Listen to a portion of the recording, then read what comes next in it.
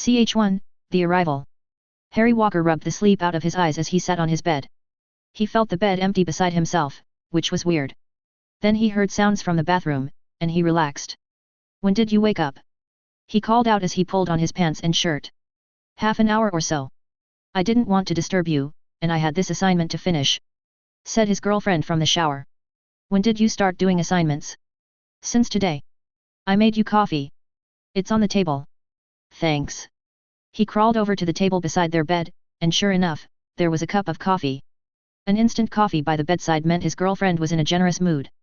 No need to plummet that with any complaints of a lack of sugar, he thought as he drank greedily from the cup. It was then that a purple envelope caught his eye on the table near his phone. He picked it up, and curiously enough, it had his name on it. He didn't remember getting any mail on the last day or week. Nonetheless, he opened the envelope, and a fancy silvery card fell out of it into his hand. On one side, there was a smiling face of a black bat. He flipped the card over, and to his surprise, a short sentence was printed in elegant black letters. "Congratulations! You have been selected for the glorious purpose of entertaining me. Your friendly neighborhood Rob." Which sick fuck thought this would be a good joke? Harry suddenly had to shield his eyes as the card flared up in a silver light, and then he knew no more. When he regained his vision, he was in an unfamiliar bed in a room with an unfamiliar ceiling. Everything was red and gold. The bright colors continued to distract from some of the strange feelings he was getting, but not for long. He felt different, and he realized that he was feeling extremely weak. He felt his body with his palms and realized with growing horror that he was touching something unfamiliar. He looked at his body with an open mouth. He was tiny and frail. It looked like the body of a skinny teen. He has always been a little bit stocky, and his body did have some muscle mass. But none of that could be seen in his new body right now. It looked like the body of an underfed teenage kid. Then out of nowhere, he felt a pain in his head. It felt as if he was hit by a baseball bat. A rush of memories and emotions was shooting through his head. He bit into the pillow to stop himself from screaming. A minute later, the pain in his head subsided, and he just lay back in his bed with a stunning revelation. Somehow by some cosmic fluke, his memories or soul was transported into the Harry Potter universe. He was not exactly sure about the mechanics of how that happened or why. But what he knew was that he was now occupying the body of Harry Potter, the protagonist of the story written by J.K. Rowling. He knew just how absurd that sounds, but this was happening. As if this was not enough, he could also recall some weird memories of another fellow in his head. With growing horror, he realized this was Voldemort's memories, but thankfully it was bits and pieces. It was some of the violent events he was witnessing within his own head. This whole mess was troubling, and he couldn't sit still with his head filled with alien memories. He just felt so lost and scared, and he was on the verge of a mental breakdown. Thankfully, it was a Sunday, and hence there were no classes. He threw some clothes on and, at the last moment, pocketed his wand on the way out. His dorm mates were fast asleep, and he was careful not to wake them up. When he stepped into the common room, it was deserted, and he thanked his lucky stars they were. He stepped out of the Gryffindor Tower altogether and just roamed the castle. He took in the different sights of Hogwarts. The moving portraits and stairs enforced the present scenario he found himself in, which was both soothing and troubling. As he continuously saw the many stairs and hallways, it became increasingly normal for him to accept his predicament. The memories of Harry Potter were sinking into his consciousness, and he was finding it increasingly hard to think that this was all a dream. As he was about to turn a corner, he heard footsteps approaching from the other end. For a moment, he panicked as his mind supplied that he was out of bounds. He was not supposed to wander the hallways this early. The sun was barely up, and there were a few hours to sunrise. His heart thundered in his chest, and his hand moved as if in a trance. The next thing he knew, he was waving the holly wand around himself in a wide circle. He felt a slight tingle on his skin, and he stayed perfectly still. He was even holding his breath, and the footsteps came closer and closer. He had the urge to close his eyes, but by sheer will, he stamped down that urge. The figure turned the corner, and he saw that it was Professor Sprout.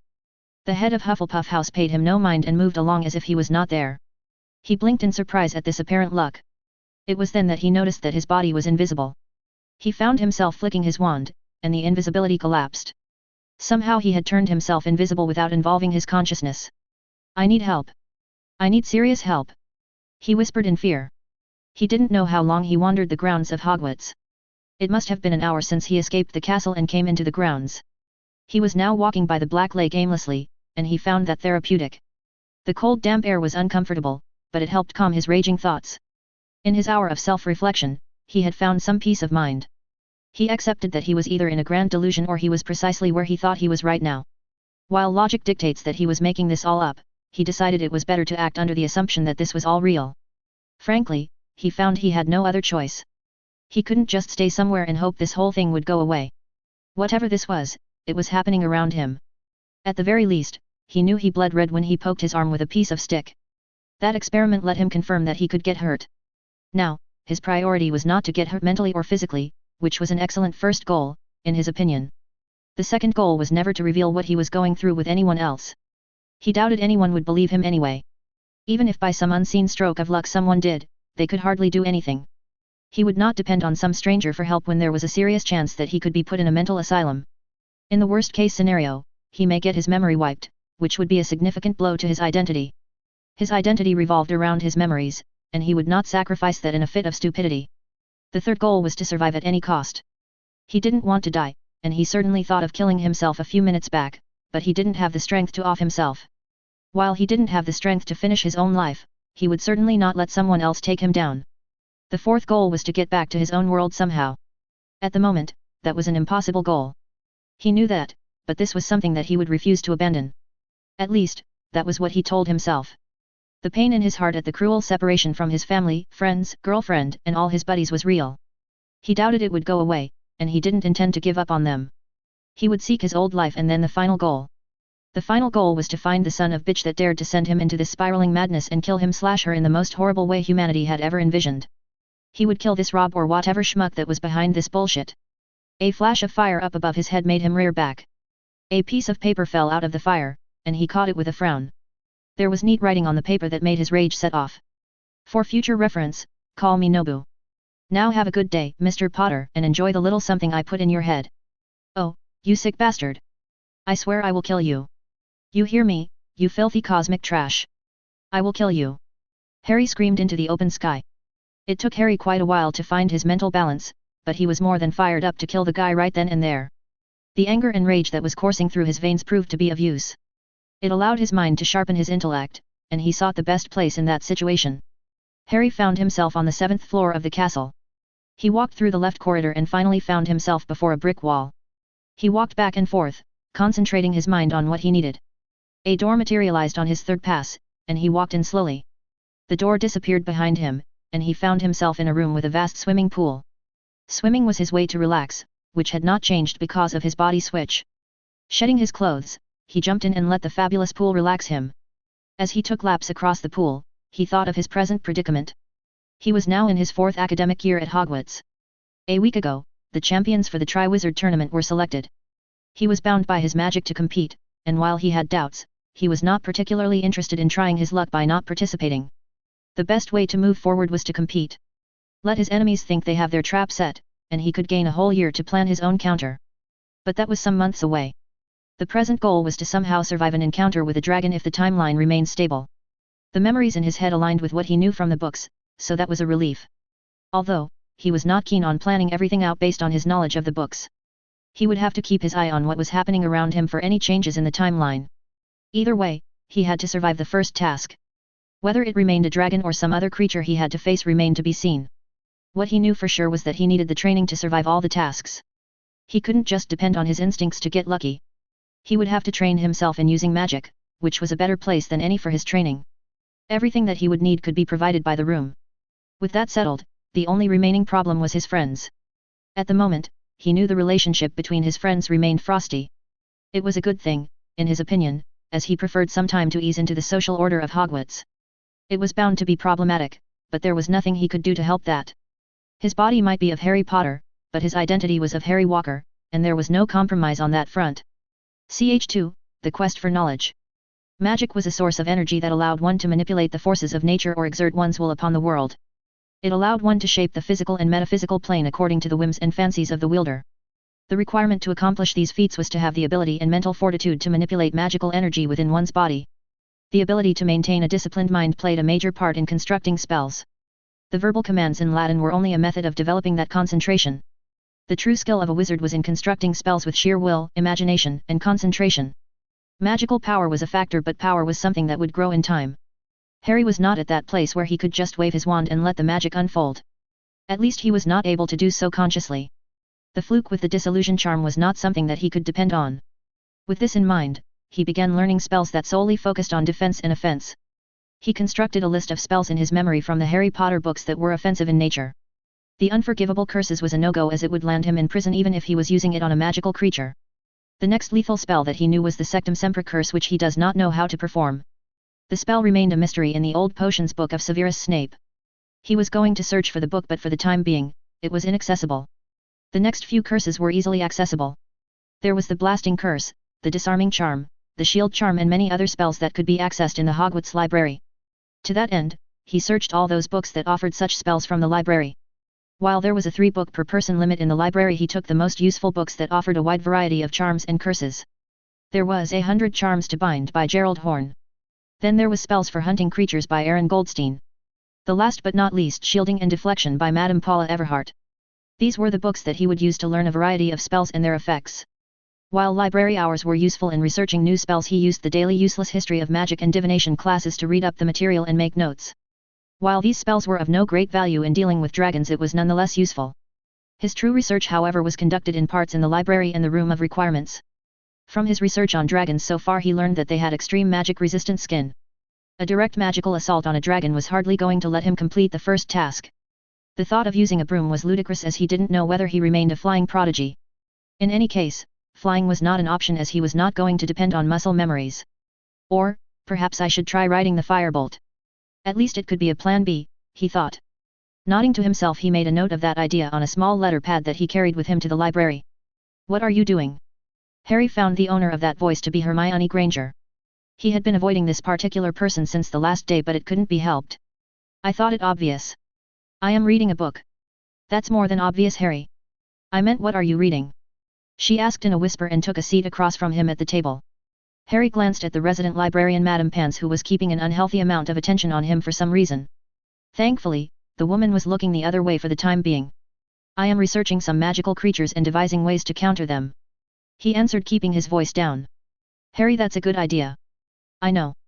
He hoped the conversation would end there and concentrated on the books that were laid out before him. "So which magical creature are you looking into?" asked Hermione, not just content to leave the conversation dry. "At the moment, dragons," he said, and blinked in confusion as she took some books from the stacks that he had gathered. "In that case, let me help." Hermione began to read a book on the Chinese fireball. Harry was aware of the occasional glances that Hermione was taking at him, and it made him nervous. He was sailing through uncharted territory here, and he didn't know just how to properly deal with his friends. The last day was easy enough, as it was a Sunday and he had locked himself in the roar familiarizing his magic. But now that classes were open, he was once again saddled with the difficult task of dealing with his social life. "Okay. Enough of this. Why are you avoiding me?" asked Hermione all of a sudden. "What? Rubbish." He tried to wave her concerns away while his mind spun to find a proper way to deal with what was going on. "Don't think that I didn't notice that you have been avoiding me last day. Just because Ron is being stupid doesn't mean you have to shut out all your friends." "I am not shutting you out, Hermione. I just think that I should use the time I have productively in mastering as much magic as I can. Whoever put my name in it wants me dead or maimed. I have decided that I will not give them that satisfaction." "Then let me help you, Harry. You are helping me right now," he pointed out. "You didn't even speak a word to me yesterday," Hermione accused. "I was dealing with some personal issues." "What personal issues?" she asked dubiously with a frown. "If you haven't noticed, I am garnering a lot of hate from the student population. And as usual, the Hogwarts staff remain exceedingly ignorant or outright apathetic." "Harry, they are just being stupid." "Well, we seem to be surrounded by a lot of stupid people. This reminds me of the second year." "Oh, Harry. I am sure Professor Dumbledore will find out who put your name into the goblet." "I am not so sure he will make that effort. His recent inaction and his unwillingness to explain what has happened in regards to me have only brought disfavor on me. Not to mention, year after year I am constantly thrown into danger in this school. I am starting to think that he is part of the problem as well." "Harry. Surely you don't mean that. Professor Dumbledore is the greatest wizard of our time." "So?" he asked with a raised eyebrow. "He obviously knows what he is doing," she said with a look that brokered no argument. This was what he feared, and his fears were being realized. It turned out that his friend was quite under the thumb of Albus Dumbledore, a man that he had declared as his enemy on principle. For the previous Harry Potter, the headmaster may have been a personal hero, but not to this new Harry Potter. No, he saw Dumbledore as his natural enemy. How could the headmaster ever not become his enemy? His plans required breaking out of the confinement that Dumbledore has built around him in an effort to create a martyr for the upcoming war. But he had no intention of dancing to the tune of some old coot, whatever his endgame may be. Harry would break out from Dumbledore's thumb. It was only a matter of when, not how. He already had some plans in his mind to that effect. But he now knew that Hermione would be an unreliable variable in his plans. He just knew that people with blind faiths are not exactly a good company to have. At the same time, he didn't want to alienate Hermione Granger for that reason alone. No matter what, she was just a teenage girl with faults and merits of her own. So he just nodded silently to her argument and ended that conversation. Hermione took that as his agreement and she went back to reading the book. Time passed and they discussed their findings of dragons on their way to Transfiguration class. It is mentioned that dragons have highly magic-resistant skin. The Chinese fireball also has a potent fire that has extreme magical properties, said Hermione excitedly. He thought she was enjoying this discussion far too much. It was understandable considering she lacked any friends that were passionate about discussing academics. Yes, and it is a common trait I have seen with other dragons. I read about the Hungarian horntail. It is supposed to be the most aggressive creature of its kind. They seek out danger and the book mentions that they are cannibalistic in nature. Truly. I didn't know that. But I have read that there are several dragon reserves across the wizarding world. Surely there is some type of magic that can subdue the dragons. Otherwise, how did dragon blood and other body parts were harvested? It takes multiple wizards to put a dragon to sleep, Hermione. Hagrid said that in our first year, remember? Well, we agree that dragons are dangerous and powerful. How can one defeat them if they are used on the tasks? Hermione wondered. Our regular spells won't have the desired effect. I believe that the answer lies in the basic elements. The basic elements? Like water? She asked curiously. Well, dragons are creatures of fire. Should it not stand to reason that they would be uncomfortable or weaker in a considerable cold climate? But Harry, elemental magic is a very advanced piece of magic. I did learn about the Augmenti charm from the standard book of spells. I have read about that, but it only conjures water in a small amount. She pointed out. Indeed, but it is a start. I will be looking into more elemental spells this evening. Want to join me? Sure I would, Harry. Hermione smiled, and by that time they reached their class. They were just in time for the class and Harry could see Ron tagging along with Seamus Finnegan and Dean Thomas. He paid no mind to his former friend and went into the class. Hermione took a seat next to Lavender while he decided to take his seat next to Neville. With the present cold relationship between Harry and Ron, Neville was his go-to guy for partnership. Hi, Harry. The pudgy boy greeted him as he moved over to give Harry space on the bench. Hi, Neville. Do you mind if I ask you a question? Oh. What's it about? Asked Neville nervously. I was just curious to know whether you know about many water creatures? Do you? Harry asked. Oh. Neville suddenly relaxed. I know some of them, Harry. Why do you ask? I am creating a list of dangerous magical creatures that may get involved in the tasks. If it is not much of a bother, can you write down the names of all the water creatures you know about? I can do that, Harry. Thanks, Neville. Just then Professor McGonagall swept into the class. I gather you have all reviewed your last lesson. Now, let's continue with the stone to wood transformation. Harry walked through the hallways of the castle trying to ignore the hostile looks being shot at him by a pair of Hufflepuff girls. He cursed the ridiculous house system of this school for all these heightened emotions. If the school could just do away with the house system, he could foresee half the problems bothering the student population would go away. But he doesn't foresee that happening anytime soon.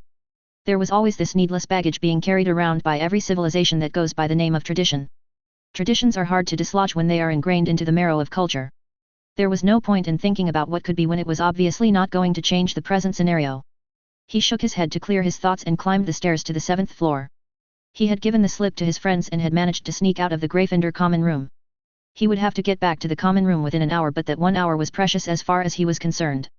After making sure that he was alone using the Marauder's map, he paced back and forth 3 times before the wall. A door materialized and he let himself in, and the room of born out of his thoughts greeted his eyes. To his left, there was a table and a swiveling chair. On the table lay a few books and he took one of the books. The cover read, Magic's Most Extreme by Phineas Black. The name took him by surprise. He had heard of that name before.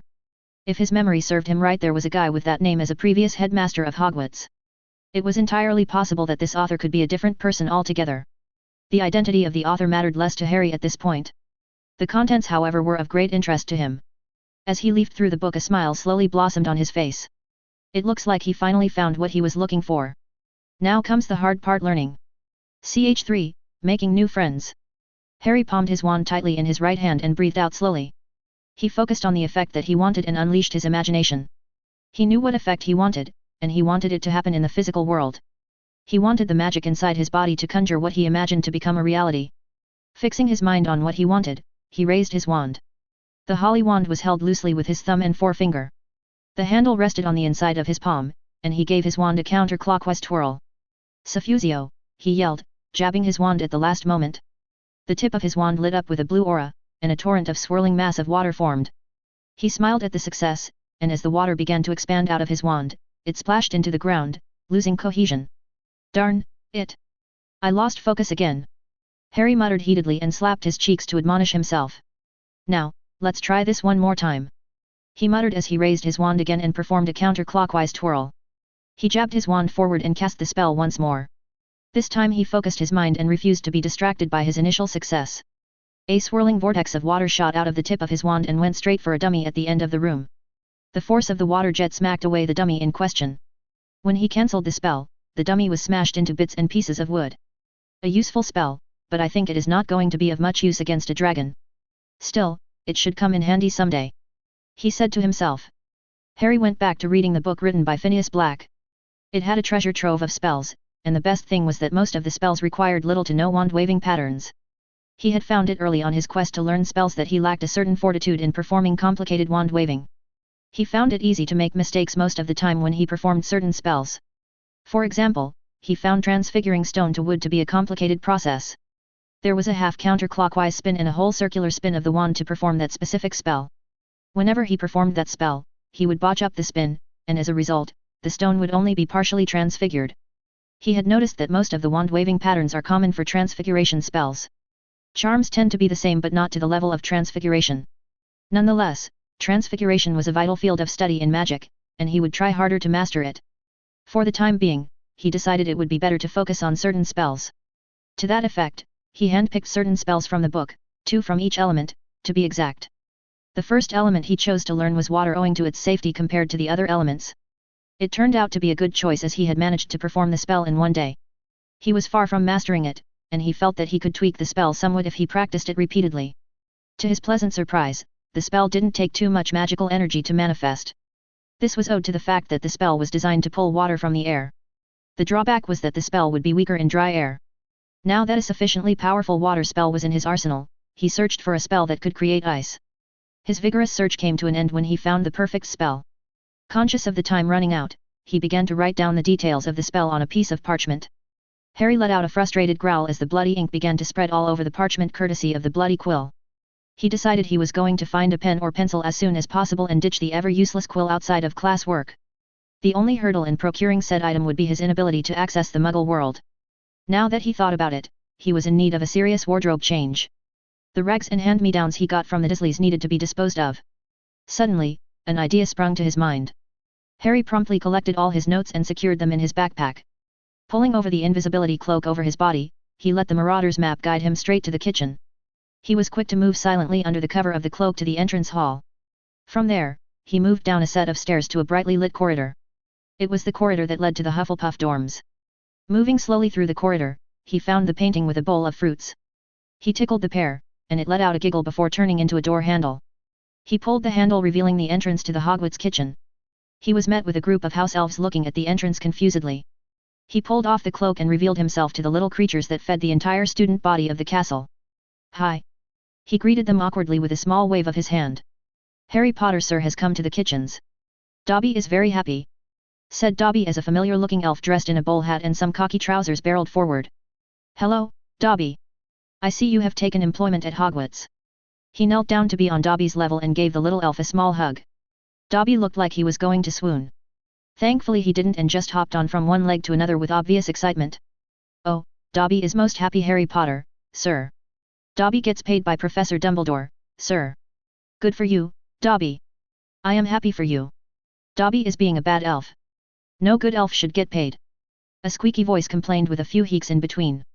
Harry found the owner of that voice to be a female elf, one that was familiar as the elf was a recent acquaintance. Dobby is a good elf. A free elf. Dobby declared defiantly. A free elf is no good elf, argued Winky and then proceeded to bawl her eyes out.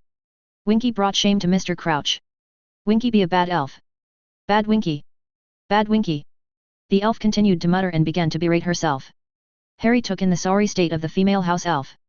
Winky was drunk and was looking like the world had just ended, and she believed she was the reason for that happening. It was a sad state, especially when the large tennis ball eyes were scrunched up with tears running down her cheeks. Winky is a good elf. Dobby tried to reassure his elfish friend. Winky is given clothes by Mr. Crouch. No family would take in Winky now. Winky be a bad elf. A very bad elf like Dobby. The elf continued to cry. Sorry, Harry Potter, sir. Winky is being sad. What can Dobby do for Harry Potter, sir? Me's being pits, sir. Have some biscuits. Another elf appeared by his side with a tray of biscuits. Me's be crafty, sir.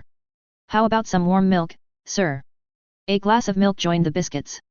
Not to be outdone, the other elves began to surround him with offers of different food and drinks. It took him some minutes to calm the little buggers down.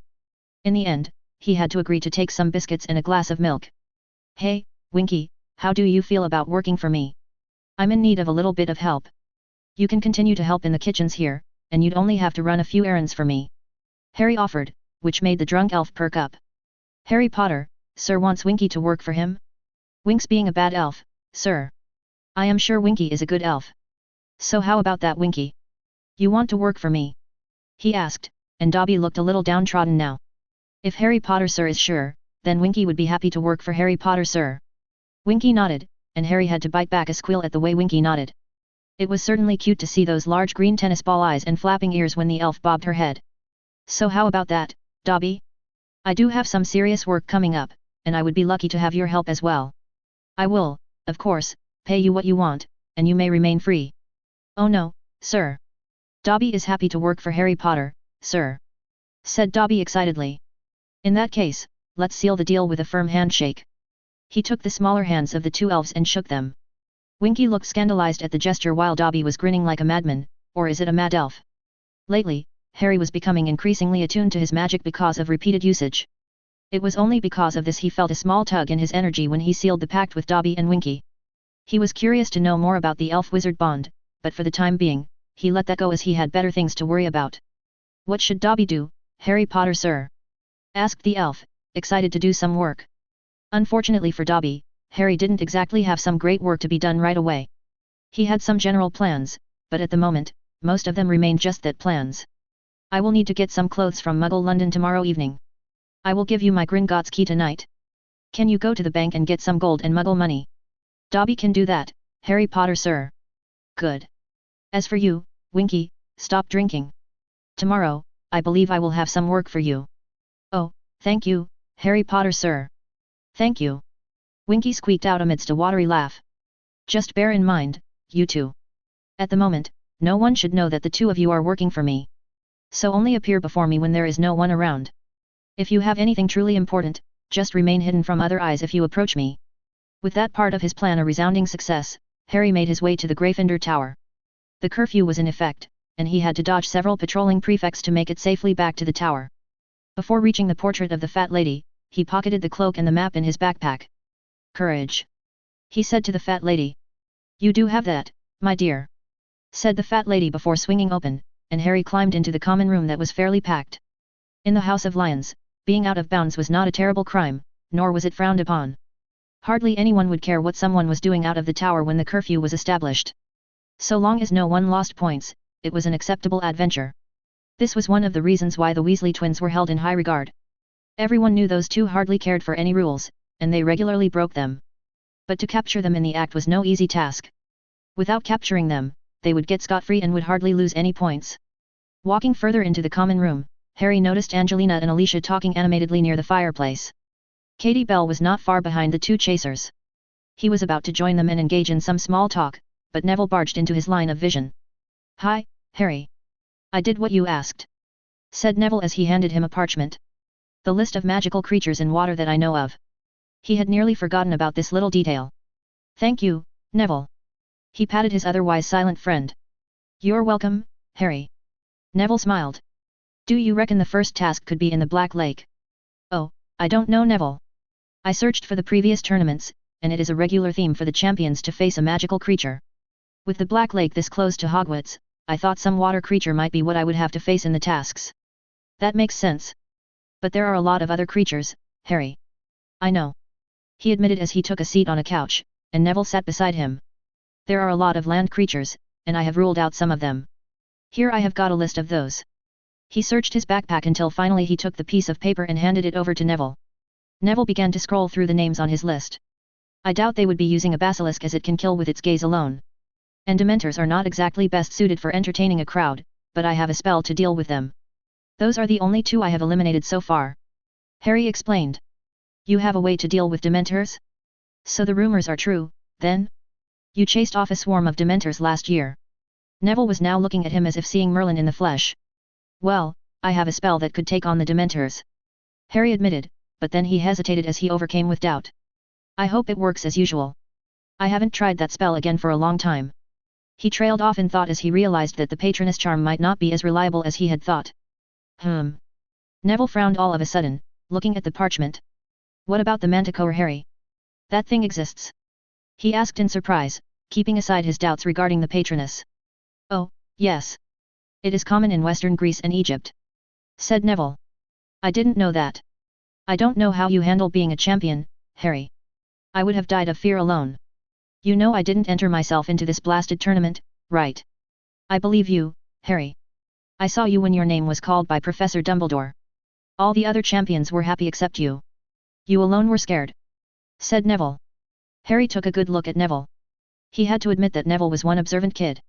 He just wondered why the previous Harry never bothered to deepen the friendship between himself and Neville. Perhaps Harry Potter was just so grateful to have a friend in Ron Weasley. He could hardly fault the previous Harry for that, as Ron was Harry's first friend. All the faults of the previous Harry Potter could be traced back to the Dursleys and hence to Albus Dumbledore. Harry was going to break out of Dumbledore's influence one way or another, and this year offered many avenues to that effect. Neville was a treasure trove of knowledge regarding the wizarding world, and in a few years, he knew that Neville would become a strong wizard. Why not expedite that right now, he thought as gears in his head turned. Neville, would you be willing to help me out with the tasks? Harry asked as the beginnings of a plan began to form in his head. He knew that it was not polite to form friendships for the sake of influence and power, but he had no choice. Powerful enemies surrounded him, and he needed powerful friends or pieces on the board, so to speak, to take out the major players. You want my help? Neville squeaked out, and the chubby cheeks of Neville reddened, perhaps in embarrassment or fear. Out of all my friends, you and Hermione are the only ones that truly believe me. All others think that I cheated. If I was not in Gryffindor, I am sure I would be hated by the Gryffindors as well. So yes, I would like your help if you want to. Harry, I don't think I would be of much help. I am pretty much useless. I would only hold you back. Neville admitted with his head bowed low. Then we will grow stronger together, said Harry as he squeezed the shoulder of Neville. Your mother was my godmother. Our parents would have wanted us to help each other. If nothing else, the last statement persuaded Neville, and Harry saw a little bit of courage return to Neville. I will help you, Harry, said Neville, making Harry smile at the conviction behind that statement. In that case, how about we start doing the herbology and transfiguration assignment? After that, we can discuss some possible plans on how to deal with certain magical creatures. Harry offered. Sure, Harry. Harry nodded and stood up from the couch but paused as Neville took hold of his arm. He looked at Neville with a raised eyebrow. Thank you for including me, Harry. Harry smiled and clapped the boy on his shoulders. I should be the one thanking you, Neville. Now, help me with that herbology assignment. The two of them were later joined by Hermione, who was excited to have another member in their advanced research group. Later, after they were finished with the assignments, they went back to the topic of tasks. Harry knew that Neville was very knowledgeable about obscure magical plants and trees. So when he felt that Hermione was firing off her exceedingly well-furnished memory, he subtly directed the conversation. He pitched in and suggested that there was a chance for the tasks to involve plants like the Devil's Snare. This was the opening he created for Neville. He sat back and watched as Neville listed off some of the most dangerous hostile plant life known to wizard kind. It was an eye-opening conversation, and that night, he felt as if a new trio was being formed. It was just a start, but Rome was not built in a day. He had time and patience as his allies. This was the advantage he had over his enemies, and combined that with his future knowledge, he had a shot at overturning the board. The board would eventually reset, but the chaos that he would create in the flip was going to be his opportunity. Ch4, Indomitus. The summoning charm is a simple spell but something that has quite a versatile use in our day-to-day lives and duels. Very commonly used for finding objects and is preferred for the sake of convenience. There is no complicated wand waving for this spell. The only criterion for mastering this spell is concentration. Observe. Flitwick pointed, held his wand upright and said, Oxio book. A book flew right off the shelf at the corner of the classroom into Flitwick's waiting hand. Now that you have observed the spell, are there any questions? Asked Flitwick. Harry raised his hand as he was curious about the mechanics of this specific spell. Yes, Mr. Potter. Flitwick squeaked excitedly. Sir, how did the spell differentiate the book that was summoned from any other book in this room? Visualization, Mr. Potter. I knew which book I wanted, and the magic responded accordingly. I understood that part, sir. But my question is focused on whether the spell depends on the visualization and familiarity of the object by the caster. For example, say that there is a red diamond in this room that I want. I only know the existence of this diamond from a friend. I have never seen it, nor have I ever known about it. This room is filled with other red diamonds as well. But I want the specific diamond that my friend mentioned. Keeping all this in mind, if I use the summoning charm, would the diamond that my friend mentioned would be summoned by the spell? An excellent question, Mr. Potter. Flitwick nodded with a smile. In this scenario that you constructed, the summoning charm would work, but it will summon every red diamond in the room. Why? Simply because your information about the red diamond that you want is sorely lacking. When I summoned this book, I knew which book I wanted. I didn't have to specify its name or any other attributes because I knew the book I wanted. Hence magic works its wonder. Remember, children. Your knowledge, concentration, and imagination are the limits of your magic, nothing else. At that moment, the time for the class came to an end. Remember to read the chapter about the summoning charm. Tomorrow will be a practical class, said Flitwick before dismissing the class. Harry packed his bag and joined Neville on the way out of the class. He could see Hermione speaking with Ron, so he shifted his plans a bit. The next hour was free for them, and he intended to get some reading done. Hey, Neville. I am going to the library. Want to join me? Sure, Harry. As the two of them were about to take a flight of steps, Draco Malfoy and his cohorts blocked their path. Oh look, the champion is here, said Draco, followed by some snide laughs from his Slytherin buddies. And the resident inbred morons are here. What is new? What? Draco hissed. Oh, look. The inbreeding has taken poor Malfoy's hearing as well. Perhaps you need to see Madame Pomfrey Malfoy. How dare you insult me, you filthy half-breed? Draco snarled and pulled out his wand in a threatening manner. I dare because I dare, filthy trash blood. If you are intent on insulting me, get ready to be returned that favor, else get lost, Malfoy, said Harry as he pointed his own wand at Malfoy. What is going on here? Flitwick asked as the little professor managed to barge in. Oh, nothing, Professor. Malfoy here is under the delusion that his self-proclaimed pure blood is superior. I am waiting to see whether his claims hold any truth. I have to say the last 3 years have so far been a string of disappointments. I fear that is all we can expect from Malfoy. Harry smoothly interjected before Malfoy or his gang could say a word. I will not have any of you using spells in the corridor, said Flitwick with an uncharacteristic stern look from the usually bubbly persona the professor projected. Gladly, Professor. Just ask Malfoy and his gang to remove themselves from my path, said Harry. Mr. Malfoy, Miss Parkinson, Mr. Goyle, and Mr. Crabbe, please remove yourselves. Thank you, Professor. Have a good day, said Harry. After giving a brief nod of respect, he moved forward with Neville right behind him. I don't think Malfoy would forget that. Calling him and his friends trash blood, said Neville, and Harry couldn't precisely pinpoint whether his new friend was afraid or ecstatic. It is better that he does not forget. He doesn't have a monopoly on insults. So long as he confines himself to insults, then that is fine with me, said Harry, climbing down a set of stairs with Neville. You know it won't end there, Harry. I am counting on it. Shouldn't we avoid fighting? Neville asked. There is no use in running when we are chased by idiots that refuse to learn. There comes a time when we either make a stand, else we will be running to the ends of the world our whole life, said Harry, only to receive a confused stare from Neville. Harry berated himself for speaking as if he was a wise old guy. He had to remember that he was dealing with a bunch of teenagers, and he himself was one. It was getting harder to pretend to be a teenager. Not to mention the sheer unfamiliarity that he was feeling even with the memories of Harry Potter. Last time Malfoy tried to be a pain in the ass, Hermione punched him on the nose. The rest of the year, the fool was bearable. I think it is time he gets another bloody nose, Harry explained, and Neville nodded in understanding. So, what are we searching for in the library? Asked Neville, changing the topic, to which Harry was thankful. How about you look for any information on Grindylows while I search for spells that allow one to breathe in water? Harry suggested. Sure, Harry, Neville said happily. I never thought there were so many shield spells, said Harry as he leafed through the book he borrowed from the library. Are there that many? Asked Hermione, leaning forward on the table with interest. Oh, yes. There is the commonly used Protego charm that lets you defend against most spells. But the charm can be brought down by some shield breaker spells.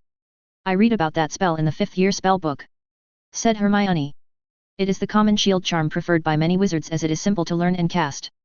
There are other shield charms, however, and I think I found something that would be useful," said Harry with a nod towards Hermione.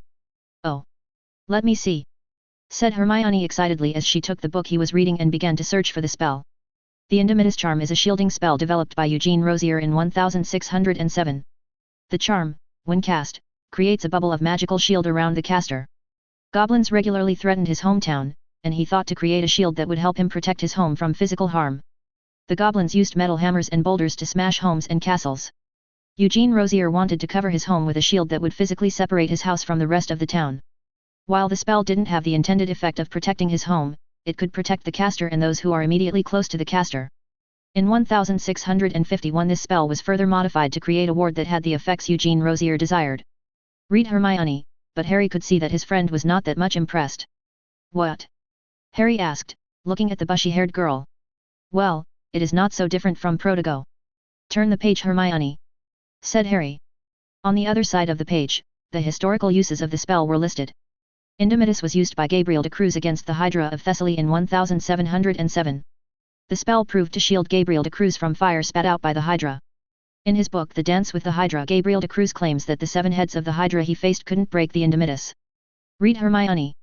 "So the spell can block anything physical or even fire. Can it block spells as well?" asked Neville, who was silent throughout the conversation. "The book doesn't say." "But Harry, this is a powerful spell," said Hermione. "I know. I am just keeping my options open. Besides, I do have a few weeks before the first task. I could learn the spell in that time frame." "There are also a few variants of the spell listed here, Harry. Are you sure you want to learn this spell? The Protego charm could be simpler," said Hermione, turning a few pages of the book. "It wouldn't hurt to try," said Harry with a shrug before accepting the book back from Hermione. "If you are sure," Hermione said before turning her sights on Neville, who was reading up on the summoning charm. "Did you find any water creatures from the library, Neville?" "Hey, oh, yes, Hermione. We read about Grindylows and some sea dragons. Harry even found a spell that allows you to breathe underwater," said Neville. "Really? What is the spell?" she asked excitedly. "It's the Bubblehead charm. I took some notes. Want to see it?" At Hermione's enthusiastic nod, Harry handed over the notes he prepared to her. As Hermione concentrated on the notes he prepared, his eyes caught Ron giving him a stink eye from across the common room. Harry raised an eyebrow challengingly, and Ron turned away with a huff. Harry shook his head at the attitude of his former friend and decided that it was time to get some good training done. Besides, he had to make contact with Dobby and Winky. Saying a hasty goodbye to Hermione and Neville, he went out of the Gryffindor Tower. Outside the tower, he promptly used the disillusion charm rather than the cloak. Somehow the charm had become familiar to him all of a sudden, and he felt more comfortable without a cloak draped over his head when he was moving inside the castle with moving staircases and whatnot. He had at first thought the memories of Voldemort would become an issue, but now he could barely remember them. He would get a strong sense of déjà vu whenever he read a certain text or performed a spell. He found it easy to master certain spells occasionally. It was sort of like muscle memory at this point. In his case, he would say that it was a magical imprint or impression. Perhaps this was what Nobu was talking about in that message, Harry thought. On the one hand, he was thankful Nobu had given him some aid, however small that may be, but he was not going to forgive that guy for taking his free will. He had yet to reconcile with the reality switch fully, and it was doubtful that he would ever be able to forget his old life. Having said that, he had to look forward rather than fantasize about what could have been. Anyway, the impact of Voldemort's memories had so far been isolated to spells. He had not gotten some information dump whenever he thought about Horcruxes or even the Death Eater posing as Mad-Eye Moody. He was thankful for that, as he was sure he wouldn't be enjoying a whole stack of Voldemort's memories when most of them were filled with torture, murder, and several violent acts.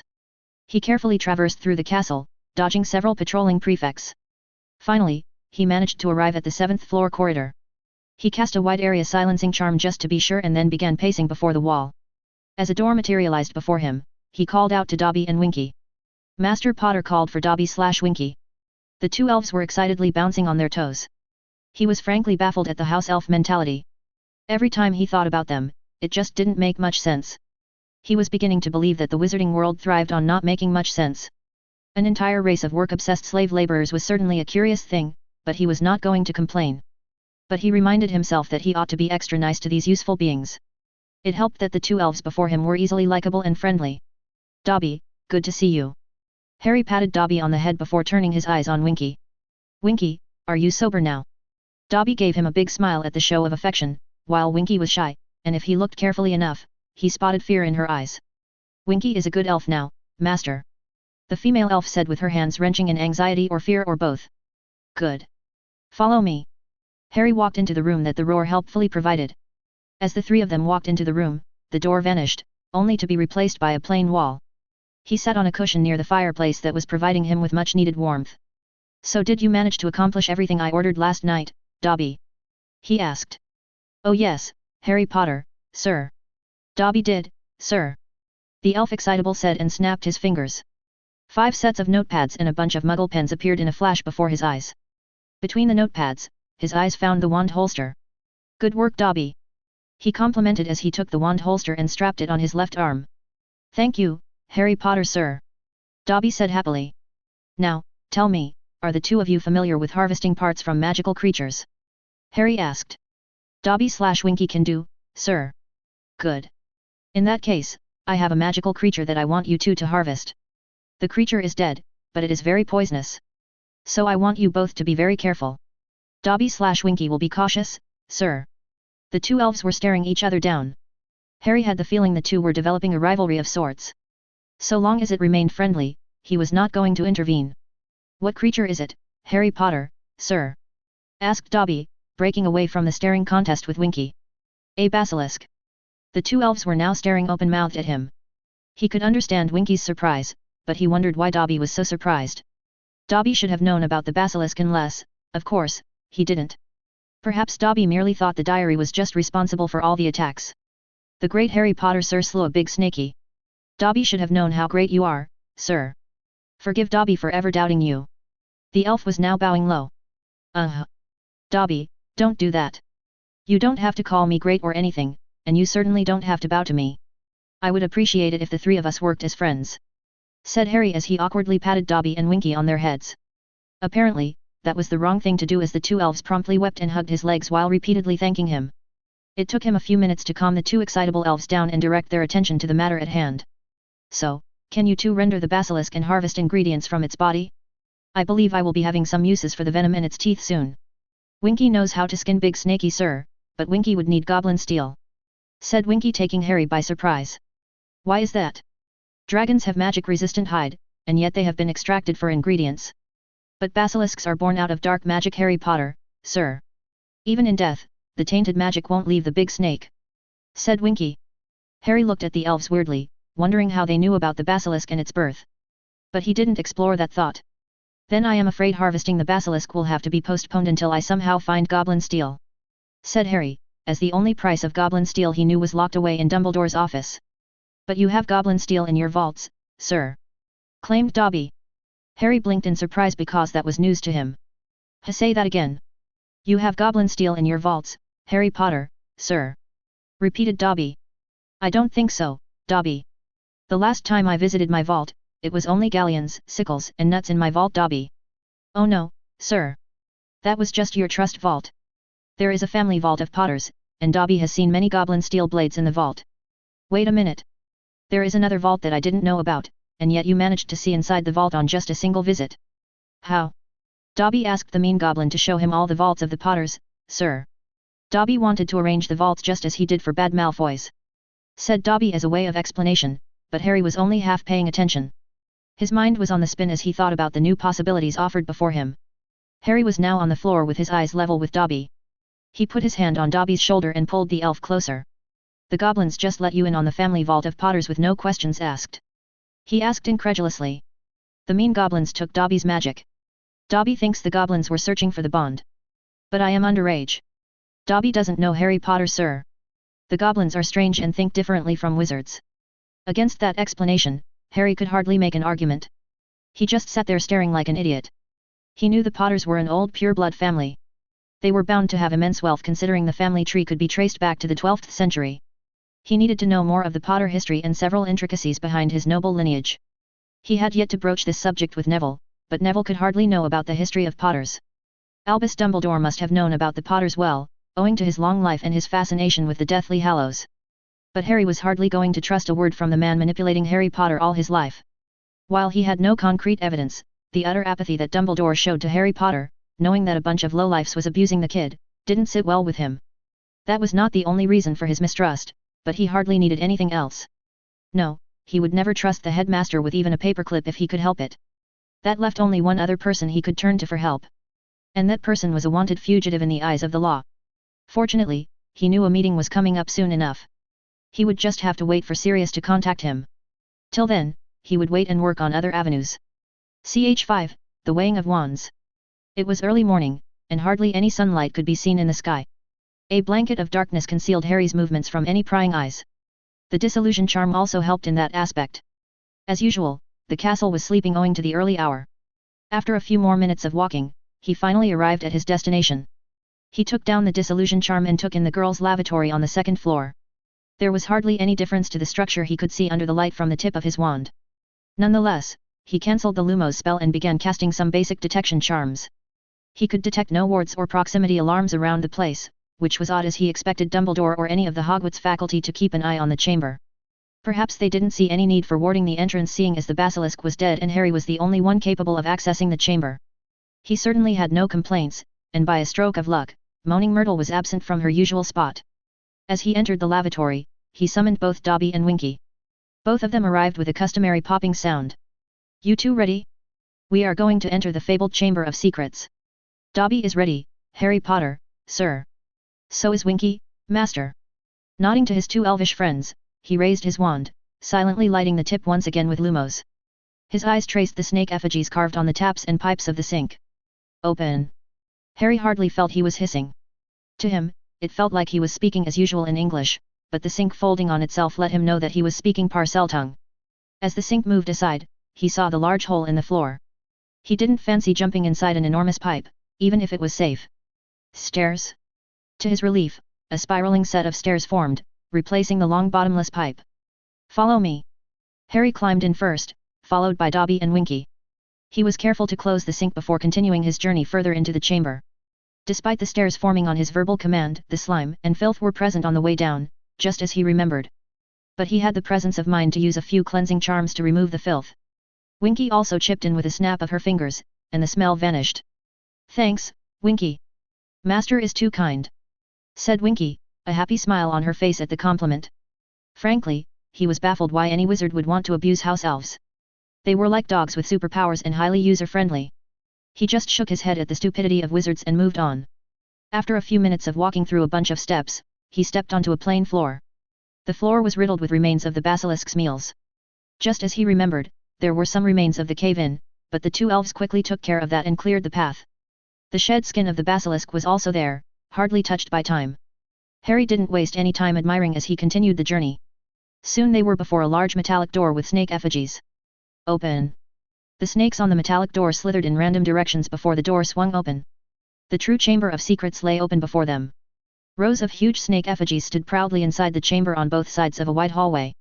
At the end of the hallway stood the giant statue of Salazar Slytherin. On the hard floor lay the remains of the dead basilisk, and sure enough, it remained untouched by time. "Well, there it is. I welcome you both to the Chamber of Secrets," said Harry, noting that both Winky and Dobby were thoroughly amazed. "This is a giant snakey, Harry Potter, sir." "However did you kill it, sir?" asked Dobby. "By stabbing a goblin steel sword through its mouth." His answer only garnered two pair of wide-eyed incredulous stares. "I know it was a stupid move and a dangerous one, but that's what happened," said Harry and shook himself out of some very unpleasant memories. Reading about that stuff was one thing, but having memories of that day from the perspective of Harry Potter was another thing. "Now, how long will it take for you to harvest this creature?" "It should be done within a week, master," said Winky, with Dobby nodding along. "This place also needs some serious patching up, and I certainly am not a fan of the snake theme prevalent here. Now, can you two access the chamber without my aid?" "Dobby and Winky can pop in without your help, Harry Potter, sir," said Dobby, and that piqued Harry's interest. "Truly? Aren't the wards going to stop you from teleporting in, Dobby?" he asked curiously. "Oh no, Harry Potter, sir. House elves can go anywhere so long as we have seen the place, even if there are wards." Now wasn't that convenient, he thought with some relief. Yet he could see the danger and potential in having beings that could just do as they please. If someone wanted to kill him, all they would have to do was to order a house elf to do the job. Perhaps some wards can block house elves' unique mode of travel. Most likely, such wards may not have been developed during Salazar Slytherin's time. Harry took out his pocket diary and made a reminder to search for wards that could block house elves. Pocketing the diary, he continued his inspection of the chamber. All the while, his two elvish companions were poking and prodding the dead basilisk. Strangely, he felt no fear upon seeing that giant snake. There was hardly any need to fear, as the bloody snake had been dead for almost 2 years. Perhaps Harry felt no fear because his mind was occupied with other thoughts. He wondered about the many gigantic pipes that spanned across the chamber and where all of them led to. Since the Marauder's map does not show the chamber, he would have to find out manually. But that was a task he was not going to tackle anytime soon, as he could seldom waste time. Perhaps he could trace those pipes after the first task was concluded. Still, there was something else that was bugging him. If Salazar Slytherin created a secret chamber that can only be accessed by those who have the gift of speaking Parseltongue, then there was bound to be more than just some giant snake with a death stare. Certainly, there should be some personal artifacts, relics, weapons, or even some books in the chamber. There was a chance one of these many entrances could lead to a secret room, but his eyes traced the giant head of Slytherin. "Speak to me, Slytherin, greatest of Hogwarts 4. The mouth of the giant statue opened all the way down till the chin rested on the floor. Using his wand lit up by the white light of Lumos spell, he carefully climbed into the mouth of the statue. The inside of the statue was filled with slime and filth, which he vanished with a quick cleansing spell. He also decided to conjure some bluebell flames to light up the part, as the Lumos spell was hardly getting him the desired visibility. Blue light from the bluebell flames banished darkness, and his eyes found a trapdoor on the floor. His first instinct was to open it with his hand, but he was not suicidal. The trapdoor had been guarded by a giant basilisk for centuries, so some healthy caution was necessary. Harry took a step back and hissed, "Open." Nothing happened, so he pointed his wand at the trapdoor. Allahamora! The trapdoor clicked open, and a light began to flicker into existence from the trapdoor. Harry cautiously moved forward and sent forth a few bluebell flames through the trapdoor. Seeing no traps or anything threatening, he climbed in and found himself inside a large study. He conjured more bluebell flames to get a better view of the study. There were shelves upon shelves filled with books and scrolls, all in pristine condition. At the far end of the room, there was a large ornate table with lots of open scrolls and books. He took a look at the scrolls, and it was filled with Latin. Some were written in the runic language. He even found a few books written in Old English and Welsh.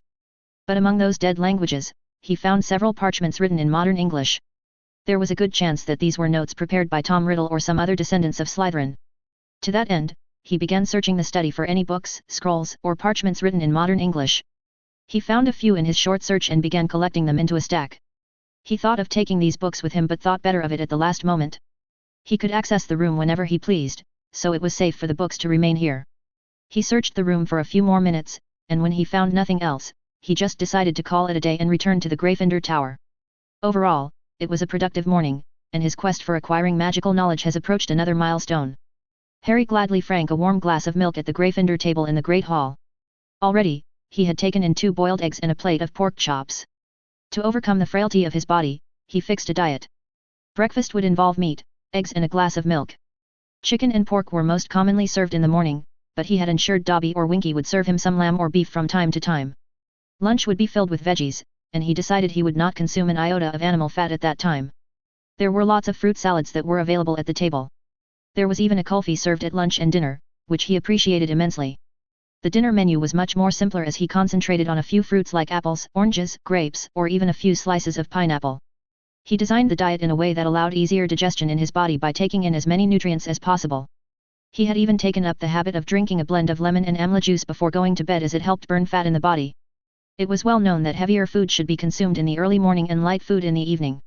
He was following that same principle. So far, there were no marked changes to his body, and it was highly unlikely that he would see any changes soon. Perhaps he would gain some height by the end of the year. Seeking out some expert opinion from Madame Pomfrey might not be a bad idea as well, he thought. "You are spacing out, Harry," said Neville with a small nudge. "Ah, I was just thinking about my height, or the lack of growth, to be more accurate. I am the shortest boy in our year. I am sure you will catch up with everyone, Harry," said Neville. "I hope so, else I would become the boy who shrunk." Neville coughed out a laugh at that. "I hope our Star Seeker grows up a bit. Can't have our Harrikins become a dwarf," said George Weasley. "Right, you are George." Fred pitched in eagerly with a solemn nod.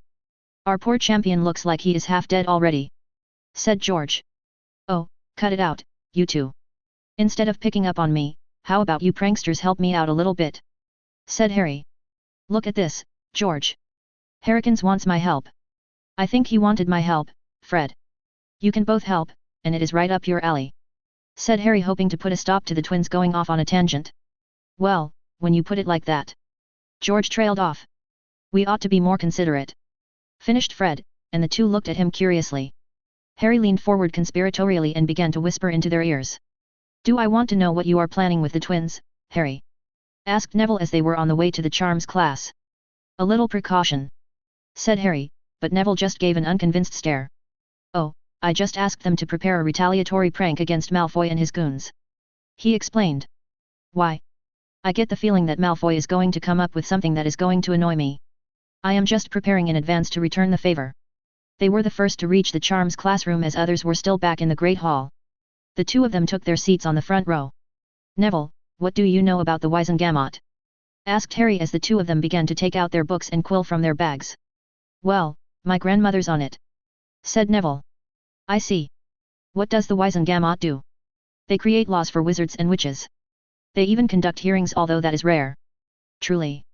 Then how are the members selected?" "Well, there are some 30 permanent seats reserved for noble houses of magical Britain. Then there are the select few ministry officials. I don't know the exact number, but I think it is 7 or 8. Then there are the recipients of the Order of Merlin. Each person is afforded 1 vote. Interesting." Before Harry could ask more questions, students began to pool in.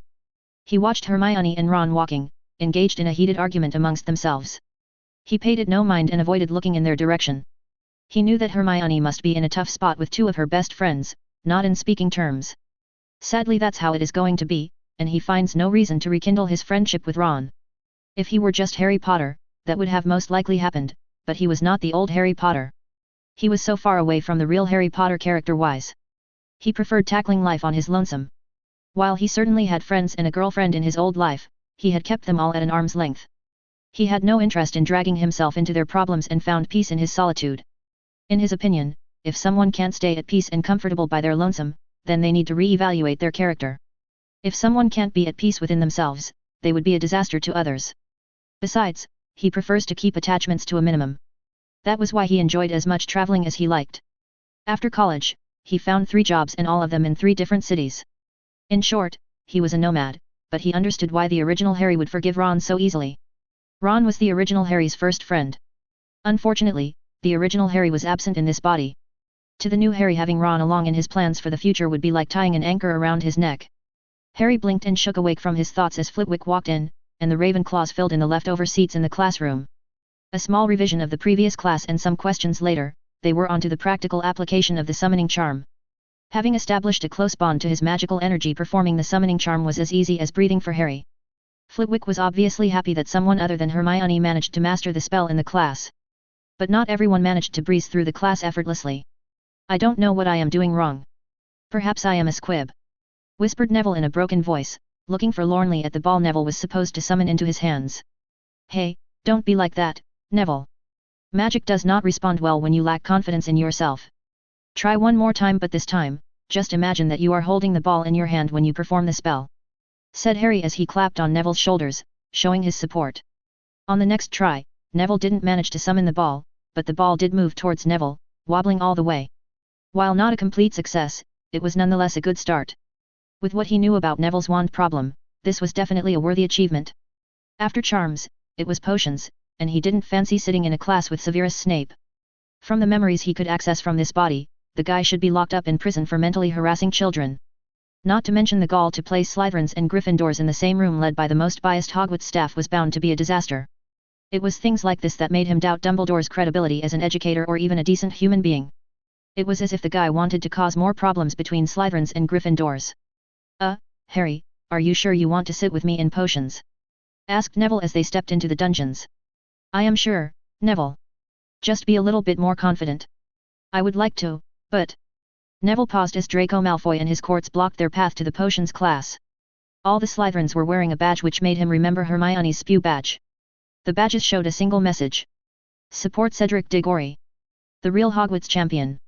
Like them, Potter." asked Malfoy loudly as Harry and Neville approached. And this isn't the only thing it does look. Draco pressed the badge with his hand, and the message vanished, only to be replaced by another one. Potter stinks. The Slytherins howled with laughter. Each of them pressed their badges, too, until the message Potter stinks was shining brightly all around Harry, who just let out a sigh and rolled his eyes at the resident bully. I see. Very imaginative. While you are at it, why don't you just plaster one on your forehead? At least your head will have some use other than thinking up silly things and embarrassing yourself even more. Already you are a joke, and I wonder how low can you go. Each day you surprise me by dragging yourself further into the mud of stupidity. So congrats on scoring a new milestone. Whatever reaction Malfoy was hoping to get from Harry, that was not the one he was banking on. Harry watched dispassionately as the smug smile was wiped off from the face of the resident bully. Still, you have insulted the House of Potter. Rest assured, my retaliation will find each and every one of you at my leisure.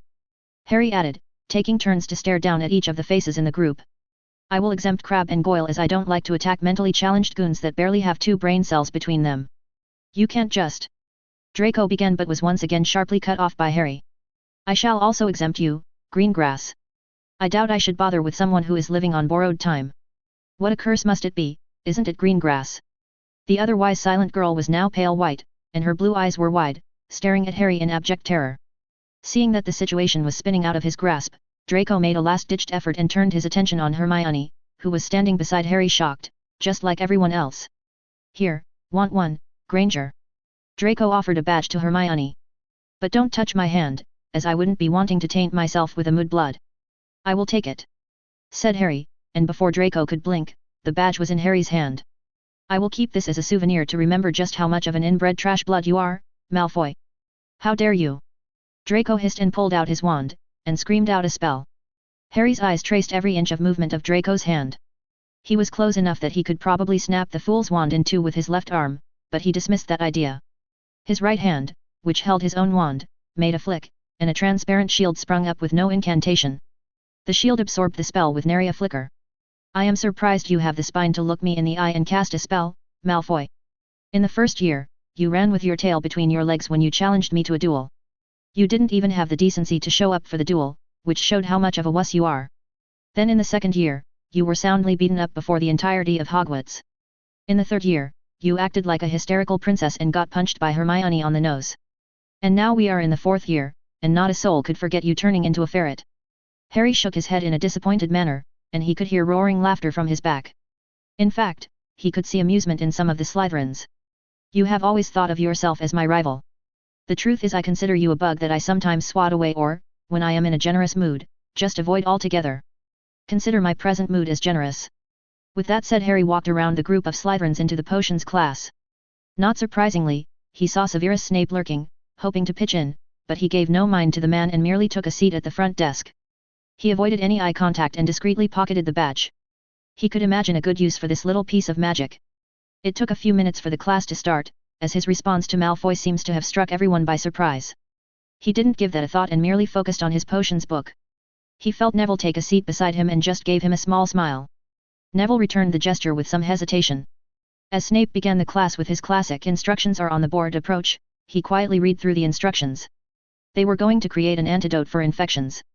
I expect you all to carefully read the instructions and gather the essential ingredients. There will be no bickering, and when you prepare the antidote, we will need someone to test them on, said Snape, and the guy was now staring at Harry as if that was supposed to be intimidating. All he felt at that moment was that he was going to kick the son of the bitch in the balls if that happened. Something must have shown on Harry's face because Snape was now doubling on his stare. Then a knock on the door broke Snape's focus. Snape waved his wand, and the door opened to show Colin Creevey. The third-year Gryffindor edged into the room with zero fear when in the presence of Snape. The boy was beaming at Harry all the way and now stood before Snape. Yes, said Snape curtly, and Harry could see the man was hardly satisfied by the lack of reaction from Colin. Please sir, I'm supposed to take Harry Potter upstairs. Potter has potions class to complete. Snape stared down at Colin. Sir, Mr. Bagman wants him, said Colin, now showing a little nervousness. All the champions have to go, I think they want to take photographs. Very well, very well. Potter, leave your things here, I want you back here later to test your antidote. Snape snapped. Please, sir, he's got to take his things with him.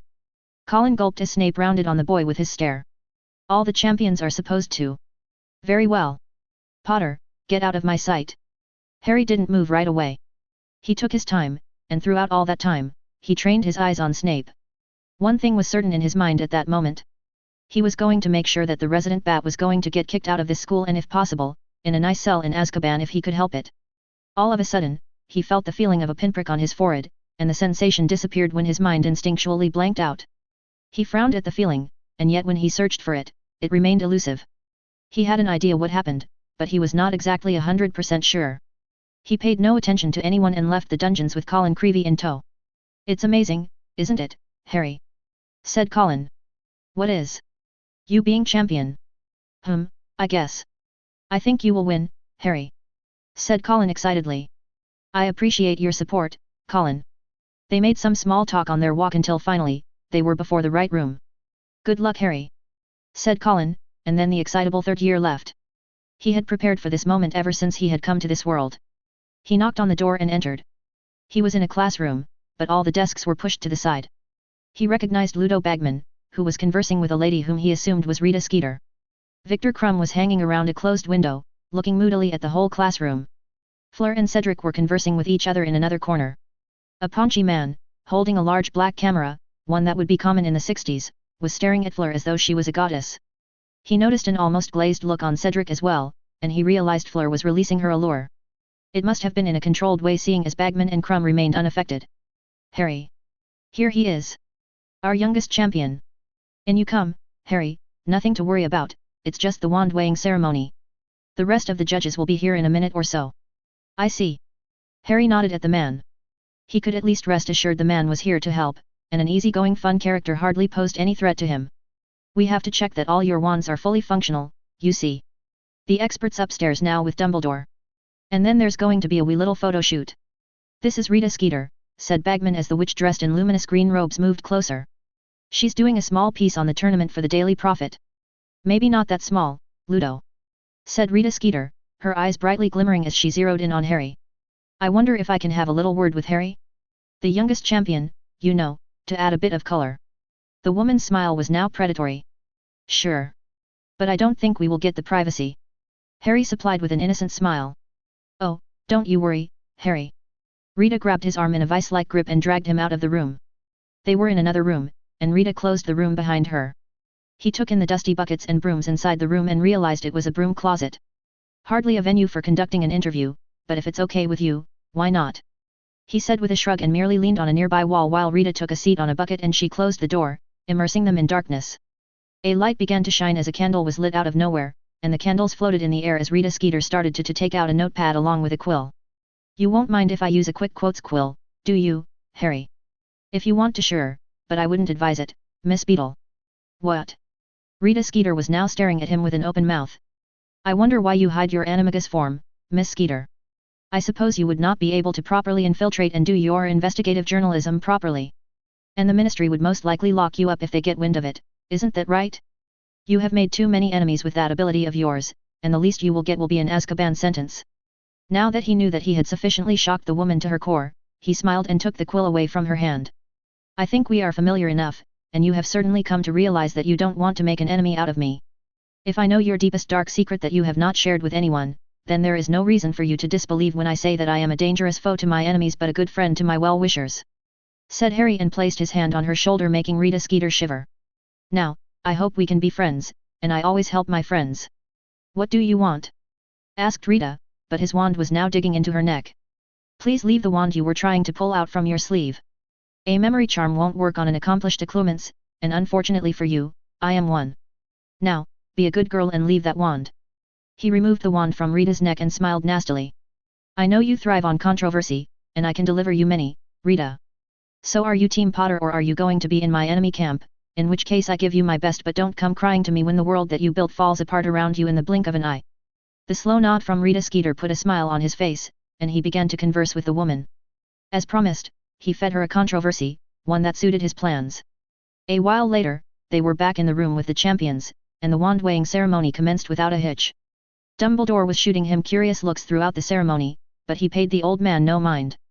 Ollivander went around and inspected each wand. He was obviously happy with Cedric's wand as it was one of his own. Crumb's and Fla's wand he was not so fond, but he declared them all in pristine condition. Then came Harry's turn. Ah, yes, Holly and Phoenix Feather. How well I remember, how well. Unusual combination end. Ollivander pressed his ear into the wand. Oh yes. The song is different. The dominion by the caster is complete. The Phoenix Feather is singing to your will, Mr. Potter. Exceptionally powerful in the right hand. Ollivander waved the wand, and a jet of water shot out. He promptly declared the wand was in the best shape and handed it over to Harry. A few more photos were taken with the champions together, and Fleur gave him a curious look. He merely raised an eyebrow in question, to which she turned her nose snobbishly. He just shrugged and went his own way when the circus was over. Later that night, he was tired with all the training done in the evening. Exhausted and planning to grab a snack from the kitchen, he stumbled into his dorm to pick up his cloak. He was not so confident in his disillusion charm to hold up after the intensive training he went through. A letter arrived for you, said Ron from his bed. Harry looked at the Hogwarts owl patiently waiting on his bed. Sure enough, there was a letter in the owl's claw. He picked up the letter, and the owl went its own way. Ron said something snarky, but Harry paid him no mind. He left with the letter in hand after retrieving his cloak. The letter was from Sirius, and soon he was going to meet his godfather. This was something that he had been looking forward to, and he intended to make it a productive conversation. Ch6. And, just a warning for all the readers. There is going to be some character bashing, but know that it is just part of a plan by Harry. Some may agree with the bashing and others may not, but do realize that this all just part of a plan and leave it at that. The morning rays of sunlight ought to be peaceful and calming, Harry thought with some disappointment. But to get the warm feeling of some sun on his skin he ought to finish the last lap of this troublesome exercise. Not that he was confident for some sunlight to shine down on him in this damp cloudy climate. Nonetheless, one could hold out hope for that miracle to happen. He eyed the rows of monkey bars before him and squared himself for the last lap. His hands shook with strain as he grabbed each bar and began to move forward steadily. His determination to finish the lap spurred him on despite the pain he was feeling in his muscles. Sweat rolled off his body like a river, but finally, he managed to finish the lap.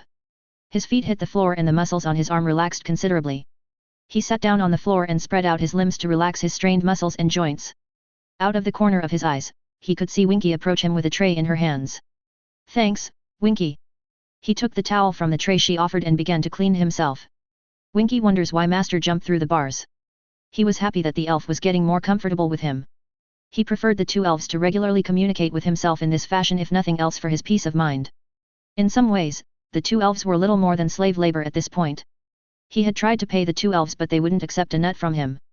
The only other option was to gift them something and treat them as friends. In that aspect, Dobby was a little more progressive, but he was steering Winky in that same direction. A healthy body facilitates a healthy mind, and a healthy mind produces powerful magic. He answered with a smile before he jumped into the pool before him, taking a few laps in the process. Truly, the Room of Requirement was the best piece of magic he had ever seen. He decided he was going to find a way to replicate this piece of magic, but that was far in the future. He closed his eyes and just floated in the pool, enjoying the peace and quiet. Last day has been quite hectic, and today he knew he was going to face the consequences of his actions. With the move he made with Rita Skeeter, he knew he was exposing himself soon, but he was curious to see how Dumbledore will react. Dumbledore's reaction, if any, would help him construct his future plans. After getting freshened up, he had Winky teleport him back to the Gryffindor Tower directly. Magically and physically exhausted, he was now ready to eat an elephant. He dressed up in the school robes and exited the dorms in a hurry with a starving stomach. On his way to the common room, he met with the Weasley twins and Lee Jordan. "Hey, Harry. We have that little present ready for Malfoy," said George with mischief shining in his eyes. "We are ready when you are. Our slimy friend is going to rue the day he decides to insult our seeker," added Fred with the same amount of excitement shown by his twin. "I don't know what you all are up to, but I'm in for some payback against the Slytherins," said Lee Jordan, all too eager to be a part of the next prank by the twins. "Oh no, guys. Let's wait a few days before we spring this prank. I have something planned for this week." "You do?" asked Fred with wide eyes. "Oh yes. I believe it would be quite entertaining," said Harry with a grin. "How could you, Harry? You could have roped us in on the plan. We would have loved to humiliate some Slytherins," said George in a faux hurt voice. "Don't worry. We will plan something fantastic that the school won't forget for a long time. Besides, my prank is not just against the Slytherins," said Harry, only to receive confused stares. "Come, you will see." And so they went to the Great Hall. The twins sat opposite Harry while Lee Jordan sat to his right. Others started to occupy the table and Neville took a seat to his left. As everyone began to tuck into their food, owls began to drop letters and other packages. Among those, were the daily subscriptions of Daily Prophet. Out of the corner of his eye, he noticed a copy landing on Angelina's waiting hand. George Weasley, who was sitting right next to Angelina, took a quick look at the Wizarding Britain's favorite newspaper. Harry noticed George's eyes widening and his eyebrows shooting all the way to the hairline. When George turned those wide eyes at Harry, he merely winked and concentrated on the food on his plate. He could feel several eyes around the hall being trained on him. While he knew Rita Skeeter would do a stellar job, he was curious about the content of the article itself. He was not worried about Rita taking some blind shots at him. His power came from the perception of power. So long as Skeeter thinks that he can demolish her career, she won't go after him. Besides, he had plans to pull her into his orbit over the course of the year. There was no need to confine this new relationship to be based on blackmail. Too much force can only work for so long. He preferred minimal friction when dealing with someone else, especially when that person was useful for his cause. And make no mistake, Rita Skeeter is too useful and would prove to be a good distraction for his enemies. He waited patiently as the Great Hall descended into heated discussions around him. His patience was finally rewarded when he finally managed to procure a copy for himself. The fourth champion speaks out. As my readers know, Hogwarts hosts the Triwizard Tournament, an extremely dangerous magical competition between the three premier schools of Europe: Hogwarts, Beauxbatons, and Durmstrang. Each school is represented by a single student chosen by an ancient artifact known as the Goblet of Fire. The wizards and witches of the British wizarding world were eager to know who would be the champion of Hogwarts. We were all solely surprised when Harry Potter, the boy who lived, was chosen to be a champion. It came as a surprise to us, as the tournament was supposed to be only for underage wizards and witches, in order to ensure no harm may come to the participants. I have come to know that this is a rule that has been championed by Headmaster Dumbledore, which had surprised many. As many of my wonderful readers would agree, we all wanted Harry Potter to represent our country in Hogwarts, as it would ensure a sure victory. Who else could ensure that the Triwizard Cup would stay in magical Britain other than Harry James Potter, who is famous throughout the magical world for surviving the killing curse and destroying one of the most powerful Dark Lord at a young age? A worthy champion for Hogwarts, and I was surprised as many when Harry Potter's name came out of the Goblet of Fire a few weeks back. There have been many speculations of how this came to be, and the refusal of ministry officials to comment on this matter has only increased the speculation. Even the Hogwarts staff has refused to comment on this matter. Fortunately, I had the unique privilege to get the facts from young Harry Potter himself, whom I was grateful to interview just before the wand-weighing ceremony. For those who are unaware, the wand-weighing ceremony is a tradition followed for hundreds of years from the very first tournament. The champions are required to produce their wand to an impartial judge who would inspect the wand for any faults. It was an honor to participate in this historic ceremony with esteemed personalities like Albus Dumbledore, Ludo Bagman, Garrick Ollivander, and of course Harry Potter himself. Hardly anyone has spoken to Harry Potter in all these years. All that we knew about him are speculations and rumors. The only piece of public exposure Harry Potter ever got was in his second year, when Harry was on the front page of Daily Prophet with Mr. Gilderoy Lockhart. So when I was about to meet the iconic hero of magical Britain, I didn't know what I should expect. I concocted an image of a teenage boy, somewhat arrogant in his fame, who cared for no rules and propriety. It would have been normal, as this is what could be expected from a young boy who grew up so famous before he could string words together in a proper sentence. With his unexpected entry into the tournament, I expected Harry Potter to be something along these lines. And then I saw him enter the room with the other champions. A small boy for his age, but Harry was not lacking in strength. Every step he took was a measured one, which reminded me of a lion, which Harry was admittedly one, seeing as he is in the house of the brave and courageous. Large round glasses was on Harry's nose, but if observed keenly one could see the most beautiful green eyes they would ever see. And of course, on his forehead, hidden under dark locks of hair, lay the scar in the shape of a lightning bolt. It was a reminder of a tragic past and a symbol of power that marked young Harry's and magical Britain's victory over one of the worst Dark Lords of this era. A short conversation with young Harry shattered all my assumptions and misgivings about magical Britain's iconic hero. From then on, it led to one of the most open interviews I have ever conducted in my life. Why did you decide to enter this tournament, Harry? This is a question frequently asked by the student population of Hogwarts. I have an answer which I know to be true, but will be hard to convince those who have already come to conclusions of their own. I didn't enter my name knowingly into the Goblet of Fire. The only people who believe this to be true are Albus Dumbledore, Alastor Moody, Minerva McGonagall, Neville Longbottom, and Hermione Granger. That is an unexpected answer, Harry. Why should anyone believe you? I myself am somewhat skeptical of your claim, but I am sure our readers would love to hear your side of the story. Thank you for giving me a chance to explain myself. Now, I freely admit that I would have liked to compete in the tournament when I first heard about it in September. I am sure almost everyone thought about entering the tournament even when Headmaster Dumbledore made the announcement on the first day. Then Headmaster Dumbledore explained about the age limitation.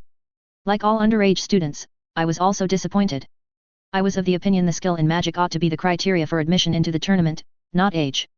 However, I reiterate and stand by my word that I didn't enter my name into the goblet. There were many underage students that tried to overcome the wards put forth by Headmaster Dumbledore. All of them failed. My name came out of the goblet after Hogwarts already had a champion. Our Professor Alastair Moody, who is also a former Auror, inspected the goblet and said that the goblet was subverted by a powerful confuse charm. In his opinion, only a powerful grown wizard could have the skill to perform such a charm and subvert the will of an ancient artifact like the Goblet of Fire. Truly. Yet, not one of them spoken out in your favor, Harry. That may be because no one bothered to ask them relevant questions. Everyone has already assumed that I somehow managed to breach a ward created by the greatest wizard of our time and then somehow tricked an ancient magical artifact like the Goblet of Fire. I strongly suspect someone with a grudge against me or my family have managed to trick the goblet. If I participate, there is a strong chance I will die in one of the tasks or at the very least seriously injured. If I don't, I will lose my magic as the goblet enforces a binding magical contract. A fair point, Harry. But who would want to harm you? I have strong suspicions about two people. One is Severus Snape, the potions professor of Hogwarts, and the other is Igor Karkaroff. Both belong to the terrorist organization known as the Death Eaters. To my understanding, Igor Karkaroff was let go by the British Ministry of Magic for providing information on other Death Eaters. Severus Snape is supposedly a spy for the Ministry in this group. Anyone that knows Mr. Snape will doubt this claim, as he hardly behaves like he opposes the ideals upheld by Death Eaters and is hard at work in undermining the resource pool of the Ministry of Magic. Both of these people have ample reasons to hate me. Yet I have never met Igor Karkaroff before this tournament, and thus I hardly know his character. Therefore, I'm willing to give him the benefit of doubt, as it is unclear whether he holds any animosity towards me. What about Severus Snape, Harry? He is your potions professor and has easy access to the goblet, did he not? Yes. Mr. Snape teaches potions in Hogwarts. Ask any student outside of Slytherin House and you will know the true nature of Mr. Snape. There is no single staff in Hogwarts that is so disliked by the student population. I would describe Mr. Snape as an overgrown bully. The man has a personal vendetta against my father for some reason and takes pleasure in insulting me from the very first class. There is one more reason that makes me suspicious of Mr. Snape. The paper that came out of the Goblet of Fire had my name, and I admit that it was my handwriting. But it read Harry Potter, which I use for all my assignments. Otherwise, I use my full name in all my letters and any official documents. The piece of parchment that came out is the same that I use for writing assignments. Someone tore off my written name from one of my submitted assignments and put it in the goblet. Mr. Snape has access to my assignments and the goblet, hence I am suspicious of him. But Harry, Severus Snape has helped in the last war. Did he really? What critical information did he pass along to the DMLE that changed the tide of the war? If he did, how many innocent lives were saved by this hypothetical information? What advantage did he bring to the Ministry forces in the war? How many crimes did he commit as a spy? Did he commit murder, torture, and then merely got off scot-free by claiming to be a spy? No one knows what he did for the Ministry. Without knowing what he did or didn't do with clear impeccable evidence, I doubt his claims that he was a spy. Don't forget the recent Death Eater attack on the Quidditch World Cup. This is impeccable proof that there are Death Eaters hidden in our society who have evaded capture. But Harry, surely the attack on the night of the Quidditch World Cup was the work of Sirius Black? Ah, yes. The new scapegoat to all the wrongs in our society. The one guy who has supposedly killed many muggles and is touted as the right-hand man of the Dark Lord. Yet I can find no records of a trial of conviction of Sirius Black. It is as if someone just rushed to imprison Sirius Black and tarnish the man's reputation as fast as possible. Last year I personally met with Sirius Black on the grounds of Hogwarts with 2 other students and Remus Lupin as my witness. From the short conversation I had with the man, I stand convinced that he is innocent of all crimes he is accused of. Harry, that is a serious claim to make. Sirius Black is also responsible for betraying your parents and leading he who must not be named to your house on that tragic night. I know. I am speaking of a man who everyone claims to have betrayed my parents without an ounce of evidence to back that up. I stand by my words when I say that I am convinced of Sirius Black's innocence. The man has spent 12 years in Azkaban and he escaped that prison to meet with me and profess his innocence. He could have harmed me or killed me at any moment, and yet he did neither. He was wrongfully accused with no shred of evidence and illegally incarcerated. I believe this was done because of the political motivation of some vested interested parties, and I know some of those interested persons who gain from Sirius's incarceration. But why, Harry? What makes you think Sirius Black, someone who is accused of being a mass murderer and one who led your parents to their deaths, is innocent? Because I and 2 of my friends along with the previous Professor Remus Lupin stood witness to the supposedly dead Peter Pettigrew alive and well, except for a missing finger in his left hand, which he cleverly left behind on the crime scene to escape capture from the Aurors and to frame Sirius Black. Standing before me and the other 3 witnesses, Peter Pettigrew confessed that he was a Death Eater and had betrayed my parents. I can provide the memory of this event if that is what requires to right a wrong committed against an innocent man unjustly suffered because of incompetence or political vengeance of some people with vested interests. I had hoped to build a case in the Wisengamot to ensure to right the wrongs and justice to be served to those who have precipitated this inhumane treatment on an innocent man.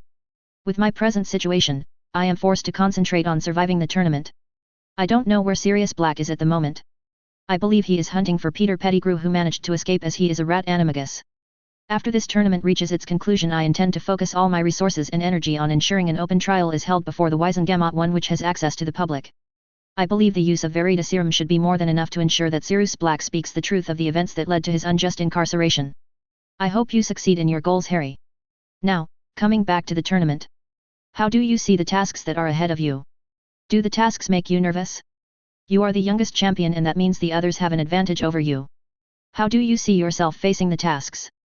I did not think that I would have to face the tasks, nor did I prepare for them, because I never thought I would get selected. After this election, I have been preparing myself to face the tasks ahead of me. The other champions are more knowledgeable, experienced, and better prepared than me. But I will not allow them to defeat me in this bout of magic. The first task is supposed to be a test of bravery, and as the sigil of the golden lion etched on my uniform stance indicates, I do not lack in bravery. I will struggle and I will work hard in the days to come to the best of my abilities to ensure the House of Brave will not be disappointed. I also take this moment to thank my two friends Neville Longbottom and Hermione Granger for their aid in helping me prepare for the tasks ahead. And I also thank the House of Gryffindor and the Gryffindor Quidditch team for standing by my side and for their unfailing support. By this point, the perception that I had in my mind about Magical Britain's iconic hero who delivered us from dark times was thoroughly revamped. In those startlingly bright green eyes, I could see determination and will shine. Despite being orphaned at a young age, I could see that Harry Potter grew with a strong sense of right and wrong, but most importantly a willingness to stand by his principles. How else could a child who lost his parents could even entertain a plea from the one that is accused of killing his parents? Only someone with a broad character and kind heart could have acted rationally in a situation where young Harry was forced to confront the alleged person who betrayed his parents. Taking that into account, I decided to conclude this interview with one final question. Do you have anything to say to the British wizarding world and the magical world beyond the seas? Something that I learned when I arrived at Hogwarts in my first year is that there is a dangerously skewed perception about me among the magical folk. I understand this perception emerged because of these Harry Potter books for children available in the bookstores.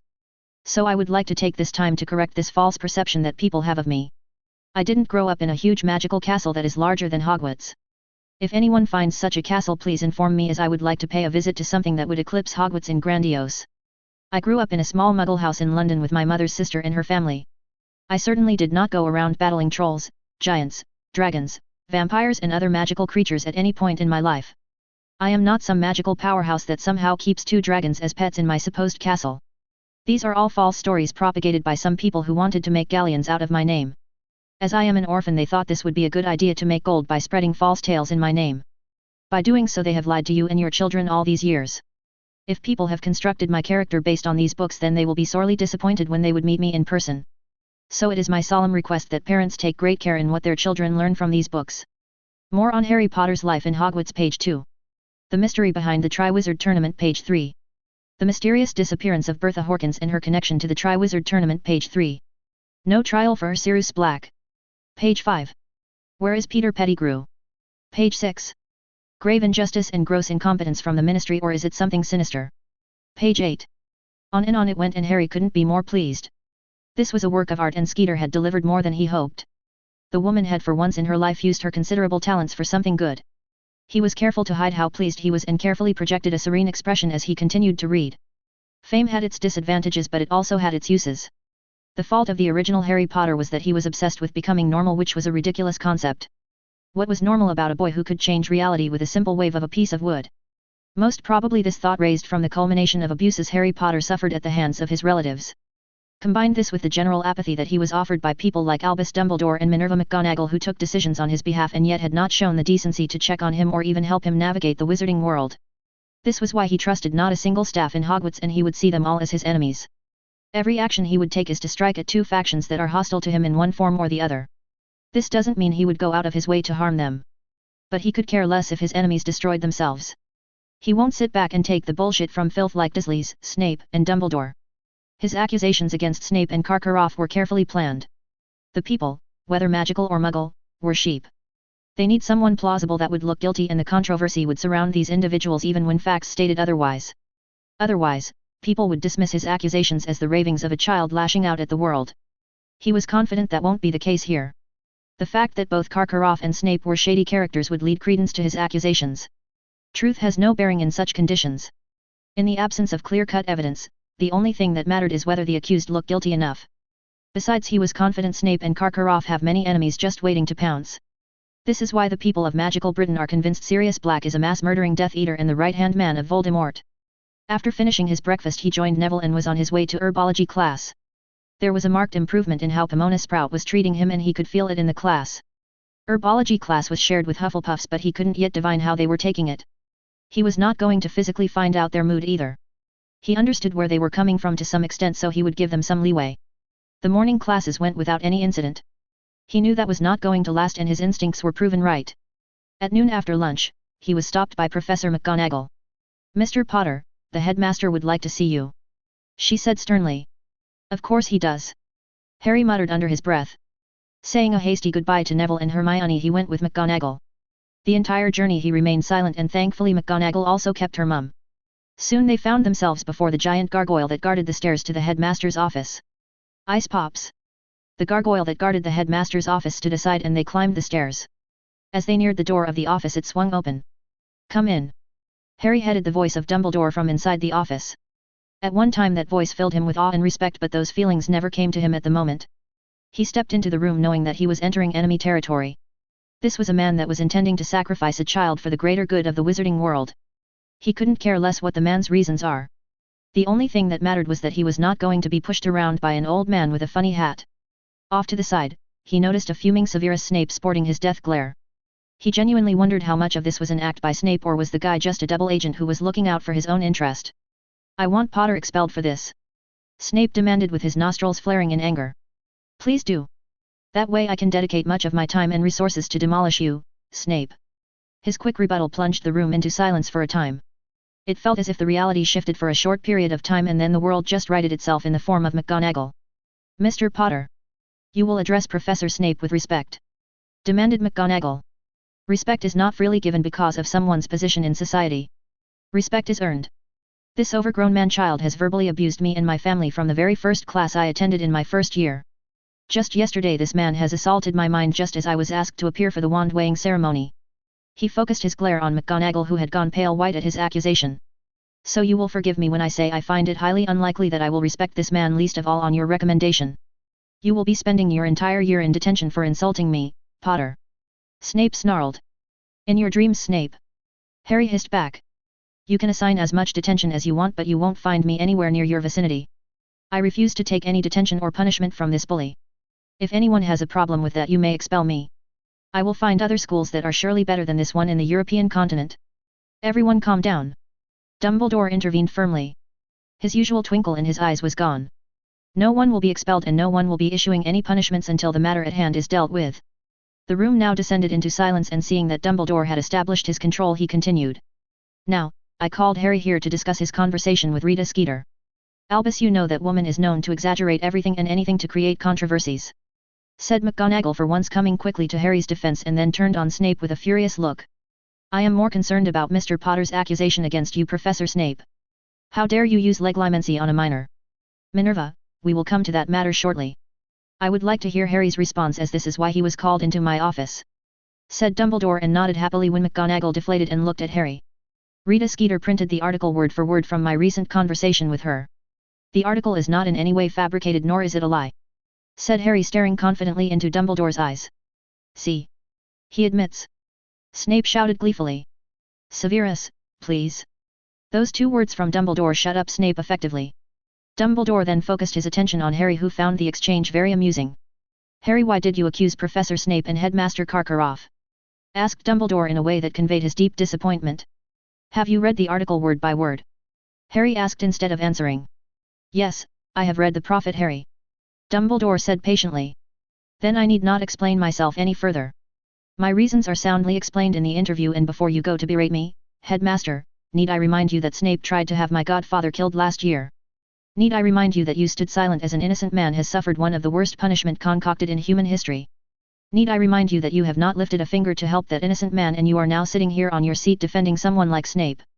You are in no position to lecture me on what's right and wrong, Headmaster, and I implore you to instead use your resources on something more productive, as I have lost all faith in you and the faculty of Hogwarts," Harry declared, only to be once again greeted with silence. It was the second time that he made the people in the room speechless, so he knew he was doing great in derailing this conversation, which was the whole point. "Harry, You obviously have many reservations about my actions and I admit that I may seem like I'm doing nothing. You are a child and you don't understand the intricacies of our world. But don't you think you are being harsh on Professor Snape? You have unleashed what I suspect a wave of hatred against Professor Snape all on your word. I like how you are dancing around the issues I just raised and pushing a certain agenda. I should have realized that I am speaking with a politician rather than the headmaster of Hogwarts. But I am neither, so I will address your concerns, sir. Saying that, Harry pulled out the Support Cedric Diggory badge he nicked from Malfoy and showed it to the other 3 occupants of the room. He pressed the badge with his finger and the message changed into Potter stinks. If you are all apathetic towards the hostility that I face from this school, then I don't care about the hostility Snape is going to face. Each of you knew the difficulties I am facing in this school and you have kept your silence till now. If I had my parents, then this moron. He pointed at Snape. And his bigoted inbred mini Death Eaters wouldn't dare to pull stunts like these. Not without consequences at the very least. Taking a deep breath, Harry calmed down and reeled in his emotions. I won't suffer double standards anymore. I will not just stay silent and allow bigots like Malfoy and his buddies along with the morons that unfortunately live close to me in this school dictate my life. If they are going to make my life difficult, I will retaliate with every shred of hostility I received. I think that evens out perfectly. If you have a problem with it, you are free to take any action against me, but I will decide whether it is something that I should accept or not. Harry, you are being childish, said Dumbledore. No, Headmaster. You are being childish by ignoring truth and reality, by living in a utopia you have constructed around yourself. I have made my accusations crystal clear. I have made them against a former Death Eater who escaped due justice by claiming he is a spy for the Ministry in the war. Yet he supports and shelters pureblood bigots like Malfoy, Nott, Parkinson, and other children of Death Eaters. Snape is the source of a lot of rampant bigotry and double standards in this school. He plays a vital role in inflaming Slytherin Gryffindor hatred. This is a man who has consistently insulted me, my family, my friends, my name and anything that is associated with me. Hell, Snape took points from me for walking loudly in the corridor or breathing loudly. I find this man as someone hostile to my well-being, and he has demonstrated this repeatedly on several occasions. The last straw was when he tried to have Sirius kissed by a Dementor. He paused, knowing that he was firing off too much and he had achieved what he wanted to achieve. So he decided to cut this conversation short. I don't know why you defend this man to the extent you do, and I frankly couldn't care less what your opinions are anymore. I am seeing a pattern with you, sir, and I believe that many things that happened in my life from my birth are a carefully orchestrated play by a conniving man hiding behind a facade with sinister intentions. If that is the case, and I think that is the truth, then I wish you all the luck, because you will need it, as I don't intend to be a pawn for any faction led by 2 powerful Dark Lords. Delivering that long boring monologue that he had carefully prepared, he moved swiftly out of the room and showed himself out. As the door to the headmaster's office closed with a bang behind his back, he could hear the shouting from inside the office, and he smiled when he realized that it was from McGonagall. Now, all he had to do was wait for the reaction, and then he would know how to move forward. Ch. 7. 2 days passed since Harry had his explosive meeting with Dumbledore. Not much happened in these 2 days except for Rita Skeeter's scathing attacks on Severus Snape and Igor Karkaroff. He had to admit that the woman was a persistent career wrecker who was hell-bent on destroying her target. Against someone like Snape, who had garnered so many enemies from his attitude alone, Skeeter's job became all the easier. Each day Skeeter would bring up testimonies from previous Hogwarts students that were all too eager on repaying the resident bat of the dungeons for all the troubles he caused them. Harry didn't know how, but Rita Skeeter was becoming his favorite person in this world. Perhaps he was in sheer awe of the woman's abilities. He did always found women attractive if they had strong personalities. Talent was what he preferred in women, and Rita Skeeter had proven herself extremely talented. He took another peek at the latest edition of Daily Prophet. Severus Snape is not just a professional bully but a gifted destroyer of dreams of aspiring wizards and witches. Says Charlotte McGrath, an employee of the Gringotts Bank and a former student of Hogwarts. The man is a bully. He would find faults where there are none and find pleasure in punishing non-Slytherin students. Many times we complained about Professor Snape, but the Hogwarts staff refused to take any action. The man can hardly be called an educator. He is the worst teacher I ever had in my life. I have a daughter that is growing up, and I have decided she would be going to Beauxbatons if that man remains the potions master of Hogwarts. Arnold Pierce, who works at the Foreign Relations Department of the Ministry, had this to say. I had dreamed of becoming an Auror. I scored an O for my Potions Owls exam. But because of Snape, I decided to not take potions for the Newts, as I couldn't stand being bullied by the man. Without potions Newt I couldn't become an Auror. Many of my friends had the same experience. On and on the accounts of previous students poured in. It was as if a dam was broken and the breach, no matter how small, refused to be sealed away. Even Igor Karkaroff didn't receive this much bad press. Sure, Karkaroff's entire life and his list of crimes got dragged into the public eye once again by Skeeter, but Snape was surely under a storm of hatred. This just highlighted how much of a douchebag Snape was to everyone. The intended effect Harry expected did come to pass. With two new possible villains on the scene, the hostility that he received from the students was now directed at Snape and Karkaroff. This didn't mean the Hufflepuffs became friendly with him overnight. They still threw dirty looks at him from time to time, but the rate had gone down considerably. The effect from all of this was not going to last, this he knew. Sooner or later Skeeter was going to run out of stories to publish against Snape and Karkaroff. It also has to be taken into account that Snape has powerful backers in the form of Dumbledore and Malfoy. From what he has seen so far, Dumbledore has remained unbothered with the whole fiasco. The old man refused to make a move, which he had hoped not to be the case. A reaction of any kind would have actually helped him assess Dumbledore, but no such luck so far. He sighed disappointedly and concentrated on the new Transfiguration book he took from the library. He had a free hour, and after that, it was double care of magical creatures with Hagrid. In part, he was reading the Transfiguration book to distract himself from thinking about Hagrid's blast-ended Skewrts. At this point, he was expecting Hagrid to crossbreed dragons and acromantula. Giant flying spiders that can breathe fire was a nightmarish creature. He let out an involuntary shiver at the strange thought and concentrated on the book. Transfiguration, he found, was an epitome of imagination, will and magic. The most essential component being the will. Most animate to inanimate transfiguration required imagination alone. But for inanimate to animate and animate to animate transfiguration required enormous will. To make a rock into a flying bird truly required tremendous will, as the piece of magic was dealing with creating life even if it was temporary. While exerting will seems to be easy on paper, it was another matter when faced with application. Transfiguration requires changing the natural order on the most basic level, and that requires a certain finesse and discipline. A smudge of hesitation or doubt would make the spell fail, and it would have dangerous results, especially when used on another living being. The spell used by Barty Crouch Jr. on Malfoy, which changed him into a ferret, comes to mind. That sort of transfiguration spell required aptitude that allowed one to exert his/her will upon another sentient being. Harry was not even reading on human transfiguration. His focus was on inanimate to animate transfiguration spells. In his quest for learning elemental spells, he came to realize that there was a point where a lot of spells sort of exhibited the properties of different disciplines of magic. Most of the water spells were modified to perform a higher function, and those spells had elements of transfiguration. One particular spell that he had found from the Roar Library was extremely useful. Unfortunately, that spell in its base form was not so useful. But a variant of that same spell was certainly powerful enough to be a distraction for the dragon. The spell was mighty difficult to perform, as it required a certain finesse in transfiguration. With transfiguration being his weakest, for some reason he had to prop himself up in the subject. He could see some improvements in classroom practice, but the development remained slow. The one good thing that came out of his research for elemental spells is that he fixed air and water as his go-to element. Both air and water were extremely useful in dealing with a dragon, and they were easy enough to learn. Fire is dangerous to use, and most fire spells are hard to control. Besides, the only fire spell that he was confident to be harmful to a dragon is the Fiend Fire Curse. The spell is deemed to be dark magic, and the use of it by anyone under any circumstances is punishable by a hefty fine and a year-long stay in Azkaban. Seeing as he had no interest in saying hello to Dementors anytime soon, he crossed that spell off his list. Lightning was another element that is a sure bet against dragons or any other magical creatures except the Thunderbird. The problem, however, is the inherent danger to the caster of lightning spells. In his brief search so far, he found only 2 lightning-based spells, out of which only one had the necessary power to knock out a dragon. The problem is that the spell has the tendency to destroy the wand or even rebound on the caster. On reading further about the spell, he learned occlumency is a prerequisite for performing the spell safely. This prompted him to avoid the spell altogether for the time being. His recent deflection of Snape's mental probe notwithstanding, he knew very little about occlumency. He was going to read up on the subject soon as possible, as he had no intention to depend on the instinctual occlumency he was gifted from the Rob. There was no telling whether it would work all the time. Having said that, he would only dig deep into occlumency after the first task. Shaking away the distracting thoughts, he focused on the book in his hands. He was so engrossed in the book he didn't even notice Hermione sitting opposite to him at some point. However, he looked up from his book when Hermione cleared her throat. She was looking at him with a disapproving scowl on her face. Hermione has been cross with him following his explosive interview with Rita Skeeter. Surprisingly, she had no problems with the contents of the article as a whole. She did, however, had some strong opinions about him coming clean about Sirius. She believed that it would bring a lot of scrutiny on Hogwarts, and Sirius could be in danger, especially with the date of Sirius's Flo call approaching fast.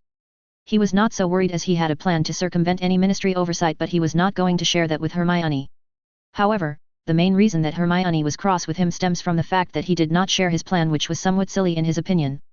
"Are you still cross with me because of that article in the Prophet?" he asked with a raised eyebrow. "No." Hermione huffed, which let him know that she was indeed cross with him. It was kind of cute in a childish way. In the last few days that he came to know Hermione, he found her to be a bit obsessed with certain aspects of her life. She hardly liked surprises and preferred to live in a bubble where everything is predictable. Not to mention she also has a strong sense of right and wrong and is willing to act on it even if those actions infringe on the personal liberties of others. All in all, she is a socially awkward girl trying to make the world sensible to her by controlling aspects of it that affected her. It is not as if I planned to meet Rita Skeeter Hermione. She was just there and I thought truth would work better than made-up falsehoods," said Harry with a shrug. He was finding it increasingly easy to lie and manipulate others, but perhaps that was because he was surrounded by children. "Truth. Truth as I know it," he amended before shaking his head. "Look. Let's just put this behind us yet? Obviously, you disapprove of some parts of that article and so do I. Let's just focus on the present and the future rather than something in the past." "All right." Hermione sighed before her eyes traced Ron, who was playing gobstones with Dean Thomas in the common room. Harry noticed where she was looking and he became curious. "Did Ron tell you something?" he asked. He saw the hesitation in Hermione and that let him know the conversation must have been hard for her. He did sympathize with Hermione's plight, but there was nothing he could do for her. "That bad, hey? Ron is just being a prat." The article in the Prophet did not help either. Hermione shook her head in exasperation. "Well, you know what they say. There is no medicine for jealousy." He shrugged and went back to reading the book. "The both of you are being stupid. All the two of you have to do is to speak openly and everything will go back to normal," said Hermione with a huff. "Don't expect me to go begging for Ron's forgiveness. I didn't start this fight and I certainly didn't do anything to make him call me a liar. If he wants to talk to me he knows exactly where I am." Saying that he went back to reading only to be interrupted by Hermione's nagging once again. "Harry, you are being stupid. There is no reason for you to hold a grudge with Ron over this. You know how stifled he feels with his brother's shadow loving over him." "I understand it well, Hermione. But that is not the issue here now, is it? He thinks that I lied to him when I say that I didn't enter my name into the Goblet of Fire. He is jealous and I understand why he is so. That doesn't mean I will take it easy when he calls me a liar," he argued fiercely. "Harry. If the two of you just lock heads and be stubborn, how will anything be resolved? I know you are hurting with Ron's absence and so is he. The two of you are just too prideful to make amends," Hermione accused, and at the same time, she indicates with her hands to keep their volume low. Harry noticed that others in the room were looking curiously in their direction, so he lowered his voice. "I have lived 11 years without a single friend. I can live the rest of my life with one less friend, especially one that calls me a liar because he feels inadequate compared to his brothers," said Harry, and he raised his palm, forestalling Hermione from making any comments as he was by no means finished making his point. "You may call it pride or whatever as the cause for my reluctance to seek out Ron. I call it a healthy dose of vigilance on my part. Last year's events taught me even lifelong friends can betray one another. My parents made the mistake of trusting the wrong person. I won't make that same mistake." Hermione kept her silence when faced with that argument. Before either of them could say anything else, they were interrupted by Neville. Harry." "Yes, Neville. Professor McGonagall asked for you in her office." Harry raised an eyebrow at that and frowned in thought. "Now what would be the sidekick of Dumbledore want with me? Did she say why?" he asked curiously, to which Neville shook his head no. He looked at the time and noticed that the break was a few minutes away from coming to a close. "Tell Hagrid I am with Professor McGonagall, will you?" A few minutes later he was standing outside McGonagall's office. The fact that McGonagall was asking for him after 2 days of inaction was not lost on him. This just confirmed a few things for him. 1. Dumbledore is a brilliant son of a bitch. 2. Dumbledore didn't plan on confronting him directly and is using his pawns. 3. McGonagall is a pawn. 4. From now on he was sure Dumbledore will be watching his every move in Hogwarts. He collected himself and knocked on the door twice and waited patiently. "Come in." Harry opened the door and held back his instinct to flinch at the red and gold color scheme of the room. It was bad enough that he lived in a tower with that same color scheme, but this room triumphed even the Gryffindor Tower. "Please take a seat, Mr. Potter." McGonagall indicated to a chair without taking her eyes from a piece of parchment she was reading. "Thank you, Professor." Harry took the seat and waited patiently, seeing the power play for what it is. If he was a regular teenager, there was a 50-50th chance that he would have been intimidated. Instead, he found this meeting to be a waste of his valuable time. While that is what he thought, he had the sense not to spill that thought into the open. So he waited silently, and the only sound in the office was the sound of a quill running on the parchment. A few minutes into his stay, McGonagall looked up from her parchment. She took a deep breath, set aside her quill and leaned back in her chair. "Mr. Potter, you have raised several issues pertaining to yourself when we met last time in the headmaster's office. In light of recent events, I have decided to involve myself in certain matters." McGonagall paused and Harry remained as impassive as he could, but he was nonetheless surprised. "But before I begin, I would like to hear your thoughts." I understand you have several grievances against the staff and I would prefer if you were honest with me over the course of this meeting. Harry was pleasantly surprised by this turn of events for a moment. He took some time to curse all those fanfiction stories depicting McGonagall as a blind lackey of Dumbledore. He took a moment to carefully construct his thoughts before responding. He had not thought that McGonagall would seek him out like this. At best he had hoped McGonagall would have taken some actions to shore up discipline among students, but never this. I want a public declaration from the staff of Hogwarts that I did not enter my name into the Goblet of Fire. To be fair, we have not established that fact, said McGonagall neutrally, and Harry felt a smudge of ire rising in his mind, but he dismissed it. Is that so? Then please provide evidence that would indicate my guilt. He looked expectantly at his head of house, who remained tight-lipped. Innocent until proven guilty. Considering that you refused to support me when the whole air of Slytherin fiasco was going on in the second year, I would appreciate a leap of faith from your side, Professor. I will consider it, and you have my word that this matter will be resolved before the first task. McGonagall promised, to which Harry nodded appreciatively. Anything else? I request that you take action against the students that are wearing the badges that slanders my name and that of my family. If Hogwarts staff do not take action, then you leave me no choice to retaliate to protect the honor of my family. You will not do anything of that sort, Mr. Potter. Those who are wearing these badges and the one who created them will get the punishment they deserve today itself, said McGonagall sternly, directing a heated glare at him. If you take action against these students and ensure nothing of this sort will not happen again, then I will conduct myself with discipline and restraint, Professor. He promised, but that was not going to happen. It is in his nature to be vindictive to those who wronged him, and a reality switch was not going to change that aspect of his character. Is that all, Mr. Potter? Asked McGonagall with a raised eyebrow. Well, there is Professor Snape's conduct, and as you know, I am not the only one who is raising the issue. He pointed out. I am not blind, Mr. Potter. Professor Snape will be facing a disciplinary hearing from the Hogwarts Board of Governors.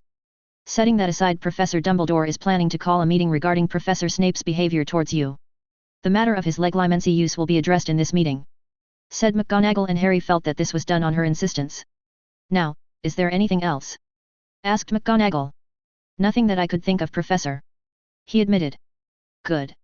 Now, keep in mind, Mr. Potter, I would very much prefer to punish you for the language that you used in the headmaster's office and your behavior.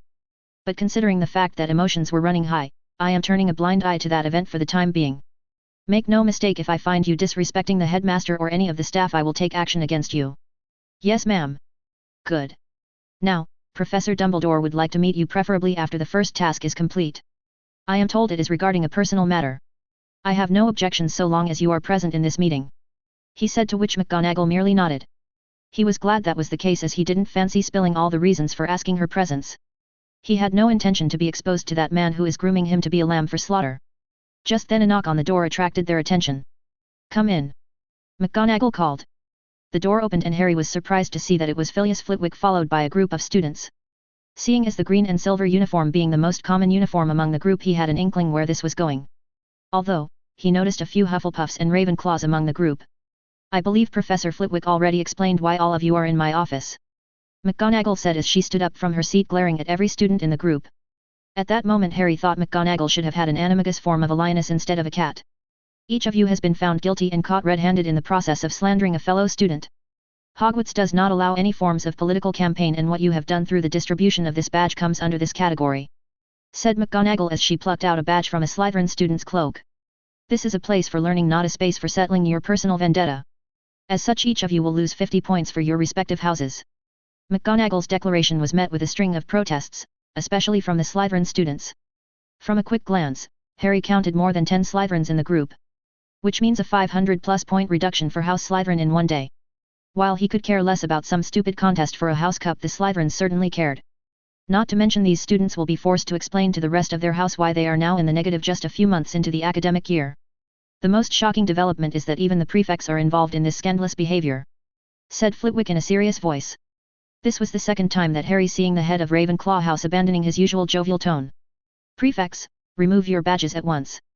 I believe Hogwarts will no longer be in need of your services, said McGonagall sternly. There was another round of protests, but McGonagall and Flitwick were not budging on the issue. Harry counted 4 perfect badges on McGonagall's desk along with the other badges she confiscated from the students. 3 Slytherins and 1 Hufflepuff lost their positions, which was epic in his opinion. I am aware that Mr. Malfoy distributed the badges. I would like to know who created them, asked McGonagall, looking at the students like an angry lioness looking for her prey. As a spectator, Harry was thoroughly enjoying all the drama.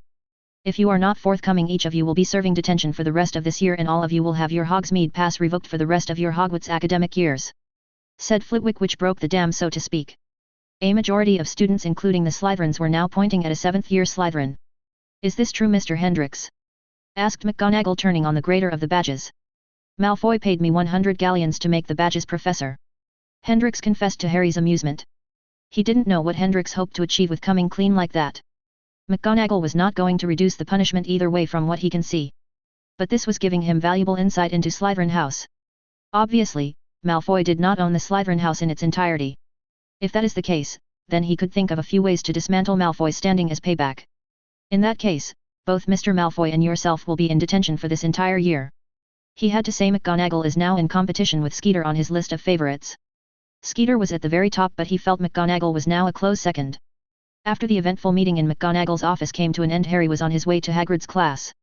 As the Care of Magical Creatures classes is held near Hagrid's hut, there was quite a walk from the castle. Halfway to his destination, he heard his name being called from his back. He identified the person as Malfoy from the sound itself. Nonetheless, he paused and turned around, facing the whole 4th-year Slytherins approaching him. Draco Malfoy was at the helm of the group, and Harry tied his hands behind his back while discreetly pulling his wand out of the holster. He palmed the wand but held back on showing it to the group approaching him. "Potter, you will pay for this," Malfoy snarled. "Pay for what?" "Your stupidity," Harry asked with obvious amusement. He did notice, however, that a group of 4 split away from Malfoy and his cohorts. A quick glance told him that this group included Blaise Zabinai, Tracy Davis, Daphne Greengrass, and Lillian Moon. He found it interesting that Slytherin House was already fracturing.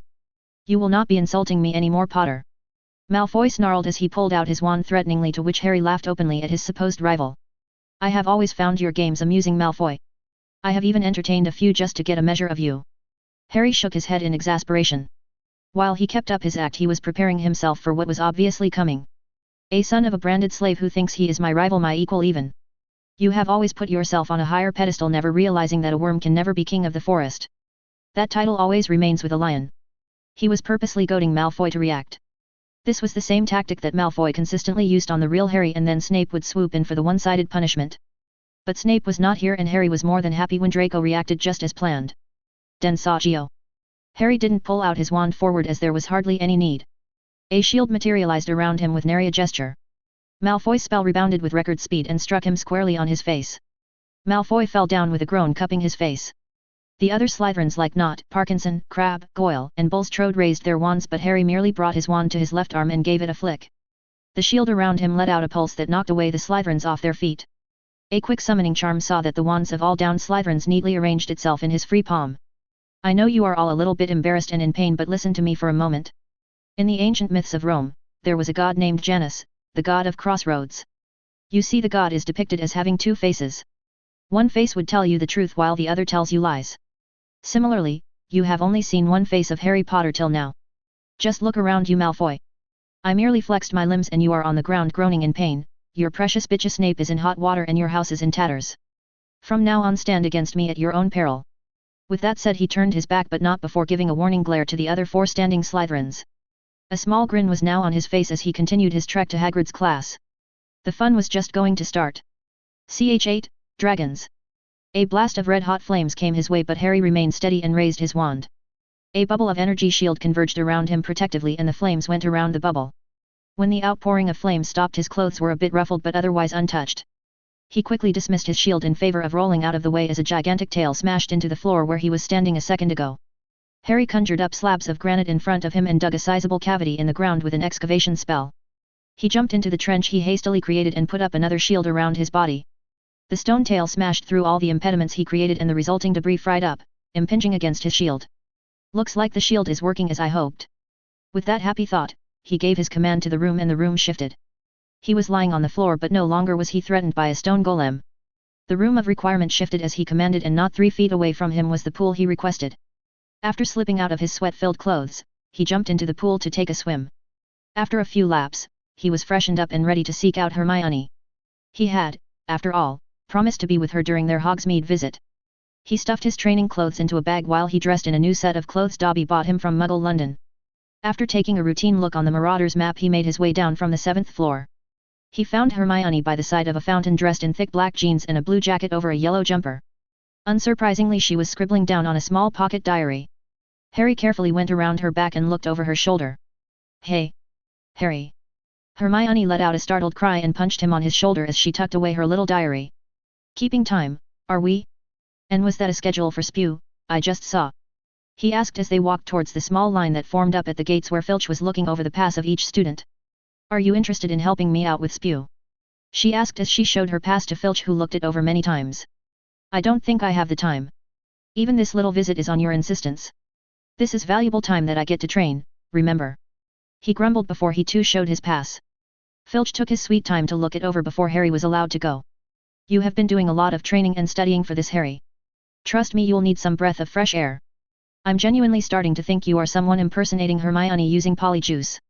The Hermione I know won't ever utter such blasphemy. Shut up. Hermione hissed with her cheeks red as she elbowed him on his side. They both wandered around Hogsmeade for a while. Harry was more than quite taken with all the medieval themes running around with the village. Obviously, he was not much of a fan of the cold and general dampness of the place, and a quick warming charm saw to ward off any unpleasantness. The rest of their trek went without much fuss. Somehow they wandered into Honeydukes. Harry was burning sugar a lot these days, going through a strict training regimen. Replenishing his chocolate stocks sounded like a good idea at the time. Hermione was not much of a fan of chocolates, as she was the daughter of 2 dentists. He had no such concern. Why would he? The chocolate in the wizarding world was far more healthy than in the Muggle world. Not that the difference in quality was a criterion in the first place. Honeydukes offered a wide variety of chocolates. There were shelves upon shelves of honey-colored toffee, coconut ice flavor that would make one's mouth water, and so on. He took care to stay away from every flavor beans, as he found no reason to consume earwax or other nonsensical flavors. Although, he did purchase a few pepper imps who hadn't fantasized about breathing out fire through their mouths. After refilling his stock and securing all the chocolates in a bottomless pouch, they were back on the move. The few memories that Harry held of Hogsmeade was marred by the faulty revelation of Sirius Bulk and all that drama of 3rd year.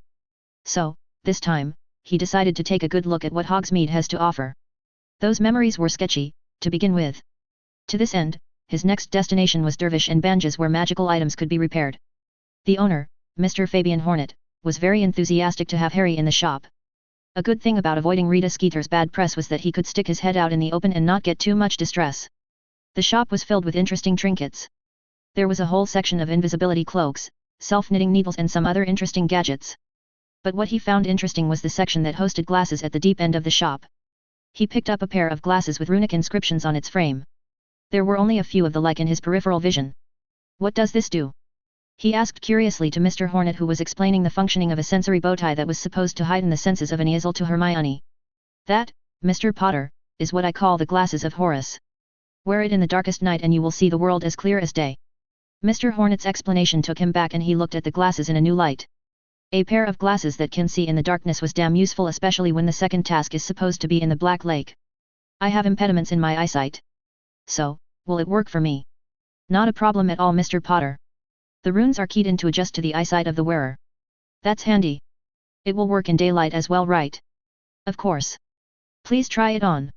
On Mr. Hornet's urging, Harry removed his glasses and put on the Horus glasses. He watched in wonder as he noticed a ripple pass through the glasses. His whole world lit up, and it was as if he was now realizing the world looked so well-defined and colorful. Harry even tried it out in the darkness, as Mr. Hornet was gracious enough to set up a room of darkness in his shop. Confirming the validity of the Horus glasses, he wondered why no one else thought of buying these glasses. How much does it cost? He asked after setting down the glasses on the shelf. 400 galleons.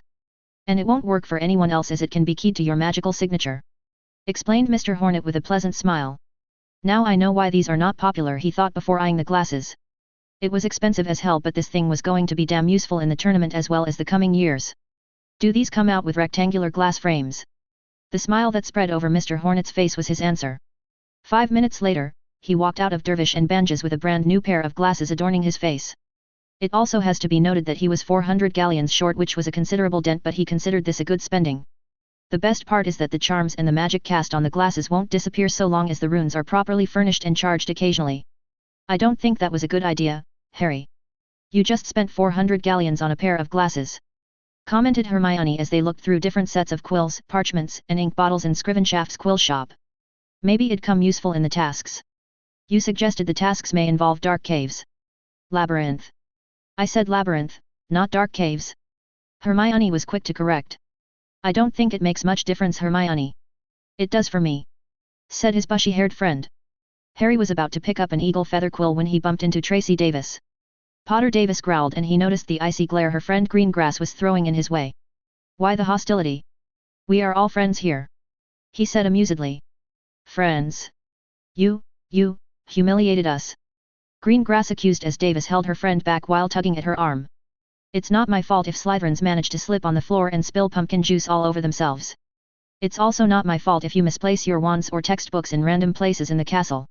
It's also not my fault when you accidentally break your wands. He listed off the latest misfortunes that struck Slytherin House as a whole, after which he adopted an exaggerated thinking pose.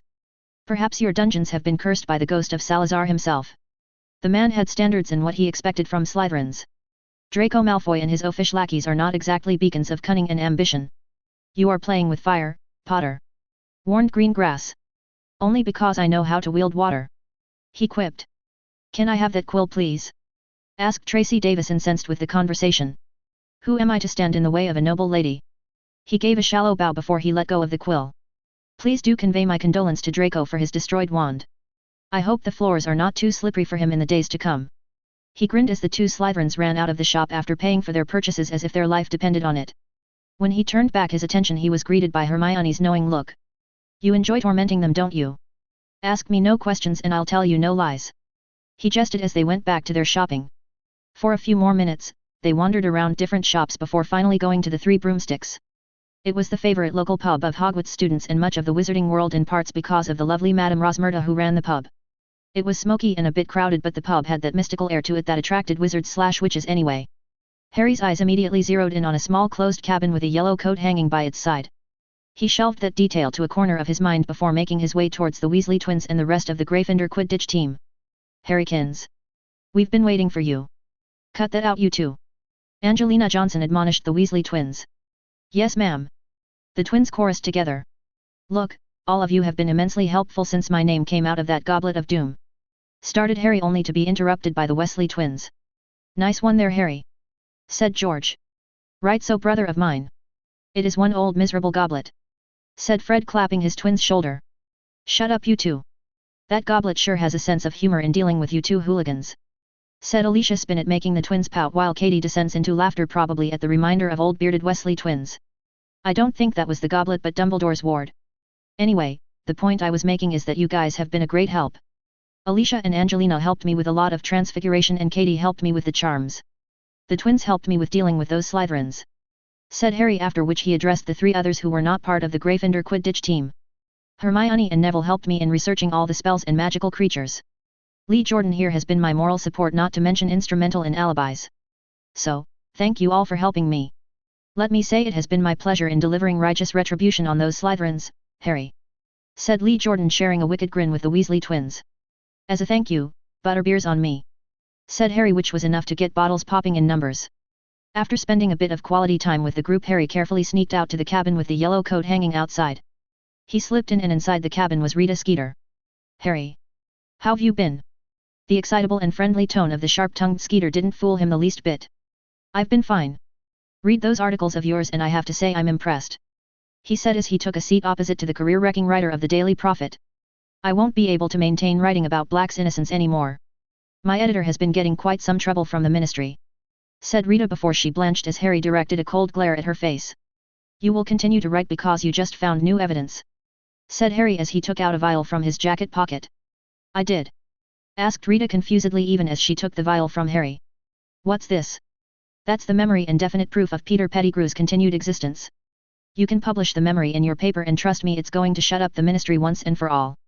Harry dear, I don't think memories can be published. Rita trailed off as she saw Harry pushing a piece of parchment towards her. What's that? Sominum cardum. It's a spell designed to transfer memories into portraits. There is a slight modification to the spell and it can be used to transfer the memory into your paper.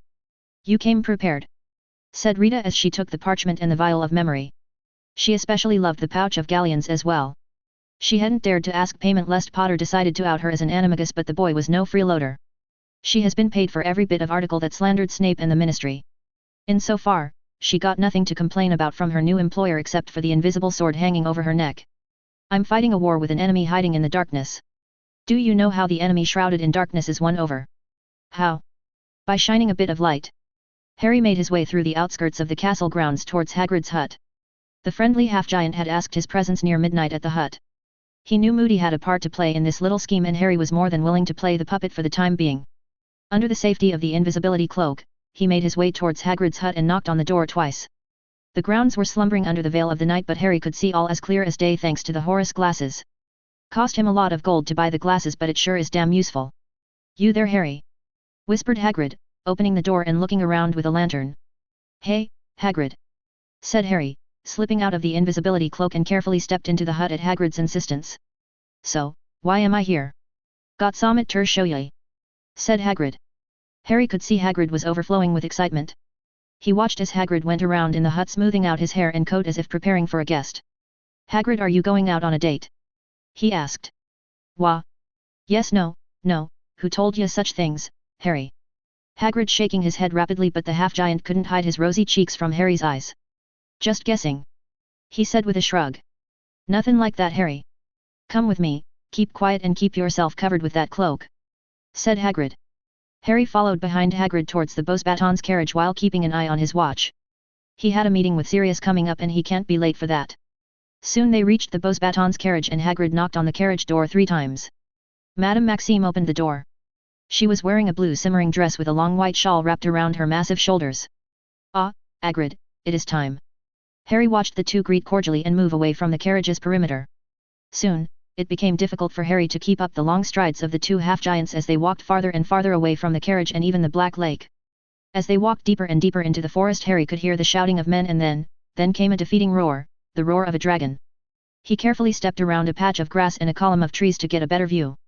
In the distance, he could see 4 full-grown, enormous, vicious-looking dragons. They were sealed off inside a fence separated by charmed metallic bars. The dragons had to be at least 50 feet tall and seemed to enjoy breathing fire all around them. Wizards and witches were running around the 4 creatures trying to handle creatures of destruction incarnate. Hagrid and Madame Maxime went further in but Harry stayed back. He took a deep breath and looked at each dragon and smiled. He was prepared to take on these beasts. If anything, he only felt relief that he has been preparing to face the true enemy. The terrifying roar, vicious-looking scales, red-hot flames and incredible physical powers of the dragons pale in comparison to the magic I wield at my fingertips. Dragons come in varieties. There is the Hungarian horntail, the most dangerous of dragons among its kind with jet-black scales and spiky tail, standing at 50 feet. Then the common Welsh green standing 20 feet, the more docile of dragons. Then there is the Swedish short snout with its blue scales, a dragon famed for its hellish fire standing at 22 feet. The 4th dragon he saw was the Chinese fireball known for its cunning and agility, standing at 25 feet. All these dragons were dangerous but he will triumph over them all. He didn't remain a second more in the forest and walked back to the castle. On the way, he watched Karkaroff walking towards the holding grounds for dragons. Harry paused and stooped behind a tree as Karkaroff marched past him without sparing a glance. He aimed his wand from underneath the cloak and sent out a silent stunner. The headmaster of Dimstrang fell over with a thud stunned. Well, that was easy, he thought amusedly before walking closer to the downed former Death Eater. Always hated the Nazis but never got to kick them on their balls. I will settle for the wizarding version of those fascist peacocks. Harry murmured before giving a clear-cut foot straight to the balls of Karkaroff. He made sure to put the guy under 2 more stunners before creating some stag footsteps on the ground. He doubted Karkaroff will rattle off that he was assaulted in the woods but to be on the safe side he made it look like there were hoof marks. If someone bothered to look they would conclude it was a stag or a centaur. After that, he rushed all the way towards Gryffindor Tower dodging night patrols, portraits and ghosts. Balderdash! He coughed out towards the fat lady, who was snoozing in her frame. If you say so. The fat lady mumbled sleepily before swinging open allowing him entry into the tower. The common room remained empty and thankfully he didn't need to set up notice me not wards near the fireplace. He immediately went near the sole light source in the common room and shed off his invisibility cloak. There in the flames sat Sirius' head. The image was so comical and at the same time alien.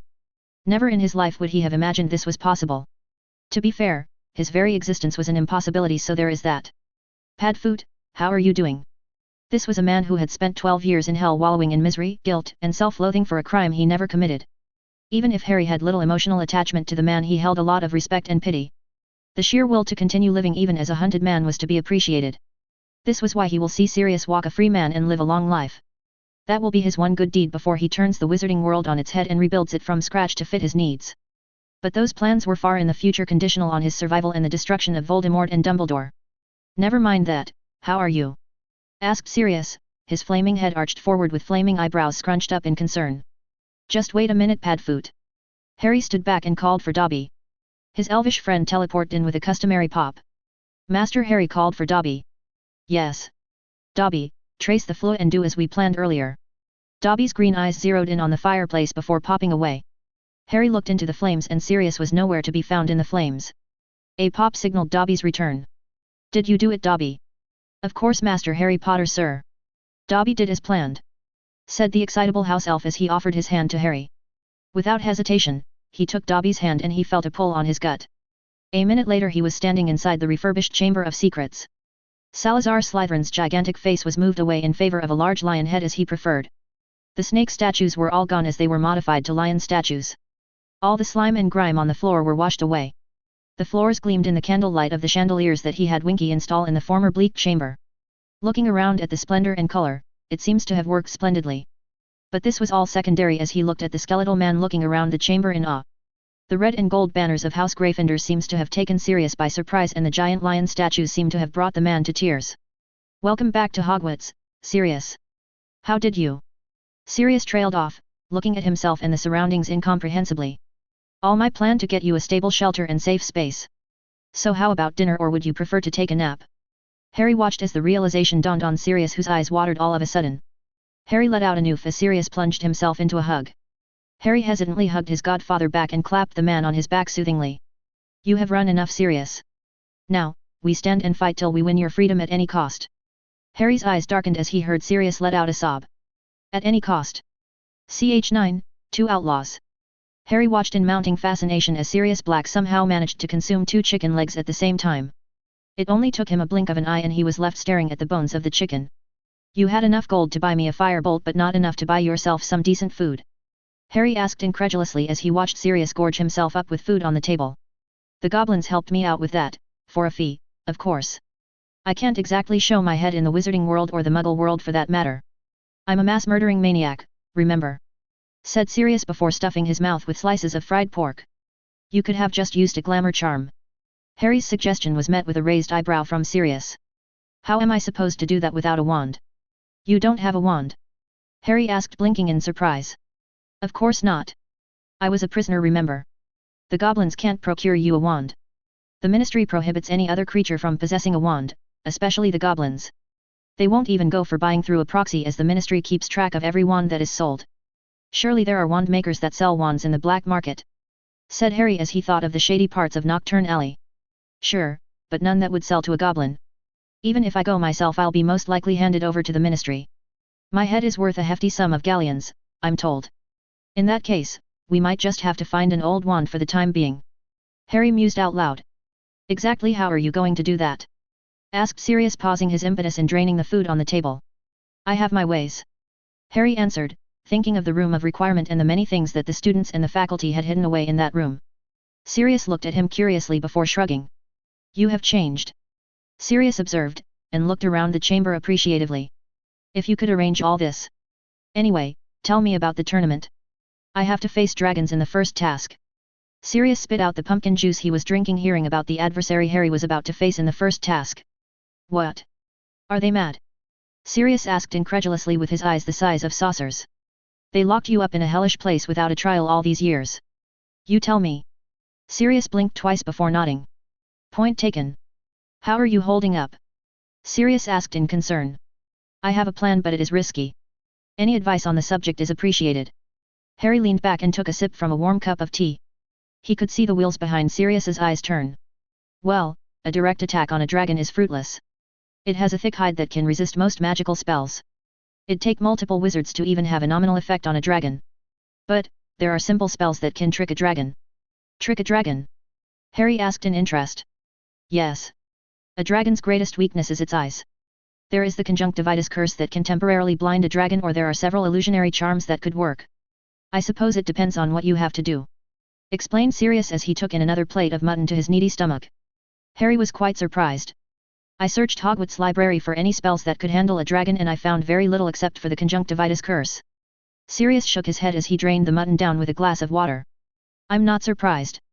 Most of the spells that I know to be of any use against a dragon is from the Black Library. From your family's library? Yes. The Blacks were famous hunters of magical creatures among other things. Sirius muttered darkly before focusing on his plate full of mutton. I have 2 more days till the first task. Think you can teach me some of these spells? Asked Harry. Sure. There are a few easy ones. Just what was your plan in dealing with the dragons anyway? Well, I don't have to deal with dragons. I just have to get past them and retrieve an item, I guess. I plan to use transfiguration and elemental spells to distract the dragon. Elemental spells are quite hard to master, Harry. Not to mention they are quite dangerous. Sirius warned. I know. Which is why I stuck to water and air. Even those elements can be dangerous. The drain on magic is too deep sometimes. People have died trying to use these spells. I've encountered few problems so far, said Harry, with a shrug of his shoulders. Thank Merlin that's the case, said Sirius. Before anything else could be said, Winky appeared with a pop. Master Harry's Bucky friend is safe in the Forbidden Forest. Harry stared blankly at Winky for a minute before he connected the dots. Oh, you mean Buckbeak? Said Harry, piecing together the garbled house elf speaking style. The enthusiastic repetitive nod he received from Winky was proof enough. He had asked Dobby to pick up Buckbeak on Sirius's request, last night. By the absence of Dobby, he just knew his elvish friend had quite a hard time bringing Buckbeak to the Forbidden Forest. Take me there. Harry managed to stay on his feet as he came out of the unique teleportation used by Winky. House elves were damn good companions to have. The sheer magical might these beings wield is phenomenal. Very few wards could hold back a house elf, as evidenced by Winky's ability to teleport in and out of the Chamber of Secrets. Even Salazar Slytherin's wards failed to hold back Winky and Dobby from teleporting in and out of the chamber. Even with such extraordinary gifts, house elves remained in servitude to wizards and witches. He wondered how that came about. Master Harry Potter, sir! Called out Dobby excitedly, breaking him out of his musings. His elvish friend was running around Buckbeak trying and failing in containing the erratic hippogriff. Dobby, leave him be. Dobby immediately teleported by his side, muttering about mean Bucky. Harry on the other hand had his eyes trained on the half-horse half-eagle before him. Buckbeak, Hagrid had named the creature, and Harry felt it was aptly named. Its beak shined under the morning light and he held no notions of testing the sharpness of the beak or the razor-sharp talons. So, he went for a deep bow, keeping his eyes to the ground. A few seconds later he hesitantly looked up and was relieved to see Buckbeak also greeting him with a bow. He slowly reached out his hand once he straightened up, and thankfully Buckbeak didn't bite it off. Instead, Buckbeak slowly nuzzled its head on his palm. Harry ran his hands through the stormy grey feathers of Buckbeak. He was surprised when Buckbeak sort of placed the underside of its sharp beak on his shoulder as if giving a hug. I suppose you missed me, said Harry, but Buckbeak shook its head away from him. Oh, you missed this place, hey? Makes sense, I suppose.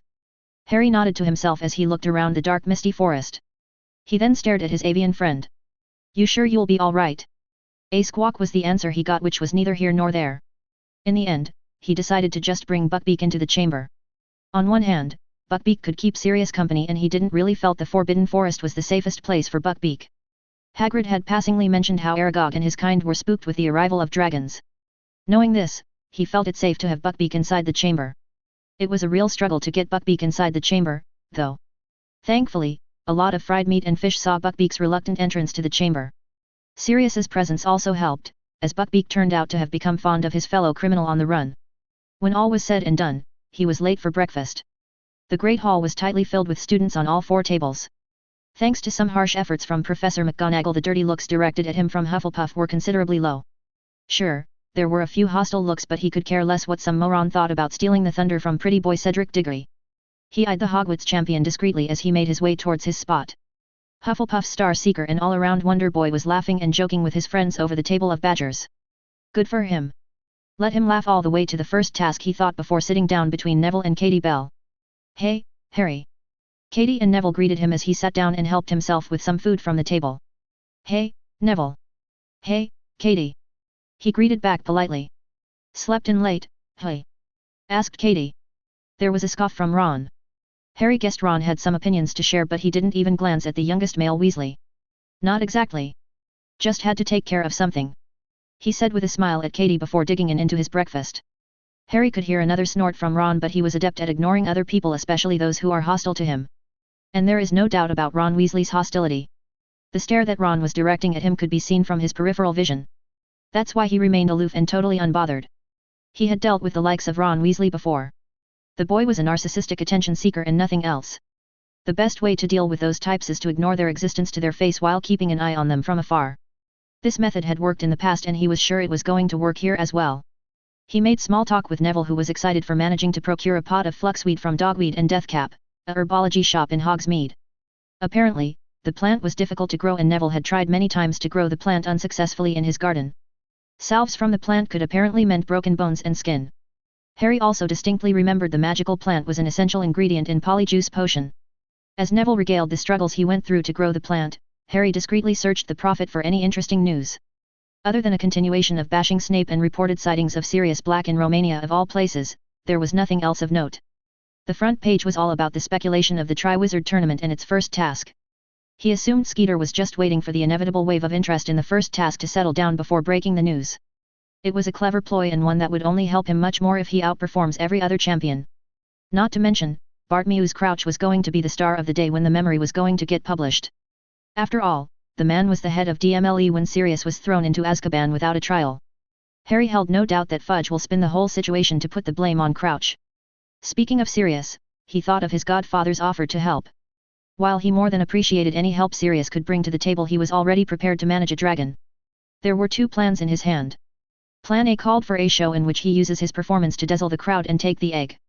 Plan B calls for a straight-out attack that neutralizes the threat posed by the dragon and quickly taking the egg without much hype. Putting thoughts of plans out of his mind, he searched for the Durmstrang and Beauxbatons champions. Both of them were sporting less approachable looks on their faces. In Crumb's case, the brooding frown was always a permanent state, so no surprises there. Fleur, on the other hand, was easily disturbed and it showed on her face. Knowing that they were going up against a dragon in 2 days would do that to anyone, he reckoned.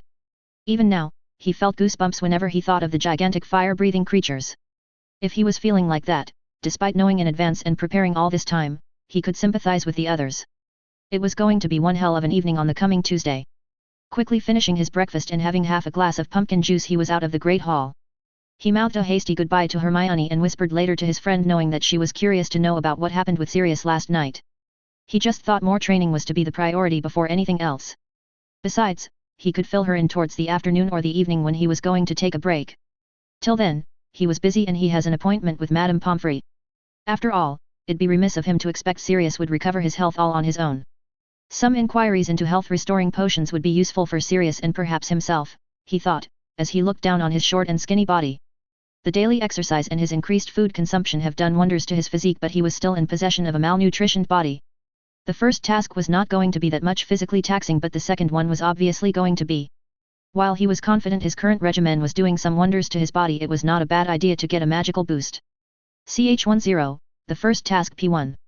Harry kept reading the short notes he took in the last Transfiguration class. Fluoritis Metallica was the spell he was looking into. Turning a stone into a wooden teacup was the first spell he learned this year. From there on, he learned a progression of variant spells that performed along the same lines. There was one that turned a wooden cup into a stone cup. Another spell turned the stone cup into a clay cup. Another variant spell helped in turning a stone into a ceramic cup, and finally, there was Fluoritis Metallica and its variants. This spell focused on turning an object into metal. The spell was an extension of a select family of spells that would come useful in the first task. I hope each of you has read about the spell, said McGonagall as she looked over her glasses at the class. There were murmurs of assent as Harry's classmates shuffled around their textbooks and parchments. Very well then. Textbooks away and wands up front. Gryffindors and Hufflepuffs rushed to obey as Professor McGonagall moved into the middle of the class, keeping an eye on the activity of students. Now, you know the spell you are about to use. Yes, ma'am. The class chorused. Good. McGonagall nodded as she walked towards her table and faced the class, taking out her own wand. A counterclockwise spin and a quarter-clockwise spin followed by a tap on the stone before your table will do. Follow my wand movements. Harry followed McGonagall's example and made the necessary wand movements. Good, said McGonagall. Now, look closely. McGonagall moved behind her desk and performed the spell on a small stone sitting on her table. Fluoritis Metallica. The stone on Professor McGonagall's table let out a small shiver before it turned into a steel teacup. Remember, students. Uttering the spell and wand movements alone will not do the trick. Imagine yourself with a teacup, said McGonagall as she picked up her cup and showed it to everybody. Picture this cup in your mind when you perform the spell. Keep the image steady and then go through the wand movements. With that said, Professor McGonagall went around the class observing students and helping when necessary. Harry went through the wand movements and used the spell. Voila! The stone turned onto a metallic teacup. He was not the only one succeeding in the spell. He could see Hermione successfully transfigured her stone into a teacup. He was certainly not the only one who noticed Hermione's success as well. Good work, Miss Granger. 10 points for Gryffindor, said McGonagall with a brief nod, after which the head of House Gryffindor turned her attention on Harry. Neville, who was sitting beside Harry, gulped at the scrutiny in McGonagall's eyes. Harry noticed Neville had partially succeeded in transferring the stone. It looked like a mix of stone and metal to his eyes. Take 10 points for Gryffindor, Mr. Potter, said McGonagall before eyeing Neville's work. A good first attempt, Mr. Longbottom. Try again. And on the professor went, and Harry could hear an audible sigh of relief from his friend. Try once again, Neville. This time just think about the cup in more detail. Like how large the cup is, or the color or the shape of the handle. Giving it a good detail in the mind helps in concentrating the effects of the spell. Harry whispered. With his small word of advice and some encouragement, Neville managed to complete the transfiguration almost perfectly. The handle of the cup remained a mix between wood and metal, nonetheless, it was progress. By the time Neville accomplished the task, the class was over. It was the last hour of class they had Monday evening, and Harry had a prior commitment coming up. So, he parted ways from Neville, and instead of going to the Gryffindor dorms, he went straight for the Owlery. The Owlery was in the west tower of Hogwarts Castle. Climbing up the stairs to the tower, he had to apply air-freshening charms and cleaning spells to ward off the smell and the owl droppings. The bones of mice and voles increased as he gained height to the upper echelons of the tower. The tower was bereft of glasses or windows for that matter. This helped in owls coming and going as they pleased. A snowy white owl caught his eye sitting on the top perch. Hedwig! Harry called, and immediately the snowy owl swooped in and pressed her talons in his shoulder. Ouch! He winced as the talons sort of dig in on his skin a bit. Despite that, he nudged Hedwig softly and petted her. I brought you treats, said Harry as he fished out a handful of treats from the box in his hand. He had a few new sets bought in his latest Hogsmeade visit. After feeding Hedwig, he gave her 2 letters. One was an inquiry for some select potions from J. Pippin's potion shop of Hogsmeade, while the other was for Gilbert, Poole and Tonks, a licensed law firm with appearances in ICW court as well as in the court of British Ministry.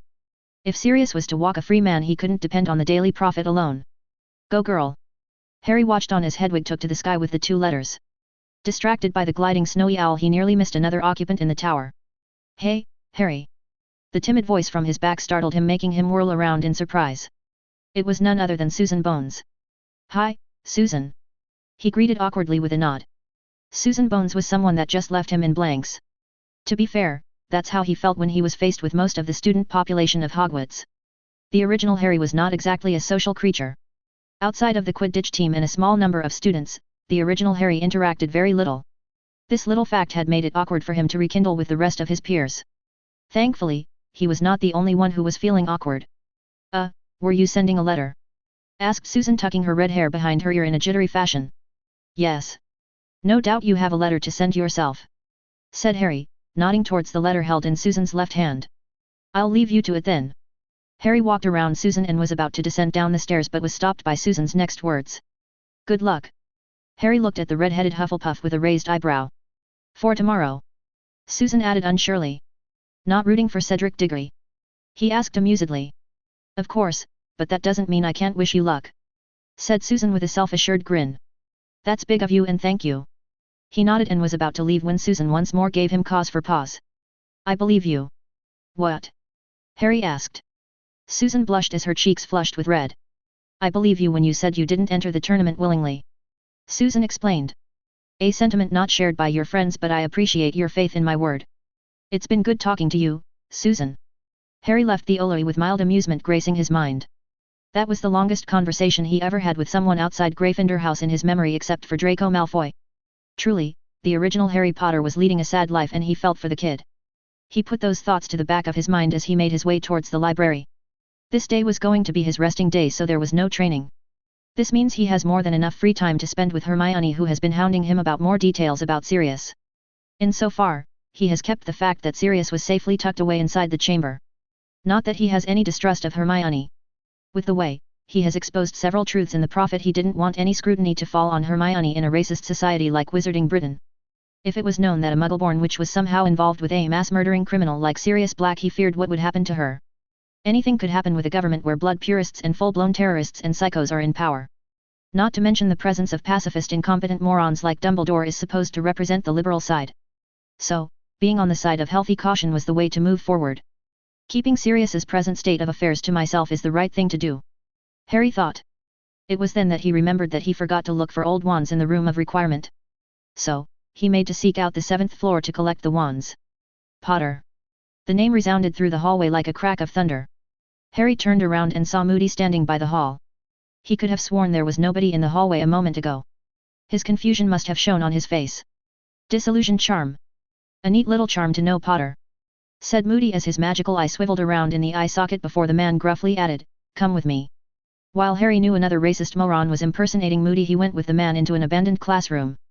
"Sit down," said Moody, and Harry obeyed, remaining silent but ever vigilant of each move the man made within his vicinity. "You have a good friend in Hagrid. So, found out about the dragons, have you?" "I stumbled upon the dragons in passing, yes." Harry carefully framed the answer, watching Moody warily. "A regular visitor of the Forbidden Forest, are you?" asked Moody with an amused smirk. Harry remained silent and let Moody direct the flow of conversation. "It's all right," said Moody, sitting down on a bench. "You wouldn't be the first nor the last to cheat in the Triwizard Tournament. It's a tradition and it will continue to be so, far in the future." "I didn't cheat. There is nothing in the rules of the tournament that stipulated I shall not find out about the task beforehand."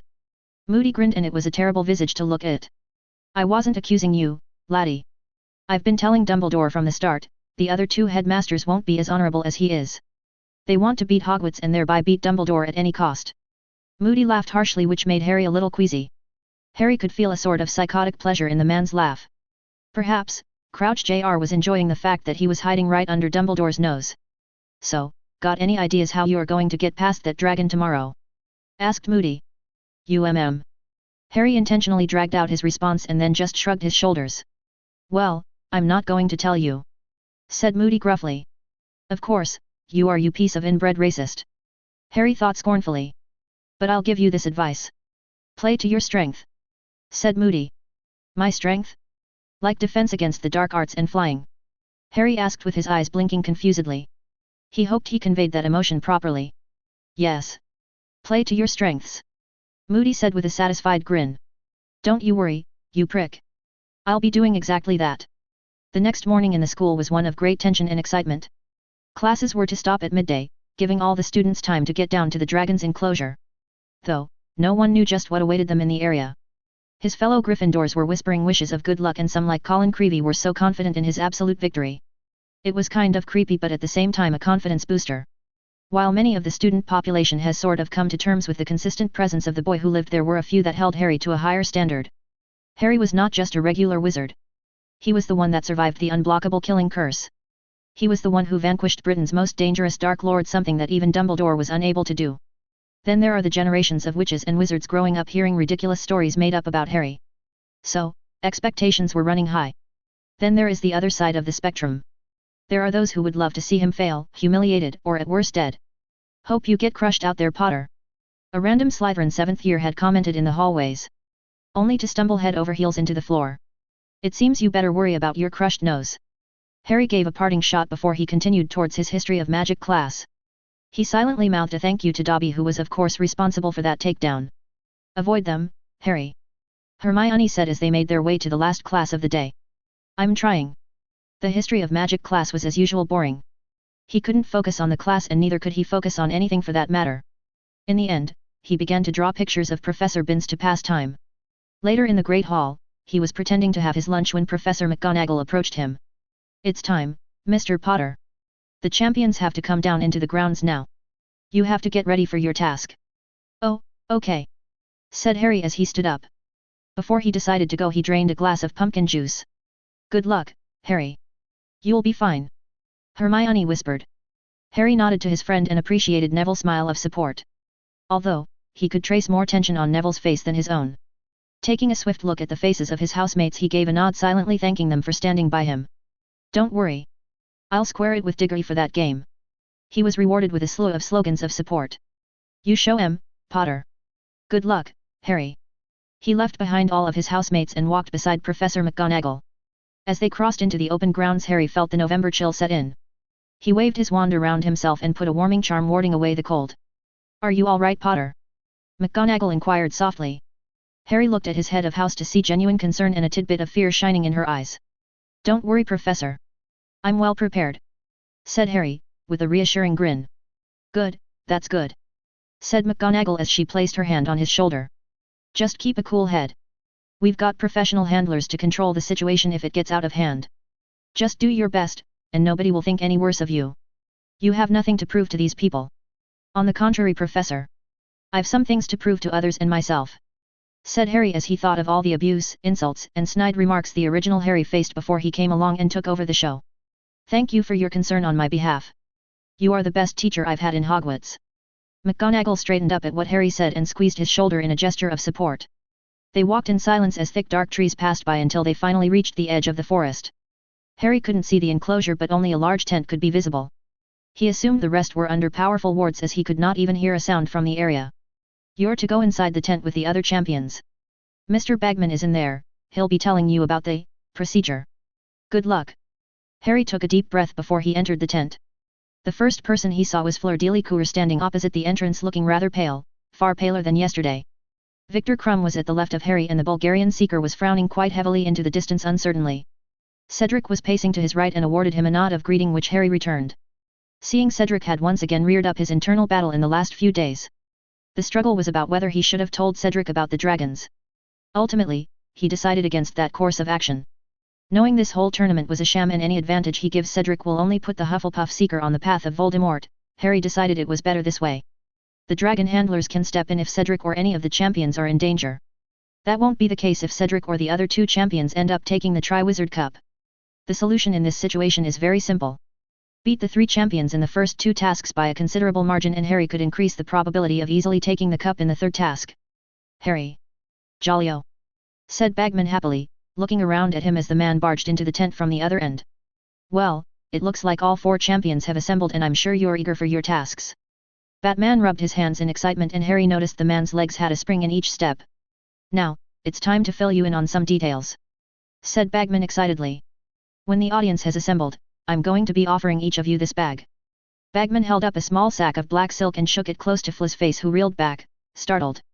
Despite the reaction Bagman garnered from the French champion, Bagman continued in his jovial tone. In this bag, there are 4 models of the thing you are about to face in the task before you. They are unique and different so you will be selecting them at random. Keep everything fair and square, Your task however is to collect the golden egg. Harry nodded at Bagman to show that he understood and then the waiting began. He sat cross-legged on the floor and closed his eyes keeping his eyes blank. Growing up he had a bit of a problem with his attention span. A lot of medication and tricks were used to cure this shortcoming until finally meditation sort of clicked. Half an hour meditation each day was a norm and there was a considerable improvement in his attention span in 1.5 months. Keeping his mind blank he concentrated solely on exhaling and inhaling. He stayed that way until Bagman shook him awake. Apparently, the time was up. Ladies first, said Bagman, offering the silk bag to Fleur. Fleur put her hand into the bag, pulled out a scaled model of Welsh dragon with a tag that said 2 tied around its neck. Fleur gulped as she stared at the snarling visage of the small dragon before it dissolved into sparks of light. Harry watched Cedric become pale white reminiscent of a ghost. He was curious whether the Hogwarts champion had it in him to win the task without being forewarned. Harry pulled his attention back to Bagman who offered the bag next to Krum who pulled out the Chinese fireball. It had the number 3 tied around its neck. Krum just looked down morosely and stepped back. Batman approached Cedric who gulped in fear and put his hand into the bag. Cedric came out with the Swedish short snout having the number of 1 on its neck. This left Harry at number 4 and in his hand sat the jet-black Hungarian horntail. The model dissolved away into sparks of light while he listened to Bagman speak. Each of you will face the dragon you picked from the bag in the numerical order as seen on the tags. Now, I'm going to have to leave you in a moment as I'm commentating for the task. Mr. Diggory, you're first. Just go out into the enclosure when you hear a whistle, all right? Now, Harry, could I have a quick word, outside? Of course, Mr. Bagman, said Harry, and followed the excitable man who walked him out of the tent near a tree outside, and then turned on him with concern shining in his eyes. Feeling all right, Harry? Anything I can do to help? No, thank you, said Harry. Got a plan? Asked Bagman, and then lowered his voice and leaned forward conspiratorially. I don't mind helping you a bit. You are the underdog here. Anything I can do to help? I've got this under control, Mr. Bagman, and thank you for your concern. Oh, no need to thank me, Harry. Only happy to help, smiled Bagman. You sure you are okay? Nobody would know. No, thank you. I've got a plan. Good. Good, Harry. Then the whistle blew. Oh, look at that. I've got to run. Good luck, Harry. Bagman went on his way and Harry returned to the tent. He watched Cedric preparing to go into the enclosure. Good luck. He whispered and patted the Hogwarts champion on the back, which seems to have restored a bit of life to Cedric's face. Harry sat cross-legged on the floor as Cedric made his way into the enclosure. Seconds later he could make out the roar of the crowd and the task began in earnest. Now, the long wait began. Ch11, the first task P2. The crowd screamed, yelled and made all possible hellish sounds possible. In between, Harry could make out some broken commentary from Ludo Bagman. The words like daring and wicked were thrown around from time to time. Harry couldn't gauge what exactly was going on other than the fact that the crowd was suitably entertained. Then the crowd fell silent and for a time there was very little sound other than a few garbled commentaries. Then the whistle struck again and it was Fla's turn. Harry watched as the French champion stepped up to her task. Then the waiting began. Same as before, the crowd went ballistic at Fla's entrance and from there it went on. Harry sat straight and fished out his wand from his wand holder. Just to be on the safe side he began applying flame-repelling charms on his body as well as his clothes. He also decided to do away with the cloak. While he didn't expect to move around a lot, he wasn't leaving anything to luck. The cloak could prove detrimental when the task commenced. With that in mind, he applied a shrinking charm on the cloak and placed it safely in his pocket. With the cloak gone he was dressed in his pants and shirt with a sweater on top. Soon Fla's task came to a speedy conclusion. Then it was Crumb's turn. Harry didn't have to wait too long before he heard the thundering applause and then a relative silence. He waited for his turn patiently while his mind went through the spells he was going to use. The whistle came, signaling for his entry. Finally! He muttered before he walked forward.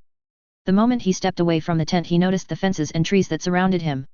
The great enclosure was filled with people he barely recognized. There were too many to focus on and he dared not focus on people when the yellow eyes of an apex predator was watching his every move. The distance between Harry and the dragon was not that much but it was workable. The sheer size of the dragon gave him a pause though. No amount of practice sessions with stone golems in the roar did any justice to the true Hungarian horntail he was facing. This was indeed the most powerful and dangerous dragon in the world. Despite the instinct of fear drilled into his being, he walked forward. He took clear measured steps and wanted to see what would provoke the dragon. The moment he approached a certain distance the dragon let out a soul-chilling roar and he could even make out a few cries of despair from the audience. The dragon all of a sudden reared itself and launched a torrent of fire straight in his direction. Harry's movement was swift. With the holly wand in his palm pointed downwards he made a small spin with his magic thrumming through his veins. The pure rush of magic was incredible, especially when he watched as the flames of the dragon drowned his shield. Indemitus. The shield spell was so difficult to perform but so useful as well. He could feel the sheer magical energy it took to construct the shield, but he has been practicing this spell for a while now. The patroness charm felt more difficult than this one. Now, it's time to show this dragon who's running the show, he thought, flickering his wand at the energy barrier protecting him. The kinetic force behind the jet of flames was turned outwards in a single concentrated blast and the flames were smashed away if only for a while. But that was the opportunity he was looking for. Eventurum Ventus. The next spell was an air elemental spell that pulled a mini cyclone out of the tip of his wand. The hot air and the remaining fire from the horntail were blown right back towards the dragon under a powerful press-sunrised wind. The dragon reeled back, but he doubted the dragon was hurt in any sense. But, the dragon's focus was shifted and that was his window of opportunity. He could hear the roar of approval from the crowd and Ludo Bagman was excitably shouting from wherever the man was commentating. Harry raised his wand towards the sky and pictured the spell in his mind. Tridenti Fons. The tip of his wand glowed with a blue aura and a blue trident fired off into the sky. The trident followed a parabolic path and its 3 prongs separated mid-air, striking before the dragon in the ground. What was that spell? Our young champion seems to have overcome the flames of the dragon and is now attempting another spell. Bagman excitedly chatted away. Oh, look!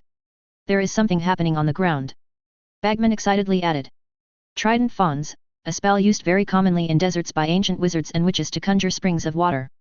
It is said, the spell originated from ancient Greece when a wizard and witch competed to be the patron of a city. To be precise, the spell has connections to the myth behind Poseidon and Athena's struggle to become the patron of Athens. Poseidon is said to have gifted Athenians a salt spring while Athena supposedly gave them an olive tree. Without fire, there is no smoke. Harry thought, as the ground before his eyes rumbled, and water began to sprout out in abundance. Every myth has a pinch of truth buried deep inside. But, myth and truth held no sway in the present situation. Only magic matters. Magic is might, Harry discerned, as water began to flood the enclosure. Flooding the enclosure was not his plan. Why would he drown himself? The water was only the first part, now comes the hard part. Harry raised his wand and added a full clockwise spin. Suc Fusio. It was the first water spell he practiced when he decided elemental magic was the way forward to combat a dragon. He had repeatedly tried to make the spell more efficient, but he was not at a level where he could pull water out in an explosive torrent from the tip of his wand. That left him with a sole option. Use two spells. One was for pulling water in large quantities while the other manipulates said water as a weapon. The tip of his holly wand shined silver blue and the water before him converged into a storm of swirling mass. A sharp jab with his wand saw to it the water surged forward and struck the horntail head on. The Hungarian horntail let out a bellow of anger as it took on an element of nature. But, Harry was nowhere near finished. He focused the spell so that much of the water was dragged out into the open upon the dragon before he let the spell fail. Now, water alone was only going to annoy the dragon. He could already see the horntail was largely unbothered except for the fact that it was using its tail and wings to shield itself from the onslaught of his spell. To truly make an impact on the dragon, a mere water spell was not enough. It required one more spell. Pruin Ventus. Frosty gales of wind blasted out of the tip of his wand. It helped the climate was damp and cold as his spell was positively reinforced by nature itself. The dragon was now feeling the effects of his spell. Along its thick scales, frost began to form up as the water solidified in an instant. Sure, the dragon was not going to shiver to death or anything, but Harry could already see the dragon was reeling under this swift turn of temperature. Harry could hear Bagman enthusiastically describing the spells and their effects to the crowd. Frankly, the man had his work cut out for him as the crowd was screaming so loud he could feel pain in his ears. Keeping that aside, this was his perfect chance as the horntail was sufficiently distracted and weakened. Transfiguration was not his strong suit, but there are ways around transfiguration and still use its effects to his advantage. He dipped his mind into his inventory of spells and pulled out a charm that was suitable for the situation. Avis. A flock of golden-colored birds appeared out of the tip of his wand circling his head. Oh, look, folks. Mr. Potter has used the bird conjuring charm. What is he planning?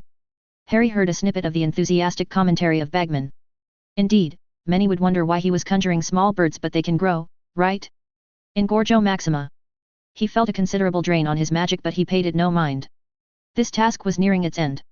The small birds grew to the size of horses. There were 7 giant birds circling above him and the horntail clearly felt threatened by them. Finally, Mr. Horntail. Our encounter is coming to an end and you can go bother someone else. Harry thought as he held both his hands up gripping the handle of his wand and jabbed in the direction of the dragon uttering another spell. Apuno. The effect of the spell was instantaneous. The giant golden birds shot through the air like bullets and began to hound the dragon, and that was Harry's chance. Oxio Golden Egg. Unfortunately, the egg didn't make a move. He could hear Bagman saying the egg was covered with anti-summoning charms. The only reason he didn't begin with the Oxio spell the moment he entered the enclosure was that he feared the dragon would snap at the egg and somehow damage it. If the egg is damaged he may lose points. Even if Oxio didn't work, he held another spell at hand.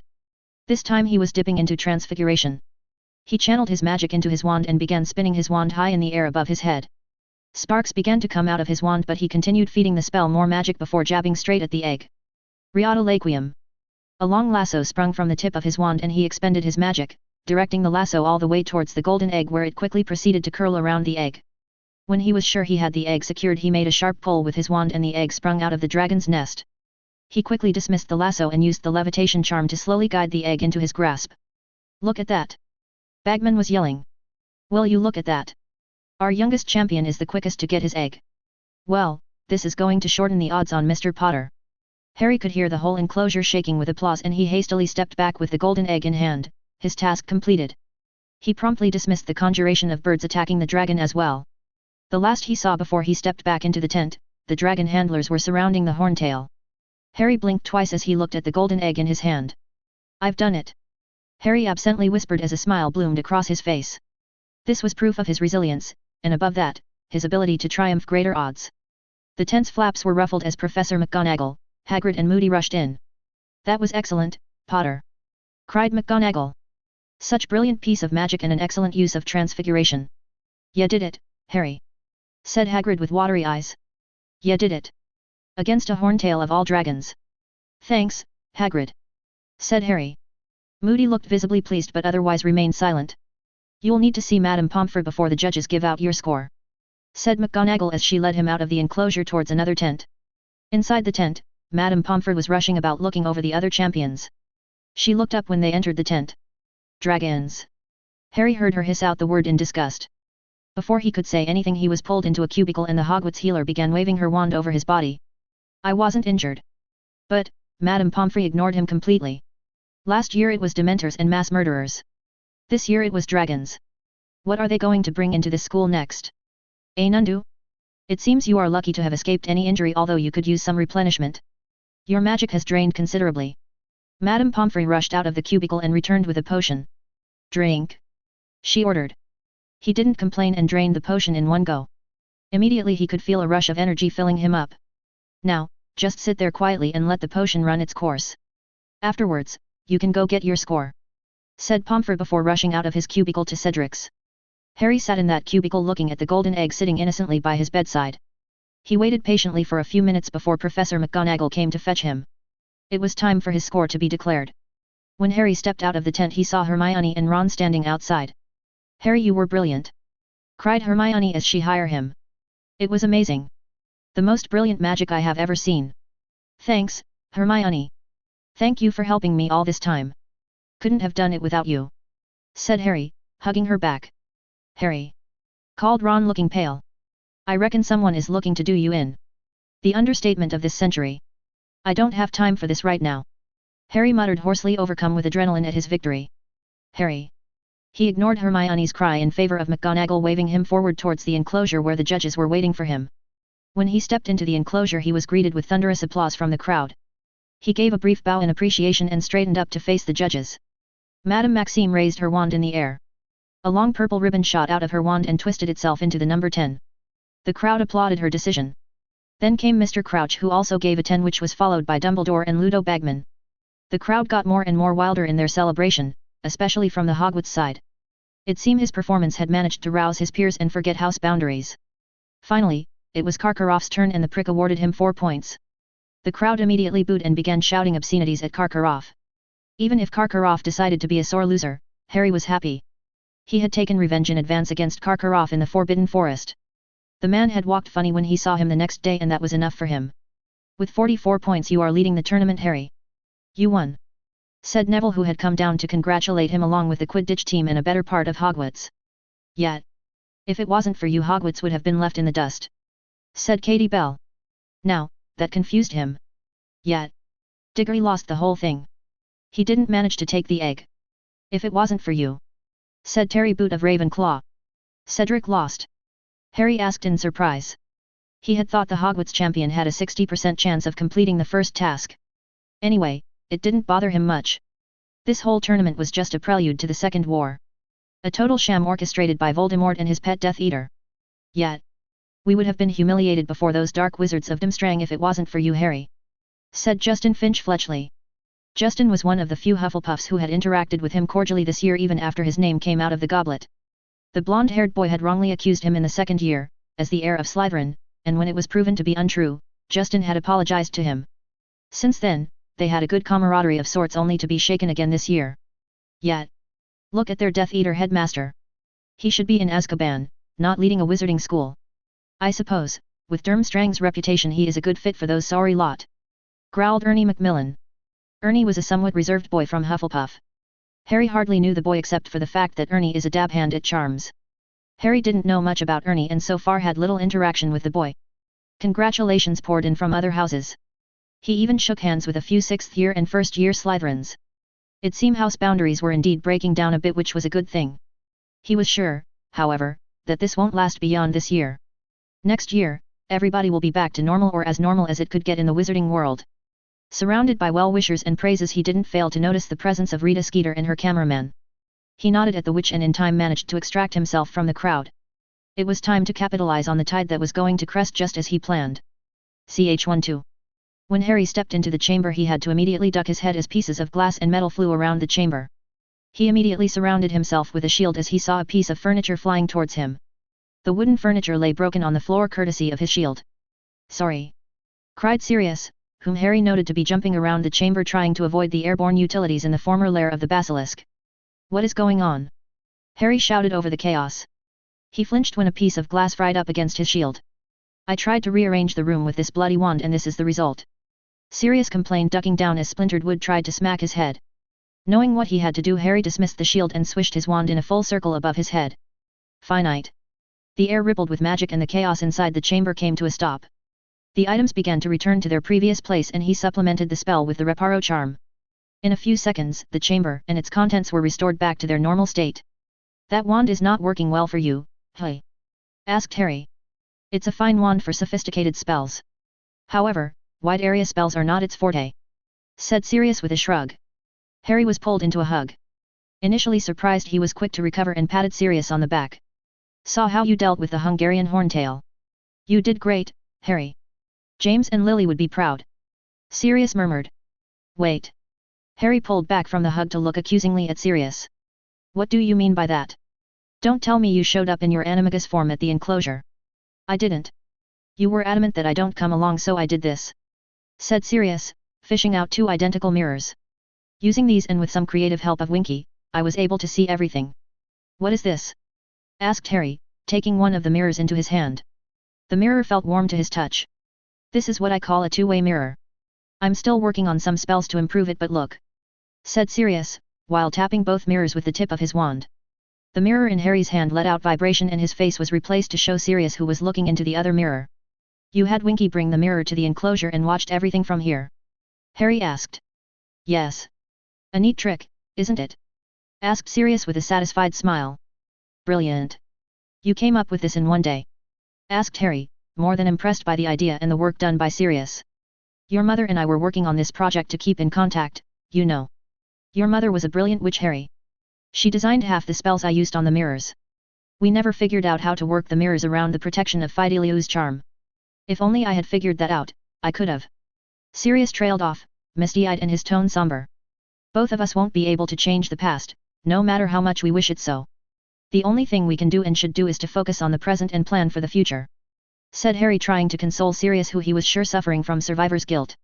"You have changed," Sirius observed. When Harry raised his eyebrow questioningly, Sirius merely laughed it off.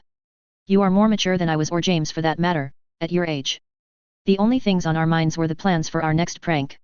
Well, James was always obsessed with your mother more than anything else. Those were the days." Sirius trailed off with a faraway look on his face. "You should really take a shave. You look the part of an escaped convict," said Harry, trying to change the subject. "I'm an escaped convict," Sirius reminded him. "Not exactly. You were never convicted." "Semantics, Harry. For the world at large I'm guilty," said Sirius. "Perceptions can change," said Harry before taking out an envelope from his pocket and offered it to Sirius. "What's this?" asked Sirius, accepting the envelope, which he noted to have a broken seal. "A writ petition to quash any and all legal proceeding against you on the basis of your unique circumstances," said Harry. Sirius looked struck for a moment and looked at Harry as if seeing him for the first time. "Harry, how did you? Forget about anything else. Just read the papers and sign them. There are 2 petitions inside. One for the British DMLE, contesting the Ministry's claim you are a criminal or a convict based on the fact that you remain in remand custody pending trial for more than 12 years. The other is for the ICW court, to quash the entire case on the basis of your lack of trial and your extended stay on that barbaric place the British Ministry call a prison," said Harry. Sirius once again opened his mouth to say something, but then thought better of it. Instead, Sirius began to read the 2 parchments he drew from the envelope. "I contacted Gilbert, Poole and Tonks in regards to your case. Your cousin Andromeda Tonks contacted me this morning, but I put it off in favor of the first task. She says she won't be able to reverse the Ministry's charges against you permanently. But, she can suspend them temporarily in favor of demanding a trial. You will have to appear before a full Wiesengamot." "Is that even possible?" asked Sirius in surprise. "You are the last living Black. You are Lord Black and you have been kept in Azkaban without a trial for 12 years. Your ascension to the head of House Black is more than enough to strong-arm the Ministry to give you a full court hearing. The other Lords of Wiesengamot won't deny the trial, as it represents a dangerous precedent if you are denied a fair trial. Malfoy and his cronies will be snubbed no matter how much they try to overturn the trial. I genuinely can't believe this is happening." "How did you do all this, Harry?" asked Sirius with wide eyes. "Nothing has happened yet. But, I will see you walk free at any cost," said Harry. "Harry, you don't know the Ministry as well as I do. They won't reverse their decisions that easily. If we had that filthy rat..." Sirius trailed off. "Don't worry about any of that. The Ministry will give you a trial. If they won't, I have a plan for that scenario as well," Harry promised. Harry walked out of the chamber with Sirius's signature. Having Sirius declared a free man was his priority, and he was adamant for that to happen before the 4th year ends. While he certainly doesn't expect Dumbledore to be all-knowing, the mere fact that Sirius alone was denied a trial was spooky. At least, that's what Andromeda Tonks had written to him in her letter. If Andromeda is right, and he has no reason to disbelieve her, then either Dumbledore was plain ignorant or the old man just turned a blind eye as Sirius was a wild element on the board. With Sirius thrown in prison, Dumbledore had a free hand in throwing Harry to the tender mercies of the Dursleys. Speaking of the Dursleys, he made a mental note to give them a warm present for abusing a helpless child. There are vivid memories of what the original Harry went through at the back of his mind. All the physical abuse and mental torture have to be repaid in kind. Justice demanded that he do so. At the same time, he didn't want to hurt Dudley Dursley. The kid's only crime was being born to Petunia and Vernon Dursley. I'll have to think of something for the Dursleys. At the same time, it should not be too harsh to affect Dudley. Or maybe, Dudley could use some trouble in his life to set him straight. The Gryffindor common room was packed with students. Harry could barely take 2 steps before he was surrounded by well-wishers, handshakes, and whatnot. Professor McGonagall has apparently turned a blind eye to the celebration that was going on. The prefects who were supposed to keep everything in order were enjoying the party as well. He saw all sorts of activities going on and he was forced to participate in or witness each one of them. There was the poetic retelling of how the other champions fared against their dragons. Lee Jordan was the orator and Harry was suitably impressed by Lee's imaginative and oftentimes funny retelling. Seamus Finnegan and Dean Thomas worked themselves up to portray Cedric Diggory and his transfigured rooster. Apparently, Cedric had transfigured several stones to roosters to distract the dragon. It didn't work too well for the Hufflepuff seeker. The dragon was more than capable of assessing the threat posed by a rooster to be non-existent and focused on Cedric instead. The Weasley twins on the other hand were up to their usual antics. Those two stormed the common room with a collection of prank items. There were these berries that let someone breathe fire out of their nostrils. Canary creams that turn anyone into a giant canary upon eating them. The Weasley twins were ingenious and unpredictable with their inventions. Harry found Neville who was sporting a mini elephant trunk on his somewhat chubby face. "You okay, Neville?" asked Harry. "I'm fine, Harry. I think it's funny," said Neville. "It's funny. Too bad you don't have the tusks. That would have been cool," said Parvati Patil, laughing with Lavender Brown. "That's a good idea, Parvati," said George. "Yeah, we will add that in the future," said Fred. "Hey, Harry." Hermione also joined them with Ron who was lagging behind Hermione awkwardly. "Hey, Hermione," he greeted back. "So, I can't help but notice there are too much food and drinks. Where did all this come from?" asked Hermione. "Where does all the food and drinks in Hogwarts come from?" said George rhetorically. "The house elves," answered Fred with a bright smile. Then Fred widened his eyes and began exaggeratedly shaking his head. "What else, good Mr. Weasley sirs? Love those creatures. They are the best minions one could ask for. Right, George?" "Right you are, Fred," said George. "Say, you wouldn't know where the kitchen is, would you?" asked Hermione innocently. "Yeah, sure. A concealed door behind the painting of a bowl of fruit on the first floor." Fred stopped and looked suspicious at Hermione. "Why do you ask?" "Just curious," said Hermione, a tad too quickly. "Going to incite rebellion among them, are you? You going to use those leaflets of yours, are you?" asked George. "Good luck trying to do that. They love doing chores. The more work a house elf have the merrier they become," said Fred. Hermione just pursed her lips. One could see she was drawing up plans behind her eyes. Truth be told, Harry was not exactly opposed to Hermione's general idea to have a welfare system for the house elves. Those creatures were dead useful, not to mention the best loyal companion one could get. The house elves ought to be treated with dignity and they ought to be compensated in some form for their work. But, that doesn't mean he was entirely comfortable with Hermione's idea of liberating house elves. If such a powerful race of creatures prefer serving wizards and witches, there must be something going on in the background. He was sure there was some piece of the puzzle he was missing. Why else would house elves only serve wizards and witches? Why don't they just serve other magical races like goblins, vampires, centaurs, etc.? What is so unique about wizards and witches that the house elves find appealing enough to bound themselves in servitude? Harry. Ron meekly called. Harry's first instinct was to ignore the annoying redhead, but then thought better of it. If he continued to ignore Ron, the attempts to rekindle their broken friendship will only persist in the coming days. For the sake of avoiding any future drama and recognizing that he was dealing with a 14-year-old kid, Harry decided to wrap the issue then and there. "What's up, Ron?" "Harry, I'm sorry," said Ron with his ears turning beet red. "Okay." Harry nodded. "So, we are fine? I mean, you aren't mad?" stuttered Ron. "If my memory serves me right, you were the one who went mad and threw a temper tantrum. You accused me of lying and cheating, remember?" I'm sorry, Harry. I don't know what else to say," said Ron. "I don't want you to say anything. Just remember that each of us has our own problems and I hardly got to choose the problems that I'm getting saddled with. I'm so sorry, Harry. I was just angry and frustrated. Forgive me, Harry. Harry let out a sigh and shook hands with Ron. The boy was just too young for him to do anything else. In time, Ron could overcome his faults on his own. I may forgive but I won't forget. I can't afford to when I'm facing enemies from all sides. Harry thought even as he joined the party in earnest. Ch13, Scroots. When were you going to tell me you were going to do this? Asked Hermione in a cross manner while sticking the front page of the Daily Prophet into his face.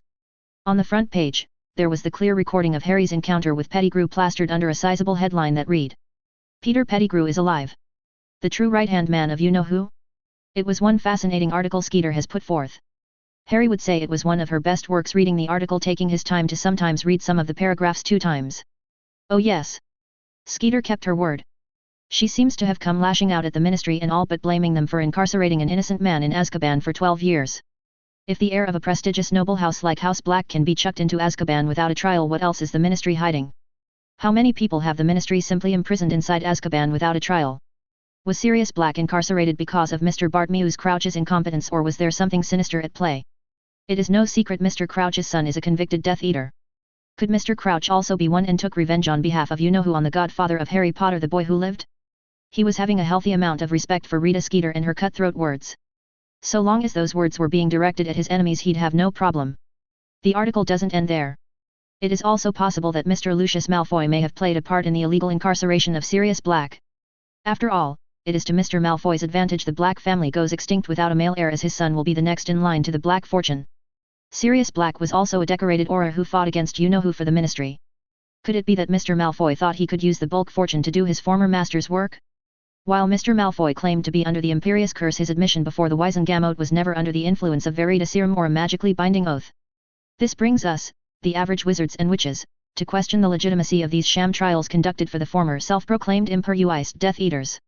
If the ministry is responsible for a grave injustice like imprisoning an innocent man in Azkaban, what else have they done? What other dark secrets are the ministry keeping hidden from the eyes of the average wizards and witches? While Harry was impressed with Rita Skeeter's persistent attacks against the ministry and Lucius Malfoy, another major article on the 3rd page exceeded his expectations. Malfoy Snape Crouch. The Axis of Evil? The conspiracy to assassinate the boy who lived via the Triwizard Tournament. The attack at the World Cup. Is the ministry involved in the cover-up? The greatest cover-up of this century. Death Eaters walking scot-free while heroes languish in prisons. These were the headlines of other articles regarding his performance and selection in the tournament, and Skeeter makes several leaps and conjectures. Basically, she blames Harry's entry into the tournament on Malfoy, Crouch, and Snape. The ministry is involved in a big conspiracy, and good working wizards and witches could all be thrown into prison by the evil ministry. This was the general tone of her columns. Harry was quite surprised at Skeeter's blatant attack on Malfoy of all people. The last time he spoke she was afraid of Malfoy's influence on the Prophet. But now all of a sudden she was attacking Malfoy head-on. What changed? It can't be solely based on the blackmail material I have over Skeeter. Harry thought with a frown as he read the article greedily. Someone else must have a stake in bringing Malfoy down. But who?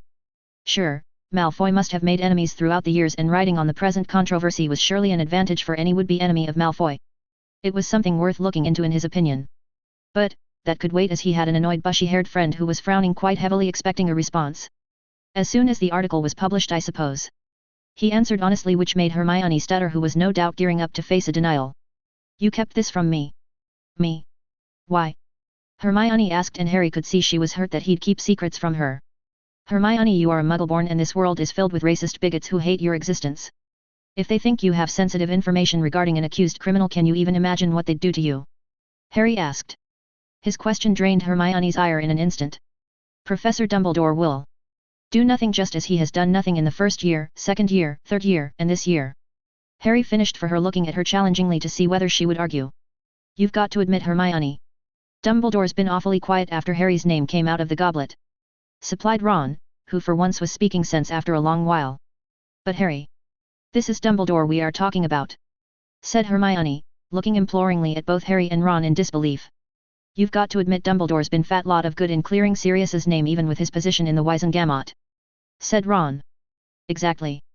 Harry agreed, finding himself pleasantly surprised by Ron, who was rather insightful in the matter. The kid was not hopeless, it seemed.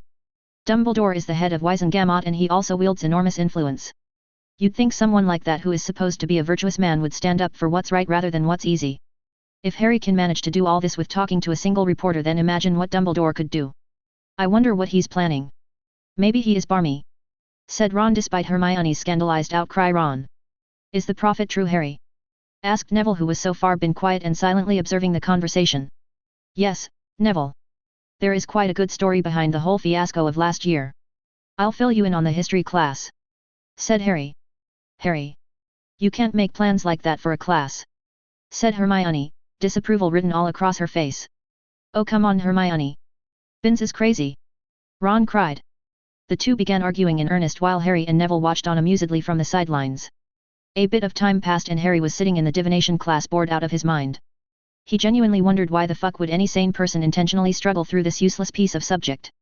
He had of course given a written request to McGonagall to have his divination classes cancelled in favour of something more useful like arithmancy. Of course, the deputy headmistress has been less than impressed by the request and merely gave him a crisp "I'll think about it" before shooing him away. This was before the first task. Since then, he has been buttering her up slowly here and there to escape this hell created by the most lunatic person in Hogwarts, and that was saying something. Harry could not stand to breathe the same air as Professor Trelawney.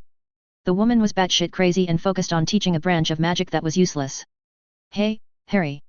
How did you die this time?" asked Seamus Finnegan, who was sitting directly behind his seat.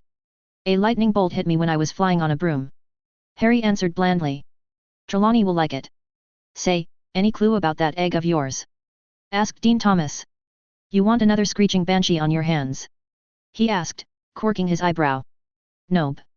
I'm good," said Dean, blanching at the thought of gracing the sweet music that came out the last time the egg was opened in the common room. "What could that mean though?" asked Neville, who was sitting beside Harry. "Maybe Harry has to brew the mandrake potion," Ron suggested. "I don't think that's the one, Ron. They brought dragons for the first task. Surely, they are going to bring some magical creature that has a shrill screaming voice," Seamus reasoned. "What is that, dears?" asked Professor Trelawney, approaching their general direction. I was asking Ron whether Pluto is kind on me, Professor," said Seamus, barely holding back a snicker. "Well, death is circling you, Mr. Finnegan. But not so much as our dear Mr. Potter," said Trelawney, letting out a dramatic shudder for the effect. "It'd have been fun if it wasn't for the fact that Harry hasn't been seeing this stunt for quite a while now." "Why the delay then? Wouldn't he get tired of circling around and getting cross-eyed by all the circling he has been doing for a long time?" Harry snapped out before he could control himself. Trelawney discarded his snarky tone in favour of dramatically throwing her head back and shaking her head side to side like a mad horse. "Oh, but dear. Death is a patient entity. It strikes in the most unexpected of times." Harry scowled while swallowing the urge to snap back at this loon. Instead, he went back to thinking of other more important matters.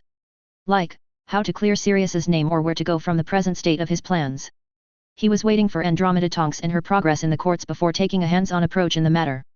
There was yet a card to play, but he'd rather not play that card until there was another tangible way of getting Sirius a free man. If divination was bad, the care of magical creatures class left him stumped. On one hand, Hagrid was a friend and a gentle soul, most of the time. Hagrid's gentle nature took a back seat when it comes to dangerous creatures. From Harry's observation, Hagrid thought of dangerous magical creatures as misunderstood puppies. It'd have been not much of an issue if Hagrid kept that fascination to himself. Sadly, Hagrid was adamant everyone else learns to befriend and handle dangerous creatures.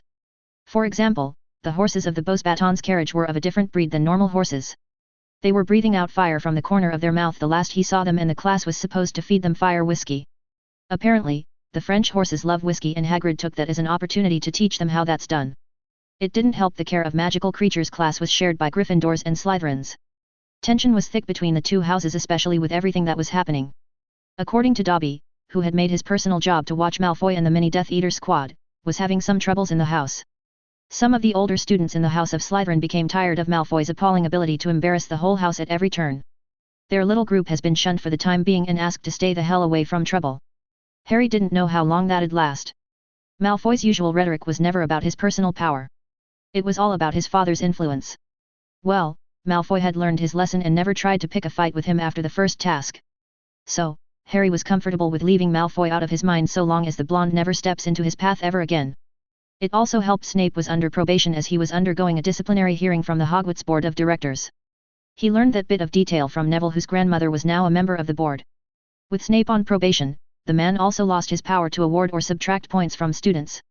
Same with detention, and this made Hogwarts a better place as the greasy bat of the dungeons focused on teaching for once instead of being a douchebag. Harry flinched as the Scroot he was handling turned its scaly body into a bludgeoning weapon and smashed on his knees. It was by luck he had the presence of mind to cast a hasty protego, else he would have had a broken leg. Easy does it, Harry. You handle them with a gentle touch, cried Hagrid. Harry stared incredulously at Neville, who shook his head in disbelief while looking at the Scroots with unabashed fear. Hagrid on the other hand continued on with his explanation to the class. I'm not sure whether they hibernate or not, Hagrid told the students who were desperately trying to wrestle the Scroots into their paddocks. We'll just feed them and keep them in these boxes. There were 5 more Scroots left to be locked in their paddocks, and they were causing mayhem all around. They were fighting the students every step of the way while they were also fighting amongst themselves. In Harry's opinion, the Scroots should be allowed to fight amongst themselves. That way, they could all sit back and watch while they tire themselves out.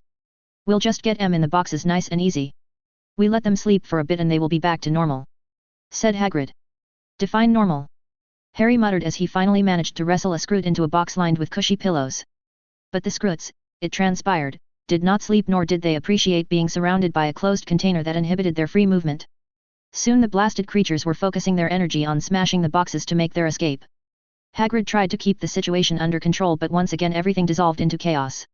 The Scroots broke through and began a whole new rampage.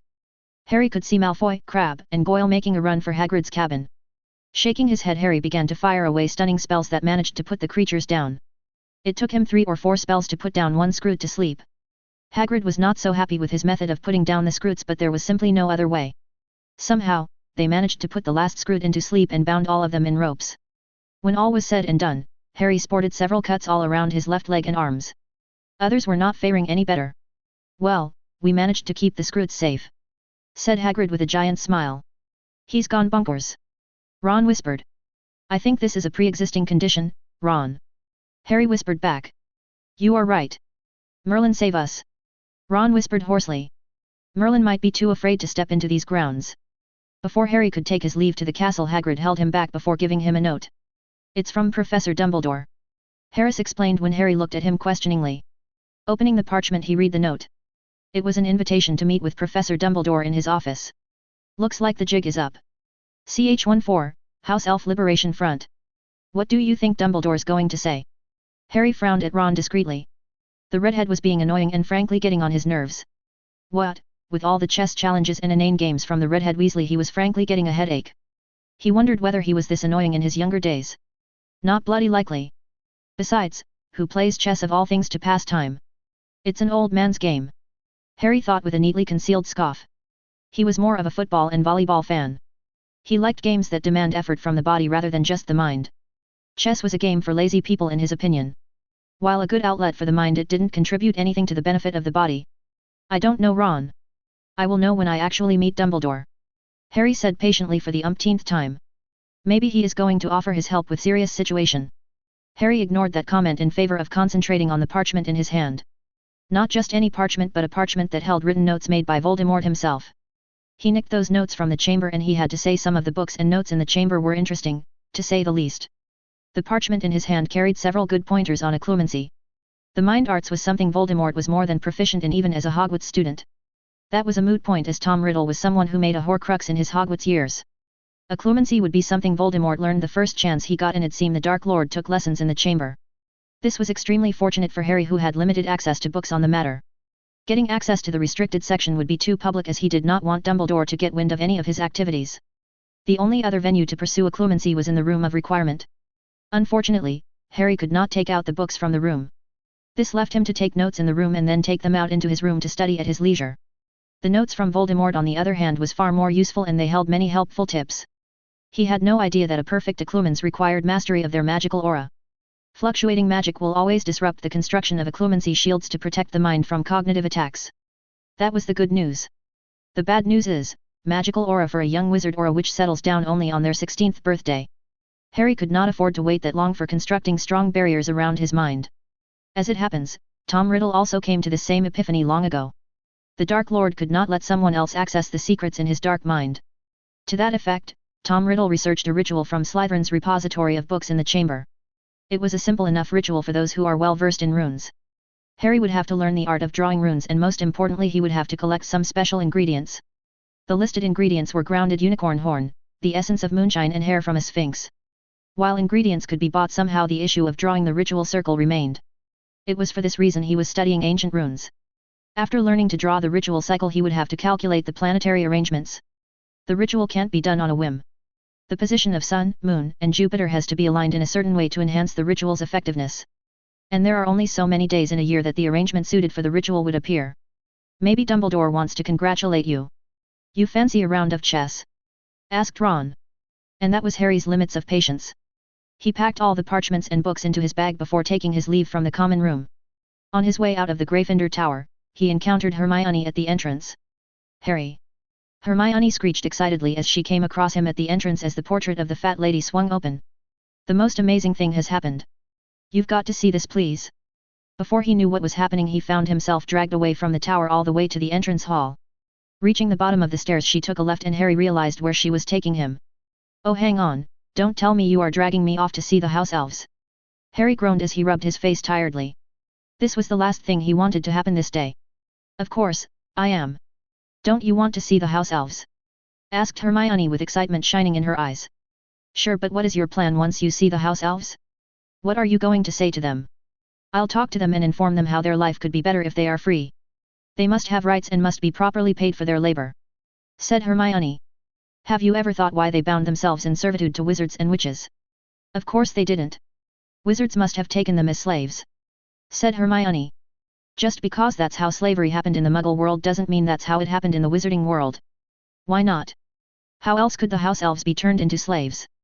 Hermione, you know as well as I do wizards and witches of the past were not that magically strong.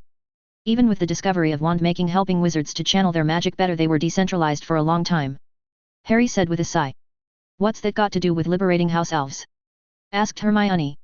Do you really think wizards of the past were strong enough to enslave an entire race of magical beings that could wield magic with far more potency? House elves can teleport through wards, they can perform magic that outperforms a wizard and they don't even use a wand. They never get tired of using magic and all my research points out that house elves do not face magical depletion. But, that's not relevant. Said Hermione with a frown. I want to free them. It is relevant. We must know why they are serving wizards and witches. Why have they not bound themselves to goblins? Surely, the goblins have a lot of work in their minds and house elves are cheap labor. Plus, you already know goblins have a sort of caste system inside them. They literally keep a portion of their kind as slaves. So, why have they not used house elves? Maybe, the house elves didn't want to serve the goblins or maybe wizards forbid house elves from serving the goblins. Reasoned Hermione, suddenly intensifying her glare to McGonagall levels. Harry knew that look. It was the look his bushy-haired friend would get when she decided to staunchly defend something. Opinionated teenage girls are the worst. Harry thought in the confines of his mind. Wizards do no such thing. Well, at least that's what I found out in my brief searches of some history books. Wait. You looked into history books? Asked Hermione in surprise. You don't have to be that much surprised. I am interested in seeing house elves getting fair treatment, a good wage for their hard work and dignity. So, of course, I looked into their history as much as I can in a short time. That's good, Harry. But, don't you think you are reading into this all wrong? Dobby is a free elf and nothing has happened to him. Hermione pointed out. Well, Dobby is not free per se. He said somewhat lamely. What? Hermione blinked in surprise. Dobby bound himself to me. Hermione looked horror-struck as if he slapped her. Harry, you! How could you? Hermione screamed. Oh, don't throw out your morals at me. I pay him for his work.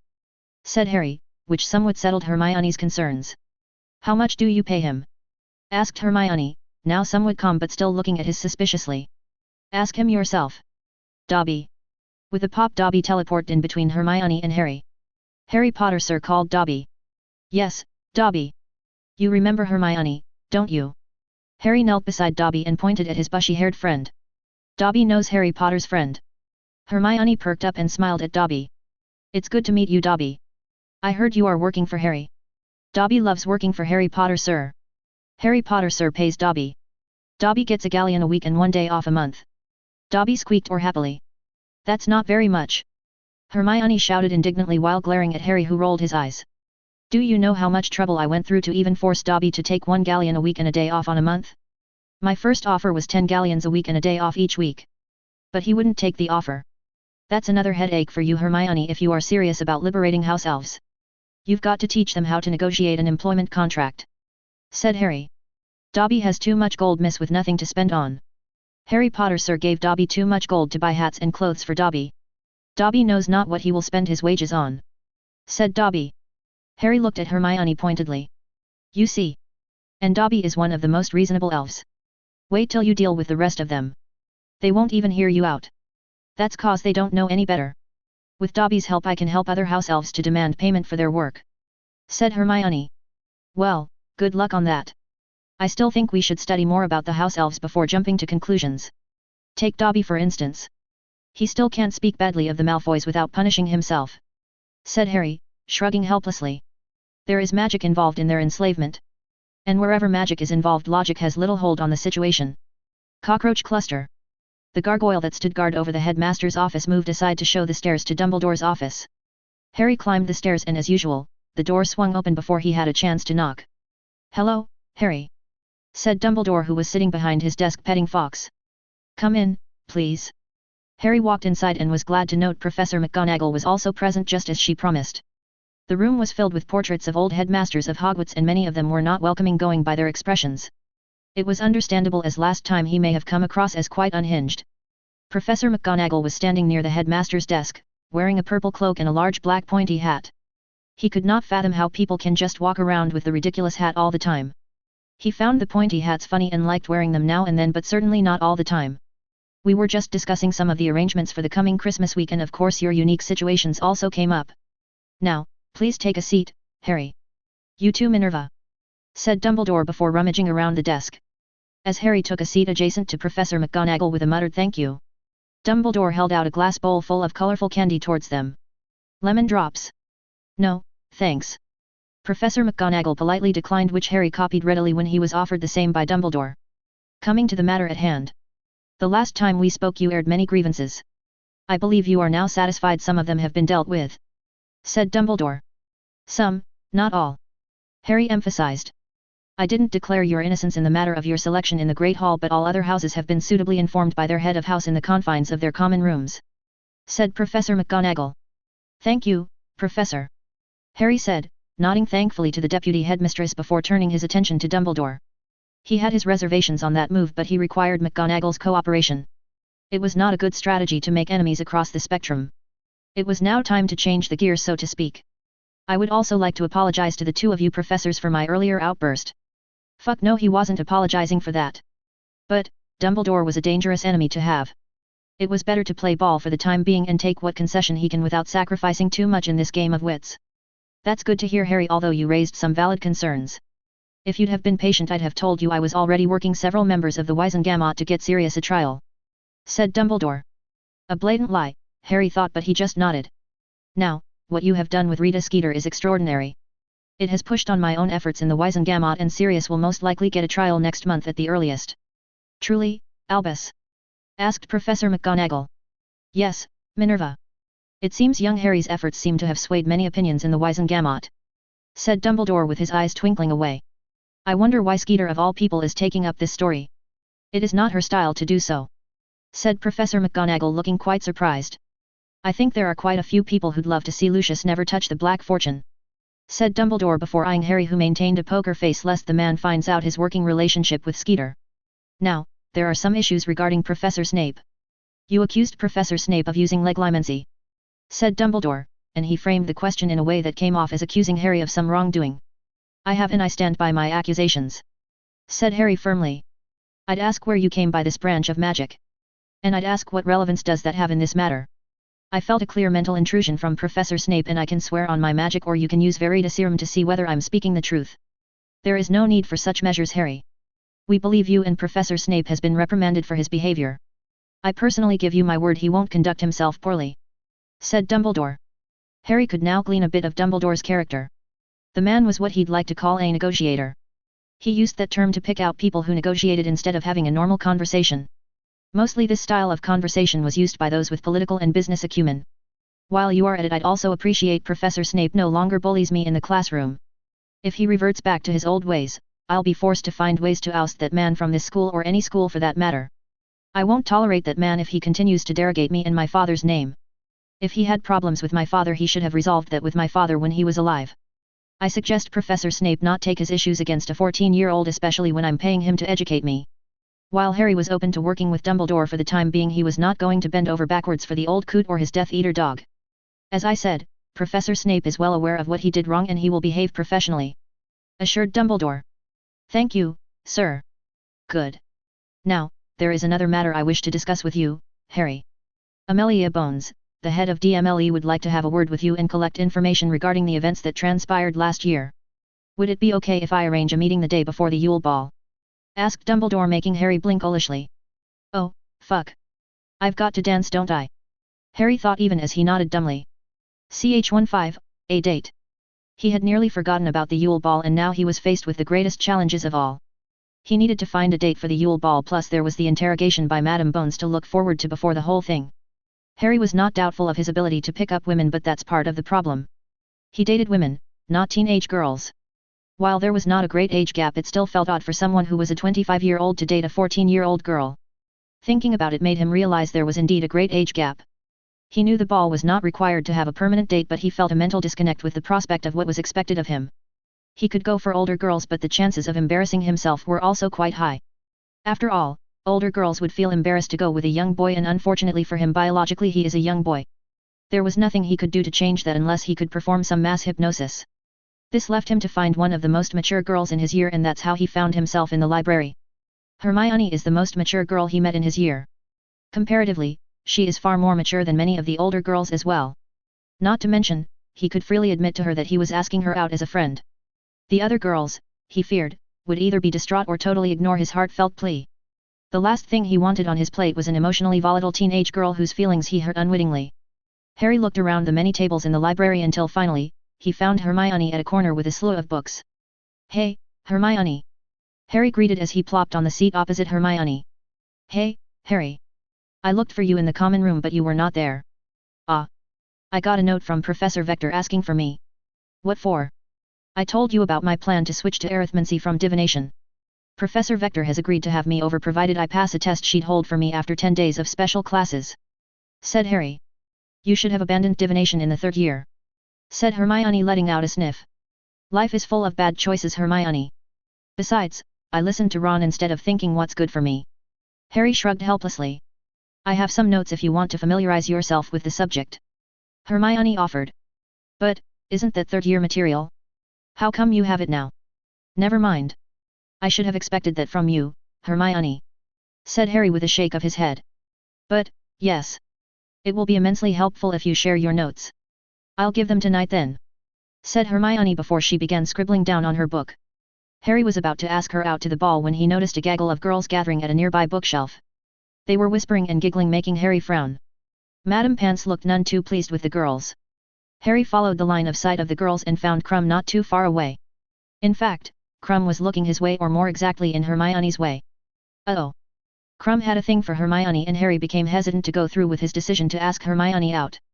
Krum certainly liked Hermione by the looks he was throwing Hermione's way, and he doubted Hermione was that ignorant as she played it out. If the one thing he learned about women all these years was that they never missed the details. They have a keen sense of taking in all the details, some of which men stupendously ignores. So, he was not so sure whether Hermione was blind to Krum's intentions, and he suspected she chose a wait-and-see approach. Harry once again looked at Krum, who was hanging behind the bookshelf silently staring at Hermione now and then.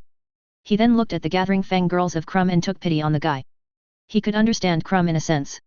The guy wanted some peace and quiet, which Hermione seems to give him, and that made him all the more attracted to her.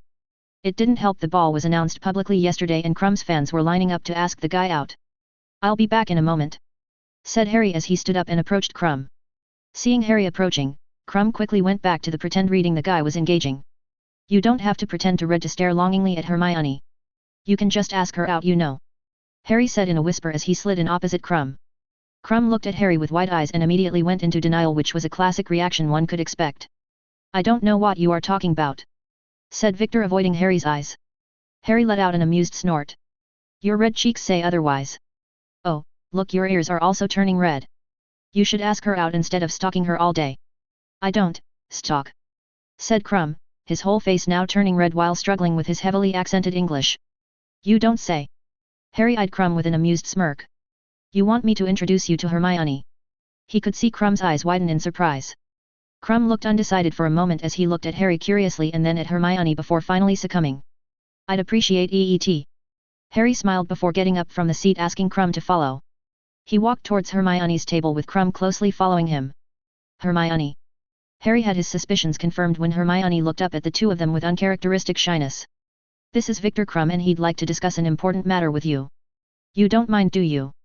Harry asked, and before Hermione could respond he pushed Krum into the seat opposite Hermione.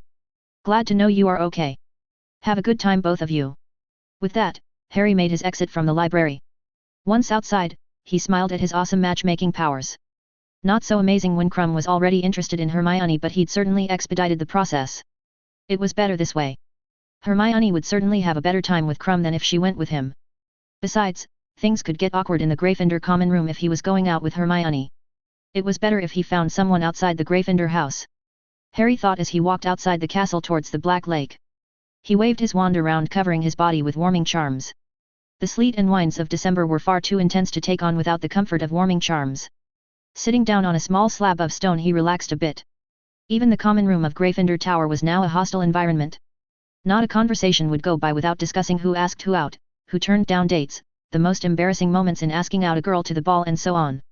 It felt like he was living in a soap opera skit where all the characters are discussing the most inane things they could think of for the sake of drama. Bloody immature teenagers. He uttered before a flutter of wings caught his attention. Hedwig swooped in with a letter clutched in her talons.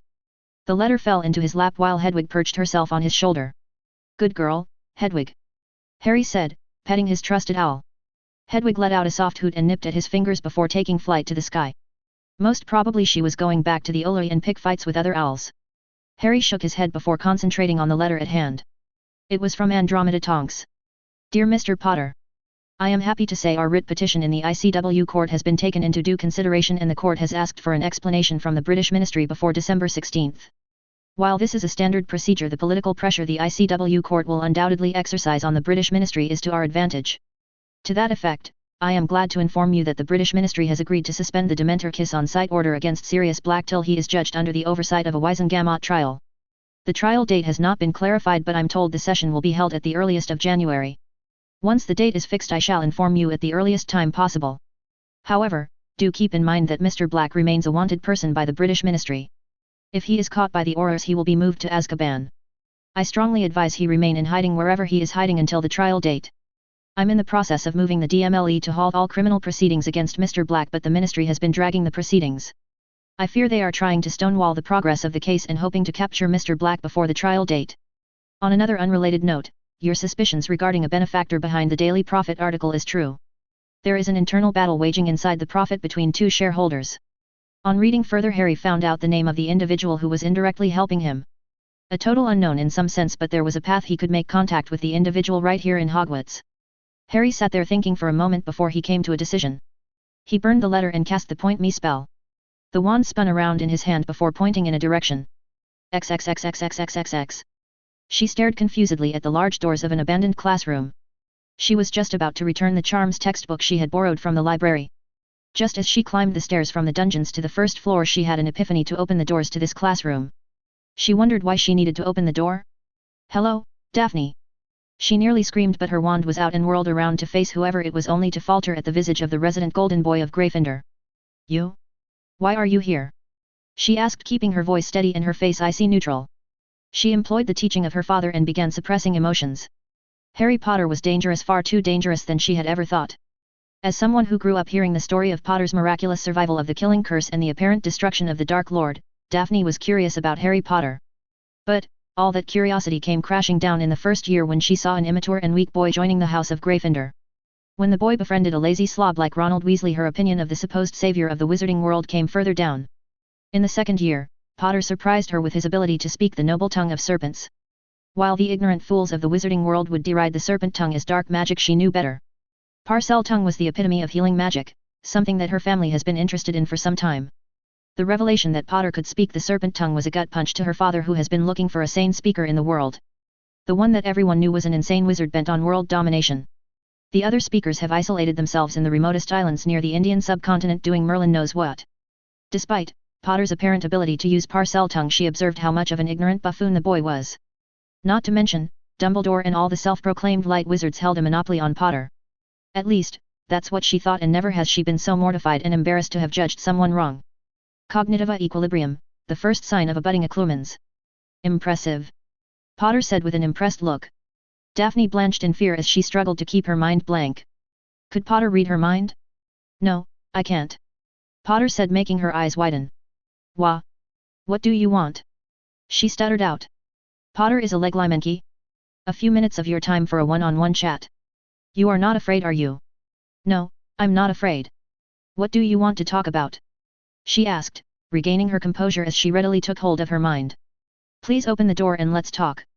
Daphne eyed the door behind her and then looked at Potter, who stood idle. She could have decided to not entertain Potter's request, but she was curious. She pushed the door open and entered, followed by Potter, who walked around her and sat on a desk. Daphne meanwhile stayed by the door lest this was a trap of some kind. I'm told from a reliable source that your father has been trying his hardest to oust a branded slave from the Prophet, said Potter.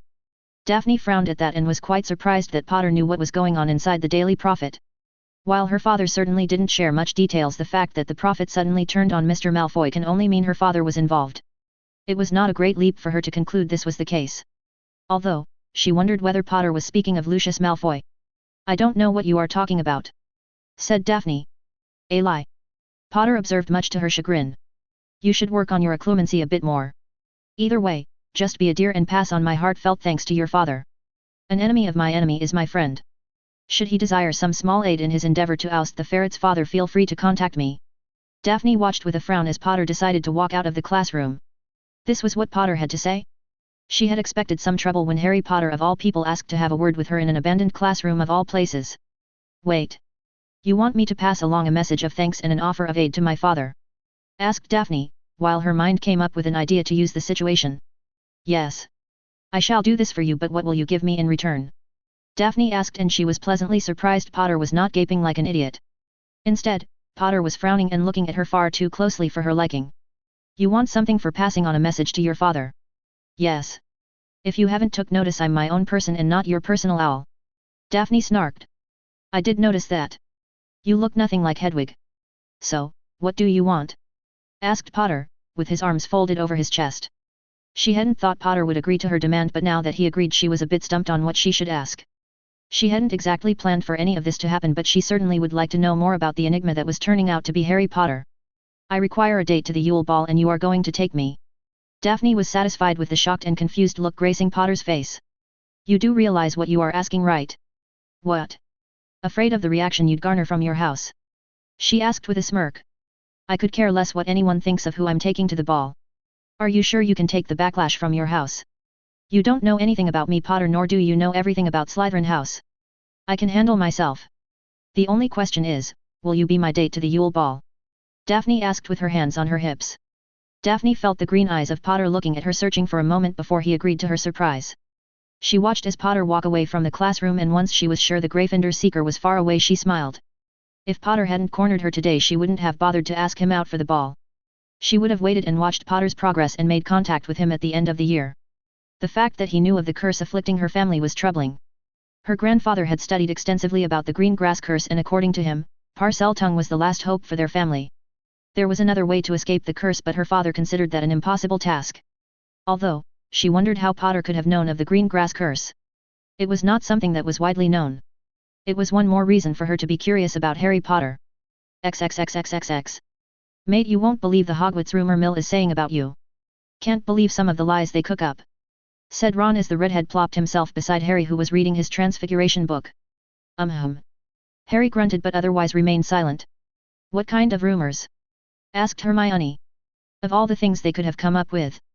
Ron trailed off with a snicker. Apparently, Harry is taking green grass to the Yule Ball. Ron proceeded to laugh like a hyena in the common room, garnering glares from many other inhabitants. As usual, Ron remained ignorant of the reactions he was gathering with his raucous personality. What's wrong with Harry taking green grass to the ball? She is in my runes class and we get along well, said Hermione. Ron sputtered and looked at Hermione as if she grew a second head. Green grass is a slimy Slytherin. Get along well, she says. There are no good Slytherins, Hermione. Everyone knows that, said Ron. Oh, don't be daft, Ron. Look at Pettigrew. He was a Gryffindor and he became a Death Eater. If a Gryffindor can become a Death Eater, then a Slytherin can become a respectable human being, said Hermione with a scowl of disapproval directed at Ron. I can't believe you are saying this. Harry, she's gone bonkers. said Ron. It's true, said Harry as he turned a page of his book without looking up. What? Harry! Hermione exclaimed, looking indignantly at Harry for taking Ron's side. See? Even Harry agrees. Slytherins are. I'm taking Daphne Greengrass to the Yule Ball. Harry talked over Ron's gloating. Ron paused and looked at Harry with his jaws wide open in shock. What? How? He shrieked. The common room by this point had gone deathly silent. Greengrass asked me out today. She was the first one who asked and I had no reason to say no. So, I said yes and we will be going to the Yule Ball together, said Harry, standing up from his seat before collecting his books and parchments. I'm turning in for the night. Good night, Hermione. Good night, Ron. The entire common room watched silently as Harry made his way into the dorms. He was joking, right? Right? Asked Ron. Unfortunately, no one had an answer. Hermione let out a scoff before she too retreated to her dorm, leaving a heavily confused Ron in the common room. CH-16, House Elf Liberation Front 2. Daphne. A familiar voice made her look up from her runes textbook. She cocked an eyebrow inquiringly at her friend Tracy Davis. Saying Tracy was just a friend would be a disservice. They were more than just friends. They were best of friends, sisters even, she'd say. They were born to their respective mothers on the same day and Tracy has green grass blood from her father's side. They shared a common birthday and pretty much shared everything from their childhood. Is the rumor true? Asked Tracy with wide eyes. What rumor? The one that claims you are going out with Harry Potter to the Yule Ball. Oh, that. That's true. Daphne said, waving away as if that was a silly matter. It's true. How did you do it? Asked Tracy excitedly. If there is one thing Daphne could say about her friend is that Tracy acted like an excitable little fairy most of the time. It was a stark contrast to how Daphne would express herself. I negotiated. That brought Tracy from her heightened state of excitement. You did what? Tracy asked her aghast. What did you expect? That my heart would flutter because Potter flashed his green eyes at me. Well, I hoped something like that to happen. You were obsessed with Potter after all. Tracy pointed out with her smile returning in full force. Then you don't know me as well as you might think, said Daphne, slipping into her bed, drawing the curtains around her bed in the process. Now, that's rude. Give me more details. Tracy hounded her as she rudely slipped into her bed. There are no details. I asked him to accompany me for the ball and he agreed, said Daphne, struggling off Tracy's attempts to draw her into an embarrassing conversation. Unfortunately, that didn't seem possible. Rather than being discouraged, Tracy let out an excited squeal and proceeded to tackle the runes book out of her hands. You asked Harry Potter out. You asked. Tracy became far more incorrigible and began grappling with Daphne in her excitement. I knew you were a hopeless romantic in your heart, Daphne. It's no wonder you love those Muggle novels. Shut up. Daphne snarled as she pushed Tracy away before grabbing her pillow, hiding her head underneath. Ha! Don't bother with that, Daphne. I can see your cheeks are as red as a tomato. Go away. Go bother Zabanai. Daphne mumbled. Blaze is no fun. He is too stoic sometimes, said Tracy as she pulled back her limbs from Daphne. A frown settled on her face. In all seriousness though, Malfoy is going to be unbearable. Since when have we ever feared what that peacock would do? Asked Daphne as she moved the pillow down to quirk her eyebrow at Tracy. Only a fool would fear Malfoy, but he can be a nuisance. When he was focused on Potter we had less of a headache from that moron. Tracy pouted, thinking of the constant moaning and bitching Malfoy performed in the Slytherin common room as of late. I like the way Potter dealt with him and Snape. It was. Daphne searched for the right word. Marvelous. Tracy supplied. No. It was precise. Potter went straight for the jugular. He knew there was no point in complaining endlessly with McGonagall or Dumbledore. He used his fame as a weapon and struck all his enemies down in a single strike. It was art. Daphne said, reminiscing the days after Potter retaliated. It was indeed an art. An art of wielding power and channeling it with precision. She knew hardly anyone in Hogwarts that think and act like Potter. Potter had constructed an entire persona and tricked the whole Hogwarts populace to think he was an easily riled Gryffindor. When in truth, Potter was a dangerous and vindictive person. Potter had outmaneuvered and uprooted the entire Slytherin house on a whim. When Potter was done with his handiwork, only one 7th-year prefect remained standing who had the sense to not wear the Potter stinks badges. Even Daphne had donned the badge to get Malfoy out of her hair. And for that reason she got all her quills painted pink on a morning. She didn't know how Potter did that, but she was sure it was a retaliation from Potter. Likewise, many of the Slytherins encountered some form of retaliation. Those that reported these attacks to Snape never got around to prove that it was Potter. Potter's hands were clean and somehow the Weasley twins were also not involved. She shuddered to think how Potter had reached into her dorms to do as he wished. She realized Potter was far more dangerous than he looked at that moment. For Merlin's sake, Malfoy broke his wand twice this year. Seriously, who breaks their wands? That's unheard of, which brings up the fact that Potter is a highly vindictive person who held himself back all these years for some reason. She wondered why he played the scared antisocial weakling persona for 3 years. It was one of the mysteries surrounding Potter. With Potter's knowledge of mind arts, it should not be a surprise that he pulled off such a trick. But, she didn't know Potter was proficient in mind arts. Now that she thought of it, Potter must have used the Confundu's charm to corner her near the abandoned classroom. So, now comes the most important discussion regarding the Yule Ball, said Tracy, who was once again thrumming with excitement. Daphne merely quirked an eyebrow at her friend. Dresses. Tracy squealed and then began to air off suggestion after suggestion, making Daphne sigh and go under the pillowcase to hide from her eccentric friend. XXXXX. Ha ha ha ha ha, ha ha ha, oh Harry, you are truly making me proud. Taking a green grass to the Yule Ball. Harry shook his head as Sirius began to laugh again like a hyena. Why is taking a green grass to the ball that much of an issue? I get that she is in Slytherin, but I know a couple of Gryffindors with Slytherin partners as a date. Sirius managed to stop his laughter. Harry, the Greengrass family are the purists of purists. They won't involve themselves with half-bloods or anyone they consider to be impure. While they have never fallen so low as to join the Death Eaters, they are blood purists. I think you might be looking this the wrong way. Daphne is just a 14-year-old girl. Surely, you don't think she is a bigot just because she is born into the Greengrass family? Obviously, she is not one, seeing as she asked you out. I just can't reconcile with the fact that Damian Greengrass' daughter has asked James' son for a date, said Sirius, before proceeding to crack up once again. Why? Did you know the guy? Harry asked with a frown. Know him? Sirius asked incredulously before letting out a huff. He was one right prick to us. He was a year above us, and when he became a prefect the guy had it for us. Let me guess. You pranked him and embarrassed him, which made an enemy out of him? Harry asked blandly. Well, that's about right. Sirius admitted lamely. But, the guy never let that pass. We weren't even pranking the fellow. He just fell into the trap prongs set up for Snivellis. I see. Harry shook his head and wondered how many potential enemies he would have just because he was related to the infamous Marauders. Now, enough about that. I want to know something else about the Potters, said Harry, making Sirius raise an eyebrow. What do you want to know? Sirius asked, sitting you in interest. I want to know everything that you know. Like what happened to my grandparents, are there any Potters left, do I have any relatives in the wizarding world, and most importantly, where is my house? Sirius took taken back before letting out a sigh. You really don't know anything about your family? Day. Dumbledore made sure he has an ignorant pawn for his games. Well, I don't intend to be his pawn any longer. I mean, he had you locked up in Azkaban to have control over me. Harry took the lack of reaction from Sirius as a credit to his efforts to erode Sirius' remaining loyalty towards the old coot. It was no difficult task either, as all he had to do was reinforce the notion that Dumbledore could have easily given him a trial at any point in time if he really wanted to. He shook those thoughts away and listened keenly as Sirius explained the history of Potters and all the details that he'd need for the time being. When Harry came out of the chamber, he was a bit disappointed with what he found out. Although, he should have expected as much, as Sirius was not exactly the type of person interested in his own history, much less the history of Potters. Sirius only knew of the recent generation of Potters. He knew Harry's grandparents and his parents. Outside that, he knew scarcely little about the Potters.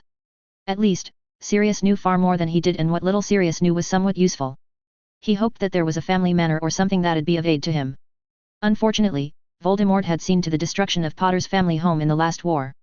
This means there are no portraits of old Potters to give him any sort of guidance, nor was there any home he could move into this coming summer. It also means he could say goodbye to some obscure piece of magic that'd help him in dealing with Voldemort. Harry had already checked the family vault of Potters with Dobby's aid for any secret magical knowledge. Outside of gold, silver, jewelry, and some furniture, there was nothing in the Gringotts vault. Then again, it has to be kept in mind that wizards are fiercely protective of their style of magic, and they refuse to share that with the goblins. So, the last place a self-respecting wizard would store their hard-earned knowledge of magic will be in Gringotts. In the end, he was left with Hogwarts library and Slytherin's book collection to combat Voldemort.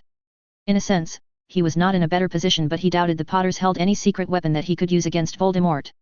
He had so far not found an ounce of information about Horcruxes in Hogwarts. Even the Room of Requirement didn't provide him much except for a vague explanation of what they are. What Harry wanted to know was a sure way to kill Voldemort. The present state of Voldemort presented him with a perfect opportunity to kill the guy once and for all. Hunting down the Horcruxes before the third task would be impossible. So, a sure way of killing Voldemort or even binding the maniac's spirit would have been an ideal solution. His only hope now remained in Slytherin's collection of books and scrolls. That's why he decided to let Sirius in on the secret library of Slytherin and charged him with translating the whole thing. A job. Sirius was more than glad to take up as Sirius was getting bored out of his mind by doing nothing inside the chamber. Sirius had his concerns regarding the shady magic Slytherin's library held though. Harry had to convince his godfather that Slytherin's library could be the key to unlock secrets surrounding Voldemort's apparent immortality. It took quite a bit of arguing to convince Sirius that this was the only way to kill Voldemort for good instead of waiting indefinitely for a miracle to happen. He had some plans for swimming in the room of requirement and check the egg whether it held the same clue that he was familiar with from the books. But, he decided to postpone the issue altogether and went straight for Gryffindor common room. Fairy wings. He said to the fat lady the password to enter the common room. Yes, indeed, dear. The fat lady smiled, straightening herself as she swung open to admit him. Entering the common room he saw Ron and Hermione in the middle of a fierce argument. What's up with them? Harry asked Neville, who was a bystander to the crazed argument that was going on. Instead of Neville, it was Ginny who answered his query. Oh, it was initially about those flyers Hermione was distributing to everyone. Now, it's anything and everything, said Ginny. It looked like she was about to say something but then decided to just give him a leaflet. Looking curiously at the leaflet, Harry hummed as he read through the lines. Its heading itself gave him all the information he needed to know anyway. House Elf Liberation Front. Slavery is morally wrong and reprehensible. To subject another sentient being to work for your benefit without compensating the being, whether it be a wizard, witch, muggle, or a sentient magical creature, is equal to using the Imperious Curse. The House Elves cook our food, clean our dishes and wash our clothes in Hogwarts. I believe these poor creatures must be given pay for the volume of work they do and must be treated with dignity. Some of these creatures are treated quite horribly by their masters. If you think as I do, then join the House Elf Liberation Front, a group of like-minded individuals that work to ensure fair treatment and wages for house elves. All things considered, this is not a bad idea. Her first idea was to force the house elves to free themselves, said Harry as he reread the leaflet. What's Ron's problem? Don't know. Harry, do you have time for helping me with the summoning charm? Asked Neville. Sure. Let's find a peaceful corner, said Harry, looking at Ron and Hermione, who were arguing away. I don't think even Merlin can perform magic with those two around. Ch17, the egg P1. Genus Mutatio. Harry tapped his wand on the guinea fowl before him after giving a sharp quarter-clockwise spin. The fowl let out a shiver before changing into a guinea pig right before his eyes. The pig looked at him and let out a cute oink. He patted the pig on its head. Don't worry. You will be back to your original body in a jiffy. Potter, stop petting the pig and bring it here if you want your work graded, McGonagall said sharply from behind her desk. There was a smarter of chuckles in the classroom, but Harry paid it no mind. In his defense, the pig he transfigured was too cute. Casting the levitation charm, he moved the pig towards Professor McGonagall's table. The Transfiguration Professor took a good look at the pig and scribbled a grade onto her notepad. Off you go, Potter. Do remember to copy down the homework question from the board, said McGonagall before chucking the pig into a gilded cage after shrinking it in size. Returning to his place at the front row, he took out a small book from his backpack before scribbling down the homework question on the blackboard. The advantage of sitting on the front row was that he was far away from Ron Weasley, who never knew when to shut his big mouth. Even now he could hear Ron murmuring about possible Yule Ball dates with Neville at the back seat. Mr. Weasley, Professor McGonagall thundered, and she began berating Ron for his consistent ability to disturb her class. As McGonagall was laying into Ron with everything she had, Harry eyed his partner. He eyed Hermione, who was halfway through the homework question in the class itself. She was not the only one, as he could see several Ravenclaws like Terry Boot and Anthony Goldstein doing the same. Harry shrugged as he decided to do some advanced reading of Transfiguration text with 15 minutes on the clock. Pleasing McGonagall had its perks, as he found out with being allowed to drop divination in favor of taking on arithmancy. Now, he aimed to drop Muggle studies in favor of ancient runes. McGonagall had nearly chewed him out on asking that, as she had already helped him drop divination. In his defense, he learned of the ritual to stabilize his magical aura far later, else he would have asked for Muggle studies to be dropped as well. Despite her ire, McGonagall did speak with Professor Babbling and managed to arrange a meeting on his behalf. It fell to Harry to convince Professor Babbling that he can cover a whole 1.5 years' worth of material in a short amount of time to be of any good when the owls came along next year. Harry's stomach growled, signaling he was dying to have some food to sate his needy stomach. He was burning through calories by keeping his exercise regimen. Now that he had recovered somewhat from years of malnutrition thanks to Madame Pomfrey's advice, he was back to train his body to an acceptable standard. To that end, he has been increasing his physical training. Now that his body could take some strain, he was slowly transitioning into some weight training. Nothing major, as he was still growing, but mostly giving some training to his legs for quick movement. A few more minutes later the bell rang and he was out of the class like a speeding bullet. He speed-walked all the way to the Great Hall to have his lunch way before anyone else. At least, he thought he was going to be the first one in, only to come face to face with a half-filled Great Hall. On the Gryffindor table alone there was the 5th year and 7th year students. The only other table that was packed with students was the Hufflepuff table. Seeing the steamy spread on the table he skipped over to the Gryffindor table and began to fill up his plate earnestly. He picked up 2 slices of bacon, a cup of beef, a chicken leg, some bread, and some tomato sauce.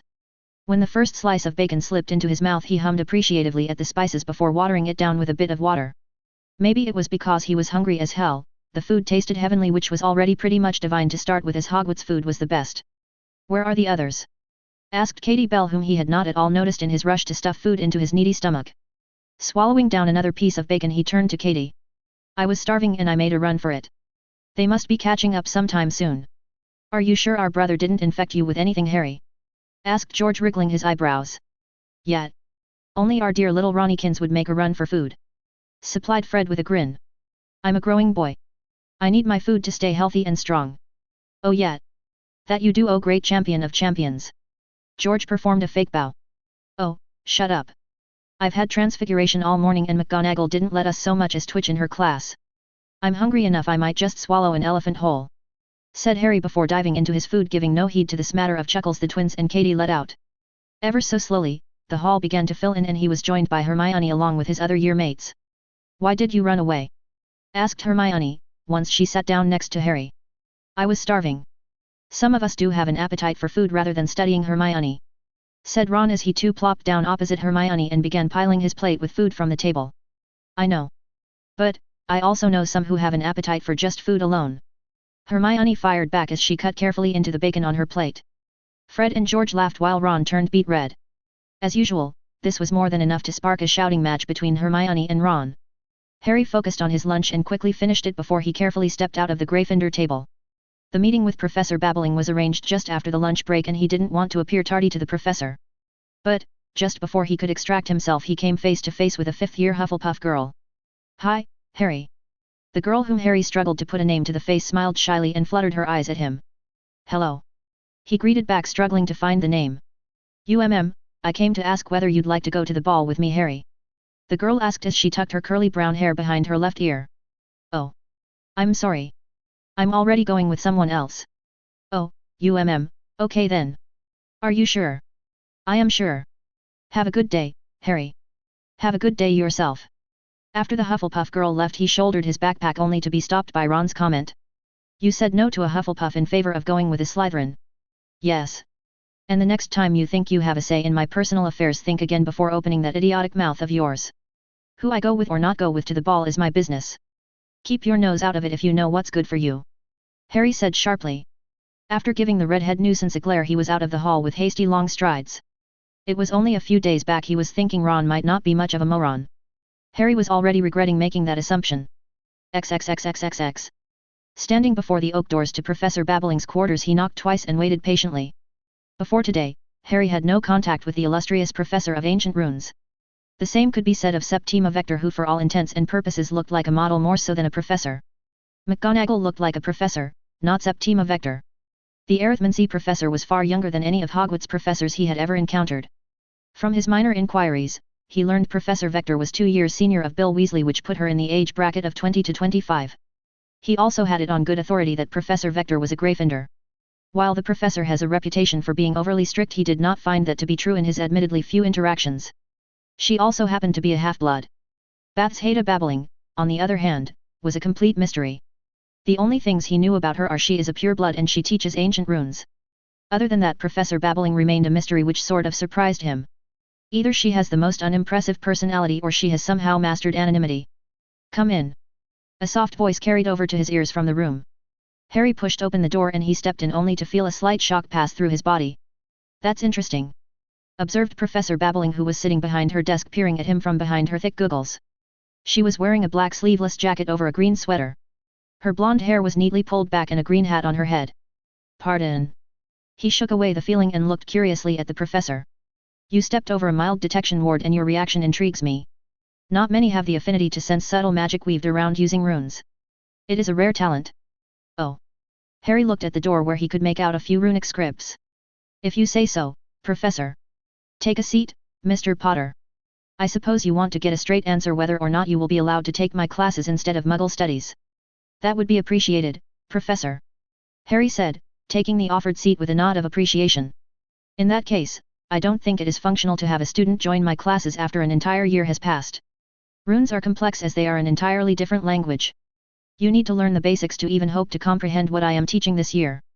The owls will be phenomenally harder, said Professor babbling. But he was interrupted by a raised hand from the professor. That doesn't mean it is impossible for you to catch up. Nothing is impossible, Mr. Potter, so long as we give our best effort. Now, I don't know much about your character to judge whether you can pursue my subject with utter dedication and hard work. So, I'll assign you a tutor who will aid you in studying the subject at his/her leisure. If you impress your tutor enough with your work, I'll give you a separate test this year that'll enable you to sit for the owls. Is this acceptable? Harry took a minute to go over the offer. I agree, Professor. In the meantime, am I allowed to attend your classes in the following days? Of course. Now, keep in mind you won't be exempted from the end of the year's exam if you agree.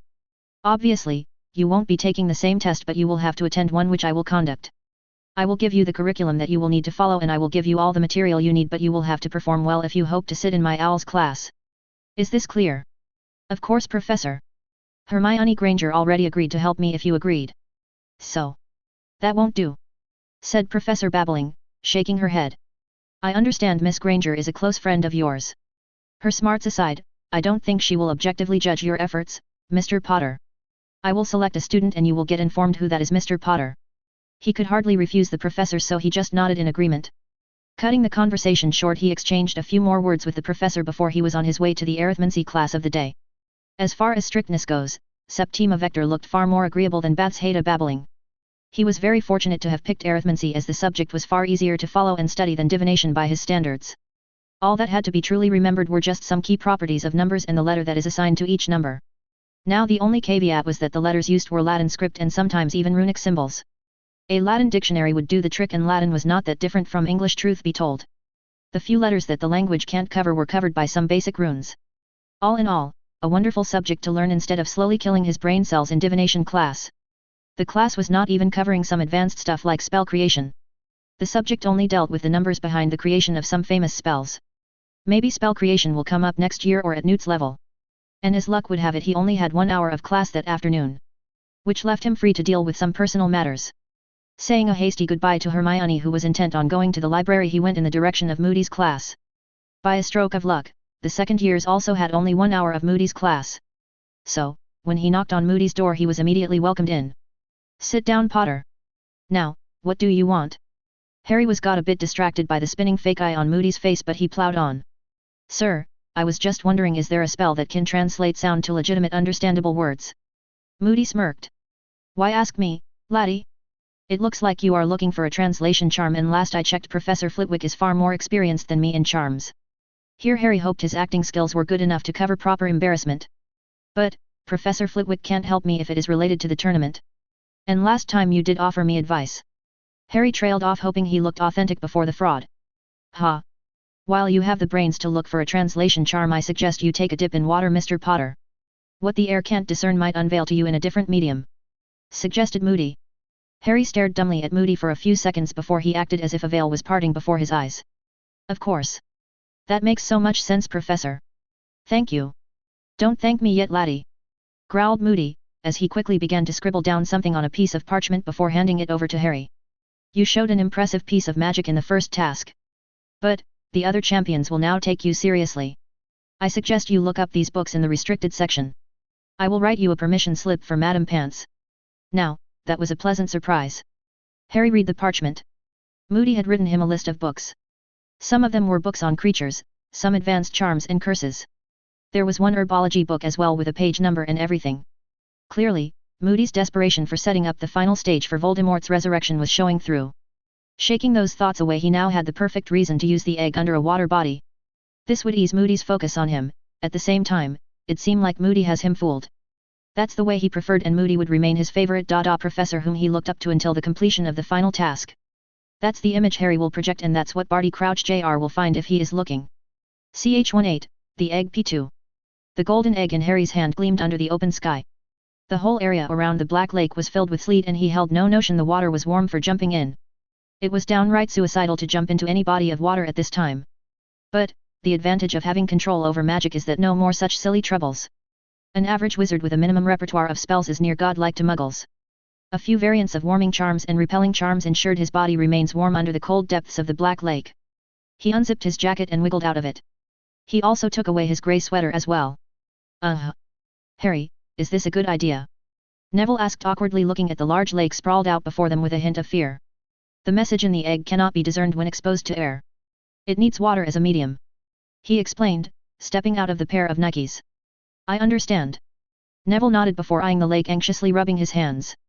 Don't you think you could have done that in the castle? That'd have been preferable. Instead I have to do this to ensure a Death Eater prick remains assured of his false victory, thought Harry. He was sure Moody was watching him from somewhere right now. I think the Black Lake is the location for the second task. Harry said instead of the truth. Neville blinked in surprise and stared at the lake with apprehension. They'd do that? There is the squid. Neville stuttered fearfully. Oh, come on Neville. The giant squid has always been friendly with Hogwarts students. Harry patted Neville on the shoulder as he dived into the lake with the golden egg under his arm. Harry's head floated out of the lake, smiling at Neville. See? I'm perfectly fine. How about I take a swim to the other end? Can you please don't do that, Harry? If something happens to you I won't be able to do anything. Neville stuttered out in fear as he worriedly looked around the lake as if the squid was about to attack. You are in luck then. Nothing is going to happen to me, said Harry, winking at a distraught Neville. Harry drew a full circle around his head with his wand. Bullatus operculum. A full air bubble covered his head, at which point he submerged underneath the water. The Black Lake, as the name suggested, looked dark and foggy when he looked outside the cover of his glasses. Looking through the Horus glasses he could see far and deep except for the portions of the lake that were covered with dense seaweed. Securing his wand on the holster he pried open the egg with his free hand. He beat his legs a bit to keep himself submerged under the water. The melodic voice of the merman filled his ears. Come seek us where our voices sound. We cannot sing above the ground. And while you're searching, ponder this. We've taken what you'll sorely miss. An hour long you'll have to look. And to recover what we took. But past an hour the prospect's black. Too late, it's gone, it won't come back. Letting out a sigh of relief that the message remained the same, Harry closed the egg when it started to repeat the song once more. He swam back towards the edge of the lake and handed over the egg to a visibly relieved Neville. Harry climbed over the edge and began applying drying charms all over his body. Thank Merlin you're back, Harry. For a moment, I thought you drowned. You've to learn to fear less, Neville. If you fear every time, how will you enjoy the finer aspects of life? I don't know, Harry. Swimming in the Black Lake seems pretty fearful to me, said Neville. Harry shook his head before slipping into his clothes. He cast the shrinking charm on the egg before pocketing it. One of these days I'll break you out of your needless fears, said Harry, to which Neville merely shrugged helplessly. On their way back to the castle, Harry saw a few Muggleborns playing football in a corner. Hey, Harry, Neville. You two want to play? Dean Thomas shouted out. Harry was a bit surprised by the offer. Of course, the memories he had told him that the original Harry had refused the offer when Dean Thomas had first pitched the idea. Sure. He shouted back, thinking this was probably one of the best days. He was kind of a football fan and he was actually itching to play a game. Plus, it was a fun way to exercise and stay in shape. Want to join, Neville? Trust me, this is the first step to purge fear out of your body and mind, said Harry, turning to his chubby friend.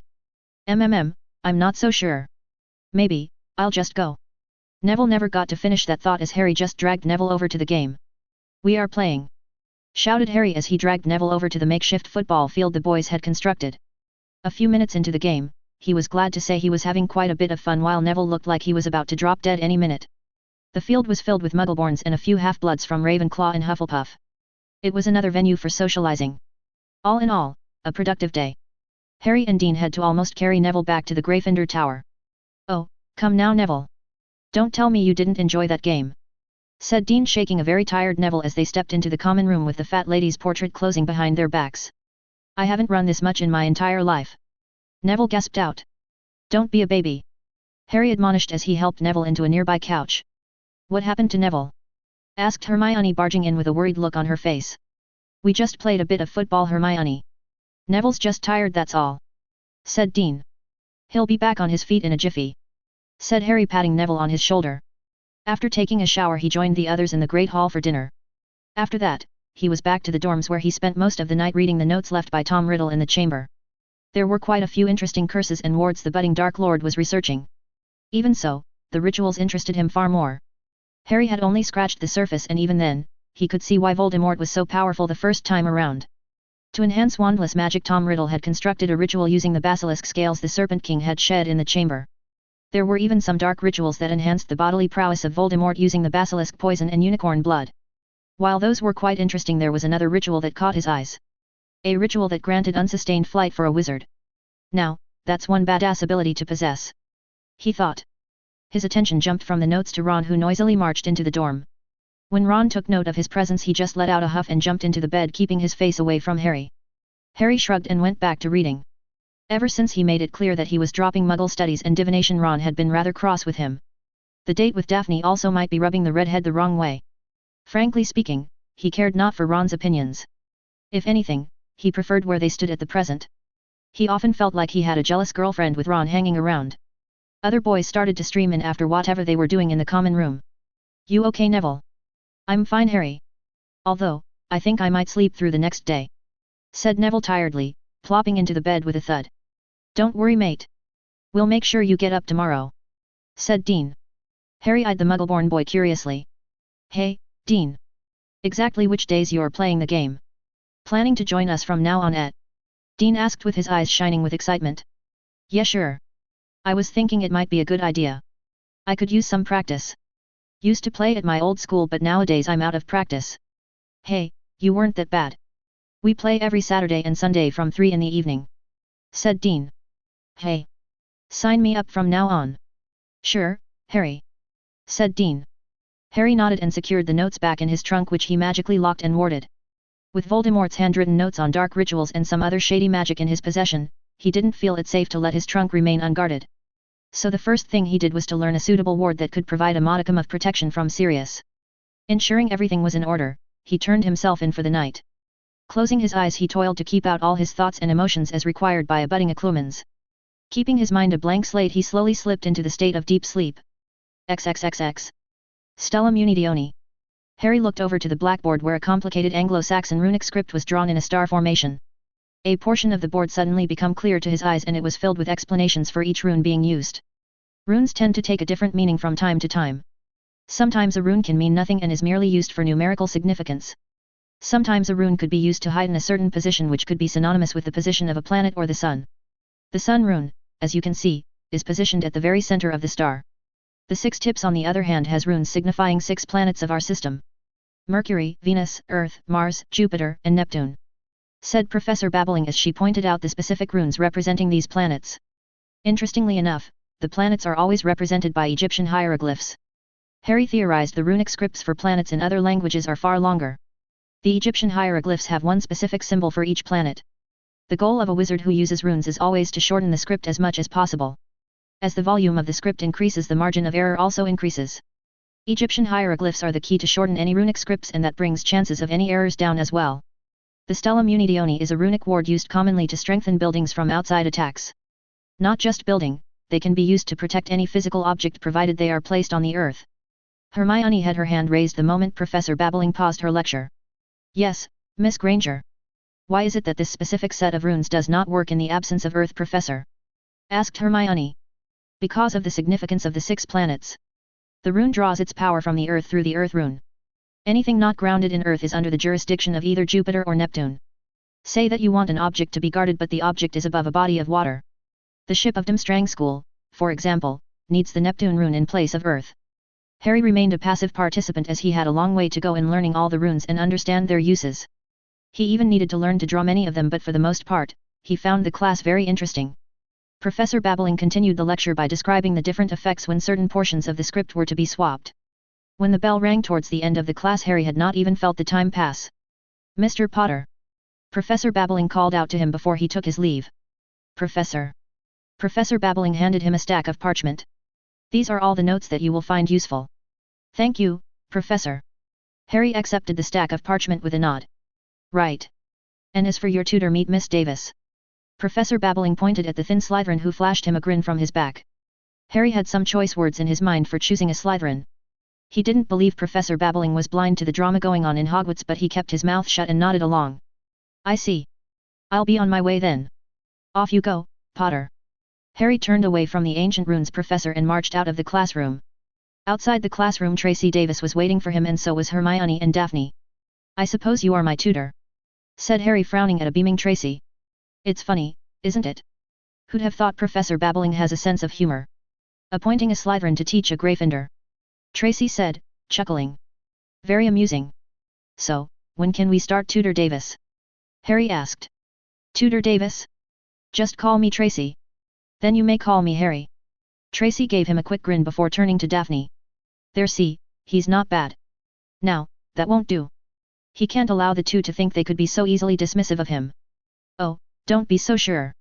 I can be very bad when I want to be. Harry was sure the two Slytherins were reminded of his swift harmless retribution for wearing those silly badges. It was also a subtle message to not screw up his chances to study ancient runes. Message received, said Tracy, rolling her eyes. Now, before we can talk about the schedule, there is something Daphne has to discuss with you, privately. The last part was said with Tracy staring pointedly at Hermione. And that's how Harry found himself in the astronomy tower with Daphne Greengrass. All right. Now that we are alone, go ahead. Harry looked on intently as Daphne fished out an envelope from a pouch under the cover of her cloak. A message from my father, said Daphne, handing over the envelope. After scanning the envelope with a few detection charms, he secured it inside his backpack. You are paranoid, noted Daphne. I prefer the word cautious, said Harry. He could see Daphne's blue eyes flash with an unknown emotion. It passed away in a blink and she was back to her usual self. There is one more issue, said Daphne, and this time he picked up the rosy tint on her cheeks. We need to discuss the color of our dress robes. For Harry, this was a major letdown, and he stared incredulously at Daphne for a moment. It was then he remembered he was dealing with a 14-year-old girl. Sometimes, he'd often forget he was surrounded by a bunch of teenagers. Of course, Daphne was going to be interested in dresses rather than some grand secret scheme. As he feared, a better part of his free time was spent listening to color schemes suggested by Daphne, who he found has a fetish for all things blue. It was an interesting observation he made, seeing as the rest of the talk went over his head. Ch19, the Yule Ball P1. Red-hot flames nearly managed to swallow him whole, but Harry put up a hasty protego that shielded him from getting burning to a crisp. Rather than staying idle, he felt the need to move, and he was proven right when his shield broke with the sound of shattering glass. He tried to put some distance, but he was immediately forced to use a blasting curse on a transfigured bird that tried to peck him on his head. The very next moment he felt his wand jump out of his hands courtesy of the disarming spell. Ha! You lost again, said Sirius, holding Harry at wand point. You seem like you won a dueling championship while all you did was beat a 14-year-old wizard in a duel, Harry said blandly while taking his wand back from Sirius. No. I won against the Hogwarts champion who single-handedly wiped the floor with a dragon. Not to mention this 14-year-old wizard beat Voldemort when he was a baby, said Sirius, oozing mischief in his words. Fair point. Someday I'm going to wipe the floor with you. I'm eagerly waiting for that day, Prongslet. Prongslet? Harry asked with a quirked eyebrow. You know, since you are the son of Prongs, said Sirius. Hey. I guess that makes sense. Harry shrugged, not minding the nickname. So, what did I do wrong in the duel? Sirius sat down, followed by Harry on one of the couches as Winky popped in with 2 glasses of orange juice. Thanking Winky, he took a few gulps of the juice from his glass. In a magical duel, flame charms are the most useless piece of magic except if the spell is darker in nature. The reason being, flame-repelling charms can allow a wizard to withstand normal magical fires. So usually, flames are used as a distraction in duels, explained Sirius. Well, I certainly didn't use flame-repelling charms on myself, Harry muttered. Ensure that you do so before engaging another wizard in a duel. Although, more experienced wizards have another way of dealing with fire. How? Harry asked, leaning forward curiously. You could either dispel the flames or you could turn the flames on the caster, which is far more complex, said Sirius, who drained his glass of the orange juice, which once again filled up courtesy of Winky. How does that happen? There are simple spells for dispelling flames. As for taking control of the flames, you must learn to exert your will on the element. Exert my will? What do you mean? Asked Harry, interested by the prospect. Elemental spells are all about magical power and will. The one who can exert more will through their magical power will win the battle of elements. Harry looked thoughtful at Sirius' explanation. In a strange way, it sort of made sense. Are you saying that if someone throws a bolt of lightning at me, I can just overpower the will of the caster? Harry asked, frowning at Sirius. Trust me, Harry. You don't want to be at the receiving end of a wizard's wand who can spout lightning bolts. Of all the elements, lightning remains the most difficult element to properly defend from simply because they pack too much power and they are very quick. Harry mulled that over in his head a little bit. He could see why Sirius thought lightning was the most difficult spell to counter. From his admittedly small research, lightning spells were most difficult to master. But, he didn't think lightning spells were powerful enough to be undefendable like the unforgivable curses. What about using a shield based on a vacuum? Asked Harry. Hey! What do you mean? Sirius blinked in confusion. Lightning can only pass if there is a medium to form a potential difference.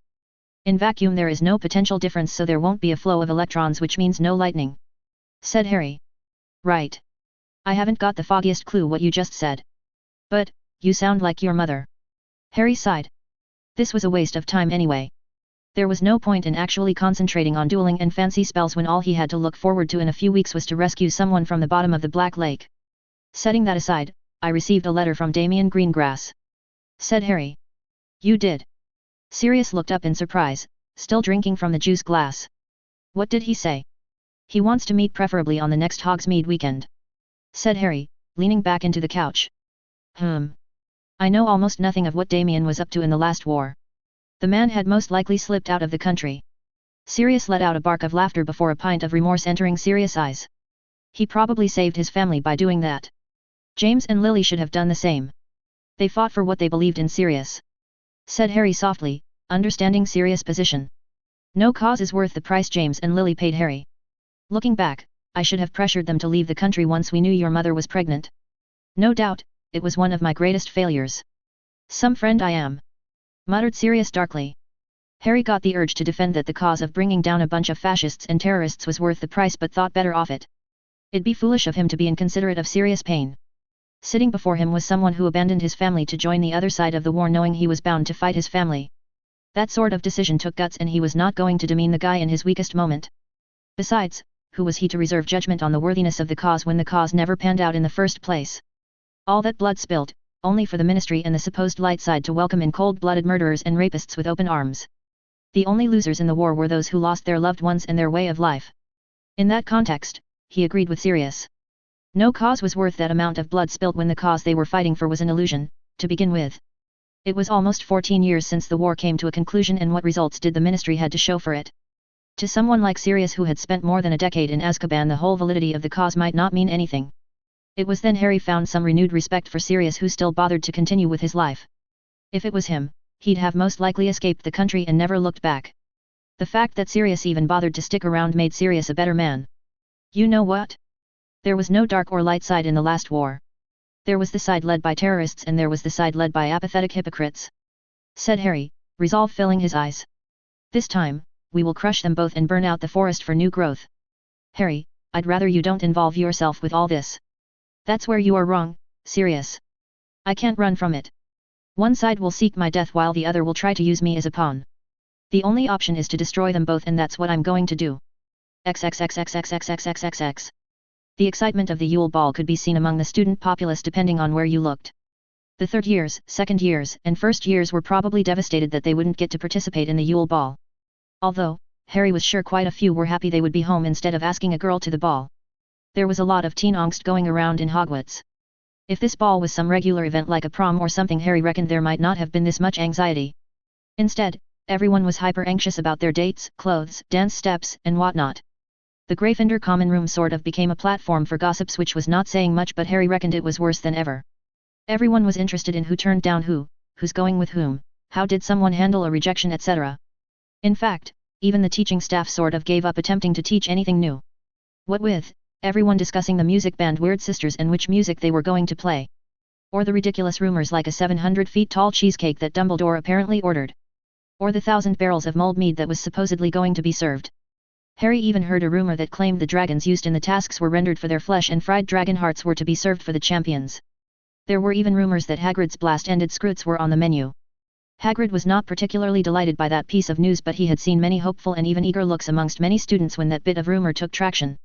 The good part about teachers not being strict with their portions, Harry had less homework to worry about. This meant he could use his time to cover portions of arithmancy and ancient runes. Of course, credit had to be given to Tracy, who so far had shown up almost consistently to tutor him. Sometimes, Even Daphne also joined in their study session. Hermione, it seemed, was the one who was most excited about the study group. She seems intent to make friends with Daphne and Tracy. Insofar, Hermione was slowly succeeding. In a way, Harry could understand why Hermione was very eager to make friends with the two Slytherins. There were very few in Hogwarts among the female spectrum that Hermione liked. She tolerated Parvati and Lavender cause they were her roommates. The Ravenclaws were more her speed, but for some reason, she didn't get along that well with the Claws. So, finding two Slytherin girls who are academically inclined as she is must be a ray of hope for Hermione. Not to mention, both Tracy and Daphne seemed hardly bothered by Hermione's ability to go on a tangent when it comes to random bits and pieces she read in some book. Alright. Enough about Anglo-Saxon runes. I think I'm going to be bored to tears if we continue anymore, said Tracy, closing her Ancient Runes textbook with a snap. I suppose. Harry shrugged, closing his books and packing all the parchment into his bag.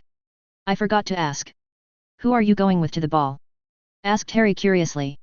Michael Corner, answered Tracy, who proceeded to slap her forehead. I almost forgot. I was supposed to meet him near the Great Hall. Tracy picked up her pace with Harry lagging behind his Slytherin friend. On his back, Hermione and Daphne were quietly whispering. He tried to pick up on their conversation, but it was sort of difficult as the two were very secretive in their exchange. When they finally reached the Great Hall's entrance, there was a small crowd gathered. The entrance was packed with boys from Durmstrang and Hogwarts. Harry took note that many of them were pushing and pulling amongst themselves. Apparently, there was something very interesting going on here at the entrance to the Great Hall. Tracy managed to shove away the boys and Harry helped her as she was in a rush. It was only when the two of them managed to wade through the crowd did they find the cause of this rush. Harry was greeted by the sight of a swooning Ron who was on his knees before Fleur Delacour. Harry gaped at the ridiculous pose Ron was making with his left hand on his heart and the right hand extended towards Fleur as if asking for her hand. Will you please go to the ball with me? There was nothing wrong with the question itself except for the fact that Ron was sporting a stupid smile on his face as if he was on ecstasy. There was pin-drop silence as everyone looked from Ron to the French champion who looked like she was just asked to the ball by a slug. In the end, Fleur didn't have to respond as Ron suddenly came to his senses. For a moment, the redhead Weasley looked around at the gathered crowd. Harry could see the growing horror on Ron's face. Ron turned tail and ran with gales of laughter following after him. Well, that was entertaining, said Tracy, with suppressed laughter. That was horrible. She used her charm, said Hermione, with disapproval rolling off her in waves. I don't think it was intentional, said Daphne, nodding at Cedric Diggory who now chose to part ways from the French champion. After that fiasco, Harry and Hermione separated ways from the two Slytherins. The two of them found Ron in the Gryffindor common room looking completely flustered. Harry, don't tease him, warned Hermione. Hey, why do you think I am about to do that? Asked Harry, offended. Because Ron has not been kind to you, but I don't want you to stoop to his level. Harry raised his hand disarmingly. All right. I will be silent as a grave. Somehow, Ron took that moment to look in their direction and that made Ron rush towards them. Hermione, said Ron as he rushed up to Hermione, looking rather mortified. Ron, are you okay? Asked Hermione, after giving Harry a silent stare. I asked Fleur Delacour to the ball, said Ron as his eyes widened, looking like a fish out of water. What was I thinking? Harry had the urge to say really? You can think. But, as promised, he kept his mouth firmly shut and slowly moved himself to a corner where the twins were marketing their fake wands to a firstie. Hey, Harry. Want to buy one of our fake wands? Asked George. No. But, I heard you guys made flaming fart candies. You have those for sale? Asked Harry. Ha. Now we are talkin', Harry, said Fred, who smiled gleefully. Looks like someone just pissed you off. Is it Ronnykins? Not Ron, although that's tempting. But no. I was rather thinking I should send a Christmas present to my relatives. Ooh. Fred and George giggled with a matching wicked grin. Tell you what, Harry. I think I like that idea. So, how many do you want? Asked George. I know you guys are serious about that joke shop of yours. I'll pay you double for all the flaming fart candies you have. You don't have to do that, Fred protested. Before they could do anything else, Ron and Hermione's arguing cut across their conversation. You know, Hermione, you are a girl. Really, what gave you that clue? Asked Hermione, in a sour voice, as she looked at Ron with her arms crossed. Well, I do still need a date for the Yule Ball and I was wondering if you want to come with me, said Ron slowly. It's not like you have a date. For your information, Ronald, I do in fact have a date, hissed Hermione, looking a bit angry now. Oh, come on, Hermione. You don't have to lie. Do you want to go to the ball with me? asked Ron. Don't take this the wrong way, but I can't believe he is your brother and he just said that to Hermione's face. Harry whispered to the twins. Oh, he is our brother Harry, said Fred. Maybe Mum's hand slipped when Ronnykins was a baby, but he's our brother, supplied George. Hermione, it seemed, finally reached her limit in patience and promptly punched Ron in his face. Ow! Ron yelped, stumbling back. You do have a date. Yes, Ron. Just because it has taken you 3 years to notice that I am in fact a girl does not mean that everyone else is blind, said Hermione, before adding under breath. Or stupid for that matter. Hermione walked off, leaving Ron standing in the middle of the common room looking like an idiot. Harry shrugged before turning to the twins. So, what about those flame-farting candies we were talking about? XXXXXXXX. The next morning Harry didn't go for his usual routine of training. He was instead present in the common room sitting down on a chair nearby the fireplace. Not that he was looking to get warm, as a simple warming charm would do the trick. No. Rather, he was just thinking of the meeting that was scheduled today. There were many thoughts flying through his mind. The conversation with Sirius also stayed with him, and whenever he closed his eyes he could only see Sirius' half-dead grey eyes. The fact that the head of DMLE was directly intervening and was about to interrogate him despite all tangible evidence pointed to the fact that Sirius was never given a trial didn't sit well with him. What bothered him most was that Madame Bones had her brother and sister-in-law murdered by Death Eaters, and yet she is content to turn a blind eye to these Death Eaters running free. Harry could understand the woman has her hands tied when she inherited the position, as by then many Death Eaters were cleared of all charges by the Ministry. Yet, he could not fathom why Amelia Bones has not pushed to investigate the attack on the Quidditch World Cup. He remained silent and disenchanted with the rest of the conversation as he was mulling over these thoughts about Sirius, the First Wizarding War and the Ministry. Ron had once again started bitching and moaning, but thankfully the redhead nuisance was bothering Hermione. Apparently, Ron was now obsessed with finding who was Hermione going out with, and Hermione seems to contend to keep Ron in the dark. The day continued despite Ron's innumerable failed attempts in diving the identity of Hermione's date. It was in the last minutes of the first hour of his history class Dumbledore called for his presence. Cockroach cluster. The gargoyle stepped aside, permitting Harry to climb the spiraling stairs towards Dumbledore's office. The doors of the office remained open. Inside, he could see a tall black-haired witch wearing silky black robes sitting opposite Dumbledore. Ah, Harry. Please do come in. Mr. Potter. We meet at last, face to face. I'm Andromeda Tonks. Harry shook the witch's hands. Glad to meet you, MRS Tonks. Now, Harry. We don't have much time, but I hope you remember my advice. I strongly recommend you stay silent in this conversation. Let me answer Madame Bones. She won't be able to force you to answer as you are an underage wizard. Harry merely nodded, showing that he understood. Harry, it is imperative that you keep your silence. As I'm standing in as your guardian in the absence of your family, I shall discourage Madame Bones from taking too many liberties, said Dumbledore. Both Dumbledore and MRS Tonks continued to give him counsel, stressing the need for him to shut up until finally, the floor flared up with green flames. And from those flames, a stern-looking witch stepped out, followed by 2 others. Dumbledore, MRS Tonks. The redhead woman greeted sharply before her sharp eyes traced his face before resting on his scar. Mr. Potter. The witch nodded sharply before turning her attention to Dumbledore and Andromeda Tonks. Harry took the time to take a look at the 2 companions of Amelia Bones. Clearly, they were Aurors. From the adults' conversation, he put the names on each of their faces. The Auror wearing a blue cloche hat was Kingsley Shacklebolt. Shacklebolt looked more like an Auror, as the guy was always on the lookout. The other Auror, who sported blonde hair and frankly looked like a Ponce, was John Dawlish. Once the introductions were over, Harry was sitting opposite to Amelia Bones, who scrutinized him with her sharp brown eyes. Harry, meanwhile, employed all that he learned in his occlumency studies to remain as a brick wall in the emotional spectrum. Mr. Potter, let's begin.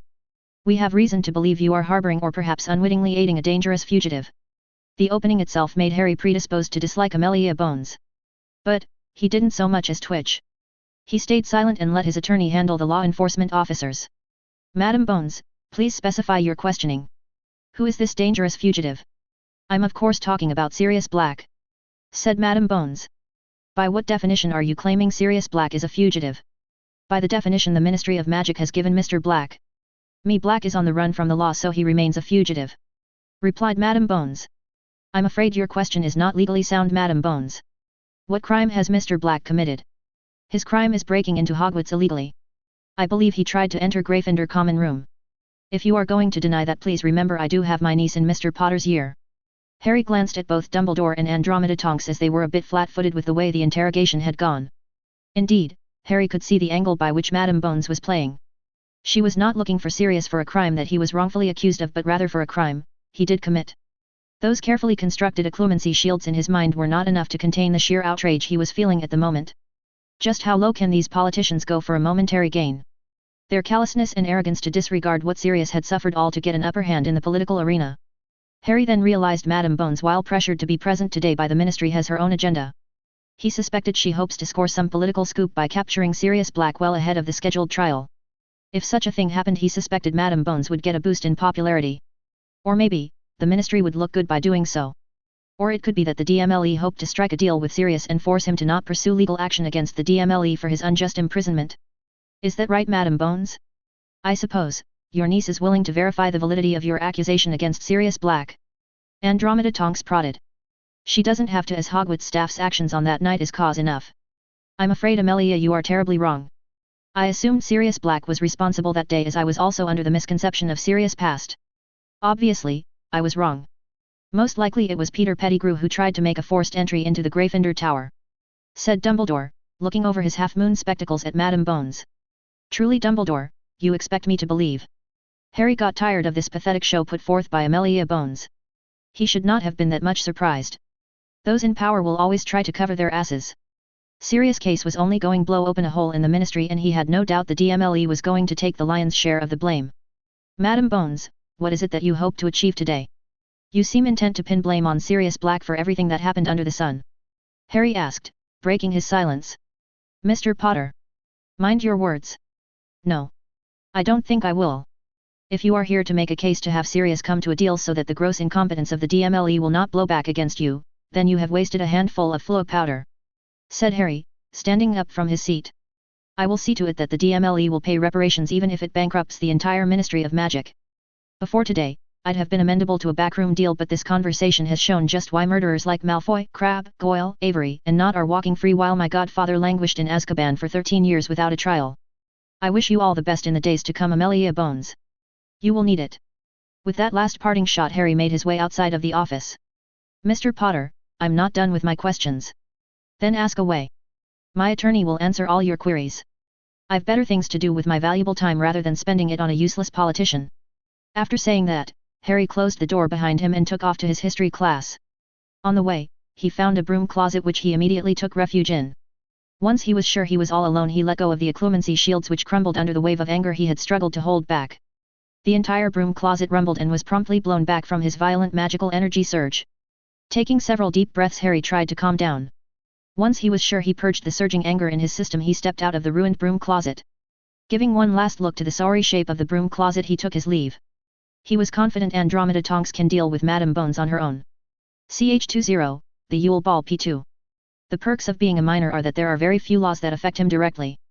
The most consequential law for a minor in the wizarding world is the misuse of magic, and that only affected the Muggleborns in most cases, or other half-bloods who live in the Muggle world like Harry. Owing to this simple fact that most other laws can only apply to a minor in the most extreme of cases and are usually derived from the misuse of magic, Harry would remain scot-free. The simple fact of the matter is, he was a minor, which means he remained under the protective custody of an adult. In Harry's case, it was Petunia Dursley. Which means legally he remained under the protection of a Muggle. So, the natural question would be, how come a minor can give protection to Sirius Black, the notorious mass murderer the Ministry has trotted up as the right-hand man of the Dark Lord?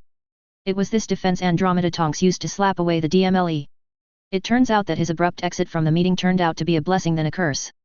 Andromeda Tonks framed his abrupt exit on Amelia Bones and her baseless accusations against his innocent godfather. After all, Harry remained an orphan, and it was quite natural for a 14-year-old to behave as he did in Dumbledore's office. So, what happened was that Andromeda Tonks threatened to file a case against the DMLE for flinging baseless accusations against a minor and causing emotional trauma. Of course, such a case may not stand in the court of law, but it would certainly play a part in the court of public opinion.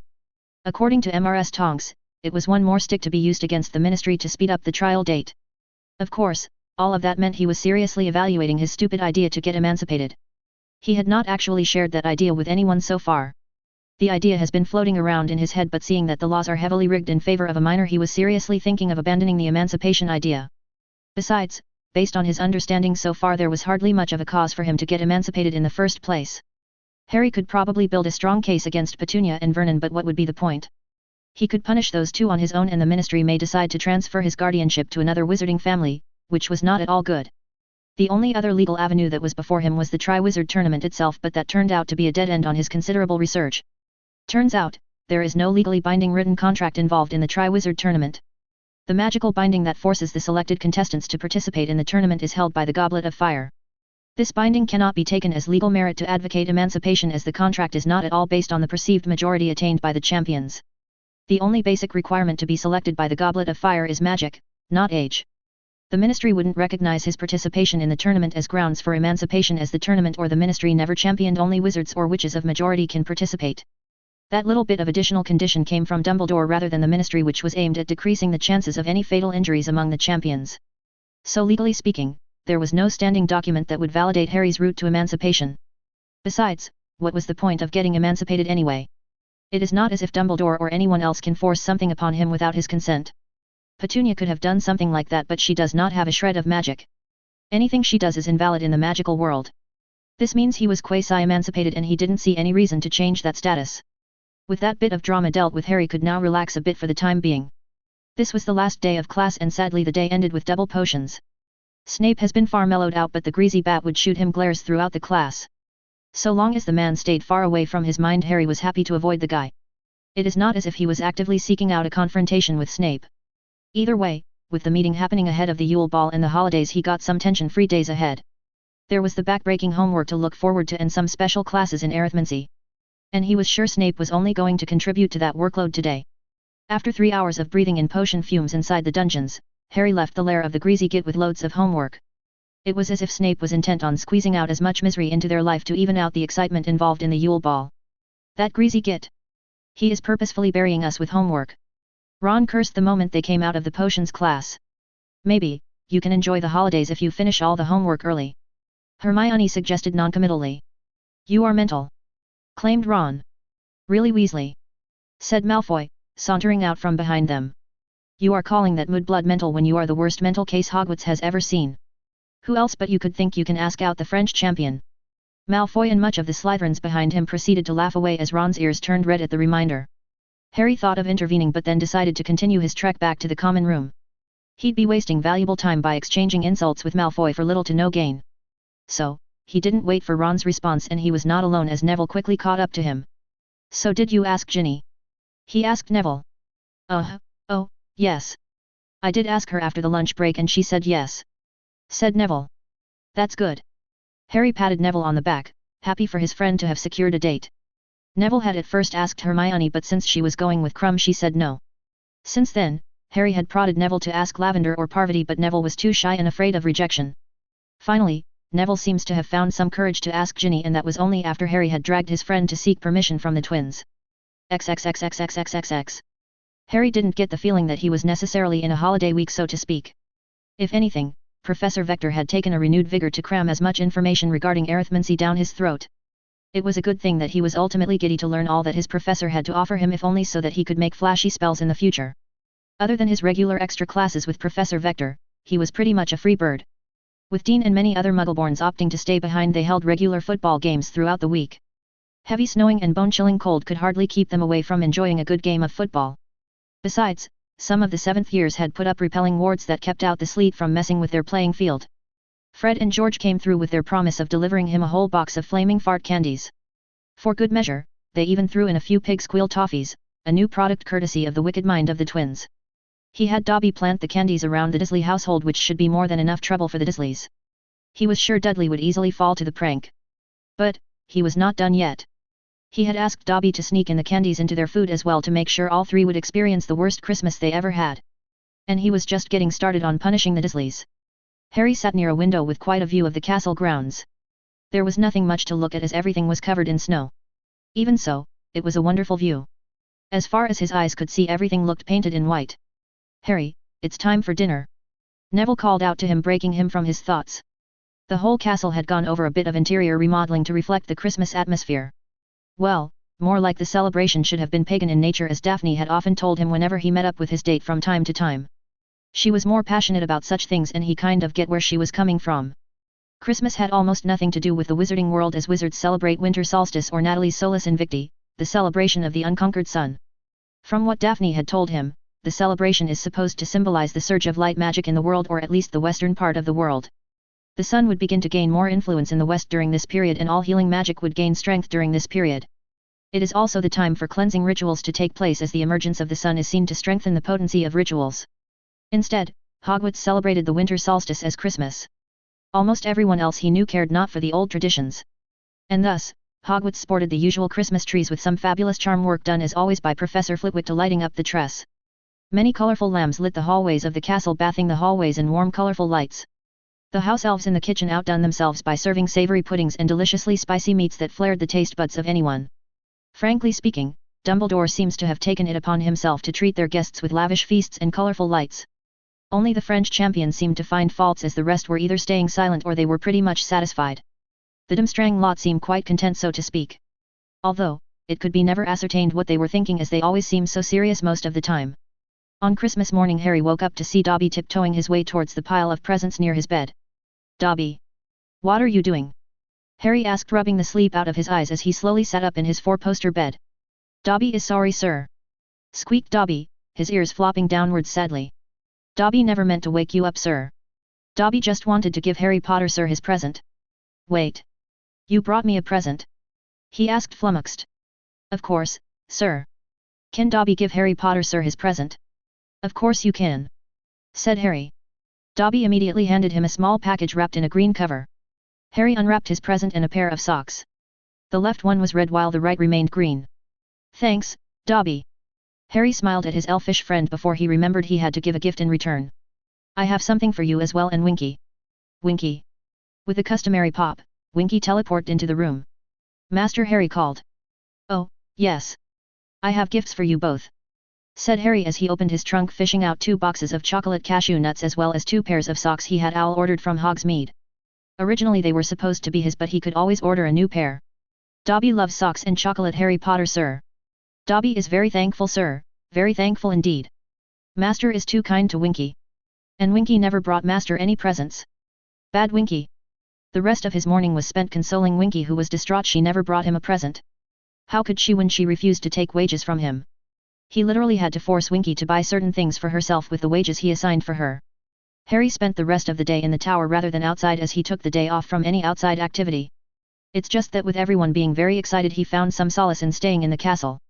When the evening finally approached, he saw Hermione return to the tower early, and so did the rest of the girls. Only the boys stayed out far longer.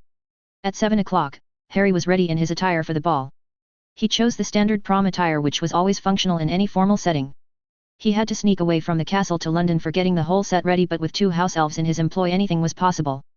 Harry was dressed in trousers, a white shirt, a black bow tie, a black jacket, black tuxedo with some cufflinks and studs. Not to mention the brand new shiny pair of leather black shoes. He also took great care to resolve the mess that was his hair with a handful of hair gel. "Harry, a bit of help here please," said Dean, who was struggling with his bow tie. Being a good Samaritan, Harry took up the moment to aid his friend. "Hey, you look good, Harry. I thought you might go for dress robes," said Dean. "I find the robes in the magical world far more flamboyant." "This is more comfortable," said Harry, while folding the bow tie carefully to make the butterfly knot. After finishing with Dean's bow tie, Harry took his leave to the Great Hall. The large oak doors remained closed, with many students waiting patiently outside. Harry managed to sneak through the crowd looking for Daphne. After waiting through the crowd for some time, he found her on a corner surrounded by a number of her Slytherin peers. There were even a few upperclassmen involved. From his point of view, it looked like there was a problem. So, he took precautions before he stepped into the lair of snakes. XXXXXXXXX. Green grass, I hope you understand what you are doing. You will be attracting quite a lot of enemies by pulling this stunt. Daphne fought the urge to roll her eyes. Truly, what was Montague going to do? Go cry to his mother she was going with Potter to the Yule Ball? She lamented the falling standards of her house. Half of House Slytherin were filled with lackwits and bullies without a bone of cunning or ambition in them. Well, there was ambition in some form, Daphne amended her thoughts. It's just that the ambition many of her housemates harbored is to become an exact replica of their parents. And Montague was not the worst of the lot. No, the absolute worst was Malfoy, who seems to have forgotten his humiliating defeat at the hands of Potter. I can't believe a Greengrass would even think of touching that half-blood mongrel. I will be having words with my father about the failing standards of House Greengrass. Malfoy pompously said with a sneer. You do think very highly of yourself, Draco. That's a dangerous path to tread, isn't it? A silky voice smoothly intervened. Daphne looked up to see the newcomer, who turned out to be none other than Potter. Potter. Malfoy blanched, which was an interesting reaction in Daphne's opinion. She could see a momentarily flash of fear in Malfoy's eyes. Well. This is not fair, is it? Half the Slytherin Quidditch team rounding up on my date like this. Rather unsporting, isn't it?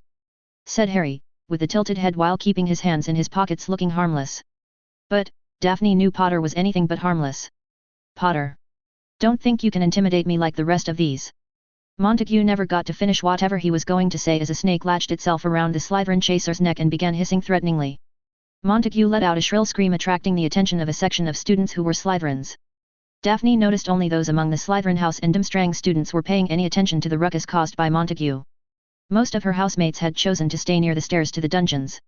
But, Montague's screams should have echoed through the hallway, and yet a portion of the inhabitants of the entrance hall was clearly disengaged from what was happening.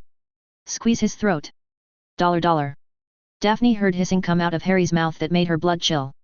She was not the only one who gasped and watched helplessly as Montague struggled to breathe as the yellow-scaled serpent tightened its grip around his neck. Potter.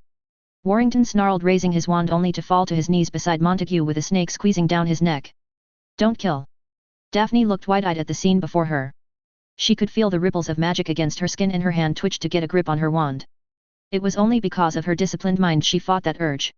Instead, she looked at Harry Potter, who stood surrounded by Slytherins on all sides, with a sharp smile on his face. With Harry's hair swept back properly, Daphne could see the red lightning bolt scar on his forehead.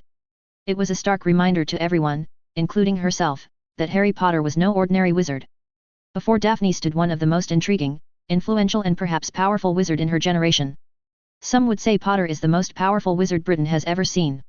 After all, how else could a wizard survive the killing curse? It seems to me dear Draco here has a problem with me. Tell me, is it because of my mother? Half-blood you called me, was it, Draco? Harry walked around Malfoy like a predator looking at its prey. My father will. She could hear Malfoy stutter, which nearly made her giggle, but Tracy beat her to it. Her friend began openly laughing, which made Harry sporting an amused smile. Look at that, Draco. Your usual lines have become a laughable joke among your housemates. Why are you so obsessed with my ancestry? By calling me half-blood do you seek to elevate yourself, little Malfoy? Harry nudged Draco, but the blonde remained petrified for some reason. Daphne looked confusedly as Draco began shaking in fear. Her eyes widened as 3 black serpents slowly poked their heads out of Draco's fine robes. The serpents began hissing and looked poised to strike at Draco, but she heard Harry hiss once more. The serpents seemed to settle and merely observed Draco, who had closed his eyes in fear and began sweating profusely. For your information, Draco, my father comes from a prestigious bloodline.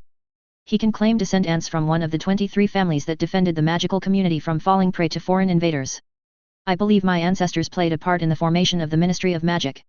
As for my mother, let's keep her ancestry a secret," said Harry, grabbing hold of Malfoy's blonde hair, and with a tug, Harry was now looking into a pair of terrified grey eyes. "Or maybe you want to learn more about my mother, Malfoy? Please speak up, Malfoy. If you want to learn more, I can educate you about the intricacies of my blood." I'm sorry." Daphne could hear Draco whisper fearfully. "I couldn't hear that," said Harry, letting Draco free from his grip. "I'm sorry." Draco cried louder. "But, Draco, you are apologizing to me. Why would you apologize to me, Draco? You should be apologizing to my date," said Harry, who proceeded to move to Daphne's side. "I'm sorry, Greengrass," said Draco, still keeping his eyes firmly shut because of the serpents. "That's good. What about you two, Warrington, Montague?" "I'm sorry." The 2 upperclassmen Slytherins apologized to her. Daphne eyed Harry, who broke out into a smile and began hissing again. "Take your leave, noble serpents." Daphne, along with every Slytherin on this side of the entrance hall, watched the serpents scamper away, leaving the 3 boys to breathe normally. "Well, I suggest you mind your own business rather than play these games with me. Consider that a bit of friendly advice for your continued long life and health. Trust me, you can't afford an enemy like me," said Harry, giving the assembled Slytherin house a sharp smile before turning towards Daphne, holding out his arm. "Shall we?" Daphne for a moment stood there staring mesmerized into the bright green orbs of Harry. She could feel a subtle vibrancy of magic as she looped her arm with Harry's. From a young age, she has been taught to feel magic, as it was one of the affinities she inherited from her mother's family. She was more than sure she was feeling the ripples of magical surge because of the Parseltongue. Father was right. Parseltongue is indeed the song of nature, Daphne thought. "Shall we, Daphne?" asked Harry. Straightening out her blue line boat neck dress, Daphne stared unflinchingly into Harry's eyes. "Lead the way, Harry." Together they moved forward and her housemates parted away to give them space. Suddenly Harry paused, causing her to look questioningly at her date. "Oh, please do take care to keep this event amongst ourselves.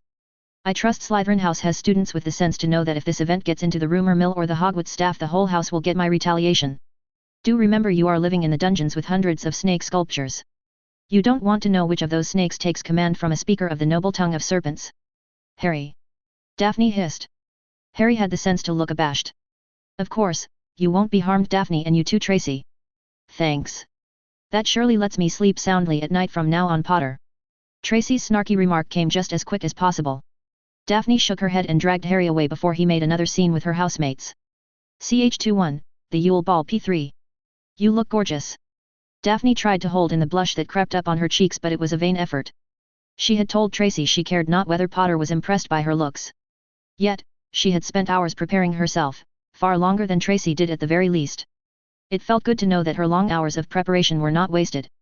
Despite the outward aloofness she was projecting, she remained a bit flustered as she struggled for a proper response. "Thanks. You are not bad on the eyes either," Daphne managed to say without humiliating herself mid-sentence. "Not bad on the eyes. You look very handsome, Harry." Tracy intervened smoothly, sliding next to her, which made Daphne startle. She was spending hours without break to prepare herself for the ball. So, don't get swayed by her aloofness. It's all an illusion. "Tracy!" Daphne hissed. "What?" "It's so true, you were very much excited to go with Harry." Tracy, sporting her usual playful smile. Daphne could feel mortification surging in her mind at how Tracy was exposing her to Potter. She had played her part as the perfect pure-blood heiress, aloof to anything that happened around her with ease. She had presented the date as a business transaction before Potter. The last thing she needed was for Potter to realize that she was interested in him far more than she portrayed. "I see. Interesting." Daphne heard Potter hum from beside her. "Tracy." "Yes, Daphne." "Shut up." Daphne hissed. For emphasis, she pinched her childhood friend on her arm for good effect. "Ow!" Tracy cried. Daphne could feel Harry shake with laughter beside her. She wished something would happen that could turn the focus away from her present predicament.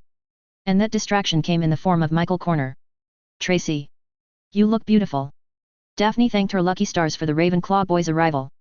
But, her plan to tease Tracy melted away when Harry positioned himself facing her with a bright blue rose in his hand. "May I?" Harry's asked. Daphne was quite not sure what she did at the moment as her heartbeat soared and her mind froze. Whatever she did must have been positive, as she felt Harry press the blue rose against her dress just above her heart. When Harry took out his wand, she regained her bearings, but it turned out he was just using a sticking charm on the flower. Looking down, Daphne looked at the blue rose stitched to her dress with a sense of awe and embarrassment. That was really a romantic moment, and she could literally feel her magic sing in joy. The thrum of her magic, which she had so carefully refined to stay serene over the years, was now dancing all across her skin. It was surreal what the green-eyed boy was doing to her. "Wow! That's romantic," commented Tracy, taking a good look at Harry's gift before rounding on her date. "Let's see. What about you?" "Wah! What do you mean?" Michael asked, taken back by Tracy putting him on spot. "Come on, Michael. What have you brought for me?" "Harry brought Daphne a flower, so what about you?" Michael Corner looked stupefied by the turn of events before settling in to look helplessly around for some kind of escape.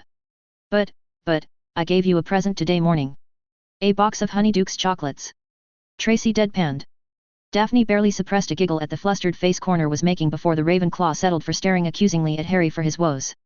"Maybe Michael intends to surprise you after the dance with a gift," Harry sportingly suggested, no doubt to save Michael Corner from the hot water he jumped into unwittingly. "Is that true?" Tracy asked, rounding on Michael, who could only nod in agreement. "Well." Corner was saved by the front doors opening with a high-pitched groan. The Durmstrang students were the first to enter, led by Headmaster Karkaroff. Then the Beauxbatons students followed in an orderly manner. Only then were the Hogwarts students allowed entry. Daphne stepped into the Great Hall with Harry in her hand. Tracy and Michael Corner were just behind them. Inside the Great Hall, everything was bathed in 100 different glittering lights. Little fairies carried small globes of colorful lights everywhere, fluttering their rainbow-colored wings. The hall was decorated with flowers and statues. When her eyes fell on the statues, her wondrous mood shifted to one of pure disinterest and bitterness. "What happened?" asked Harry, keying into the fact that she needs to school her features if Harry could read her mood with ease. "Nothing." "No. There is something." Daphne pursed her lips, eyeing Harry. "The statues, they offend me," she whispered. Harry frowned at her before looking at the statues himself. "The Christmas Father, oh. I see. Daphne took it as a good sign that Harry remained unbothered by her dislike of Muggle religious icons. She had noted that bit about Harry lately. He seemed wholly unbothered by her dislike of Muggle religions or their icons. She had thought Harry would classify her as a bigot, but he seems more receptive and perhaps even understanding her dislike to some extent. "Champions over here, please." Professor McGonagall called them over. "I guess that's our cue. Please enjoy the ball, Michael, Tracy," said Harry, while Daphne squeezed her friend on her shoulder before walking towards Professor McGonagall. Professor McGonagall was wearing a blinding red dress robe reminiscent of Gryffindor house colors. She told them to wait near the side of the doors while everyone else went inside. Apparently, it was a tradition that the champions enter in a procession only after the students of the three schools have sat down.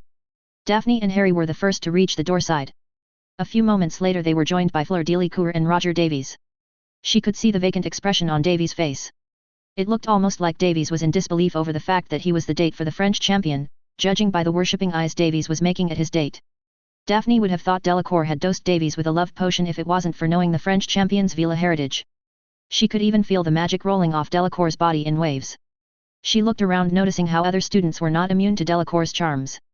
"Well, not all of them," she thought, eyeing Harry, who remained unbothered.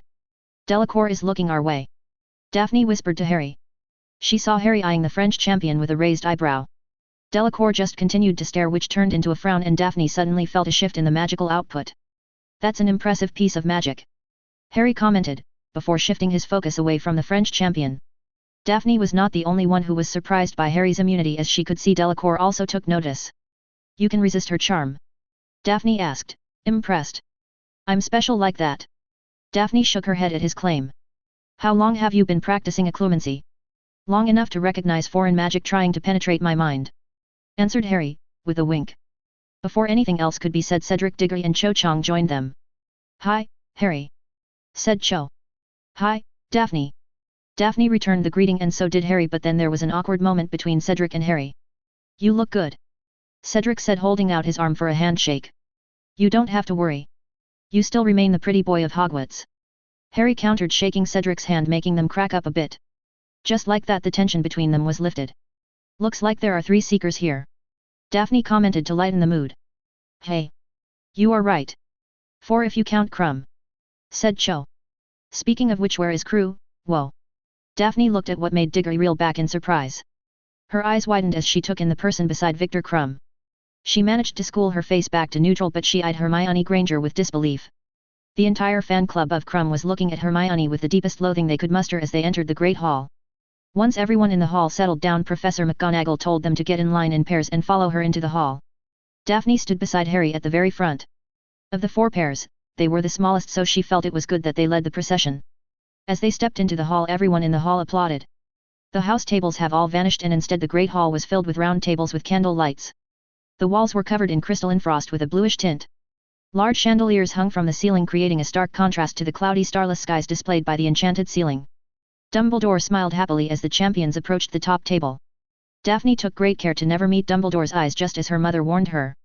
She was nowhere near competent to withstand an assault from Dumbledore against her budding occlumency shields. Instead, she kept her focus on the other 2 heads of the schools.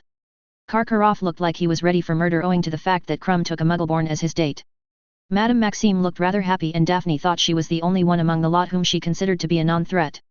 Ludo Bagman looked like a clown, and he dressed that part as well, with his robes displaying bright yellow stars. Mr. Crouch, on the other hand, was absent, which she found odd but not so surprising. She was frankly surprised the Ministry had yet to sack the man, especially after all the scandals that came to light in the Prophet. Instead of Crouch, it was Percy Weasley who stood in place for the absentee judge of the Triwizard Tournament. When they reached the table, Percy Weasley drew out the empty chair beside him, staring pointedly at Harry. Harry in turn eyed her in askance, and she just shrugged. She cared not where they sat, and Percy was a former Gryffindor, so Harry might be on good terms with him. "I've been promoted." That was the first thing that came out of Percy Weasley's mouth, which made her roll her eyes. "I'm now Mr. Crouch's personal assistant, and I'm here representing him," said Percy, in a smug tone. Daphne hid the grin she was sporting with her hand, but she was not sure whether she succeeded, as she could see Percy Weasley frown at her. "Congratulations. If you play your cards right, you may even get his current position," said Harry. "What? What are you talking about?" Percy asked. "What do you think is going to happen after Sirius gets his trial? I won't let that man live the rest of his life in some warm retirement home. I'll see to it that he gets the same cell Sirius was locked in, and that's the least of his problems. If I can, I'll make sure he gets the kiss. That cleanly shut up Percy, who for the rest of the evening stayed silent as a grave towards Harry. Daphne didn't mind one bit. Turns out the most interesting conversation topics of Percy Weasley were cauldron bottom thickness and flying carpets, which he tried to impose on a very disinterested Ludo Bagman. Dumbledore took everyone's attention by clapping his hand and saying, "Pork chops." The golden plates that remained vacant on their table were suddenly filled with food. Soon, others followed to place their orders. "Broccoli chicken," said Harry, and his plate was suddenly filled with his preferred food. "House elves. You got to love 'em." Daphne nodded at Harry's comment before she followed suit with broccoli chicken as well. "Hey! One would think you are copying me," said Harry. "I just have the good sense not to consume heavy food this evening. We've got to dance, remember. Speaking of which, I hope you know how to dance." "Oh, I'm no expert, but I assure you, you will have your feet intact." "I better, or I'll make sure you won't walk as you do, Harry," she replied sweetly. Harry merely grinned and nodded. "I was meaning to ask. Did you like my gift?" Daphne's whole demeanor changed in an instant. She leaned in closer towards Harry with her eyes gaining an unnatural sharpness. "Where did you get that book?" "So, you liked it, hey?" Harry asked, without divulging anything while taking a taste of his food. "Liked it? Harry, that was a very rare book. How did you get hold of such a book?" she asked in a hushed whisper. "Rare book? I would categorize the book as rarest of the rare, seeing as no one possesses a written book by Salazar Slytherin especially about healing magic." "Shhhhh. Daphne hissed, afraid someone might hear their conversation. "Where did you get it? Only those with Slytherin's gifts may find his knowledge as well. Consider the gift an apology for mentioning the curse openly. Although, I doubt many of your Slytherin peers truly grasped the meaning." Daphne stared long and hard at Harry, trying to find some sort of clue, but to no success. The book she received from Harry was indeed a copy of the original written work of Salazar Slytherin. She found it authentic because of the many advanced healing rituals and magic mentioned in the books, emphasizing the use of parseltongue to enhance its effects. She would still have to show it to her father to see whether the book was an authentic copy, but seeing as it was Harry Potter who gifted her the book, she was sure of its authenticity. Her family had over the generations searched for Salazar Slytherin's works. While the fools of the British wizarding world would hail Slytherin as some evil wizard, her family knew the truth. Out of all the founders, no one has contributed as much as Slytherin in the arts of healing. Even the famed Helga Hufflepuff paled in comparison to Slytherin's knowledge and skill in healing magic. His parseltongue was a unique gift that set him apart from all other founders. When Slytherin split from the founders, he took all his knowledge and research away with him. Only bits and pieces of his knowledge that he shared with his favored students survived the light of those days. Even those few bits that survived were jealously guarded by Slytherin's disciples. Ever since the blood curse took hold in House Greengrass, her ancestors have searched for every piece of Slytherin's knowledge. But, anything that they could cobble together constituted a minuscule amount compared to Harry's gift. Daphne had seen her family's collection. There were only a few parchments of Slytherin's handwritten pieces in their library. The fact that Harry Potter of all people held an entire book written by Slytherin shook her. She had the urge to send the book straight to her father to see whether it was indeed a true version and not a fake. It was clearly a translated copy of the original work, but there are ways to confirm the book's validity. The only reason that she did not send it straight to her father was that she feared the book may get misplaced somehow. The book was too valuable to just send it away with an L. She'd rather hand the book over to her father personally. "You should tone down your cold stare. People will think you are about to attack me," Harry whispered into her ear. Daphne was so far gone in her thoughts she had missed Harry moving close to her and whispering into her ear. She could feel his hot breath on her ear, and once again she could feel her cheeks get warmed up. "We need to talk, later," she whispered back after she took a moment to compose herself. "Are you asking for another date, Daphne?" asked Harry. "What if I am?" she queried boldly, staring into those mesmerizing green eyes. If she looked carefully enough, she could read the undercurrents of magic thrumming inside Harry's eyes, and that she found fascinating. Harry gave her a lopsided grin and an accepting nod. Daphne went back to enjoying her food while making small talk with Harry. They removed all serious issues from their chat and instead focused on poking fun at Flizz's snotty attitude towards Hogwarts. They were not the only ones to take notice, as even the usually silent Crumb was a little irked by Flizz's obtuse complaints. Soon all the food on their plates were consumed. At that moment, Dumbledore stood up while tapping his wand on his glass. The clink could be heard across the hall, attracting the attention of all the attendees. "I believe it's time for the dance to commence," said Dumbledore, his enhanced voice traveling to every corner of the Great Hall. Dumbledore's eyes were twinkling away as the champions rose to their feet. Daphne took Harry's offered hand, taking to her feet. Dumbledore vanished all the tables with a swift wave of his wand. Daphne let out a shiver as the headmaster's magic swept through the room. She could feel Dumbledore's magic, which was refined, but she could feel the potency of the magic. It was just as her mother said. There are some wizards who are gifted with a magical aura that makes you feel like you are nothing. Her mother had said she only felt that with one wizard. Although, her mother never divulged the identity of that wizard, she was sure it was Dumbledore. She'd have also suspected the Dark Lord, but her mother had some less than savory opinions regarding Britain's Dark Lord. She'd put Harry in the same category. If Dumbledore was refined, Harry's aura almost felt primal. It felt like his aura was just waiting to burst out with a primal roar. That's why it was difficult for her to employ clemency when she was near Harry. Her senses always remained out of sync with her mind, which affected her ability to construct barriers. It was almost fascinating and scary at the same time. "What are you thinking?" Harry whispered. Daphne nearly squealed when she felt an arm on her waist dragging her forward. Her right hand clasped with Harry's left hand and they slowly made steps on the floor with the Weird Sisters humming a slow mournful tune in the background. She took notice that Harry seemed very careful in his steps, almost as if he was concentrating on not stepping on her foot. "Don't worry too much and relax. You look like you are trying to avoid committing murder," commented Daphne, in parts to switch the conversation away from her lapse of mind. "Nice deflection. But, I'm all the more curious what's on your mind," said Harry, as he gripped her close to him, which made her press into his body more. This time she was ready for the onslaught of magical aura that was trying to creep into her. While Harry's magic remained very distracting, she had her barriers ready to keep them out from interfering. "You don't know legilimency, do you?" she asked, not minding the closeness as she twirled around with Harry on the dance floor. She hardly paid any attention to anything else as her sole focus was on her steps and her dance partner. "You can relax. I'm not going to surf through your mind," said Harry, letting out a laugh. "It's no laughing matter. And it's good to know you can't do that," Daphne said, with a huff. "Yet." Harry was quick to remind her. "I can't do it for now. That doesn't mean it'd be the case forever. I can't keep you out for now. That doesn't mean it'd be the case in the future," she countered. Harry grinned. "Competitive. I like that. Nice socks, Potter." Moody growled as he passed by, with a very uncomfortable Professor Sinistra on Maudie's hands. "Thanks, Professor," said Harry. "You look good, Professors. That man is creepy. He should not be allowed that eye in Hogwarts." Daphne growled. "I don't think anyone has a chance of convincing him to let go of that eye, Daphne," said Harry, shrugging. With a final quavering note, the Weird Sisters concluded their first song, applause filling the Great Hall once more. "Well, that was fun," said Daphne, looking around in surprise as the song came to an end. She didn't even feel much time had passed at all. The Weird Sisters started playing another tune, this one a bit more upbeat than the last one. "Want to give it a try?" Harry offered. Daphne could hardly suppress the grin gracing her lips. And so they danced once again to a fast-paced song. When that ended, they danced to the next one as well. It was a fun night until finally, Daphne had to call it quits as her feet were hurting her. They invariably found themselves stumbling into Crumb. "Hi, Harry. Ave you seen her mon ninny?" asked Crumb. "Oh no, Victor. We were just dancing, you see," replied Harry. "Vel, if you see her, tell Eri Ave drinks," said Six. "Hey, look. There she is." Daphne pointed to Hermione, who was making her way towards them. "She doesn't look happy," Harry muttered. "Vad happened?"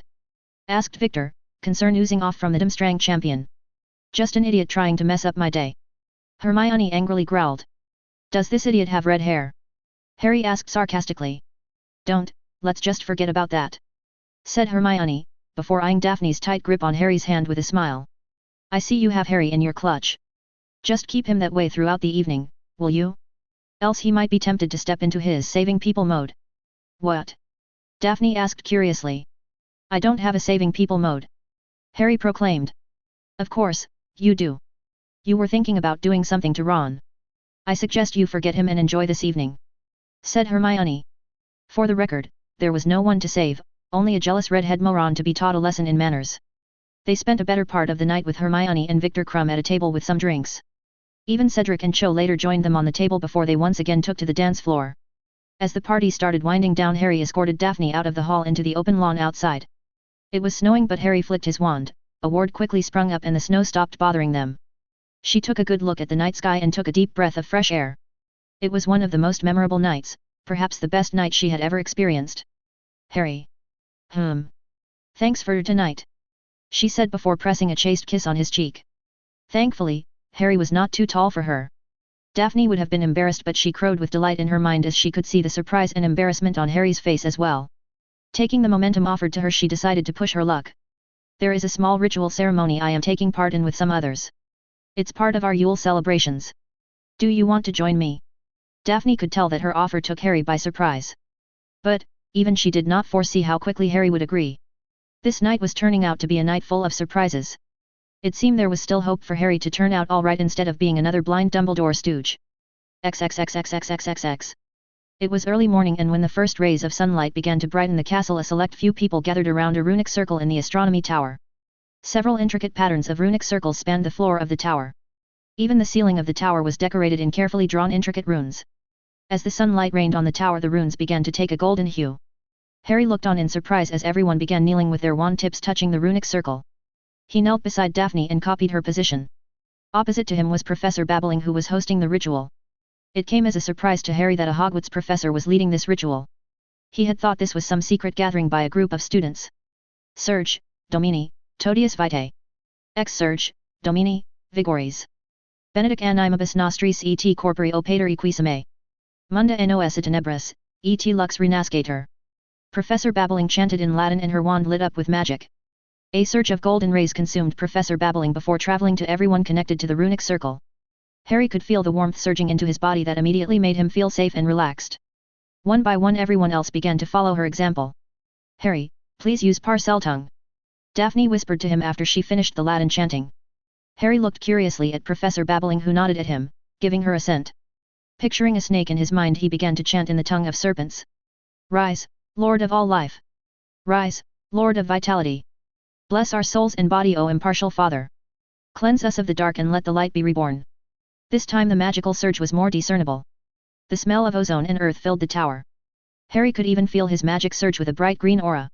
He could feel his limbs become far stronger and his body far lighter. He felt as if he had the energy to run a marathon without breaking a sweat. I've never felt power like this before. Harry muttered in wonder as magic surged within him. The tongue of serpents is the language of life itself. It is one of the oldest languages our world has ever known. When uttered, it connects with old magic. You have a wonderful gift, Mr. Potter. Use it well, said Professor Babbling. Harry merely nodded as he was still drunk on the magic that was coursing through his veins. Others were not faring any better either. For the next 6 days, we will perform the ritual in other locations. I will contact each of you with the time and place. If you miss one session, then you won't be allowed to attend the rest. Am I understood? Yes, Professor. They all chorused. Good. Now, take your leave. Harry exited the astronomy tower with Daphne, Tracy, and strangely Theodore Knott, who had so far kept a healthy distance from him. So, what do you think, Harry? Asked Tracy. I think I'm going to show up on all 6 days, he said, looking back into the tower where Professor Babbling remained. If he had looked carefully enough, he could have seen he was being watched by the dark onyx eyes of his ancient runes professor. XXXX. Once everyone left Bath's Haida alone, she flicked her wand, closing down the astronomy tower. The runes on the floor began to change shape and formed into a 7-pointed star shape with complex runes running around the outer contours of the star. The inside of the tower was suddenly bathed in a golden barrier. Taking a deep breath, she cleared her mind and began reinforcing her occlumency barriers. Once she accomplished that task, she removed the glove from her left hand. Playskin greeted her eyes, but only she knew there was more to her left palm. Channeling magic to the tip of her wand, she drew a perfect triangle on the center of her palm. The triangle began to light up in a golden hue, and the rest of her left arm began lighting up with intricate runes. From her fingers 5 golden lines connected to the 3 sides of the triangle. Evelyn Regensburg, she whispered. The triangle in her hand began to blink slowly for some 5 minutes before it took a blue hue. A white bright light suddenly escaped the triangle, showing a palm-sized projected figure of Evelyn Regensburg. Lady Greengrass, my greetings. Bath's Haida, why have you contacted me? There was not even a hint of a German accent in her patron's voice. Then again, Evelyn had divested her German roots to fit in easily with the British aristocracy ever since she became the wife of Lord Greengrass. It was no surprise, as most people often tend to forget the foreign roots of Lady Greengrass, as she acts like a British witch. There has been a positive development in regards to Mr. Potter. Bath's Haida could make out the sharpness in her patron's eyes at her report. While Potter remained an interesting person, the last few years have shown there was nothing to be seen in the Potter boy. But, this year, things have changed. Ever since Potter's name came out of the Goblet of Fire, Potter has been changing, and Bath's Haida had watched that change unfold from the safety of her position among the Hogwarts staff. While she did not know all the details, she knew Lady Greengrass and a certain common acquaintance of theirs was interested in Potter. This is good news. Tell me more. And so Bath's Haida began her detailed report regarding Potter and Dumbledore. Ch22, a not so happy Christmas. Harry had read somewhere that rituals are addictive and hence dark in nature. Insofar, he could confirm the first part but not the latter. Oh, he was surely becoming addicted to the surge of old magic surging through his veins whenever he performed the ritual of Red Dawn. In his opinion, it'd be a disservice to call himself an addict when there were better examples. One of the best examples would be Barbara Collins, a sixth-year Slytherin who had chosen to strike up a friendship of sorts after his first day of engaging in the ritual. While he was not prejudiced against the entire Slytherin house, he had a healthy sense of paranoia when someone starts to show a sudden urge to befriend him from the snake pit. Tracy and Daphne, he could understand somewhat. Daphne had some ulterior motives and he was not blind to the girl's attempts at trying to befriend him. Tracy on the other hand he could trust far more easily as she held no visible ulterior motives. With Tracy being a half-blood and all, there was hardly going to be any specific points she need to score with the pure-blood fanatics in her house by befriending him. However, Barbara Collins set him on edge, especially when the witch was breathing down his neck whenever he performed the ritual. Sadly, she was not the only one. She was the worst case of old magic addict, but there were others like Emily Frost from 7th year Ravenclaw, Adam Winters from 6th year Ravenclaw and Hassan Ali from 7th year Slytherin. It was the third time he was engaged in the ritual of Red Dawn. Ever since the first day, he was asked to perform at the last slot and he could see the urgency in the eyes of the four addicts waiting impatiently for his turn. Collins looks like she is about to jump you, Harry. Tracy muttered playfully from his side. Am I the only one who is weirded out by those four? He asked, keeping an eye on the almost eager gazes the four addicts were throwing in his direction. I have never heard this ritual could become addictive in any way. Only rituals involving blood sacrifice are deemed dark by the Ministry. He heard Daphne comment from Tracy's side. A comment that he didn't necessarily agree with, as the Ministry does prohibit other rituals that do not involve blood sacrifice. He has been reading upon Ministry regulations on the area ever since he began planning the aura stabilizing ritual in order to advance his occlumency skills. It was in the Ministry's interest to keep wizards and witches less powerful. Harry could understand the reasoning behind the Ministry's actions. Wizards like Dumbledore and Voldemort have the power to make the Ministry irrelevant. For a bureaucratic organization like the Ministry of Magic, a powerful wizard or a witch is an existential threat. After all, why should any wizard or witch bow to weaker members of their kind? This was why the Ministry always tried to keep the number of powerful wizards to very few. They classified certain disciplines of magic to be dark in nature and illegal to weed out those who aimed to increase their magical power. And somewhere along the way, someone will inevitably slip their grasp. If they do, they will be cajoled to join the Ministry. The perfect example of this case would be Dumbledore. Those who do not want to join the Ministry and conform to the rules and regulations end up opposing the Ministry. These witches and wizards get the label of Dark Wizards or Dark Witches. And the most exceptionally powerful among them end up being called the Dark Lord. Some are assigned this label while some adopt it. Voldemort fell into the latter category as he chose to adopt the title of Dark Lord. So the Ministry's definition of dark and light magic always had a political agenda. The true defining line, in Harry's eyes, lay in intent more than anything else. Sometimes, even intent tends not to be enough in judging the nature of magic. Everyone, time's up. Touch your wands to the runic circle, said Professor Babbling. The ancient runes professor had chosen their ritual venue in the greenhouse for some odd reason. Harry was not exactly sure why this particular venue, but he was all for it. The previous one was near the Black Lake and that was not fun at all. The constant piling up of sleet and howling winds were quite a distraction. Even now, snow was piling up outside the glass panes of the greenhouse. The ritual started in earnest as the first light of the rising sun began to usher in warmth, consequently lighting up the runes scribed on the floor. Professor Babbling was the first to start the ritual, followed by other students, until finally, it was Harry's turn. Rise, Lord of all life. Rise, Lord of vitality. Bless our souls and body, O impartial Father. Cleanse us of the dark and let the light be reborn. Just like the last two times, the magical energy surge was phenomenal. This time, rather than enjoying the surging power within his body, he was rather keeping an eye on the eager looks from Barbara Collins. Mr. Potter, stay behind. All others, leave. Ordered Professor Babbling. Harry could hear the disappointing groans from the four addicts. As the rest of the students took their leave, it was just him and Professor Babbling inside the greenhouse. How are your studies going? Is Miss Davis being helpful? Asked Professor Babbling, as she began flicking her wand here and there, dismissing runes with a flick of her wrist. Oh, Tracy has been very accommodating, Professor. You are satisfied with Miss Davis as your tutor? Yes, Professor. Harry admitted. He would have opted to change to Hermione, but Tracy was quite fun to be around, as she did sort of go out of her way to help him. It'd be rude to disparage Tracy's honest efforts in the last few weeks. That's good to hear. Professor Babbling mumbled. Harry eyed his ancient runes professor and her casual way of dismissing runes from the floor. That was an interesting skill, but he thought to ask about that another time. Professor, do you mind if I ask something related to the ritual? He inquired. The library holds many books about the ritual of Red Dawn. Nonetheless, ask away, Mr. Potter," said Professor Babbling, pausing her work to give him her attention. "Why is it Barbara Collins and the other three are addicted to my magic?" "They are not," Professor Babbling answered him crisply. "What?" He was a bit taken back by Professor Babbling's answer. "But, they were showing signs of addiction." "No, they weren't, Potter. At least, they weren't showing addiction to your magic. They are addicted to the cleansing nature of the ritual. Your gift of Parseltongue just happens to pull old magic into the ritual in great quantities. Even if you were to stop using the Parseltongue, those four would have shown addiction." "But why?" He was flummoxed by the explanation. "Is this ritual dark in nature?" "Not at all. The ritual we perform invokes the resurgence of light within our body. Those who carry the stain of dark magic, however, will experience addictive symptoms. The dark devours the light as it is in its nature to do so." Harry remained confused by this strange explanation. How could the dark devour the light? The whole purpose of the ritual is to cleanse the dark, was it not? "Yes, the ritual is meant to cleanse the dark, Mr. Potter. But understand the very nature of dark magic. It seeks to subvert anything and everything. Even the light is no exemption to the predilections of the dark. That is why the cleansing ritual lasts for 7 days.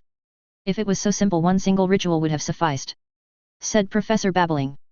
"Oh. That makes sense, I suppose," he mumbled before looking at the professor curiously. "Professor, if you know they have used the dark magic, shouldn't they be warned, or done something? What they do in the confines of the privacy of their homes is not mine or anyone's business. They do have the freedom to perform any type of magic behind closed doors of privacy. So long as they are not performing them in public, nor are they using it to harm others or themselves, then I don't see any problem." Perhaps his disagreement with her opinion must have shown on his face, cause Professor Babbling decided to elaborate. "An educator's job is to give as many tools and options to a student. If I decide to fix a set of values as ideal and pour it down the throat of my students, that's not education. As students, you must have the freedom to choose your own paths. Else, rather than being educated, you'd be indoctrinated." In a strange sort of way, it made some sense. Anyhow, he'd be keeping an eye on those four. But he won't be spreading any rumors about those four in Hogwarts. It'd be rather hypocritical of him to do so when he was already researching dark rituals and spells in his free time. XXXX. Harry returned to the Gryffindor Tower after his scheduled class with Professor Vector. As the Yule holidays were yet to conclude, he was still getting special classes from Professor Vector, and by the end of the week he was going to face a test in arithmancy. This test would determine his continued presence in arithmancy class. As such, he has been terribly busy preparing for the exam, leaving him almost no time for other activities. This is why he had not even deigned to pay a visit to Hagrid, who had unwittingly become the subject of Rita Skeeter's scathing articles. Somehow Skeeter managed to get a hold of Hagrid's life history, and she outed him as a half-giant.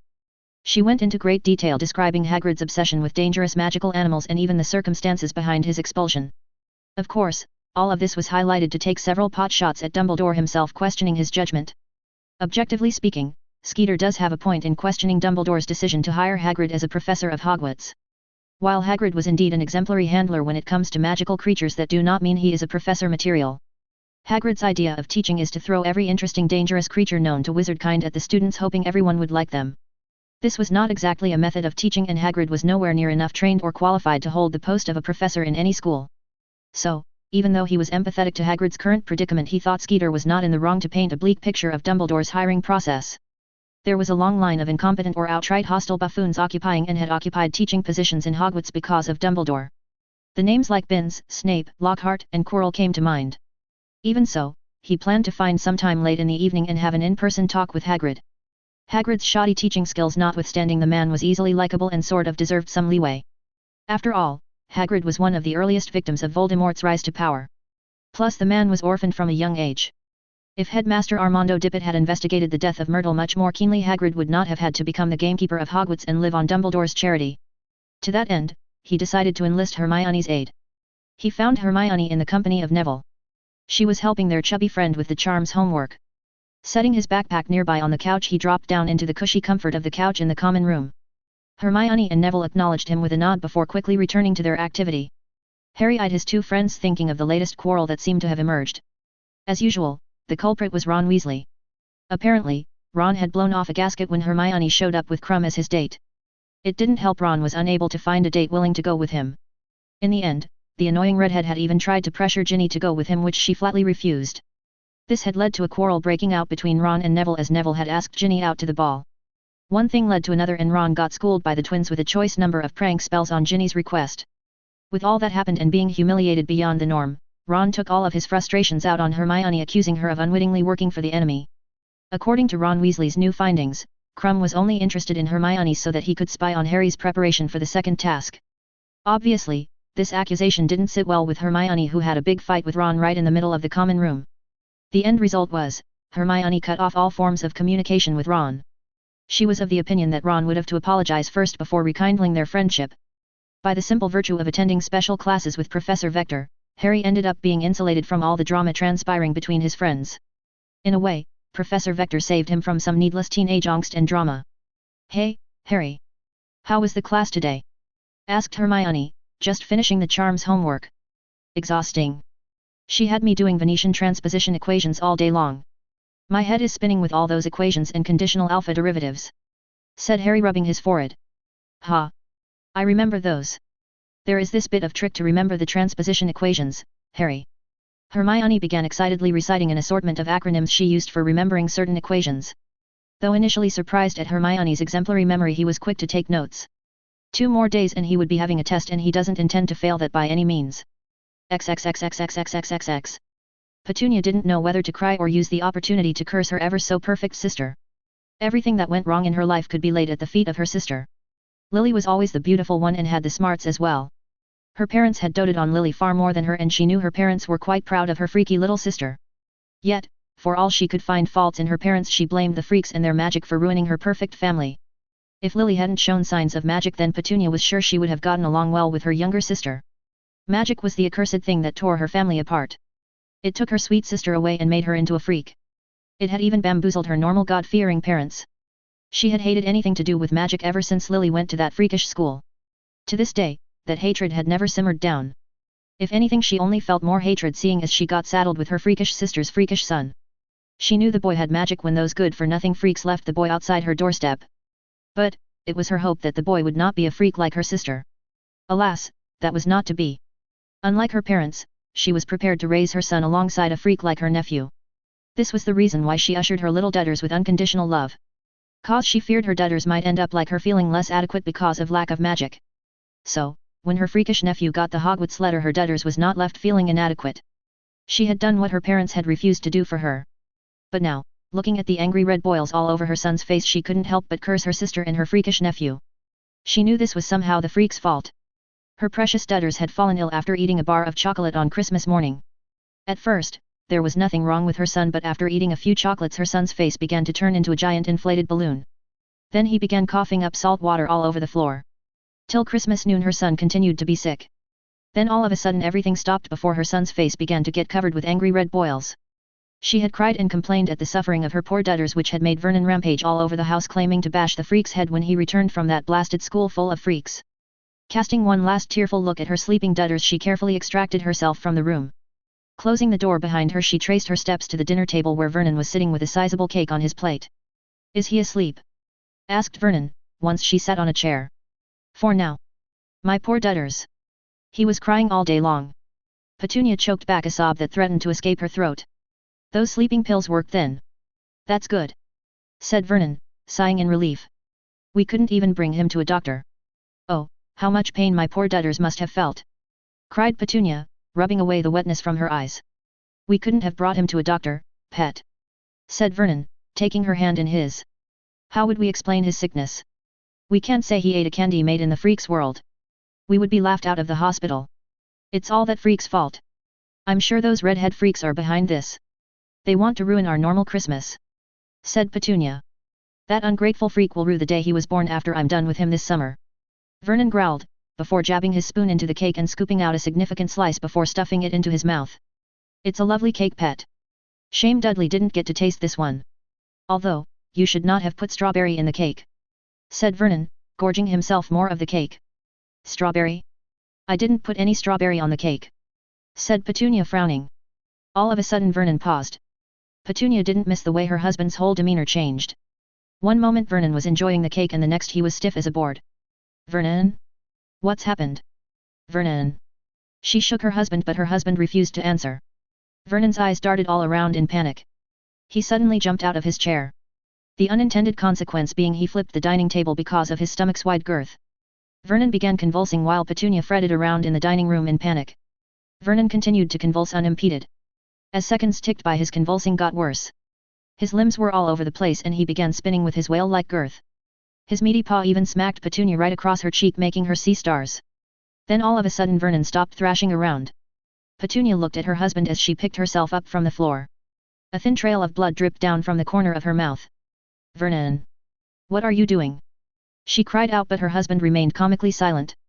Vernon remained standing in a strange pose. He had his legs apart wide, imitating a sitting posture while standing on his legs. His eyes were crossed over. Petunia slowly made herself move towards her husband, afraid he would hit her again. All of a sudden Vernon opened his mouth as if to scream, but no sound came. "Vernon!" she hesitantly called. Vernon let out a grunt and then he screamed. "Arg!" But, the screaming was accompanied by a thin trail of flames from his back door. Seeing this, Petunia screamed and she rushed into the kitchen to collect water to douse the flame. She threw a bucket full of water on Vernon's fiery ass. Thankfully, the flames stopped pouring out and she could see smoke rising out of Vernon's pants. With a loud thud, her husband fell over on the floor. For a moment, Petunia stood there holding the bucket while staring gobsmacked at the angry red cheeks of her husband. She felt her limbs go numb and the bucket fell from her arms. The clatter made by the bucket echoed around the house almost unnaturally. She collapsed on her knees, letting out a soft wail of despair. A tap on her shoulder made Petunia freeze. She fearfully turned around only to see a hideous freaky creature that had large green tennis ball eyes standing behind her. "Master Harry says Happy Christmas," said the creature in a squeaky voice before snapping its fingers. It was then Petunia saw the frying pan floating in the air. She barely got the time to blink as the frying pan registered in her mind before pain flared on her head. It was a brief flare of pain before she descended into Morpheus' realm. Ch23, a new professor. Harry was laughing uproariously and so was Sirius. They were sitting back comfortably on a plush cushion watching the entertaining events unfolding in the Disley household in an enlarged mirror. When he had pitched the idea of turning the Disleys' Christmas holidays into hell, Sirius was the one to suggest the use of a modified two-way mirror to bear witness to the events unfolding. Sirius somehow tampered with the enchantments to allow the mirror to store everything that was happening in the Disleys. And now they were watching the debacle unfold. "I've got to admit, this is a wonderful piece of magic, Sirius," Harry said, admiring the piece of magic that allowed a magical TV of sorts to exist. "It's nothing big. I just tweaked the charms commonly used in magic mirrors," said Sirius, shrugging as if it was no big deal. "Besides, it was fun to do something interesting for once. I think I'm going to go mad by translating all those dusty old books and scrolls. You won't have to worry about that. Your trial date has been declared. You would have to present yourself before the Wisengamot on January 25. "Oh, they declared it?" Sirius asked, looking doubtful. "Not yet. But Andromeda wrote to me the trial date is set for January 25th. The ministry will announce it tomorrow." "Hey!" Harry frowned as he watched Sirius looking unseemly into the distance. He gathered Sirius was reliving darker memories from his Azkaban ordeal, or perhaps Sirius was surprised by the fact that the trial was even going to happen. So, Harry reached out and touched Sirius's shoulder, startling his godfather. "You are going to get your day in court and you are going to walk out of the ministry a free man." "I hope so, Harry. I hope so, cause I can't go back to that hellhole," said Sirius, shivering at the very thought of being in close proximity of Dementors. "You won't," Harry promised. "Well, I hope so." Sirius shook his head. "Anyway, I've got to admit, those Weasley twins are one hell of pranksters. They've got a wicked sense of humor.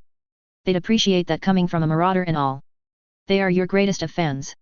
In fact, they recovered the map from Filch. They even managed to work out the password as well." "They did? How'd it end up in your hands then?" asked Sirius. "They gave it to me to sneak into Hogsmeade." "Ha! That's a better use for the map as any, I suppose," said Sirius, laughing like a hyena. "Enough dallying. Let's continue practicing deflecting spells," said Harry, standing up on his feet. Instead of focusing on offensive spells, Harry has been focusing on honing up his defenses. He didn't make this decision on a whim. He had dueled with Sirius for days and found his defense lacking. With the second task set to happen in the Black Lake, he was already set for all the necessary spells that could aid him underwater. So, his focus shifted to training for the third task and of course to face Pettigrew and Voldemort at the very end. Spells could only go so far when he remained shoddy at defending himself from a wizard's attack. While Voldemort remained weak and he held the advantage, it'd be the height of arrogance to think less of Voldemort and Pettigrew. Pettigrew was no slouch, he cautioned himself. The man had become an animagus before graduating Hogwarts. That was no easy feat. He would not underestimate that sniveling rat. Harry shook those thoughts away as Sirius stepped into teaching mode. "Okay, Harry. Here is the deal about deflecting spells. There is no specific incantation to this piece of magic. This is simply a handy trick with your wand and magic. Channel magic to your wand and let it form a cocoon. Sirius explained. Harry tried to do what was asked of him, but the only way to know whether he could perform was through practice. To that effect, Sirius suggested they start with simple spells. They started with the most basic of spells like Tickling Charm. Harry got hit 8 times before he managed to deflect the spell partially. It was only a partial success because he could not deflect the spell straight back to Sirius. The spell went wayward and hit Winky, who proceeded to giggle to her mortification. Just simply deflecting the spell is not good enough. The deflected spell have to follow a prescribed path, else there was no point in deflecting spells. Half the struggle was catching the spell with the tip of his wand. Since spells are usually just a small ball of light, it took a skill of its own to catch the spell with the tip of a wand. But, it was no impossible task. As they say, practice makes everything perfect. Sirius was a good teacher as well. So, by the time they wrapped up the session, Harry was able to catch a spell 3 times with the tip of his wand. Out of which he managed to reflect one back straight towards Sirius. Harry considered that progress. "You know, I'm a bit worried about the tournament," said Sirius, after they concluded the practice session. "Don't you worry, Padfoot. I've got a grip on what to do in the second task," said Harry. "I'm not talking about the second task, Harry. I'm just troubled by Dumbledore's and Moody's incapability to catch the one who put your name in the goblet," said Sirius, twirling the old wand in his hand with a frown on his face. "If they had found something, they have so far not shared anything with me. The Ministry has also deigned to keep everything under the rug," said Harry, shrugging his shoulders. "Hogwarts is crawling with Death Eaters. Karkaroff, Snape, and I'm sure dear old Lucius is crawling around somewhere in the background like the slippery snake he is," Sirius muttered darkly. Sirius shook his head and took a deep breath. "You know what you are doing in the second task?" Harry waved away Sirius' concern. "I've got it handled. I learned the bubblehead charm to breathe underwater. All that is left is to perfect a transfiguration spell that can change my shoes to a pair of flippers." "Well, if you've got the task handled, then there is only one important matter that I need to discuss with you," said Sirius, turning uncharacteristically serious on a dime. "What's that?" Harry asked somewhat warily. "You are a growing boy and Lily would have wanted me to have this conversation a bit early. But I suppose there is no good time as any." Harry stared confusedly at Sirius with a raised eyebrow. Sirius leaned forward and placed his hands on Harry's shoulders. "I'm of course talking about birds and bees, now that you have a girlfriend and all." Sirius smirked while Harry's eyes widened at where this conversation was going. "Oh, come on. XXXXXXXXX. I'm fascinated by how those Heliosophine matrices work. Whoever managed to invent that math is a genius," said Hermione, excitedly chatting away with Tracy, who he'd got to admit was a nerd when it comes to arithmancy and ancient runes. Almost all arithmancy was invented by Egyptians to enhance runic magics in the time of pharaohs. Most likely its origins came from Herpo," said Tracy, just as enthusiastic as Hermione in discussing this topic. "You mean Herpo the Foul?" asked Hermione with a barely audible whisper. Someone took a stroll through the forbidden section of the library. Tracy teased, making Hermione blush. "She's not as innocent as she looks, Tracy. I learned that firsthand when we had a conversation about blood rituals." Daphne chipped in, making Hermione groan in protest.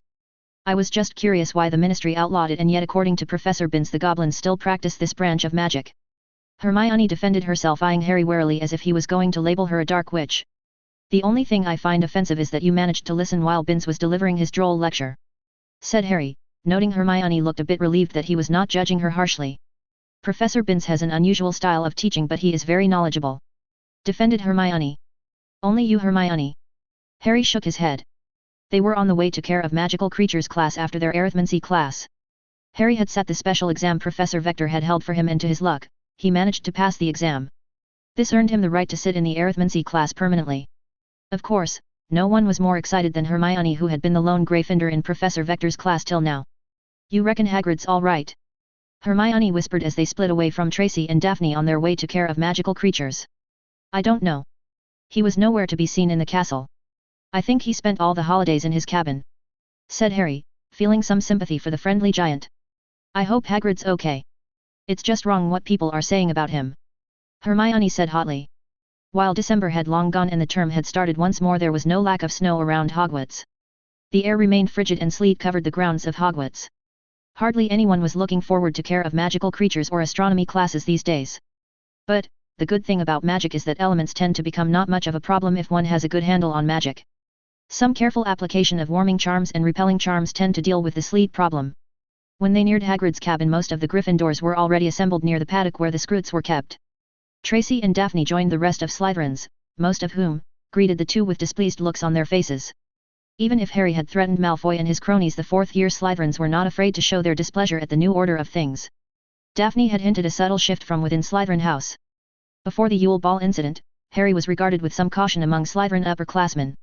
His stunt with pranking the living daylights out of all those badge-bearers had made him a notorious figure. Now, with his threatening of Malfoy in the open, and that too with Parseltongue, had made many senior Slytherins grudgingly respect him. Of course, all of this was possible because the resident bat of dungeons was on probation. If Snape had a modicum of freedom in flexing his authority, Harry would have been in a lot of trouble. As it stands, Snape was forced to remain in his best behavior to guard his post in Hogwarts. Dumbledore's influence among the board members is the only thing that has stayed Snape's dismissal from Hogwarts. "Hagrid's not here, Harry. You reckon something happened to him?" asked Hermione worriedly. "Hey, Neville. Have you seen Hagrid?" Harry asked, once they joined their Gryffindor peers. He could see Ron taking sneak peeks at Hermione, but his bushy-haired friend was either ignorant or outright avoiding the redhead. "No, Harry. We've been waiting for him," said Neville. Just then Hagrid's cabin door swung open, garnering all of their attention. It was not Hagrid who stepped out of the front door, but a tall grey-haired witch wearing pale yellow robes. "Who's that?" Ron asked. No one answered the redhead, as no one knew the answer to that query. "I'm Professor Grubbly Plank. I'll be your temporary care of magical creatures teacher," she said briskly, struggling through the knee-deep snow gathering around the grounds. "Where's Hagrid?" Hermione asked. "He's currently indisposed," said Professor Grubbly Plank shortly, looking to end the line of conversation. "But, what's wrong with Hagrid?" If Professor Plank heard Ron's indignant query, she paid it no mind. Instead, the professor led all of them past the paddock towards the edge of the forest where a large unicorn was tethered. Many of the girls in the class squealed promptly. "Oh, look, Lav. She is so cute," squealed Parvati. Compared to the unicorn, the snow looked grey. The unicorn was of bright white color and its movements were so graceful. It had golden hooves and a golden horn protruding from its temple. Girls up front and boys stand back. They prefer a woman's touch. "Now, approach slowly." Harry stayed back with other boys among his year and watched from the sidelines as Professor Plank introduced the girls to the shy unicorn. Harry's eyes strayed towards Hagrid's cabin. It seemed Hagrid was going through a rough time. Hagrid was making this all not too easy for him as well. He could only offer his support if Hagrid deigned to show himself in the open. Whatever the case, Harry couldn't get distracted with Hagrid. There was a Hogsmeade weekend coming up and he has a meeting scheduled with Damian Greengrass. Considering the meeting would entail cooperation for their mutual benefit, he was hoping to enlist the man to ensure Sirius would get his freedom. After all, if facts alone were important for the Ministry, Sirius would never have suffered imprisonment in Azkaban in the first place. He was also sure Lucius Malfoy would try his best to convict Sirius, and he could not allow Sirius' freedom to depend on the integrity of the Wizengamot. It was time he stepped into wizarding politics. Ch24, no rest for the wicked. Neville never thought he'd be in a precarious position like this when he agreed to go with Harry, no questions asked. He never even had any worry, as Harry only said he was going to help him with his troubles with magic. He has been having trouble fully mastering the summoning charm for quite a while now. So, he thought Harry was going to help him with the summoning charm when he agreed to take a walk with Harry. Never at any moment did he think he'd be put in this position. He gripped the armchair for his dear life, facing the scrutiny of Professor McGonagall. His head of house was intimidating, but he liked her far more than Snape any time of the day. "So Mr. Potter, Mr. Longbottom. What was this urgent matter that you need to discuss?" asked Professor McGonagall, eyeing them over her glasses. "It pertains to Neville's difficulty in performing spells, Professor. I believe I've found the reason behind Neville's struggle with spells," said Harry. Of all the things Neville expected, this was not the matter he was expecting to be the topic of discussion. He had only thought Harry wanted him as an escort to meet Professor McGonagall, when in truth he was the topic of discussion. The previous anxiety that he felt in the presence of his head of house doubled down on his mind, which made him sweat despite the damp weather. "You want to discuss Mr. Longbottom's performance in classes?" asked McGonagall incredulously, while eyeing Neville, who shrank back into his seat at the attention. "It's not that Neville is underperforming because he has less magic as he believes. It's just that he has been using a faulty tool since he arrived at Hogwarts," Harry claimed, making not just McGonagall blink in surprise but Neville as well. Over the years Neville was subjected to ridicule within his family because he never showed any early signs of magic. Everyone thought he'd be a squib, and no one was more ashamed than his grandmother, who often lamented that he never lived up to his parents' name or the family's honor. It was only when his great-uncle Algy was holding him out of a window by his feet did he show a sign of magic. His great-uncle let him go and he'd have crashed headfirst on the ground, but he bounced away as if by magic. There were many other instances his family tried to build magic inside him according to his grandmother. And now, here was Harry claiming to know why he couldn't perform magic as good as others. He knew the reason. It was cause he is nearly a squib, as his great-aunt Marietta often called him. Neville does not have a wand that has given its allegiance. He is using a legacy wand that remains resistive to his magic," said Harry, once again surprising Neville.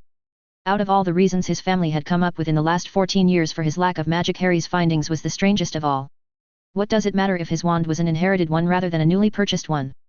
The wand had worked well for his father, who was an Auror. He was more than convinced it was his lack of magic at fault rather than his wand. "Is this true, Mr. Longbottom? Are you using a legacy wand?" asked Professor McGonagall. Under her stern gaze, he could not lie. Professor McGonagall reminded him of his grandmother. "Yes, Professor. I'm using my father's wand." "But my father's wand works well, Professor." "It may have worked well for your father, Mr. Longbottom. You have to win a legacy wand's allegiance to use it without any resistance. Even full-grown wizards would struggle with a non-aligned wand," said McGonagall. He didn't know what to think. On one hand, his father's wand was important to him. It was a piece of his father's legacy, and to hear someone say that he was not good enough for his father's wand was a blow to his already fragile self-confidence. "Professor McGonagall is right, Neville. When I bought my wand, Mr. Ollivander told me that wands choose the wizard," said Harry, a tad softly. Perhaps Harry understood he was not taking the news well. "Mr. Potter is right, Mr. Longbottom. Legacy wands are usually used for sentimental purposes, not for practical use of magic. You may continue to use your father's wand, Mr. Longbottom. But, I suggest you purchase a wand of your own. That's why we are here, Professor. I was hoping you'd allow Neville to visit Diagon Alley and purchase a new wand," said Harry. Neville was startled to note McGonagall was even considering Harry's request. This made him think. Could it be true that I can perform magic better if I have a new wand? If even Professor McGonagall was agreeing with Harry, perhaps it was true. Neville felt his father's wand safely tucked away in his pocket.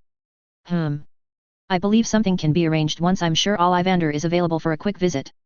McGonagall pursed her lips and nodded to herself. "I shall contact you, Mr. Longbottom, with a suitable date." "Thank you, Professor," said Harry, standing on his feet. Neville also made to stand, seeing that the meeting was coming to an end. He also copied Harry in thanking his head of house before approaching the door. "Mr. Potter, if you don't mind, stay back for a moment." McGonagall's voice stopped them from vacating the office. Neville nodded at Harry before he stepped out of the office. He wondered what McGonagall would want to discuss with Harry. He hoped Harry was not in any trouble. XXXXXX. "It was a good thing you did, Mr. Potter," said McGonagall, peering over her square spectacles with a delicate grin. Harry nodded in appreciation. It's quite rare to get a compliment from Professor McGonagall, so he'd take it when it is given with a smile. "You see how smoothly everything could go if you come to me instead of jumping into trouble without any second thought." And there goes the smile right off his face, mostly cause his mind pushed a memory from the deep recess of his mind to the forefront. "I did come to you in my first year warning about the Sorcerer's Stone," Harry supplied tacitly. Professor McGonagall only looked at him sternly, unfazed by his rebuttal. "Mr. Potter, you came to me claiming that someone was trying to steal the stone. I'm sorry to say I think it was obvious someone would be trying to steal the Sorcerer's Stone. The whole point of setting up a series of traps was to capture the thief. Instead, what happens? You and your friends strut into danger knowing well that you had no hope of standing a chance against a full-grown wizard." "But..." Harry tried to butt in, but McGonagall talked over him as she was on a roll. "Do you know how many students wandered into the Forbidden Floor specifically to find out what was being kept there? More than half the students of this school tried to access the Forbidden Floor, but all of them stopped once they saw the Cerebus guarding the trapdoor. Only you, Miss Granger, and Mr. Weasley persistently prodded the defenses set by the faculty. While I wholly disagree with Professor Dumbledore's decision to place the stone in a school full of children, I suppose we never expected 3 suicidal children to take an excursion in the middle of the night into the traps we set up all on their own." Harry swallowed his tongue and merely stared unhappily at his head of house. "Oh, while we are at it, let's not forget your second and third year. What made you think that it was a good idea to wade into the Chamber of Secrets knowing that there was a basilisk lurking in there? On that note, why did you take that charlatan with you?" "Well, Once again he was cut off abruptly. "And your third year? Whose bright idea was that to seek out Sirius Black all on your own without any help from a grown wizard near midnight? Thank Merlin Sirius was not the traitor. If Pettigrew had wanted to, he could have easily killed you that night. Or maybe the Dementors would have done the work for him and Voldemort." Harry opened his mouth to argue, but he shut his mouth with an audible snap. He was not happy at all. Far from it, actually.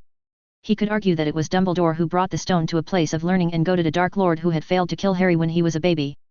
He also vividly remembered the dangerous detention in the Forbidden Forest by McGonagall, knowing full well dangerous creatures were lurking in the dark forest. It was also Hogwarts faculty's fault for not finding out the chamber and for hiring a fraud as a teacher. What did the high and mighty wizened professors of Hogwarts think about 12-year-olds? That they are somehow the bastions of rational thought 24/7? Of course, children were not going to make informed and rational choices when faced with situations beyond the normal scope. And don't get him started on the whole serious issue. Pettigrew was living right under the nose of Dumbledore in the Gryffindor Tower for nearly 3 years. The famed supposedly all-powerful protections of Hogwarts not only failed to detect Pettigrew, it also posed no problem for Sirius to waltz into the castle whenever he pleased. The same goes for Voldemort's diary, which was one of the darkest pieces of magic, and yet Hogwarts' famed wards never detected the Horcrux. There were other dozen or so points he could argue, but he swallowed them all and nodded like a chastised child caught stealing a cookie from the cookie jar.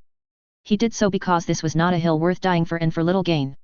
He was convinced whatever he was going to say would not be acceptable for McGonagall. She was too emotionally invested in Hogwarts to see the place was no longer just an educational institution but a testing bed for Dumbledore's ridiculous utopia project by giving second, third, and a number of other chances to terrorists, murderers and rapists. There was no point in trying to convince ideologues of their folly. They are too busy cooking up a reality that does not exist. It was no wonder Voldemort was able to run circles around these people. Turning the other cheek works only when the aggressor has some form of morality left. Anyhow, it was not his place to conduct a lecture on politics and just general common sense for these people. For now, he is working under the principle of enemy of my enemy is my friend. What these people do with their life was not his problem, and he was not going to make enemies needlessly. I shall endeavor to not jump headfirst into trouble anymore, Professor, and you will be the first person I'd come to if something goes wrong. It was a bitter pill to swallow, but he put aside his pride and spoke those words all the same with a proper chastised expression on his face. Good. McGonagall nodded, satisfied with his response. How are your preparations coming for your second task? I've deciphered the egg and I'm prepared for the task ahead, Professor, said Harry, though initially surprised by the inquiry. Good. McGonagall nodded. You may take your leave, Mr. Potter. He didn't waste a moment and scooted away from the office. There was a Quidditch practice session that Angelina was organizing, and looking at the watch he was already 5 minutes behind. XXXXXXXX. So, what do you think, Albus? McGonagall asked to her empty room. She watched from her seat as Dumbledore came out of the disillusioned charm. As usual, there was the ever-present twinkle in the headmaster's eyes. I think this year's events have drastically changed, dear Harry. He seems more confident, she supplied. Yes. He is more sure of himself, more deliberative, cunning, resourceful, and a whole other plethora of traits that we'd use to describe an ideal Slytherin. Dumbledore made his observation, adjusting his long beard while taking his seat across from McGonagall. The poor boy. He has been forced to grow up too fast. I know, Minerva, said Dumbledore, letting out a tired sigh. Each year I hope Harry would enjoy his time at Hogwarts like any other normal teenager, and yet the opposite happens. No doubt, it is one of my many failings. He played a major role in disrupting Harry's first year at Hogwarts. If he had any other option, he'd have avoided taunting Voldemort with the allure of the Sorcerer's Stone. Yet, it was necessary to take the chance, knowing he'd be endangering Harry's life by placing the stone at Hogwarts. He had to confirm Voldemort's survival, and as he suspected, it was too great an allure for Voldemort to not show up in Hogwarts. And just as he planned, Harry confronted Voldemort and even managed to chase the Dark Lord away from Hogwarts. Not only did this confirm the validity of the blood wards he painstakingly constructed to protect Harry, but the incident also ensured Harry was exposed to Voldemort in a somewhat safe environment. He alone knew Harry was destined to confront Voldemort at some point. So, better it be for Harry to realize what he was up against a bit early, albeit in a controlled environment. But he had no part in the happenings of the second, third, or this year. Despite all the horrors that befell the poor boy, Dumbledore was somewhat happy to note Harry was turning around for the better. He noticed Harry's drive to learn more complex magic has taken up significant traction this year. Perhaps, the tournament did end up being useful for something, he thought. He did not doubt that Voldemort was going to rise at some point, and Harry would need all his faculties primed to face the challenging days ahead. If Harry showed promise and continued to show a commitment to expand upon his magical knowledge, perhaps he might even decide to take a more active role with Harry than he previously thought. According to Severus, the Dark Mark was getting stronger each day. It is a sign of Voldemort regaining some of his lost power. It won't be long before Voldemort finds some way to shed his incorporeal form and regain a body. The only question that remained is, how strong the new body will be. It was no easy task to construct a new body that could channel the full magical might of someone like Voldemort. Only one living person in the world possessed the blood to restore Voldemort to his height of power.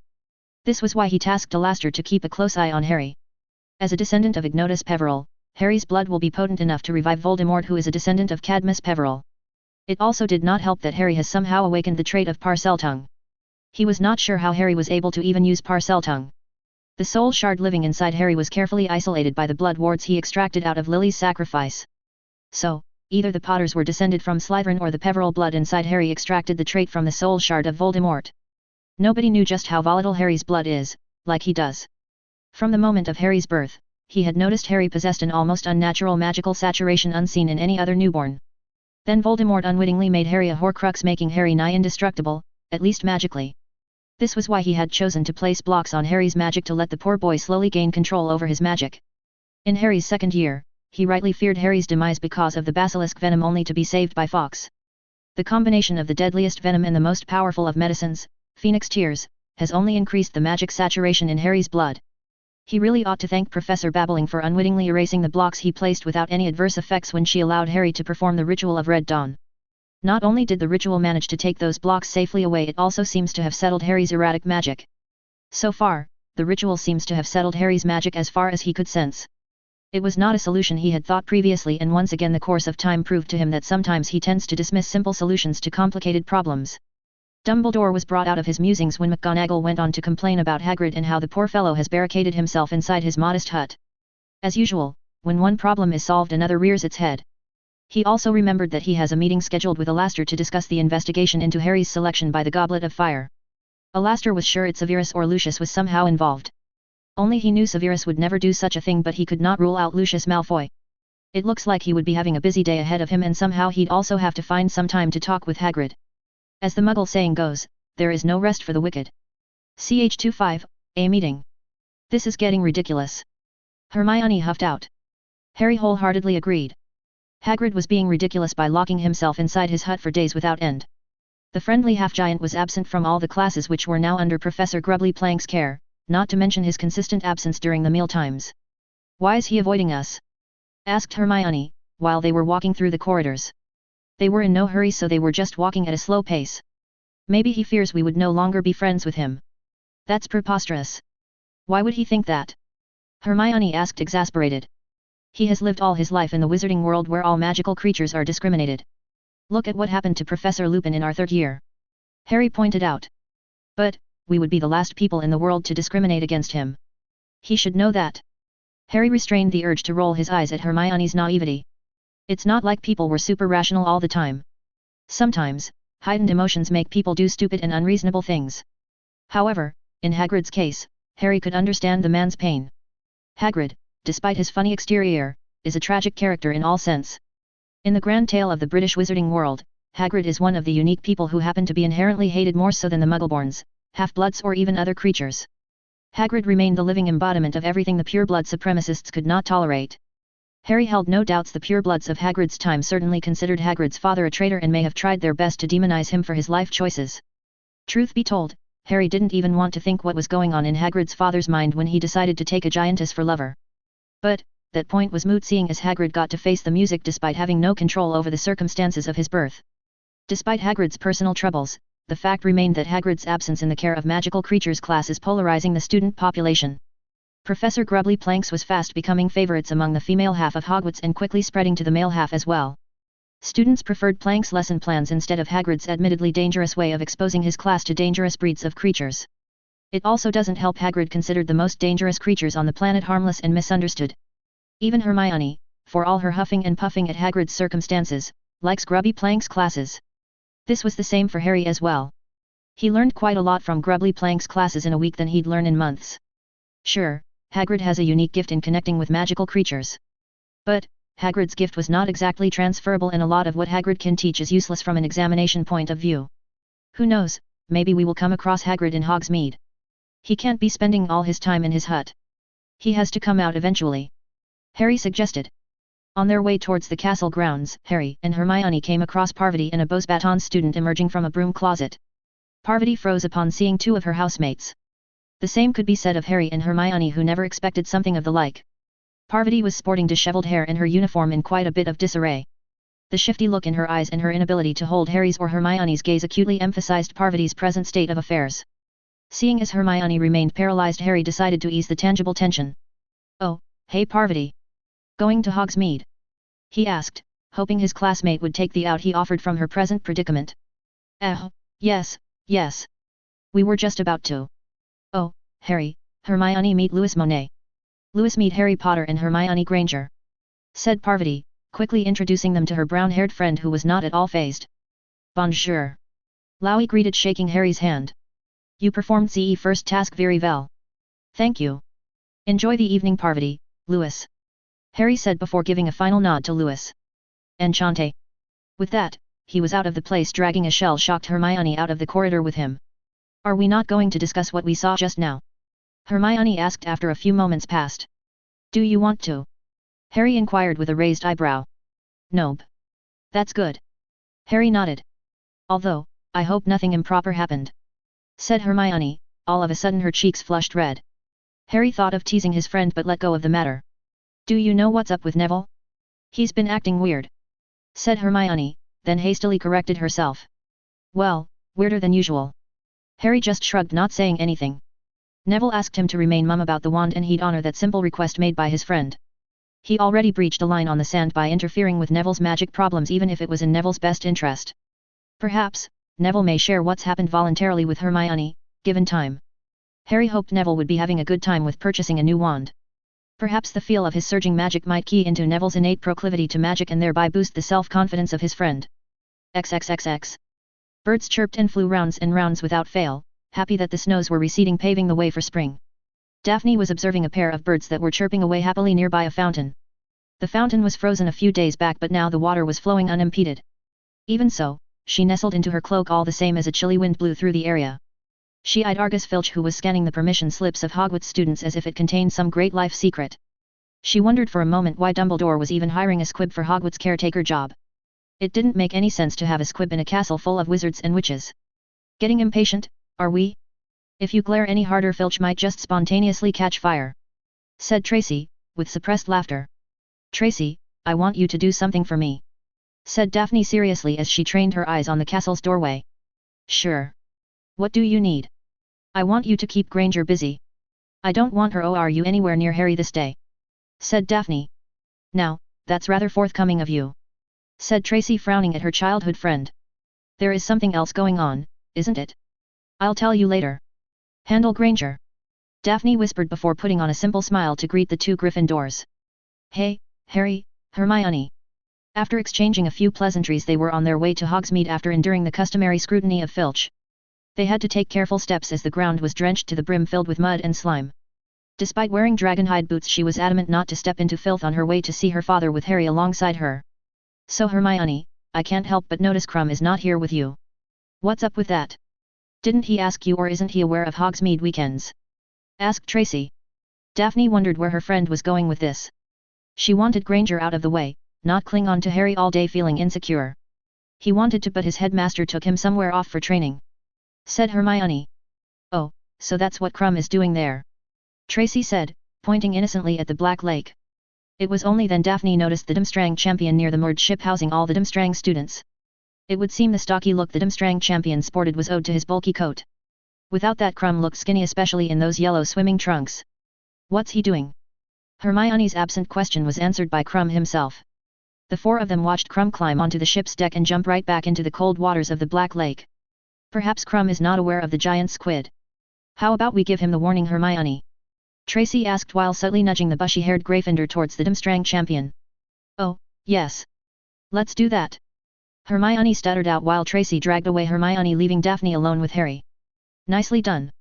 Harry commented casting an amused stare at her. Come. I shall lead you to my father. Said Daphne, refusing to acknowledge that she had something to do with Tracy's actions. I'll be happy to meet him but first I need to buy a few custom-made quills. Why? Daphne would deny herself over and over in the future that she did not whine at this moment. But, the twinkle in Harry's eyes told a different story. It's important to have them. Shall we? Said Harry, holding out his hand. She had no other choice but to take Harry's hand. At least, that's what she told herself. In truth, she quite liked the general stroll through the village with Britain's most famous celebrity in her hand. XXXX. Hey. I am not disappointed. It's a shack, just as I imagined. Harry muttered looking at the rundown cabin that looked like it was going to fall apart without a moment's notice. He wondered why wizardkind was obsessed with keeping the outward appearance of their constructs as shoddy as it can be. Daphne looked in askance at him, but Harry just shrugged it off. Together the two of them climbed the steps. He struggled to keep the cloak from getting in the way of his footsteps lest he embarrasses himself by falling down. He'd have used any of his muggle clothes, but Damian Greengrass is a pure blood. Seeing as the objective was to kick Lucius Malfoy out of power and in the long run possibly build a new coalition, he had to look the part. The last thing he wanted was for Mr. Greengrass to be a thorn on his side, especially with Sirius' trial coming up in a few weeks. The reason that he was going out of his way to build an alliance with Greengrass was in part because of Sirius' trial. His recent encounter with Amelia Bones was a wake-up call of sorts. If Amelia Bones, the sole person JKR portrayed as a decent witch working in the ministry, is just another typical politician, then he knew he could not walk into the Wisengamot half-assed. There was nothing compelling the Wisengamot members to vote justly in spite of the evidence he could amass to exonerate Sirius. Clearly, some would vote giving due consideration to facts presented in the courtroom. But, the majority of the Wisengamot seats were hereditary or gifted to some wizards and witches as favors. Knowing that truth has minimal value, he has been writing personal letters to Wisengamot members whom Andromeda Tonks thinks she can sway. He'd write personal letters addressing those members while Andromeda would meet with them in person to convey their side of the story on behalf of Sirius. Harry was not sure whether this plan would work as there were too many unknown variables. That's why this meeting was important in some sense. Letting out a breath, he kept his back straight before pushing open the door to the shack. Warm air greeted him and the interior was finely furnished in stark contrast to the exterior. Harry could make out the impressive work of spatial charms that allowed a large hallway to exist inside the shack. Letting out an appreciative hum, he stepped into the large hall made of polished wooden floorboards. Looking around, he came across a table at the far left corner of the hall where a black-haired man was sitting observing him silently. "Is that him?" he asked Daphne in a whisper. "Yes," she whispered back before taking the lead to greet her father. Harry let the father and daughter have a moment of their own. But soon, he was sitting across from Damian Greengrass with Daphne sitting between them to his right side. "Mr. Potter, we meet at last," greeted Mr. Greengrass, shaking Harry's hand. "Pleasure to meet you as well, Mr. Greengrass," said Harry, taking back his arm. Harry could feel a pinprick-like feeling in his head, but he couldn't identify it easily. That let him know the man sitting across from him was using legilimency. "You need not bother, Mr. Greengrass. My mental defenses are formidable," he said, eyeing the man blandly. Rather than making Mr. Greengrass flustered for being caught, the man visibly relaxed. "That's good. There are some powerful people that'd prefer we do not interact. It's imperative the particulars behind our meeting remain between the three of us. You needn't worry, Mr. Greengrass. This meeting never took place." "Very good. When we arranged for this meeting, I was not expecting certain matters to progress far, and that too aligning well in our mutual interests," said Mr. Greengrass, leaning back in his seat all too comfortable. "Of course." Harry nodded. "You want Lucius Malfoy gone from the Daily Prophet?" "Among other things," Mr. Greengrass acknowledged with a shrug. "You want Sirius Black exonerated, and I want Lucius to back off from his current path. I think we can get what we both want quite easily, Mr. Potter. So, you want my help in removing Malfoy from the Daily Prophet?" "Why should I help you?" Harry asked. "Remove Lucius from the Daily Prophet? Mr. Potter, you are terribly misinformed of the intricacies of British wizarding politics." "I don't blame that, as you are just a boy new to our ways," said Mr. Greengrass, then all of a sudden he leaned forward. "However, I find you quite fascinating, Mr. Potter, especially the little gift you have given my daughter." Mr. Greengrass eyed the book appreciatively. The book was the first thing Daphne discussed with her father since entering the shack. "So, as a gesture of goodwill, let me give you a piece of advice. Stop wasting time by sending letters to Wisengamot members and instead attack Lucius Malfoy's source of wealth." Harry frowned at the Greengrass patriarch. "I don't follow." Damian let out a sigh. "Where do you think Lucius Malfoy gets all the gold he throws around to bribe ministry officials? The Black Vaults are indirectly under Lucius' control. If you have access to Sirius Black, then I suggest you use the man to deal a heavy blow to Lucius. Make it public and you will see the ministry and all his purchased friends leave him in droves. It will of course also put a stop to Lucius' campaign against Mr. Black. But Sirius is a fugitive. He can't be seen in public," Harry pointed out. "Mr. Black is a fugitive to the ministry, not to the Goblin Nation. Here is what I'd do in your position." As Damian Greengrass explained the plan, Harry revisited his opinion on wizards and their lack of logic. It seemed there are those who have fearsome intelligence in their heads, and underestimating wizards was a terrible misjudgment on his part. A mistake that he'd try not to repeat again. The positively evil glint shining in Damian Greengrass' onyx eyes gave him creeps. He couldn't help but like the man. It seemed he found a vindictive asshole just like himself in Daphne's father. Anyhow, as Damian continued to explain all the finer points of the plan, Harry couldn't help but grin wickedly. "Oh, what he would give to see the look on Lucius Malfoy's face when the news breaks out. But first, he has to safely transport Sirius to Gringotts and bring him back with no one the wiser. XXXX. With the customary pop, Damien arrived at his home. The moment he came out of the apparition he could feel the ward's pulse around his home. It seems there is a guest. Now, who might that be, he thought as he moved towards his home through his wife's garden. The garden was his wife's handiwork and her signature was all over the place. The garden looked like it is painted in yellow owing to the sea of Lapsus helianthus present in the garden. The yellow-flowered plant followed his movement collectively looking for any sign of aggression. Those with ill intent would get a dose of the poisoned dart from the plant. A single dart could put an average wizard down for almost 2 hours. Closing the entrance door behind him he stepped out of his coat. With a pop, his house elf appeared to take the coat away from his hand. Who's the guest, Snipsy? The house elf looked afraid all of a sudden. He could see the elf's fear in its large brown eyes. It's the Flaming Lady Master. Snipsy squeaked out in a barely audible whisper before abruptly disappearing with a pop. Damien became alert and carefully stepped into the reading room where he could hear the crackle of a fire in the hearth. Stepping into the room he met his wife's blue eyes. Evelyn sat on a chair with her hands folded neatly on her lap. She subtly pointed at the other chair with her eyes that was turned towards the fire and hence away from his line of sight. Even so, he could make out the blood-red hair of the chair's occupant. How was your meeting with young Harry? The feminine tone of his guest's voice may put people in a false sense of security. He knew better than most and so does his wife. It went well, my lady.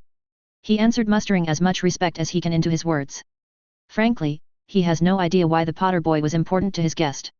He was not going to ask either. Perhaps, Potter has a role to play in the Millennium Conjunction. Good. What is your assessment of Harry James Potter? Is he a pawn of Dumbledore like his parents? I don't believe so. He is rebelling against Dumbledore's hold. I think he is working to free Black to escape Dumbledore's grip. Is that so? In that case. Their guest took to her feet before turning to face Damien. He was faced with the scrutiny of bright green eyes pulsing with ancient magic. Help young Harry. He may yet prove useful to my plans. As you command, my lady. He said, bowing low. It seems Potter is not going to be an ally of convenience but a possible recruit. How interesting and dangerous. After all, Dumbledore is no easy enemy to tackle. Ch26, The Downfall of House Malfoy P1. Snapclaw faced the two shifty-looking wizards grinning wickedly. If these two thought they could walk in undetected into Gringotts they were in for a rude awakening. He could smell the illusionary magic woven around the two wizards. Wizards always hold a high opinion of themselves. Just because they can use magic using wands they think they are the gift of nature. They strut around as if they own the whole world. In truth, wizarding magic had nothing on goblins. All the senses of his people were heightened to detect magic in its most basic form. Very few magic could escape the senses of a goblin warrior and he is a proud goblin warrior bred to be the very best. Oh, he hoped these two were thieves. His axe has not seen the blood of a wizard for a long time. It's been a while since he properly unwinded himself and he was itching to crush the skulls of these two wizards. You two requested a closed-door meeting, wizards. Know that you are charged a standard fee of 5 gallons per half an hour. Now, what do you want? Snapclaw sneered, secretly taking his battle axe from underneath the table. He imagined having the skulls of these two fools mounted on the wall of his office. The prestige alone incurred to him and his family would be quite useful in the long run. Perhaps Master Riptooth would assign him more accounts under his supervision. All of his daydreams however crashed and burned when the two wizards of their own volition dismissed the illusion magic. This left him in disappointment thinking of opportunities lost and glories taken away all because these wizards behaved properly. Gritting his teeth he took in the true appearance of the two wizards and his annoyance was brought down a notch when he identified the two. Mr. Black, Mr. Potter. What do you two want? He snapped, masking his interest with disinterest and annoyance. After all, it's not every day he gets a visit from Britain's most wanted criminal and teen celebrity. Not to mention these two were valuable customers of Gringotts. Master Snapclaw, we have a unique proposition in regards to the Black Vaults and the siphoning of the funds by Lucius Malfoy. Said Potter. Snapclaw could practically taste the ill intent hanging in the air. He could also see that in Harry Potter's eyes. He chanced to look at Sirius Black and he could see the same wicked look on Black's face. I see. Let's hear it then. He said, showing lukewarm interest on the outside, while on the inside curious what these two were up to. We understand that Mr. Malfoy took loans out of the Black Vaults in significant amount of galleons posing as the guardian of the heir of House Black. He was the guardian. In the absence of all suitable male Blacks the lordship and thus the ownership would have transferred to Draco Malfoy who's the son of Narcissa Black. He said, frowning at both Potter and Black. True. But, Sirius is no longer in Azkaban. He is not excluded from the inheritance like Andromeda Tonks. Hence, it is my understanding that Lord Black can redefine the terms of his vaults. It is his prerogative, yes? Asked young Mr. Potter. Snapclaw thought it over in his mind and slowly nodded. If he wants to do so, it's his property by right. Good. Harry Potter smiled, and that smile put Snapclaw on edge as it was filled with malice. Since Sirius was not present when the loans were taken, he intends to chart out the terms regarding the funds Lucius Malfoy took from the Black Vaults. Now, Snapclaw was getting a vague idea of what these two wizards were up to. These are the updated terms of the contract by which Mr. Lucius Malfoy must abide by, effective immediately, said Harry Potter, presenting Snapclaw with a stack of parchments. Snapclaw went through the updated terms of the contract drawn by a prestigious legal firm among the wizard kind. He brushed his magic against the seal of the barrister, one Ted Tonks, and the result came authentic. Then he went through the finer points of the document. It was quite cutthroat, and he grinned at the terms outlined. The total amount taken from the black accounts will be considered as a single withdrawal, and the interest rate has been fixed to the percentage amounting to 1,000. It is also outlined that the interest will be calculated from the day of first withdrawal, and Snapclaw was quite curious when it began. Then there is the time limit of 1 week given for Mr. Malfoy to pay up the accumulated interest. There was also the penalty of an additional 100% of the loaned amount if the total interest is not paid within 1 week. Then there is also the principal amount that ought to be paid within 2 weeks once the document comes into effect. Getting curious about how this document will kick into effect on Lucius Malfoy's holdings, he asked for his assistant Sniptooth to procure the transactions of Black family vaults. While Mr. Potter and Mr. Black waited, he went through the current position of the Black vaults. After a detailed study, he looked at the two wizards and grinned.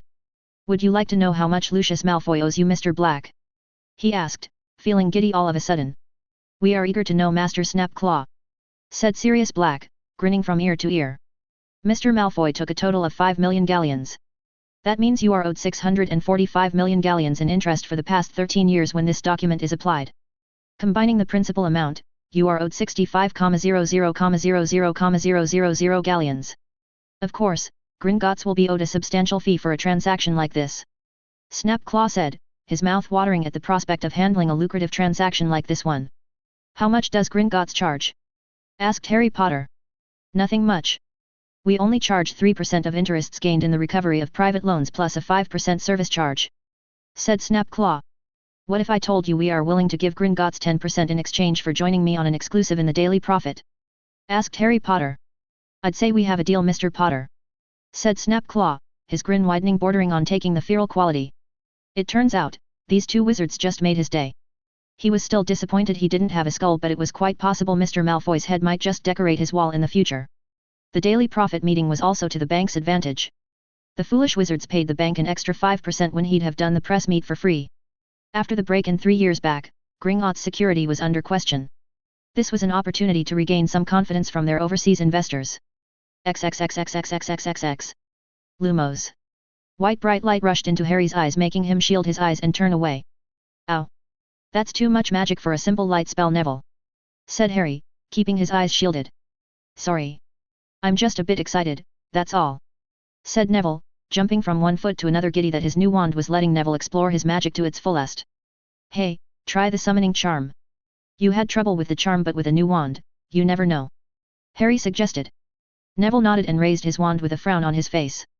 Harry observed his friend, who was struggling with confidence all along. With a brand new wand from Mr. Ollivander, Neville seems to be regaining his confidence step by step. He was happy that Neville was slowly coming out of his shell. Oxio. Neville jabbed his wand towards the ground. To Harry's and Neville's surprise, a swarm of pebbles, sand and even the football, Will Turner, a fifth-year Hufflepuff student, was about to kick into the goal post, rushed towards Neville. Harry had the presence of mind to hastily put up the shield charm, which made all the rushing objects bounce off harmlessly against the magical shield. Whoa! Neville squeaked and dropped his wand. Oi! What are you two playing at? Turner shouted at them, incensed to see his chance to score the goal being cruelly ripped away. Sorry, Turner. Just a spell that went out of hand, Harry explained, dismissing the Proto-Go charm. The pebbles all turned to dust while the football remained intact. Harry wondered why the shield didn't try to turn the football into dust. Either way, he was thankful the ball remained intact lest he incurs wrath from the players nearby. After kicking the football towards the players in the distance, Harry turned his attention to Neville, who picked up his wand and was looking at the piece of wood in wonder. The wand was 7 inches long, made of dark red cherry wood, and the core was unicorn hair. Did you see that? Neville asked breathlessly. Oh, yes, said Harry, cautiously moving towards Neville, who looked a bit flustered. I think you need to calm down a bit and channel less magic into the wand while casting spells. Yes, that's right. I need less magic. Neville said almost absent-mindedly. Harry could actually see the wonder sparkling in Neville's eyes at the very notion. It was quite understandable really. A day ago, Neville was struggling to squeeze out an iota of magic, but now he's been told to use less magic. Quite the U-turn if he ever saw one. Oi, Potter. Switch for me will you? Said Justin, stepping out of the court, giving Harry a chance in the attacking midfielder position. A moment mate. He called back before turning to face Neville. You alright Neville? Yeah, I'm fine Harry. More than fine. And thank you for, you know, everything. Seeing Neville struggling to formulate his emotions, Harry patted him on the shoulder. Tell you what, I'll help you out with the magic stuff tonight. We can go over some basic spells and work our way up. How does that sound? Harry pitched the idea, not just for helping Neville but also for improving himself. He often found that teaching someone helps in acquiring a deeper understanding of the subject. It was true for his physics major, so it should be also true for magic. I'd like that. Thanks, Harry. Neville smiled brightly. Harry enjoyed an evening with good old football with some of the resident Muggleborns and Half-Bloods. The game was not just a hobby for him now but an essential part of his physical recovery. Madame Pomfrey did give him quite a lot of potions for his physical development. As per her advice, since he last checked up with her, she noted his body was fast replenishing nutrition and gaining more bone density as well as muscle mass. According to Madame Pomfrey, his body was burning through all the additional medication she was providing at an accelerating pace. Harry attributed this to his regular swimming, body training and weekend football games. When night came to the Gryffindor Tower, Harry lay awake in his bed tired after an enthusiastic session of magic exploration. He spent the better part of the evening and night helping Neville try out first-year spells. They concentrated on charms like Tickling Charm, Color-Changing Charm, Tempest Charm, and other basic tier spells. Neville's enthusiasm to use his magic seems to have imbued Neville with some much-needed confidence. Harry was seriously considering including Neville in his training sessions. With Sirius's trial just a week away, he was going to lose Sirius as a training partner. The outcome of the trial would hopefully be in Sirius's favor. His latest stint with the Daily Prophet should put a speedy end to Lucius Malfoy's financial holdings. He was promised the full story will be printed on Monday morning. Malfoy will be forced to borrow or even outright sell his valuables to pay back, if he ever can, the total amount owed to House Black. Anyway, the plan outlined by Damian Greengrass was positively smashing. It was going to kick into Malfoy's financial dealings from multiple angles. Now that he has done his part, it was now Mr. Greengrass' time to play his part. The man should be having some hasty meetings with the investors of Daily Prophet and other businesses to ensure Malfoy's fall would be a long way down, straight to hell. Not only did Harry remove a threat to Sirius' trial, but he'd also be dealing a blow to Voldemort's second rise. Malfoy would have become the financial backer of Voldemort, but now, Malfoy would be lucky if he has a nut to his name after everything that's about to happen. The next day Harry was the first to wake up and as per his routine, he practiced for the second task in the room of requirement. Then he went for a run inside the room and finished his morning with a brief swim. Finishing the daily routine, he sneaked back into the Gryffindor Tower to prepare for the day. After dressing in his robes, Harry waited with his backpack near the entrance hall waiting for Hermione. Hey, Harry. Seamus. He acknowledged the Irish boy who was a dab hand at blowing things up. Ya reckon what's wrong with Neville? He's been acting odd. Odd? Odd how? Harry asked. He seems sprier this morning. Did something happen? Seamus asked, making sure no one overheard their conversation. He's been getting good with magic lately. Maybe, that's why. Harry answered, opting not to disclose the truth without Neville's permission. Harry, Seamus. What are we waiting for? Professor Flitwick must be waiting for us in the charms class. Neville said, excitement shining in his eyes while patting both Harry and Seamus on the back before proceeding to rush out of the entrance. Neville. We have breakfast in the Great Hall. Harry called after Neville, but the entrance door holding the fat lady's portrait closed before his words would have any effect. See. He's behaving oddly. Seamus said, amusedly looking at the closed entrance door. Reckon we should go after him? Asked Harry. Yeah, let's do that. Unless Neville's got his remembrall with him. Seamus said with a raised eyebrow. I don't think so. He forgot to bring the remembrall this year. Said Harry, opening the entrance door. Ha. Ha ha ha. Seamus' laughter echoed through the castle as they rushed after Neville. It took them quite some time, but finally, Harry and Seamus managed to track down Neville and bring the guy to the Great Hall. As usual, the Great Hall was abuzz with chatter. Harry could hear the Weasley twins explaining their new prank based on a modified catnip that could change Mrs. Nora's color to Lee Jordan. Angelina was discussing some Quidditch tactics for chasers with Alicia and Katie. Harry was reminded of the fact that he was asked to participate in some training sessions with the Gryffindor Quidditch team after the second task is completed. Somehow, Angelina managed to take permission from McGonagall. He got the exemption till now since he was preparing for the tournament. But, he was required to attend at least 2 or 3 practice sessions before the task is completed in February. Owls began swooping and delivering the mail in the usual fashion. Harry looked for Hedwig while chewing on a piece of bread dipped in tomato sauce. His trusted snowy owl dived down and delivered him a copy of the Prophet. Seeing as he was about to be a proud owner of some 10% shares in the paper within a few days, he thought a daily subscription should be considered. Harry switched his attention from the food on the table to the Prophet that was conveniently dropped into his waiting arms by Hedwig. Hedwig settled near his right arm and looked at the bacon on his plate. "Have at it, girl." Hedwig let out a hoot before gorging herself on a slice of bacon remaining on his plate. With that out of the way, he peered at the front page of the Prophet. Rita Skeeter didn't disappoint as the headlines themselves put a smile on his face. The downfall of House Malfoy. House Black strikes back. The thievery of Lucius Malfoy comes to light. Lucius Malfoy, a pauper. The incessant scream from the Slytherin table was something that he expected. He was not surprised the shrill scream came from none other than Draco Malfoy. What's interesting was Parkinson also joined in on the fun by openly crying, sharing the burden of the news with Draco. Harry's eyes met the blue eyes belonging to Daphne.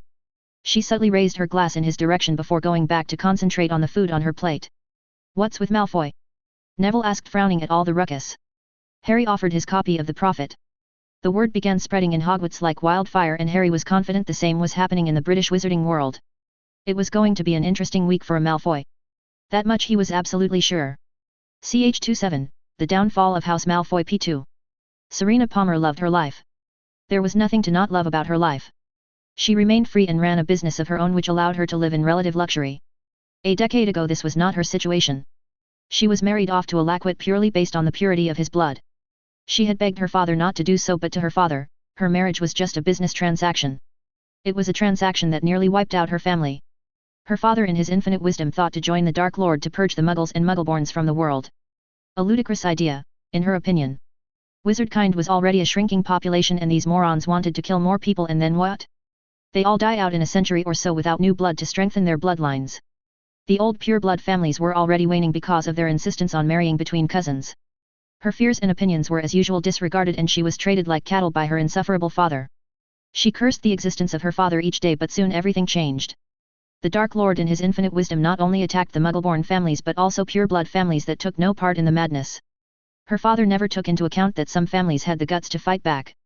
Her father and a better part of her cousins fought Frank Longbottom while raiding a Muggle village in Scotland. It was a raid that decimated the males of her family save for her younger brother.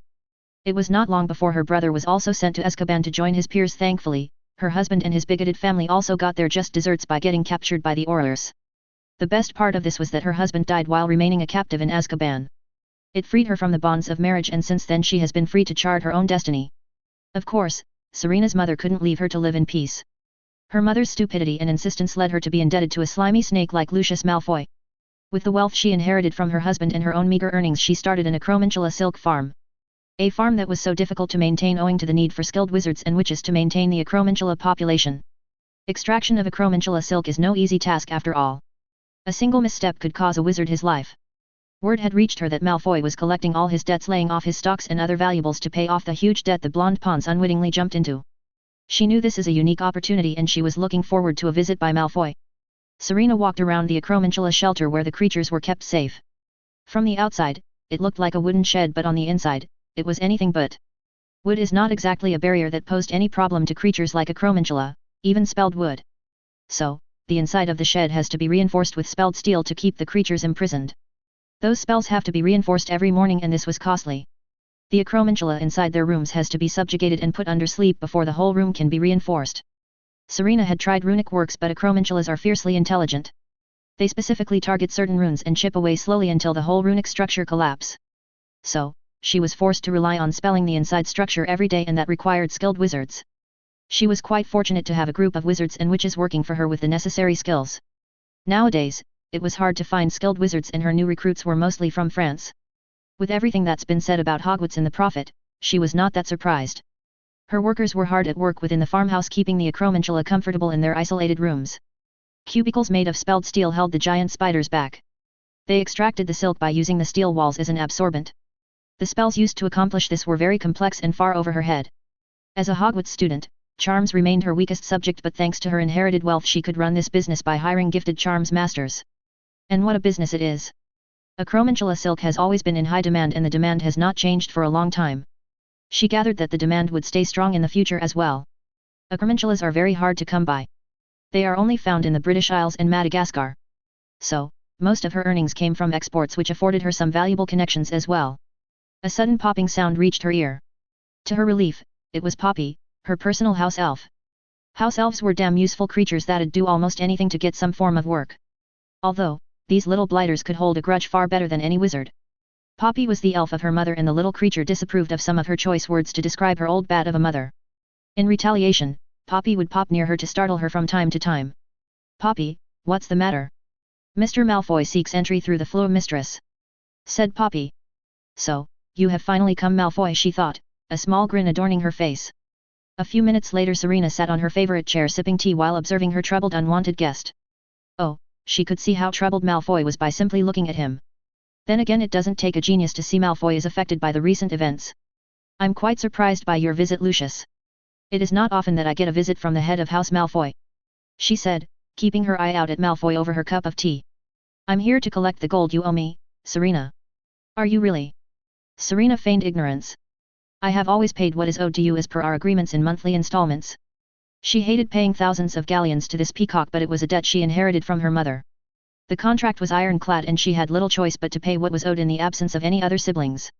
If her brother had survived after he was released from Azkaban, then the debt would have been his to bear, but fate cheated her in the form of her brother's death. Her idiot brother got into a duel with some Japanese vampire in Tokyo which resulted in his head being removed. Last she heard, her brother's skull is sitting comfortably on the wall of the vampire's mansion in Tokyo. If her brother's death hadn't put her in debt, she'd have sent her compliments to this vampire. "I'm afraid I have need of all my gold back within 2 days," said Lucius. Serena chuckled, which turned into a peal of full-blown laughter. "What makes you think I'll pay you a single nut outside the installments as per the contract? Remember, you negotiated the contract with my mother. I'm afraid I'll be paying you the amount as stipulated by the contract, nothing more." Saying this, she sat back, flicking her black hair to the side, observing the plethora of emotions running behind Malfoy's eyes. She was quite aware Lucius was desperate, and it was this desperation that presented an opportunity. "It is in your interest to forget the contract for the moment. I propose we create a new contract. You shall settle the debt in full, and let's be honest here. It is in your interest to pay in full, as I'm sure you don't want any unfortunate events to befall your business." Serena was amused by the veiled threat from Lucius. If it was any other time she'd have been quite intimidated, but not now, and probably not ever. "I don't think you understand something, Malfoy. Without your gold to protect you, your power is considerably diminished," said Serena, leaning back, resting her cheek on her folded knuckles. "Did you think I wouldn't notice your failed attempts to reverse the debts through your contacts in the ministry? Last I heard, your friends ran from you as if you had the dragon pox. You ungrateful bitch." Lucius snarled, and he was on his feet with wand in hand. "Poppy!" Bang! Serena looked on dispassionately as Lucius was blown out of his feet, smashing into a table. The furniture broke down into pieces with splinters flying in all directions. "No one threatens mistress. Poppy won't allow it, sir." "No, she will not." There were times Serena would think her house elf is a bit off her rocker, but she was nonetheless thankful for Poppy's presence here. The elf might worship her mother, but she sure does have a mean streak when it comes to dealing with her enemies. "Well, would you look at that?" Serena took to her feet with an amused tilt to her lips. "The great all-powerful Lucius Malfoy is not so powerful after all. You might have felt all too powerful while you went around wearing a mask and slaughtered defenseless muggles, Lucius. But, those days are over." A careful application of the disarming charm saw to it she relieved Lucius of his wand. "I didn't like the offer you made. Now, I've got an offer of my own." Serena smirked, pressing the tip of her wand into Lucius' neck. A few moments later she watched Lucius take his leave through the floor with his head bowed in defeat. In the end, her little plan worked and she was finally free of any debt, all thanks to a close friend whom she admired so dearly. A new contract was signed while invalidating the previous one, and she settled the debt she inherited from her mother with a hefty discount. Taking a fistful of Fluo powder, she threw it into the fireplace. Green flames jumped out of the hearth, signaling the connection to the Fluo network being established. Tonk's residence. The flames turned bright green before simmering out into the normal orange color. "Andromeda, it was just like you said. The plan worked. I've managed to make Malfoy sign the contract." "Good. Leave the rest to me," came the response from her friend. Serena sat back and let out a relieved sigh. She sat there all alone in the large mansion, reminiscing about the past. She thought of the child she lost, a punishment from the Earth Mother herself for daring to use the gift she bestowed upon wizardkind for rampant murder and genocide. Unlike Grindelwald, the Death Eaters were not looking to secure the future of their world. They were only serving the ego of a raving lunatic who entertained delusions of imposing his will upon the whole world. She'd have left her brother to die in Azkaban for what he did. Yet, her mother had taken a loan to buy her brother's freedom. A loan that was now finally taken to its final resolution. Perhaps now, I can start a family of my own without feeling the stain of blood on my hands. Serena thought, delighted by the feeling of freedom and peace settling in out of nowhere. XXXX. Harry ran his eyes over the latest letter from Andromeda Tonks. It seemed their plan to wind up Malfoy was working like a charm. Andromeda has been reaching out to people who owe Malfoy any sum of money and making Malfoy bleed money all the way. It helped that Malfoy's contacts in the Ministry bailed on the guy as soon as the article in the Prophet came to light. Of course, Damian Greengrass and many other unlikely allies helped by stonewalling Malfoy's attempts to liquidate his shares in a short time. All these events have finally pushed Malfoy to resort to selling his assets, which is what they have been aiming at. Now that they have finally managed to push Malfoy to the height of desperation, the former Death Eater has decided to sell off his ancestral manor as well as his businesses and land holdings to raise enough capital to pay back his debt. When Damian Greengrass pitched this plan, Harry thought long and hard to make some small tweaks here and there. Harry was not merely satisfied with trapping Malfoy in debt. He wanted the business empire as well as the connections Malfoy built over the years to his beck and call. The situation right now was truly the right time to reap everything Malfoy built. Wealth and political influence is something that'd come in handy, not only to deal with Voldemort but also to pursue his life in this world. Living in this world for the last few months has made him realize something. He was almost 95% sure he was not going back to his old life, and quite frankly he no longer desired to return to his old home. This world of magic offered enormous opportunities that were not available in his old world. Returning to that normal life worrying about paying rent, securing a steady paying job and whatnot was no longer that appealing. Sure, he missed his family, but he could learn to live without his family. In fact, he could start a new one here, and most of all he was quite addicted to the power running through his veins. Harry took the holly wand into his hand and he could feel the low thrum the wand was letting out. The ability to reshape reality to my whim. Now, who wouldn't want that? Harry shook his head and cast a simple spell that shot a tongue of flame out of the tip of his wand. The letter in his hand turned to ash in seconds and a simple vanishing charm swept away the remains. Leaning back against the pillowcase, he proceeded to read the ritual book in his bed. The ritual of Ora Fermi Tudo granted a wizard the shortcut to master the mind arts. Not only did it aid in the mind arts, it also helps in the process of animagus training. According to the surviving scrolls in Slytherin's chamber, the ritual is Nordic in origin. Ancient Vikings used the ritual to prepare their children early for combat training against the Dementors. Harry was quite fascinated to learn that the Dementors were native to Norway. He was quite interested in how they travelled across the seas to end up in the British Isles. Most probably a wizard was involved, but who'd be mad enough to bring a bunch of Dementors? Harry Potter, sir. Harry was a bit startled, but he welcomed the appearance of Dobby with relief. He was getting a bit worried whether Dobby would fail in his task. Dobby has found it, sir. Dobby said excitedly, raising the pearl white horn to Harry's eye level. You did it, Dobby. Very well done. Harry clapped Dobby on his shoulder, making the house elf puff up in pride. The horn in Dobby's hand was a unicorn horn. The ritual required a unicorn horn taken from a dead unicorn that died on a full moon. This was the sole missing piece of the ritual he had planned. And now, the final piece has fallen right into his hand thanks to Dobby. Since tonight was a full moon, this was the perfect time to conduct the ritual. Dismissing Dobby, he waited in bed for his dorm mates to fall asleep before making his move. With the aid of Dobby, Harry sneaked out of the castle with all the ingredients he collected. The lake in the Forbidden Forest was the best avenue for the ritual. The ritual only becomes effective if it was conducted under the moonlight. The scrolls talked of the brightest moonlight, so he gathered a full moon will do. People always assumed the hardest part of a ritual was the runic circle. But this was wrong. The hardest part was finding the right ingredients. He couldn't exactly buy specific ingredients for the ritual. There were flowers that bloomed on the 7th day of the month involved in the ritual. How could he ensure that the flowers available in the open market were bloomed on the 7th day of the month? Similarly, the roots of a pine tree that turned 16 years of age were also needed. This again required the aid of Dobby. Setting all the ingredients aside, Harry began drawing the runic circle on the floor. Since he was a novice, he checked the runic circle 10 times before commencing the ritual. As moonlight shined on the runic circle, he called forth the old magic sleeping within the ley lines of the planet to empower and bless the ritual. As the serpent tongue called forth the ancient magic, Harry closed his eyes and bathed in the silver light. Ch28, the trial P1. Breathe in. Breath out. Breathe in. Breathe out. This is not exactly the difficult part of occlumency training. This was just the exercise for throwing distractive thoughts out of the head. Occlumency at its basic form is essentially a way to create a thin space between memory and mind. Essentially, occlumency's goal is to release the mind from the clutches of memory. A mind that's not entangled with the memory of the brain or instincts attains a certain finesse in intelligence. The mind, in such a stage, transcends the intellect and becomes something more. An intelligence that is untarnished by the baggage of memory and impressions gathered by the mind based on that memory. Such intelligence or the untainted portion of the mind is difficult to cultivate. Mostly because of the enormous influence memory holds over the mind. Harry would have continued to believe occlumency was just the art of clearing the mind of emotions and thoughts. But no. It is so much more. To truly understand how occlumency works, one must have a rudimentary understanding of leglimency.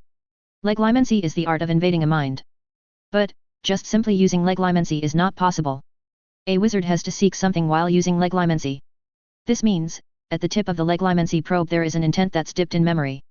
For example, if Harry wanted to know what Neville had for breakfast on January 2nd, then he has to be specific about the date, the term breakfast and a general time range of the event.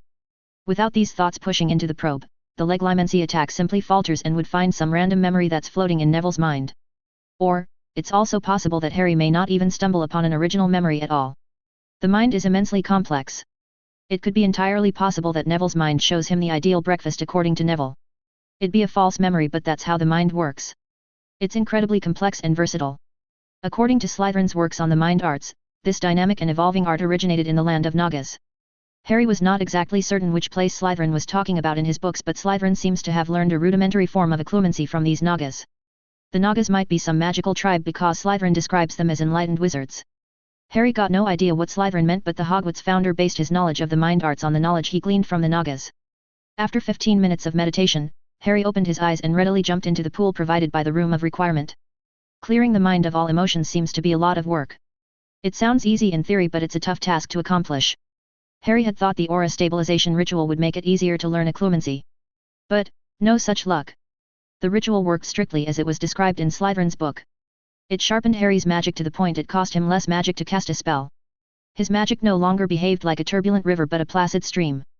A useful trick, no doubt, but Harry remained frustrated because of any lack of progress in clearing his mind. Casting the bubblehead charm on himself, Harry plunged into the depths of the pool. Maybe, I need a training partner. Harry mused. When that realization set in, Harry took his leave. It was fairly an uneventful day except for the fact that tomorrow the Wizengamot will be in full session for serious trial. A trial that has garnered wild attention even from beyond the borders of the British Isles. It has become a national embarrassment of sorts, and the Ministry was being pressured by the ICW as well. The revelation that a pure-blood wizard, especially the heir of a prominent family like the Blacks, was denied a trial sort of dented the Ministry's image abroad. The Ministry has been weathering the whole event by insisting Sirius has always been a follower of the Dark Lord. Of course, Malfoy had a part in that narrative. However, the situation has changed radically in the span of 2 weeks. Malfoy was now penniless because of Harry's plan. The head of House Malfoy defaulted on the full payment as per the contract. The resulting breach of the contract has let the fines kick in, and Malfoy was now in a bottomless hole of debt. Once the Ministry realized Malfoy has no chance of crawling out of the debt, they dumped him. The resulting reaction from the Ministry saw Lucius being dumped in a holding cell of the DMLE on charges of threatening Ministry officials and attempted bribery. Those charges were not exactly going to hold Lucius indefinitely, nor was he going to spend months in Azkaban. However, Harry could see a scenario where he could use this to his advantage. If he could push his luck with Amelia Bones, he could neutralize a lot of Death Eaters before they join Voldemort. Then again, putting them all in Azkaban is not exactly a solution. This is far more complicated than I thought. Harry mused. Potter. Don't just stare vacantly in the middle of practice. Keep your head in the game. Angelina shouted at Harry as she flew past him on her broom. Harry suddenly had an epiphany and ducked just in time for the quaffle to zoom past over his head into the waiting hands of Katie Bell. From Katie, the quaffle once again changed hands to Alicia, who was pursued by a bludger courtesy of Fred. Taking his eyes away from the chasers, he looked for the snitch that was hiding somewhere around the pitch. He scanned his surrounding for any golden glint, but no such luck. Harry suddenly picked up on the buzzing sound of the snitch from behind, which made him turn the firebolt around. A glint of gold caught his eye and he gave chase.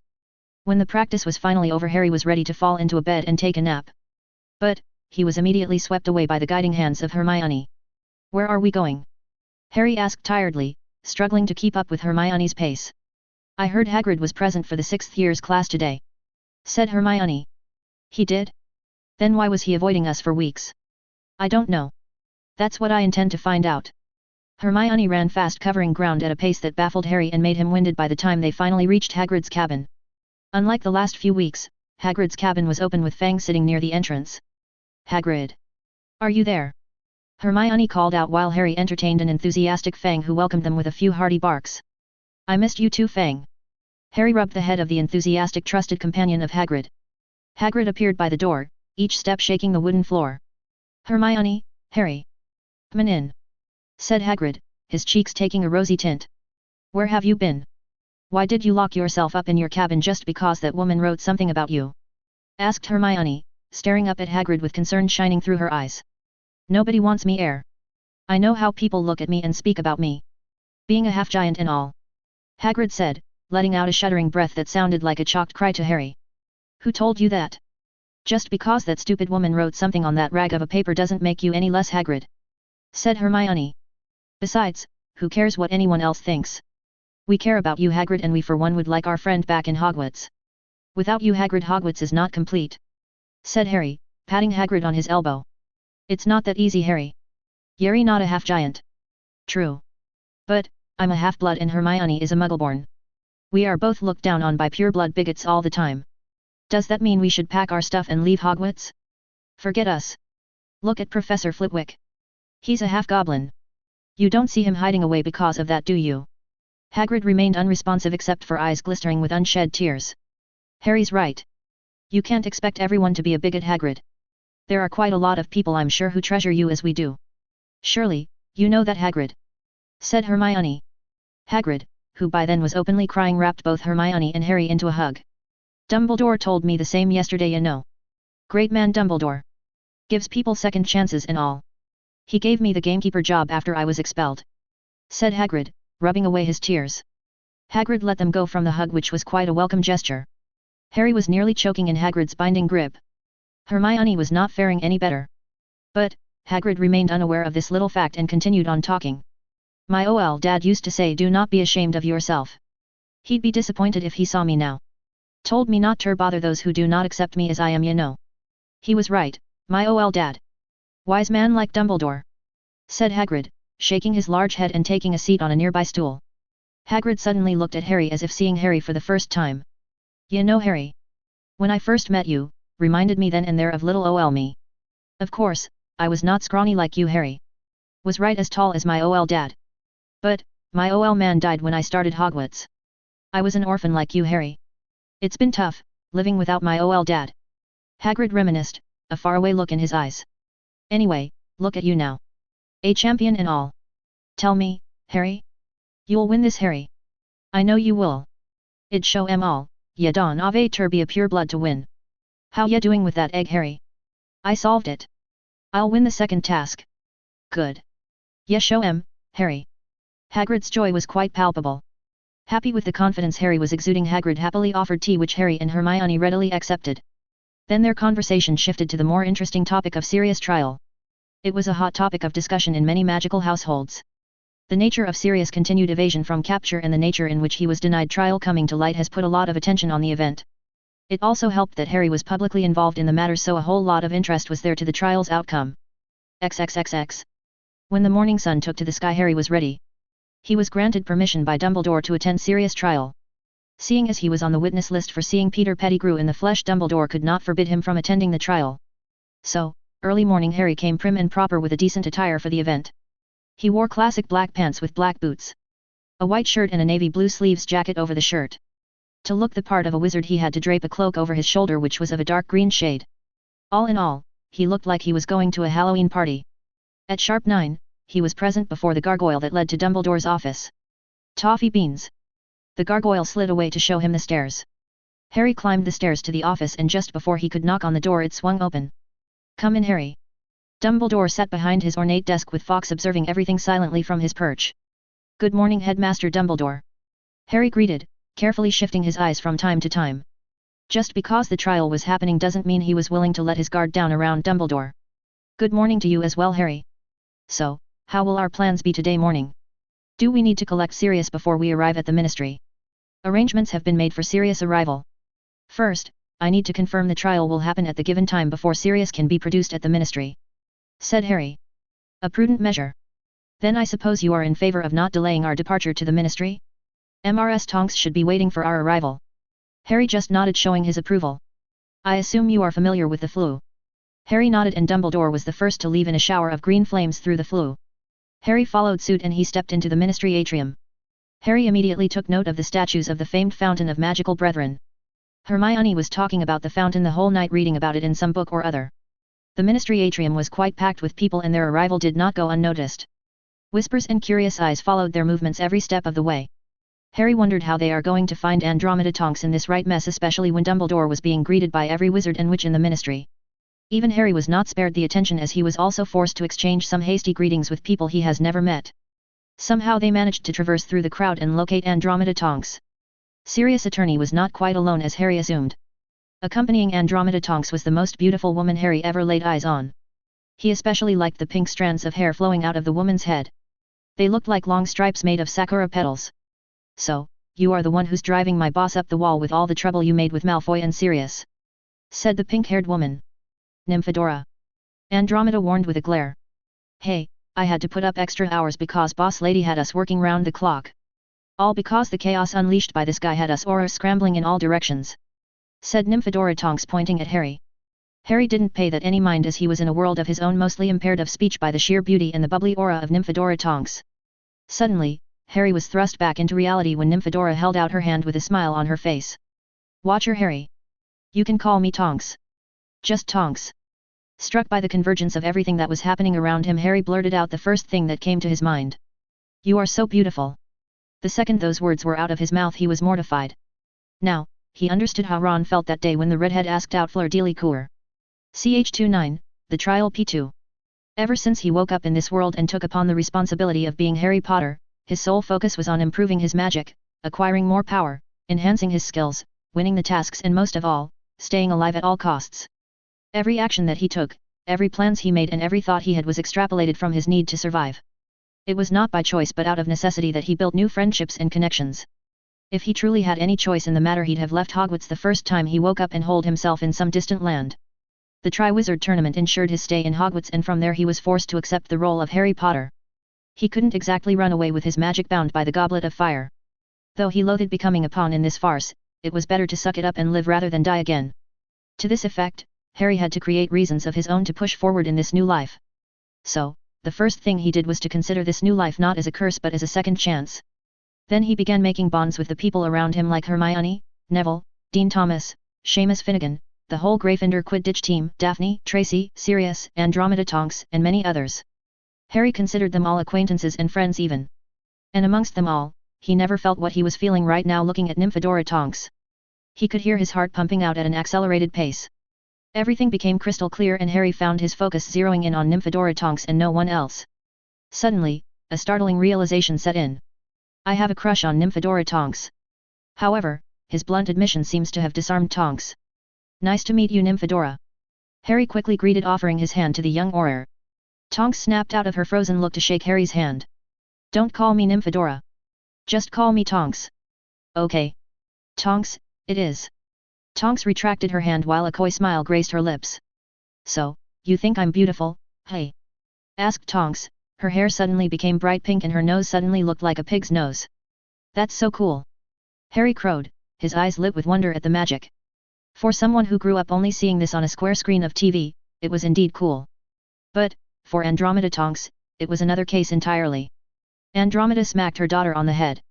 "Stop fooling around, Nymphadora. You are an Auror on duty, not a child. Act like one," Andromeda chastised. "Stop calling me that," Tonks growled. As the mother and daughter fought in the middle of the atrium, Harry and Dumbledore were left in the background as observers. Harry took the time to focus on Tonks, who went through a series of changes in her hair color depending on her mood. Fascinating piece of magic, isn't it? Miss Tonks is a metamorphagus. A trait that's commonly seen among the members of House Black. It is the ability to change the body to what one desires. Dumbledore explained. "So, it's like spell-less transfiguration. Can she change into an animal then?" Harry asked. Imagination is the limit for a wizard or a witch. Harry was not so keen on believing Dumbledore's idealistic view of magic. There were quite a lot of other variables involved in magic. Magical power is the first and the most important factor for a wizard or a witch. If there is no power to fuel the spells, all the idealistic nonsense Dumbledore holds onto would be irrelevant. People listen and follow Dumbledore because the man is powerful, not because he is the paragon of virtue or a gentle educator. This is the same for magical spells. If there is no power involved, no amount of imagination will fire up the spells. Without power, a wizard or a witch would be even less than a muggle, especially since most of wizard kind has no other skill save for their magic. If imagination was the only criteria, then so many wizards and witches would have been great. What makes you think some are great while others are not? Asked Dumbledore, looking at Harry through his small spectacles with a frown. I know the names of Merlin, Salazar Slytherin, Godric Gryffindor, Helga Hufflepuff, Rowena Ravenclaw. I know these names because they accomplished something great in their time. I have no doubt that your name will also be remembered fondly for hundreds of years for defeating the Dark Lord Grindelwald," said Harry. Dumbledore let out a long-suffering sigh as if Harry's opinions were childish and inconsequential. "Harry, greatness is not everything in life. Maybe. But, it is something that everyone strives for. We are social creatures, are we not? We cannot live without recognition and appreciation. It validates our existence. In that case, you must be satisfied. After all, no one can claim they survived the killing curse from Voldemort," said Dumbledore. "You and I both know I had nothing to do with the events of that night. I was a toddler barely able to crawl. It's only cause the pure-blood bigots and their inflated ego that I'm being saddled with the credit for taking down Voldemort instead of my parents," said Harry, not liking the way corners of Dumbledore's mouth twitch with a satisfied smile. "Then you understand, Harry, love is far more essential and powerful than any force in the world. A mother's love has the power to even hold back death," said Dumbledore, looking far too accomplished as if the old man scored a victory of some sort. Harry became acutely aware that Dumbledore was in his own echo chamber. The man was delusional, holding on to idealistic notions blown way out of proportion. Sure, love is a powerful motivator in life and spells. But, that doesn't mean it has the power to ward off death as Dumbledore claimed. It'd be more likely that James and Lily Potter managed to use some kind of protective magic triggered by their willing sacrifice. A life for a life. An equivalent exchange of sorts. The more Harry thought about it, the more he was sure there was an obscure alchemical ritual involved during the events of that October night. Before Harry could respond to Dumbledore's dumbass outlook on the events surrounding the night of Voldemort's attack, they were interrupted by the arrival of Ted Tonks. "Mr. Potter, Professor Dumbledore. The Wizengamot is ready." Harry was a bit suspicious because Dumbledore remained by his side instead of taking his seat as the chief warlock. "Shouldn't you be chairing the Wizengamot, Professor?" Harry asked. "Ah, Harry. This is a trial, which means it's under the oversight of the DMLE. My duty as chief warlock solely lies with the legislative format of the Wizengamot. In trials, I'm often a spectator with the possible exception of a vote afforded to my position," Dumbledore explained, his eyes twinkling merrily away as if those restrictions were the greatest thing that happened to the man. Harry nodded in understanding, while in the deep recess of his mind he couldn't help but be exasperated with the old man. Here was a man who resented and feared power and yet ended up in a position to wield enormous power. Instead of using this enormous power to cut away the rot, Dumbledore uses it to weaken the wizarding world as a whole. The sad thing was, the man was most likely not even aware he is weakening the British wizarding world. "Mr. Potter. Now would be the time for Sirius to face the Wizengamot," Ted Tonks reminded him. Harry nodded sheepishly for losing himself in his thoughts. Dobby. With a sharp pop, Dobby, his trusted house elf, teleported into the atrium with Sirius in tow. With Sirius' arrival, the attention they were getting suddenly became threefold. "Well, that's a lot of people," Sirius commented, looking a tad uncomfortable at the crowd. A lot of that crowd were quite scared to be near Sirius, while some were openly fascinated. "An ingenious idea, Harry. Using a house elf to transport Sirius safely into the Ministry," Dumbledore commented as they made their way towards the Wizengamot chambers. "I thought, if Dobby can sneak into Hogwarts, then he can get Sirius into the Ministry quite easily." Somehow they managed to slip into one of the lifts despite the crowd and those annoying flashlights of cameras. The Aurors posted for the protection detail of the Ministry had their hands full with controlling the crowd. Despite that, the blue-cloaked Aurors made sure to check everyone using a brass scale that Harry reckoned was some kind of instrument to gauge the particulars of a wizard's wand. After carefully wading through some security measures, they finally reached their destination. Dumbledore took his seat among his peers of the Wizengamot while Harry remained by Sirius' side. The courtroom was quite large, oval in shape, with all the Wizengamot members sitting on high benches. "Mr. Potter, come with me before the seats in the gallery are filled," said Ted Tonks. As Harry and Mr. Tonks took their seats in the gallery, Sirius was led to the chair at the center of the courtroom. Once Sirius took his seat, the chains tied to the chair jumped up and locked Sirius' arms up. Harry could see the runes carved into the chains glow for a moment before dimming down. Magic suppression runes. The chains will ensure Sirius' magic will be suppressed throughout the trial. This way, it will be clear that the Verita serum is effective," Ted Tonks explained, seeing Harry's furious look. Harry calmed down a bit, but he was not so sure whether to trust the Ministry. It was still possible for the Wizengamot to vote against Sirius even if the testimony is under the truth serum. After all, this governing body has only one interest. Self-interest. Nothing more. There was no obligation for the Wiesengamot members to be impartial and just in their rulings. Nor was there any levers of power that holds the Wiesengamot accountable for their decisions. The Wiesengamot, Harry learned, was just a sham organization that holds enormous power over the British wizarding world. 23 seats in the Wiesengamot chamber are reserved for the founding families of the ministry. Out of those 23 families, many had gone extinct over the years. However, the number of seats in the Wiesengamot never shrank. In the absence of a founding member, the seat was given to another house with suitable wealth, legacy, and accomplished members. Moreover, these houses later took on the title of noble houses, or sometimes known as the most ancient and noble houses of the British wizarding world. Currently, there are 26 hereditary seats in the Wiesengamot out of a total of 50. The rest of the seats, amounting to 24, is held by specific department heads of the Ministry of Magic, the executive staff of the ministry, and those chosen by the Minister of Magic. The sad thing was, the minister could pick any person for a seat in the Wiesengamot and they could keep it for the rest of their life. Since wizards and witches mostly have a long life, many of the seats in the Wiesengamot were filled by the Bagnold ministry or even the administration before Minister Bagnold. This left the Wiesengamot in the hands of the noble houses of the Wiesengamot, since most of them usually vote as a bloc. This left people like Lucius Malfoy to exploit the system and gain too much influence with the minister. With Lucius Malfoy out of the picture, Harry wondered how the noble houses were going to vote. Sure, he did his part, but he could not guarantee the noble houses would vote in Sirius' favor. Since this is a criminal proceeding under the direct oversight of the Wiesengamot, a clear majority of votes, not less than 26, is needed to exonerate Sirius from all the charges. Harry eyed Damian Greengrass among the Wiesengamot members. Undoubtedly, the man had his reasons to help Harry. The man had surely gained something from Malfoy's fall. He just hoped the man would remember his aid and do what was necessary for Sirius. On the off chance, this trial turned out to be a sham. Well, drastic measures have to be taken, Harry thought as he made sure that his wand remained secure in the holster. Order! Order! I, Cornelius Oswald Fudge, hereby call this court to order. This is an emergency session of the Wiesengamot acting under Article 2 of our Constitution. This court will be acting as the chief judicial body of the British wizarding world for the proceedings of this day. The office of the Minister for Magic shall be operating as the chief interrogator for the duration of this trial. The proceedings of this court shall of course be under the lawful oversight of the DMLE as specified under Article 5 of our Constitution.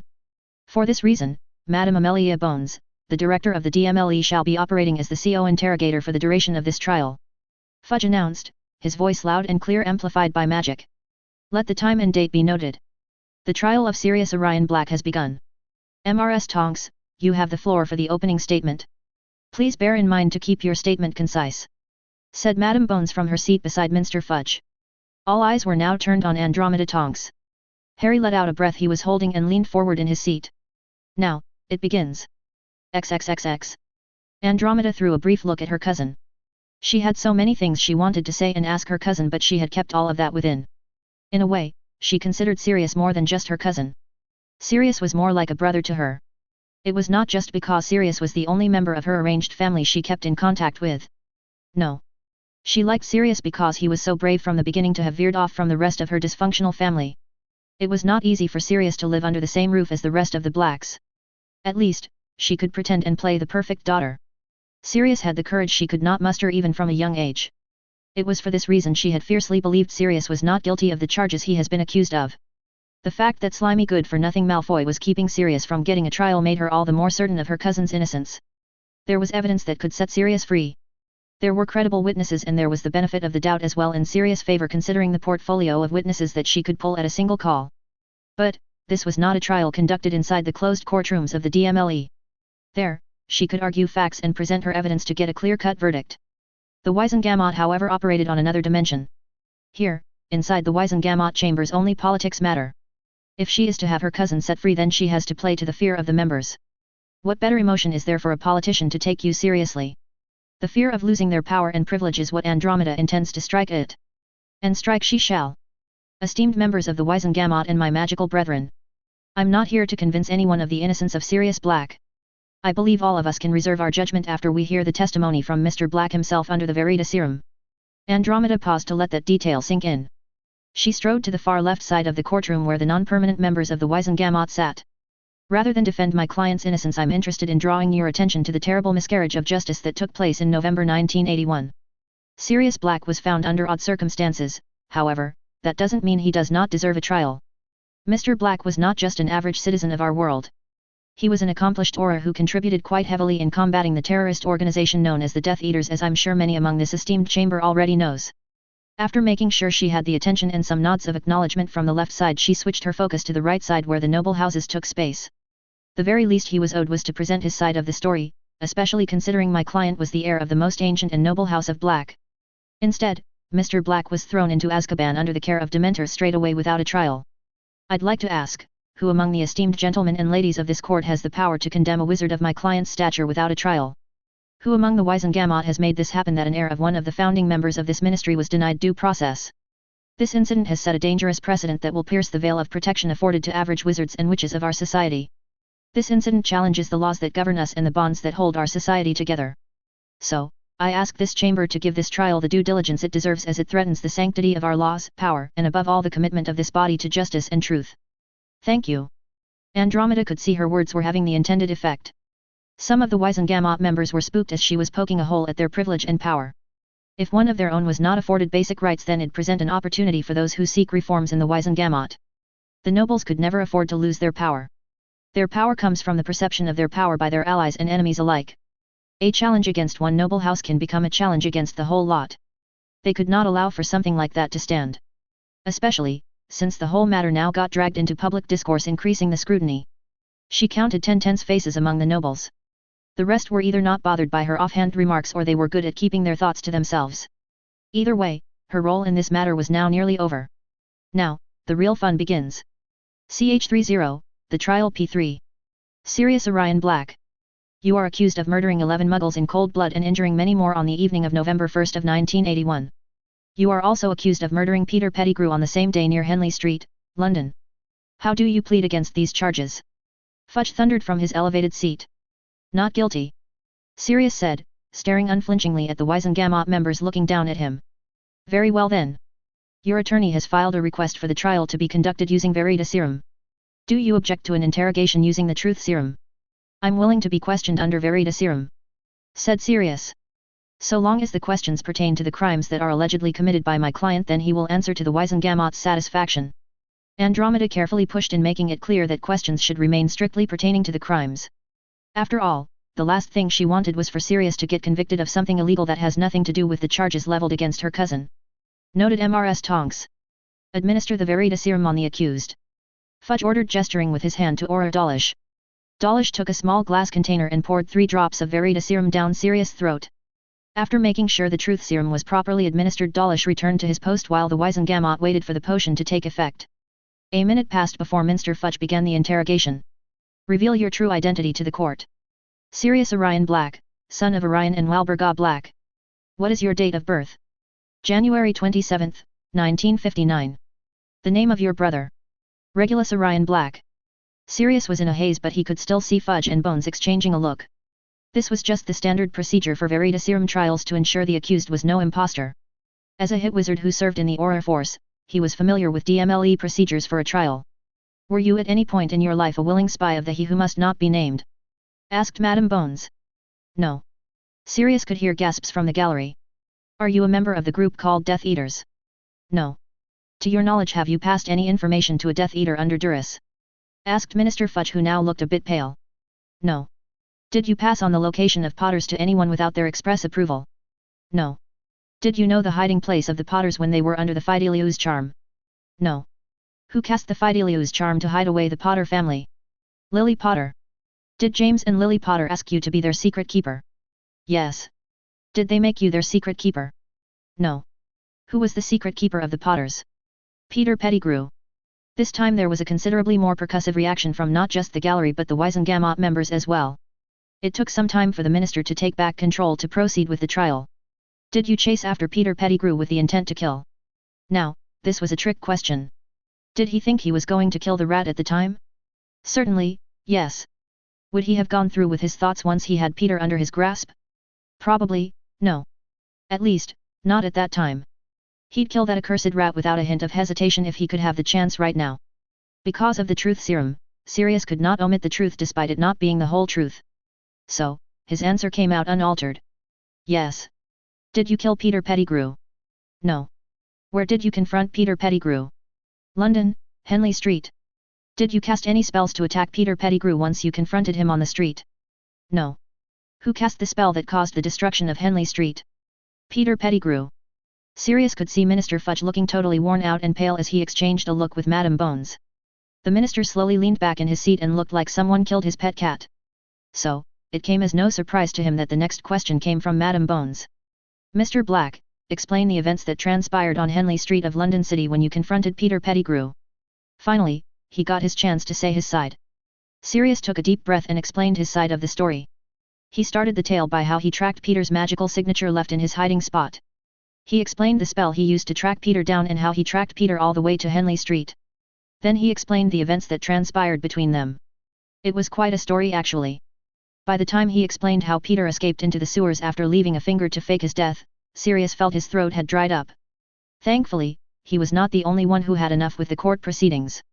I think we have all heard from Mr. Black, and I say with certainty that's hopefully shared by many here, that this man was unjustly imprisoned and a grave injustice was done. Before I call on a vote, I'd like to inform the members of the Wizengamot that there will be a special committee formed to inquire whether Bartimus Crouch misused his position as the head of the DMLE against the most ancient and noble house of Black. Nice of Minister Fudge to carefully place all the blame on Crouch. Andromeda muttered to Sirius. Sirius was no longer interested in any of that. He could care less about what would happen to Crouch if the petty politics Fudge was undoubtedly going to play in the wake of his trial. After years of imprisonment and the subsequent struggle his godson went through for this trial, Sirius was perhaps re-evaluating his priorities.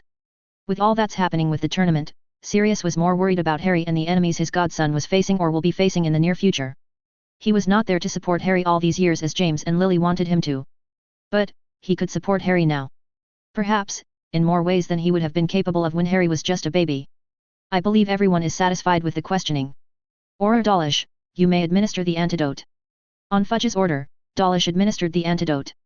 It only took a few seconds for the antidote to take effect. Sirius felt as if a fog was lifted from his eyes. If the Wizengamot has no further questions, then I suppose it is time to cast our votes. For those who find the accused guilty.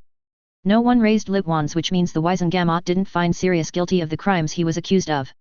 For those who find the accused innocent. Sirius counted some 44 wands raised in the air with their tips glowing white. The Wizengamot has spoken.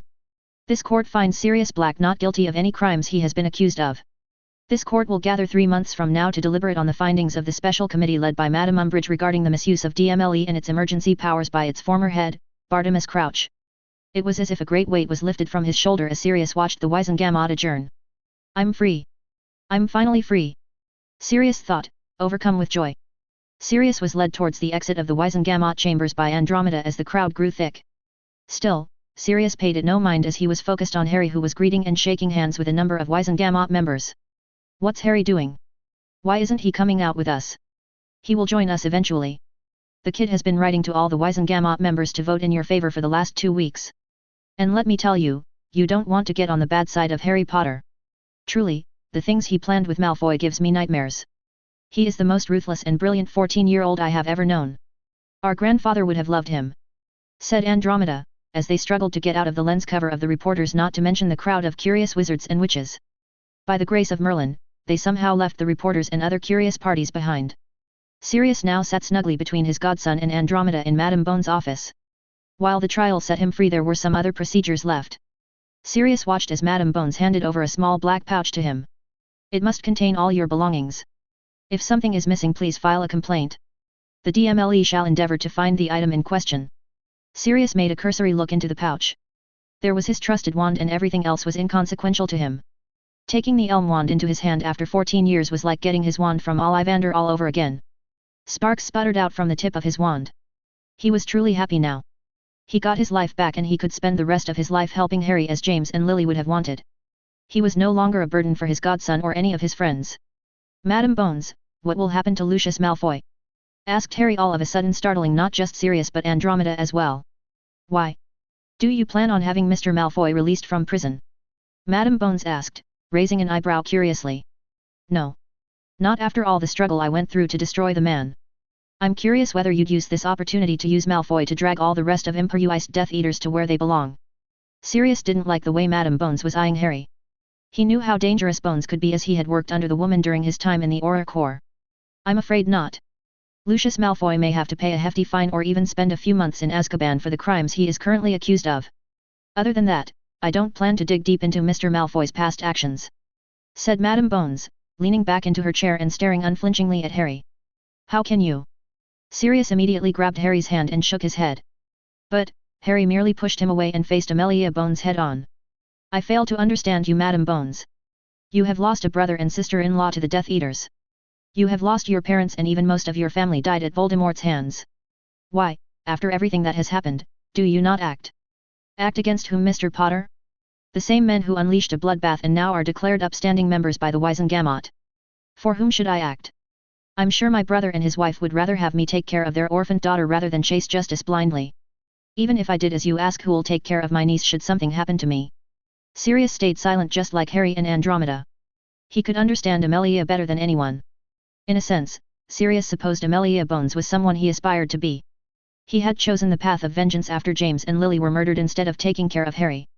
Amelia made the choice of setting aside the pursuit of vengeance for her niece, something Sirius wished he had done with Harry. This silence speaks enough. You are a child, Mr. Potter. You assume my lack of retaliation against the murderers of my family as a weakness on my part.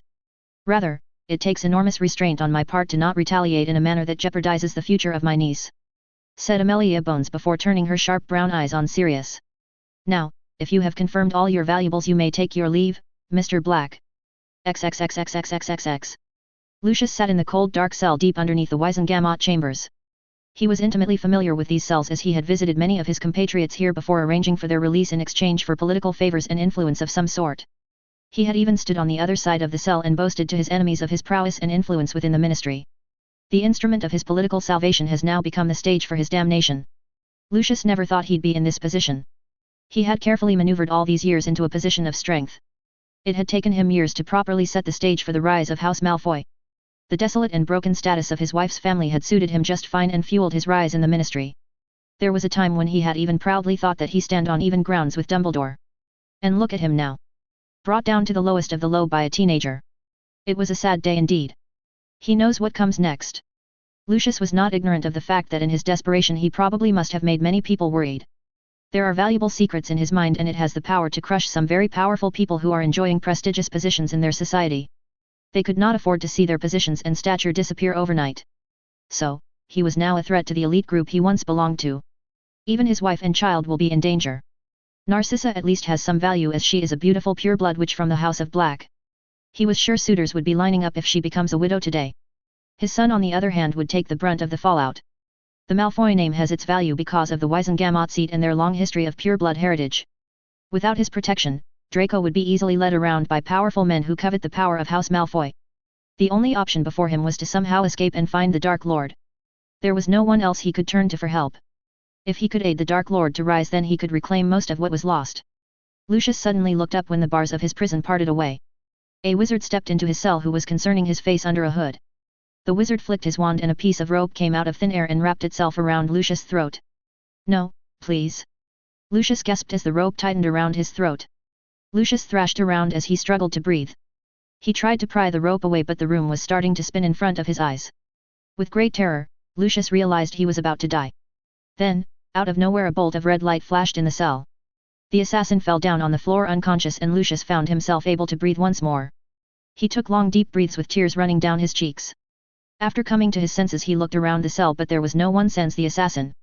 Suddenly, the air near the prison bars shimmered and a man stepped out of the invisibility charm. A man he was quite familiar with. Damian Greengrass. He gasped. Surprised Lucius. You must be wondering why I'd help you. We both know we have been moving in the shadows building up our respective powers to dominate the other. It seems time has allowed me to win over you, Lucius," said Damian Greengrass, stepping into the cell casting a dismissive look at the assassin lying on the floor. "Have you come to gloat, Greengrass?" Lucius asked, gasping for air. "On the contrary, I've come with an offer. I offer you the chance to save your family from the hungry sharks that circle them looking to take a hefty bite," said Damian, moving to a side as another figure materialized itself at the cell's entrance. "An unbreakable vow shall suffice to ensure your loyal servitude. In return, you get to keep your life and your family," said the witch. It was a witch, there was no doubt in Lucius' mind. But, he wondered who it'd be for Greengrass to be in leagues with. "Who are you?" Lucius asked as he tried to get a good look at the face. A dog does not need to learn the name of its master to serve. However, should you require a name, you may call me Lilith. Ch31, an immortal witch. Lucius traced his fingers over the wrist of his wand arm. The lines left by the unbreakable vow stood pronounced over his pale skin. With this mark, he realized he carried a mark on each of his arms. At least, he took the dark mark willingly. Perhaps he was ignorant of what he was stepping into at the time, but he had taken the Dark Lord's mark proudly.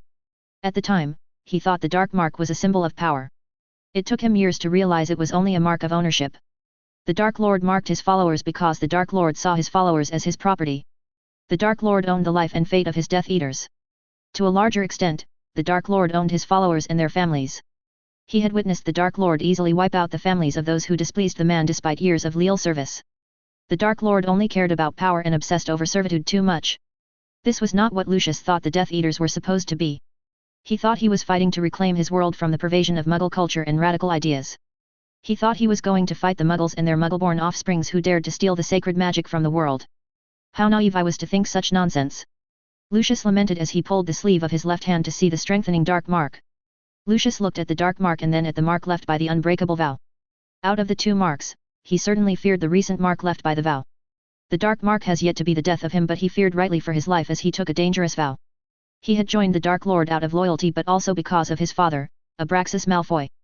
His father was a powerful leader who had worked wonders from inside the ministry. The Dark Lord even held Abraxas Malfoy in great regard for unseating Nobby Leech, the first Muggle-born Minister of Magic. At that time, it was a huge blow to the pure-blood cause for a Muggle-born to have taken the highest office in the Ministry of Magic. Leech was also a threat to the Dark Lord who had planned to unleash his campaign to take over the ministry. Who'd have thought this incident would draw the ire of another group whose goals are yet to be made clear? Lucius thought. Why the long face, Lucius? Shouldn't you be happy that your family is no longer under the threat of living in the streets? Lucius glared at Damien Greengrass, who sported a smug grin on his face. You've made a slave out of me with the vow. Should I be grateful for that, Greengrass? Lucius snarled. You should. If Potter had his way, you and your family will be left penniless and you'd be forced to serve a life sentence in Azkaban or worse, the Dementor's kiss. The boy has a vindictive streak which was a surprise to me. Nonetheless, he has been a very useful tool to bring you down. Greengrass boasted, which made Lucius all the more incensed. He could not accept the fact that he was brought low by a snot-nosed brat who was supposed to be Dumbledore's infallible stooge. Mr. Potter certainly has surprised all of us. But, we are not here to talk about Potter. It is you, Lucius, the man of the hour, who has taken my interest. A sickly sweet voice cooed, which made Lucius flinch. He could feel the witch's presence behind. It was as if he was in the presence of the Dark Lord, but much more worse. He could feel the oppressive magic tightly coiled under the witch's control bearing down upon him. With the Dark Lord, the magic was always chaotic and looking to crush him underneath its weight. However, Lilith's magic had a suffocating effect, but it also looked to peel off his skin and get inside him rather than crush him with its power. If he felt small in the presence of the Dark Lord, now he felt like there was no purpose to his existence. The worst thing was that he has no idea just who this witch is. Not for a moment did he think Lilith was the true name of the witch. While he may not have extensive contacts in other European communities, he certainly had enough pull to know of any emerging dark wizards, especially one with this much wealth. You have been a terrible guest, Lucius. After all, where is the appreciation for saving you from a disastrous debt? Lucius kept his head down, afraid to attract the ire of the witch. I thank you, my lady. Lucius mumbled out his thanks.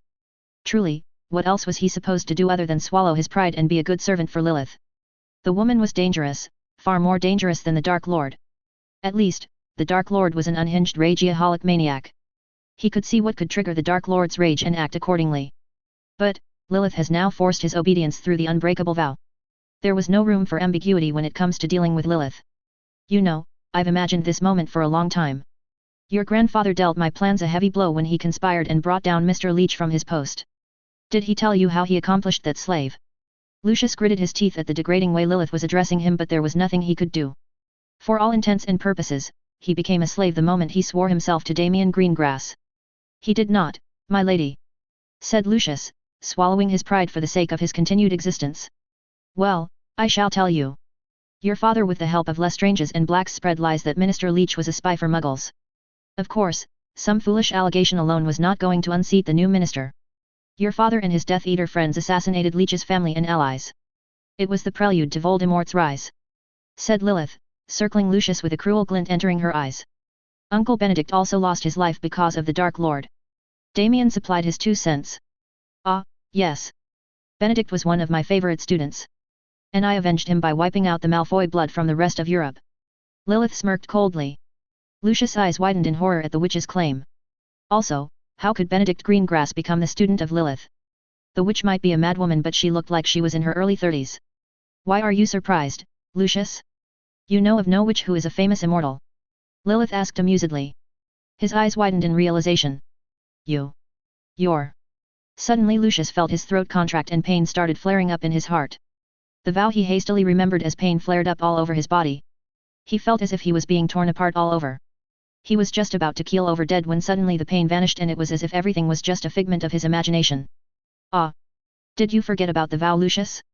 You are not allowed to mention me in any form or manner. You should keep that in mind always if you value your life, said Lilith, rolling her eyes uncaringly. Lucius was now truly scared. He was in the presence of one of the most powerful witches of all time. A witch that has immense wealth on her beck and call and also a confirmed immortal. The Flamels were dangerous, very dangerous, in fact that most of the wizarding world rightly feared them and went out of their way to not antagonize the couple. Many dark wizards and dark lords have tried their hand at killing off the Flamels for their wealth, knowledge, and influence. Yet, all have failed and fallen before the immortal couple. The most dangerous aspect of the Flamels is that no one clearly knows when the couple achieved immortality. The common belief is that they are nearly 700 years old, but this could not be verified as there is almost no hard evidence to support this information. Information provided by chocolate cards was not exactly a reliable source of information. All everyone agreed upon was that the Flamels are rich, immortal, and powerful sorcerers. Even the Dark Lord at his height of power never went after the Flamels. At least, he was not aware of any such attempts. The Dark Lord is known to be secretive on such matters. Keeping all this in mind, Lucius became keenly aware he was in trouble here. I beg you. Leave my family out of this. Whatever grudge you hold against my father, my wife and son had nothing to do with it. Even I don't know much about my father's doings. Lucius begged on his knees. He looked to Damien Greengrass for some form of sympathy and support which never came. Lucius was suddenly lifted off the ground by an unseen force and was pressed against the wall. His limbs flailed around helplessly, but he stopped as Lilith came closer to his vicinity. He gulped at the fiery glint of magical power in her green eyes. You cannot shirk the responsibilities, especially when you are the beneficiary of your father's actions. Because of you and a bunch of other idiots, my plans suffered a serious setback. You are going to fix it if you prefer to see your family alive and well. Lucius could do nothing else but nod, desperately hoping against hope to garner some goodwill for his family's sake. I'll do whatever you want, my lady. Whatever you want. He cried out in desperation as he felt the foreign magic coiling over the surface of his skin. For what? He did not know, and he was not looking forward to finding out. Thankfully, Lilith withdrew her magic, allowing Lucius room for breath. Good. I want you to be a fly on the wall, Lucius. When Voldemort rises, I shall help you to be of use to the Dark Lord. If you are a good boy and follow my instructions without fail, you and your family can lead a peaceful life. Lucius could hardly refuse an order, and it was an order. He either obeyed or he and his family die. So, he readily agreed and received his first set of instructions. Life as a slave started for Lucius from that moment. XXXXXXXX. It won't be long before Potter and Tonks realize Malfoy escaped their trap. They will investigate how Lucius slipped away. Damien commented, knowing well not to push his boundaries with Pernell Flamel. Why, Damien? Are you afraid of Potter? Asked Pernell, an amused tilt to her lips as she looked at her ally. You wanted the boy on your side, my lady. I'm afraid this won't give Potter a good first impression, said Damien. I doubt Mr. Potter will be too much bothered. If he is, then he has yet to rise to my expectations. This is no time to worry about teenage boys, Damien. I understand, my lady.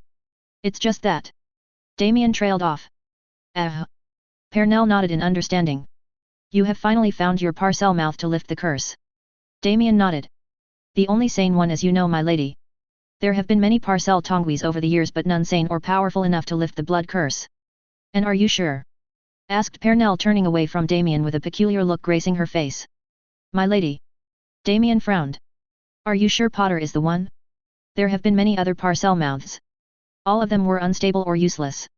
Pernell commented, her eyes trained on the fireplace where it continued to ebb away the wood. Potter is strong for his age. There is a certain finesse in his magic. Bathsheba was quite thorough in her observations about the boy. I see. She absently said while she stared into the fire, lost in thought. My lady, is something wrong? Are you perhaps not in favor of involving Mr. Potter any further? Asked Damien, troubled by the long silence of his patron. Nothing of that sort, Damien. I was just lost in thought, said Pernell, shaking herself out of the stupor. Do as you like with Potter.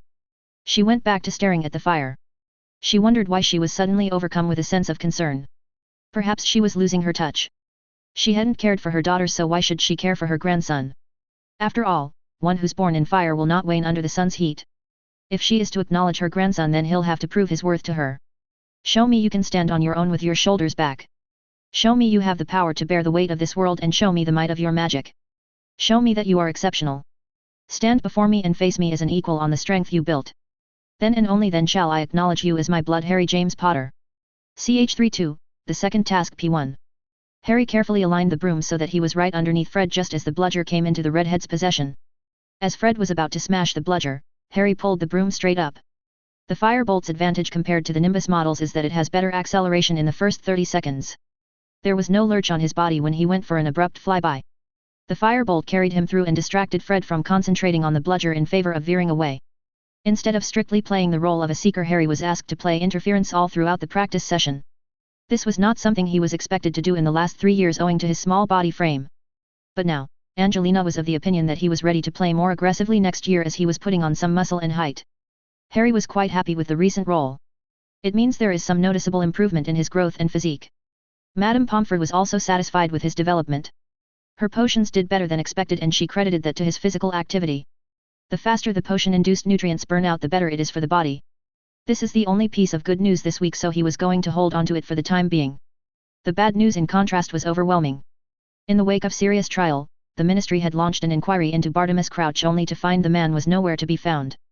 Once Harry learned that from Andromeda, he immediately used the Marauders map, and Crouch Sr. was stuffed inside fake Moody's trunk along with the real Moody. At least, he assumed this was the case, as he inferred this from the Marauders map, which showed Crouch Sr. and real Moody at the corner of fake Moody's quarters. Crouch Jr. must have feared his secret getting out if his father was caught by the Ministry. Hence, the Death Eater must have thought it is better to imprison his father for the time being.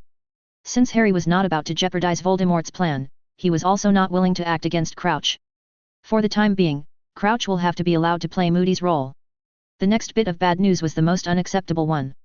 After all the trouble he went through, Lucius Malfoy somehow managed to survive the day. The only consolation was that the man had to sell out everything. The Daily Prophet reports that Malfoy lost all his fortune, his lands, investments, the family manor, and even the last bottle of fire whiskey. The goblins also confirmed the story. All the funds as per the contract were paid in full, supposedly from a German account. And no matter how much he pressured, the goblins were not willing to divulge more on the matter. To make matters worse, Malfoy was also free of any prison time. Harry suspected bribes were in play, but he couldn't think of anyone that could bail out Malfoy with significant Death Eater leaning from Germany. Nonetheless, he was determined to find the source of Malfoy's support. As such, he requested Andromeda Tonks yesterday to keep her ears open for any bit of information. It was unlikely for the goblins to divulge anything, but you never know. Good game, Harry. A few more practice sessions and you'll be surprising the chasers and beaters next year, said Angelina as they grounded their brooms. Thanks. It's a shame we didn't have Quidditch matches this year. With Oliver gone, we really needed to hold tryouts for a new keeper, said Harry as he stepped out of the Quidditch gear. There is still time. We will find someone next year. After saying his goodbye, Harry was rushing toward Professor Babbling's quarters. On his way, he noticed Cedric Diggory snooping around the Black Lake. Harry was not so surprised by this turn of events. He was wondering when Cedric would figure it out, with Crumb spending most of his time swimming in the Black Lake. Even Fleur Delacour had tried her hand, but her fans made her think otherwise. The French champion was barely able to get some privacy. It turns out she has more obsessive fans than even Crumb. And the most obsessive one so far was Roger Davies. The 7th-year Ravenclaw has been pining after the French champion after the Yule Ball like a lost puppy. Harry was sure there must be an interesting reason behind that, but he neither had the time nor the patience to dip into the Hogwarts rumor mill. The second task was only a few days away, and he supposed this time it was going to be an even field. Cedric must have picked up on the second task by observing Crumb, who was a regular visitor to the lake. It was not shocking for Harry this happened. He had guessed something like this would happen. It just means he'd have to finish the task faster than Cedric and keep the Hogwarts champion at a disadvantage in the third task. That should keep Cedric from any danger. Harry had only explored the Black Lake twice. Once he located the Mer People village, he stopped further exploration and focused on the spells essential to complete the second task. Even this meeting with Professor Babbling was related to the second task.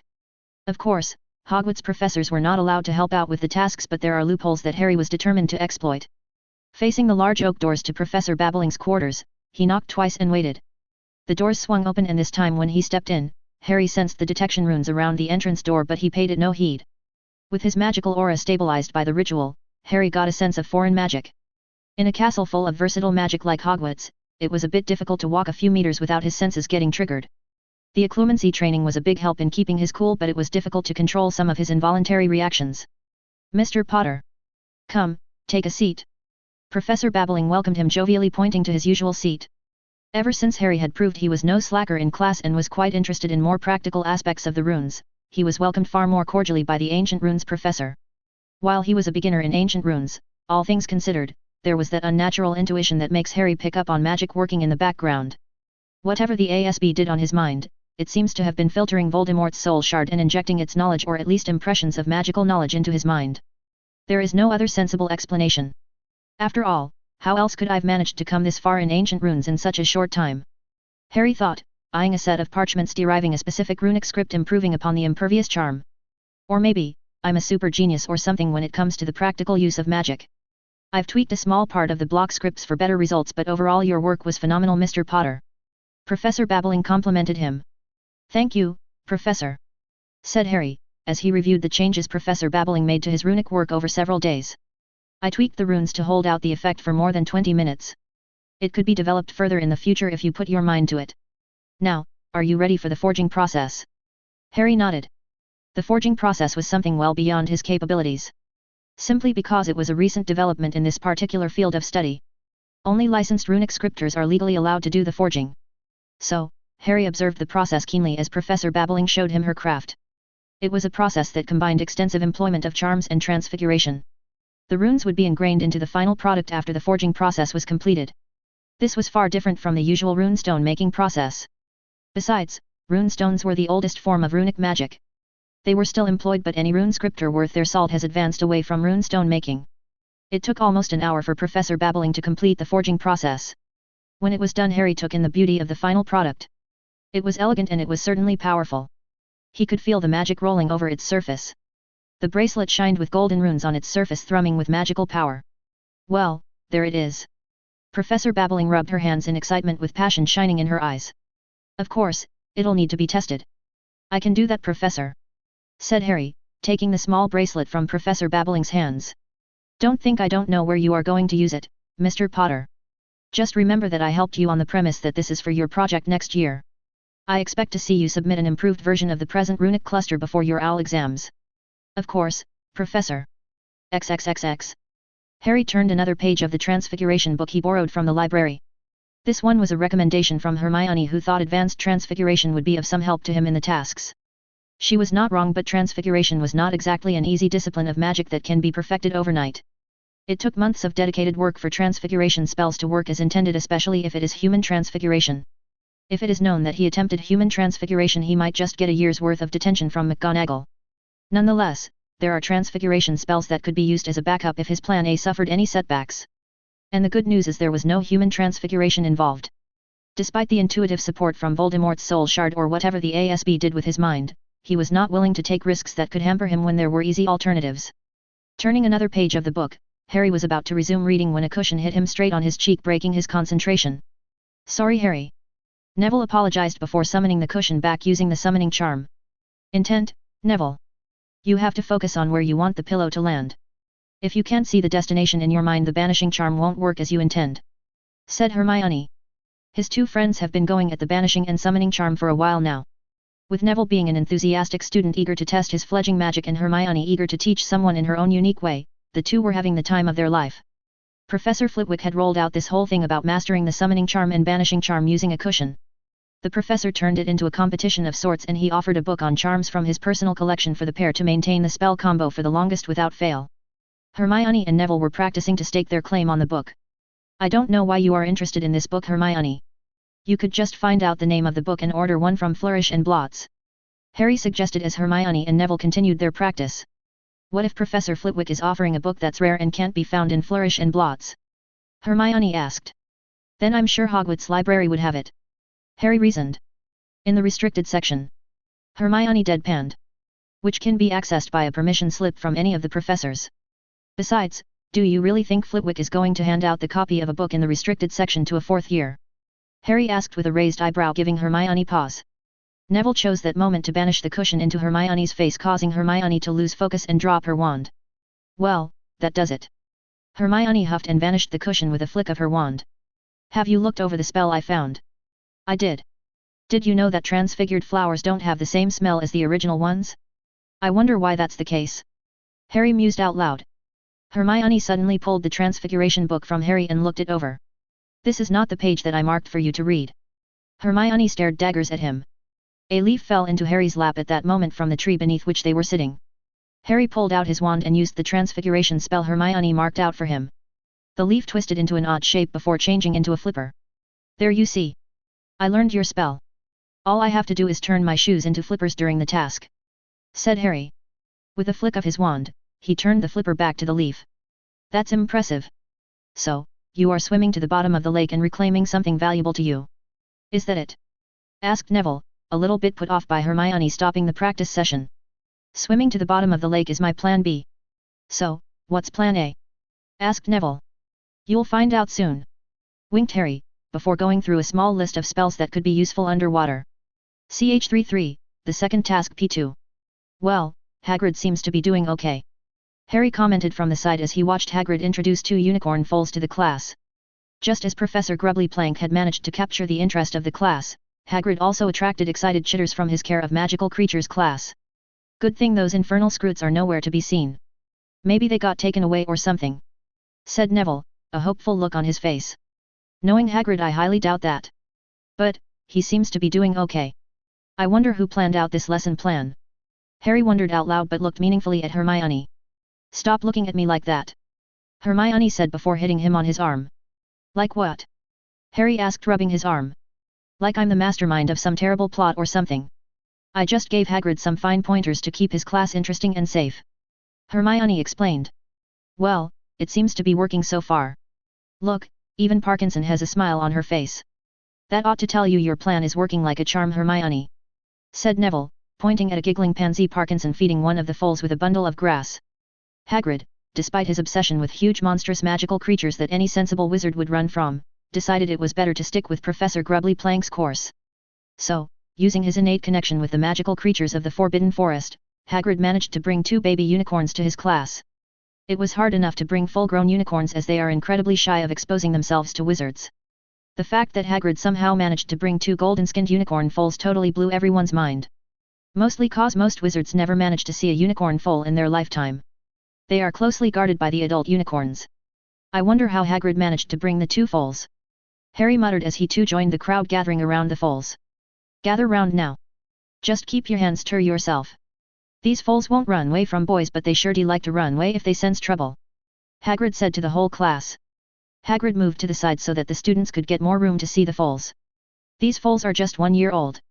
They grow horns when they're 4, and they turn silver when they're around 2. They're babies, so they're a bit more trustin' than a full-grown unicorns.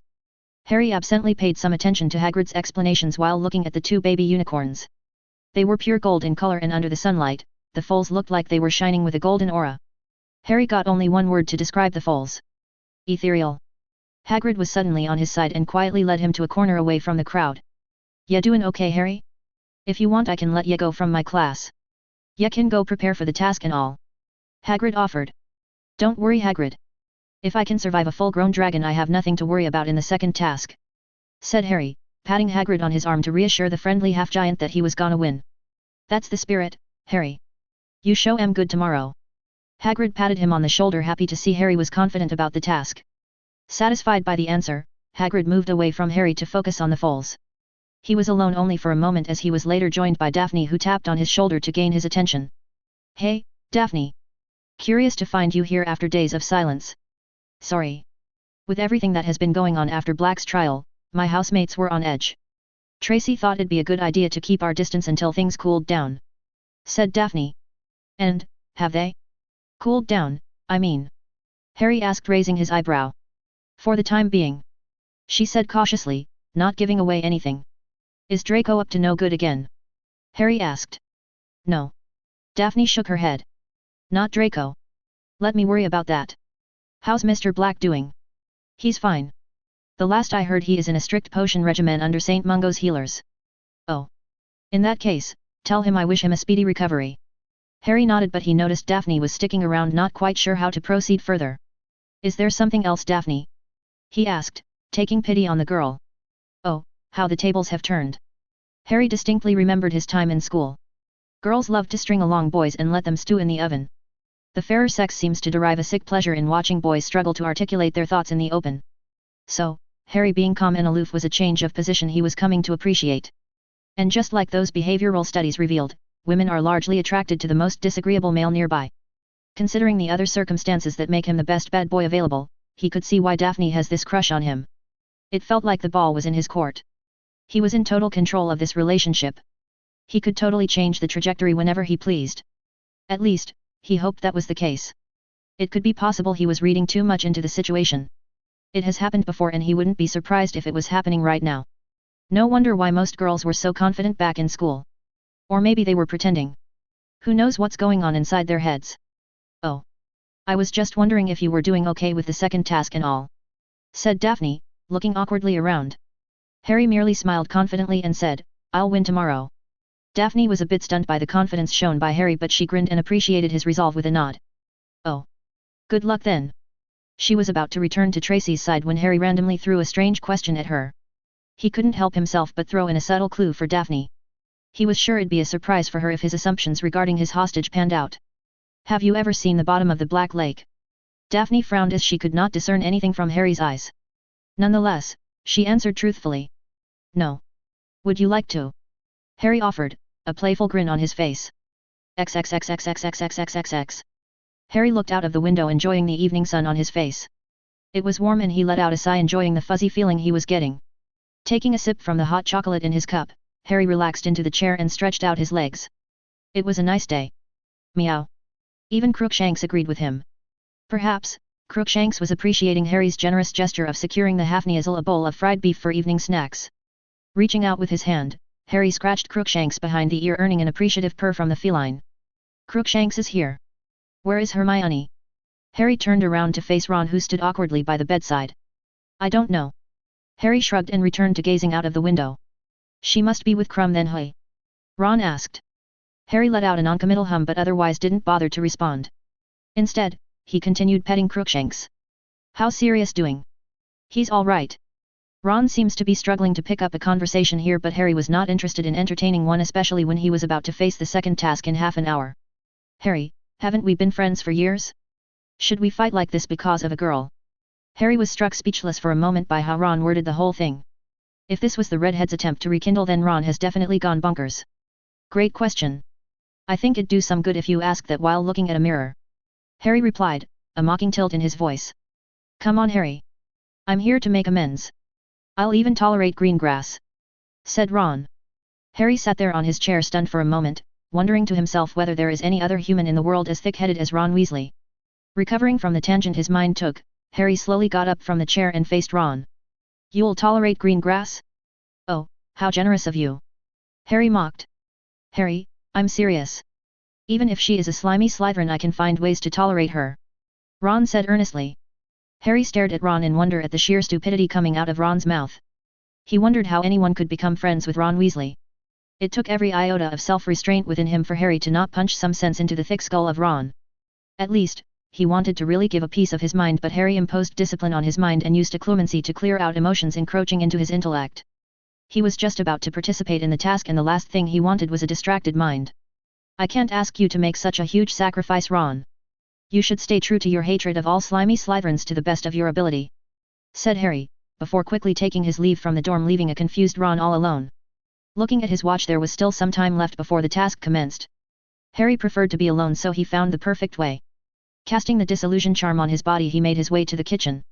A warm cup of tea and some biscuits should do the trick of freshening up his mind after the encounter with Ron. XXXXXXXXXX. Harry was dressed only in a pair of swim trunks. He had foregone the rest of his clothes as it only hold him back under the lake. You okay there, Harry? If you need anything, let me know. Said Neville. Well, I'd have preferred the sun to stay longer, but those freaky clouds are in the way. Harry aroused, already feeling the chill in the air. Why don't you just use warming charms? Asked Neville. Want to conserve my magic as much as possible. Harry answered. Then Harry felt a wand tap on his head and the feeling of warmth spread across his body. Here you go.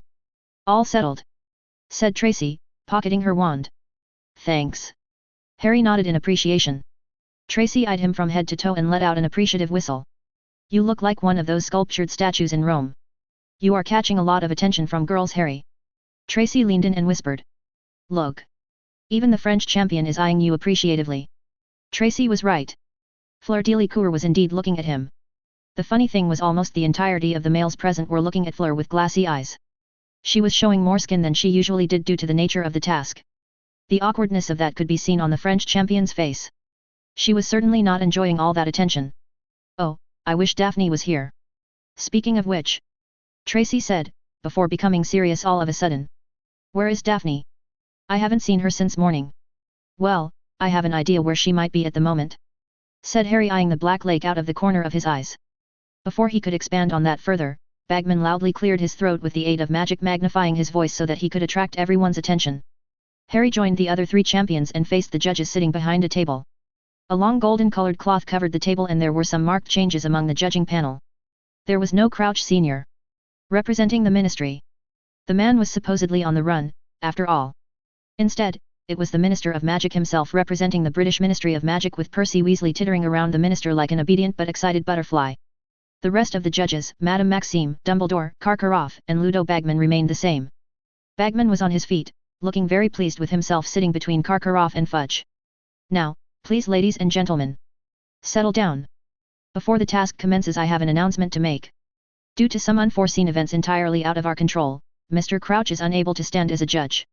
But, fear not, for we have the Minister of Magic himself judging our brave champions in this task. So, we heartily welcome Minister Fudge, as he will also be a judge for the third task. Thank you, Minister, for allocating your valuable time for this event. Fudge took to his feet and waved at everyone before sitting down. Now, with that over, we can go to the champions. There are 4 champions and each of you has to recover what you lost. You have exactly 1 hour to retrieve this item. If you have worked out your clue, you'll know what it is that you must retrieve.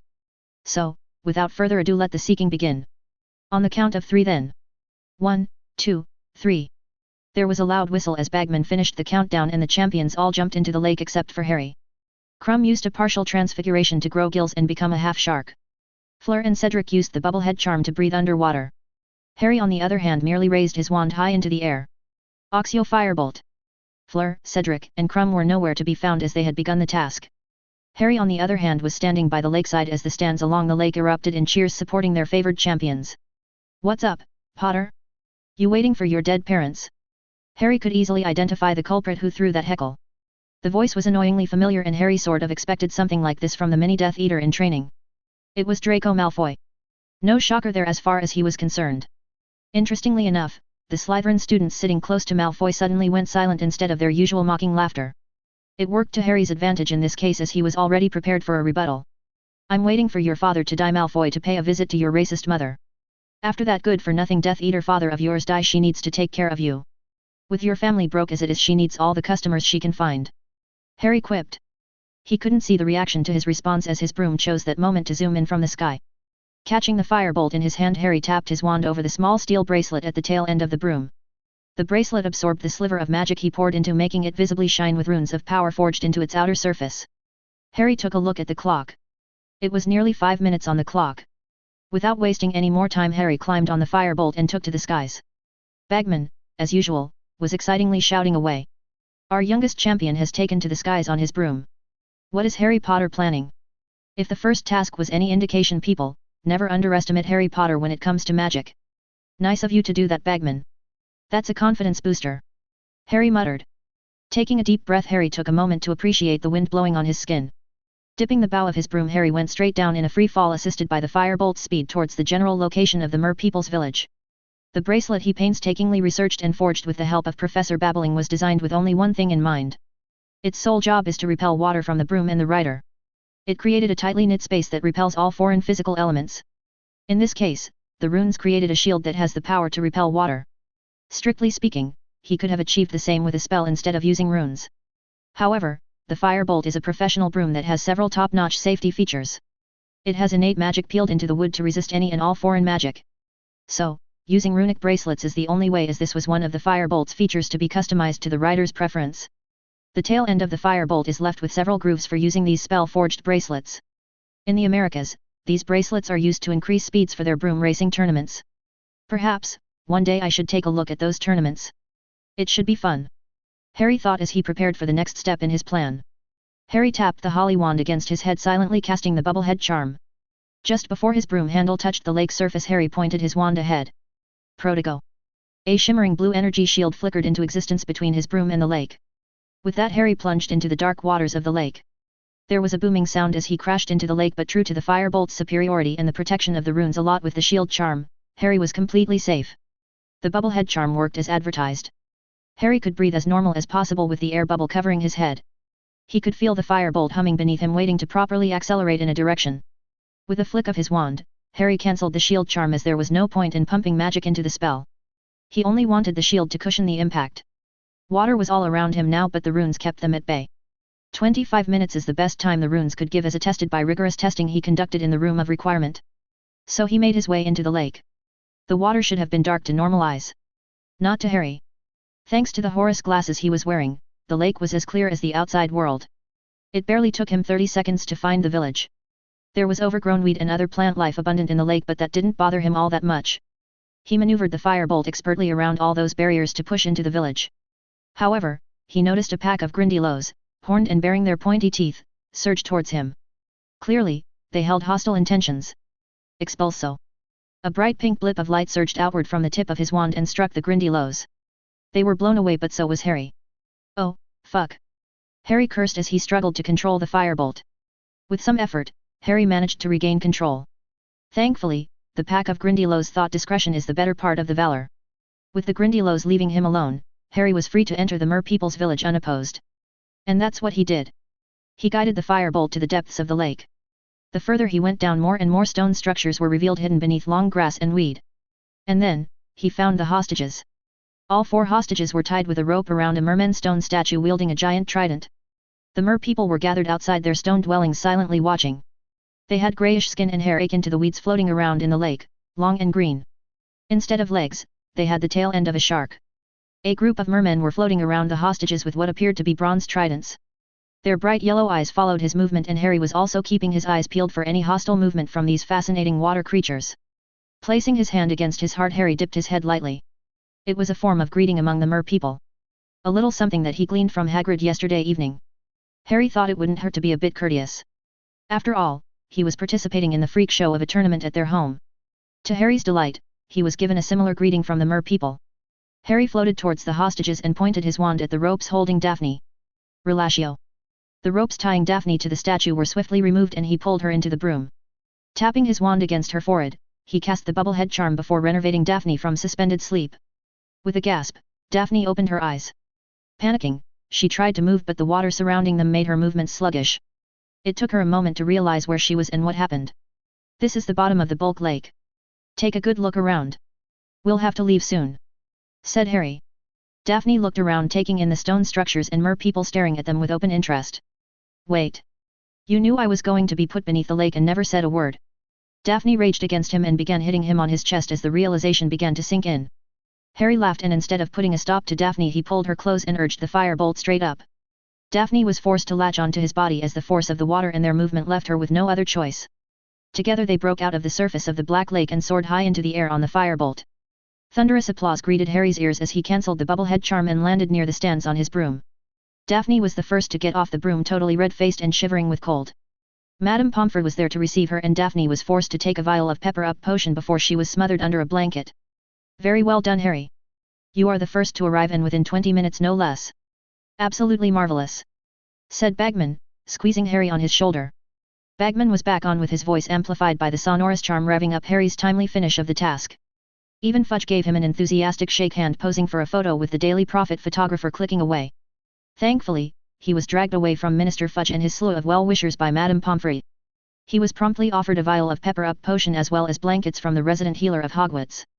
Harry didn't bother refusing any of it because of the stare that spoke volumes of Madame Pomfrey's intentions if he resisted in any way. Drowning the potion, Harry felt like he could run a marathon and barely shed a drop of sweat. His body was regularly trained by swimming for months. As such, he barely felt any effort in completing the task, as all the heavy lifting was done by the firebolt. You did it, Harry. You crushed everyone else. You completed the task within 20 minutes. Neville happily crowed, hugging Harry out of nowhere. Right you are, Neville. Pair that with the parting shot Harry gave to Malfoy, it was genius, said Fred, grinning like a loon. Right, you are twin of mine. We loved it. Malfoy was left speechless and even the Durmstrang students laughed at the ferret's expense. It was glorious. George exclaimed, with a smile stretching ear to ear on his face. Shush. George, did you forget we have a snake near us? Fred asked in a faux whisper. Then dramatically, the Weasley twins turned around to stare at Daphne. Their act would have been better if Daphne was not shivering up a storm under the blanket. She looks more like a cat under the rain rather than a snake. Harry joked, earning a few chuckles and an intense stare from the Slytherin. Oh, look. The snakes are multiplying, said George, suddenly pointing to the crowd. Tracy came over to Daphne's side and began helping to keep her friend warm. You okay? Harry asked, taking pity on the shivering mess that was Daphne. I'm not talking to you. Daphne turned up her nose and liked away from him. Girls? Harry shrugged. When the clock struck 30 minutes, Fleur surfaced. The only problem was she was carried by the mer people and she failed to rescue her hostage. When Fleur regained her awareness and realized her little sister was left at the bottom of the lake, she became hysterical. Of course, she tried to make another go at the task, but Grindylows were all around the lake waiting for Fleur. She's not going to be allowed into the lake. The Grindylows have a long bloody history with Vila. They must have realized Delacour has Vila blood, said Neville. Now, Harry could have turned a blind eye and not act at this moment. He already won and he was sure he pretty much owned this task. When the third task would start, he'd definitely have an advantage as his points would let his early entry into the maze. However, Harry was also aware that this was an opportunity. Dumbledore was right on one thing. This tournament was indeed a chance to build better relationships with other people outside Britain. And Fleur Delacour was indeed a price worthy of certain risk. So, despite knowing that Fleur's sister would remain unharmed, Harry mounted his firebolt after charging the runes once more to the gasps of many. And he was right back at the bottom of the Black Lake. The mer people were not so welcoming of Harry when they realized he was there for Fleur's hostage. Harry had to use a wide area banisher to dissuade them from interfering. He was back with Gabrielle in his arms before either Krum or Cedric returned with their hostage. That fact alone earned him more cheers from the crowd. You saved air. Zonk you. Zonk you. Fleur was quite expressive, showing her thanks by raining kisses down on his cheek.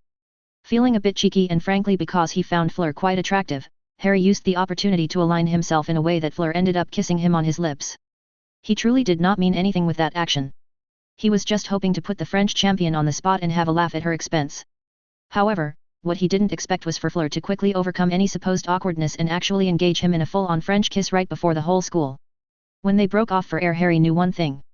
There was not a hint of awkwardness in Fleur's eyes. In fact, he saw the look on Fleur's face and he knew that he has been made. She gave him a cheeky smile and a peck on his lips before running back to her sister. I'm such a moron. She knew what I was doing and she turned the table on me on spot. Now, I'm the idiot staring vacantly after her. Harry thought. Shaking his head, he tried to clear his mind. Tried being the key word here. Fleur's allure was lingering in the air like a finely aged wine. Its aroma, unlike other times, was far stronger than Harry could handle, especially in this vulnerable moment.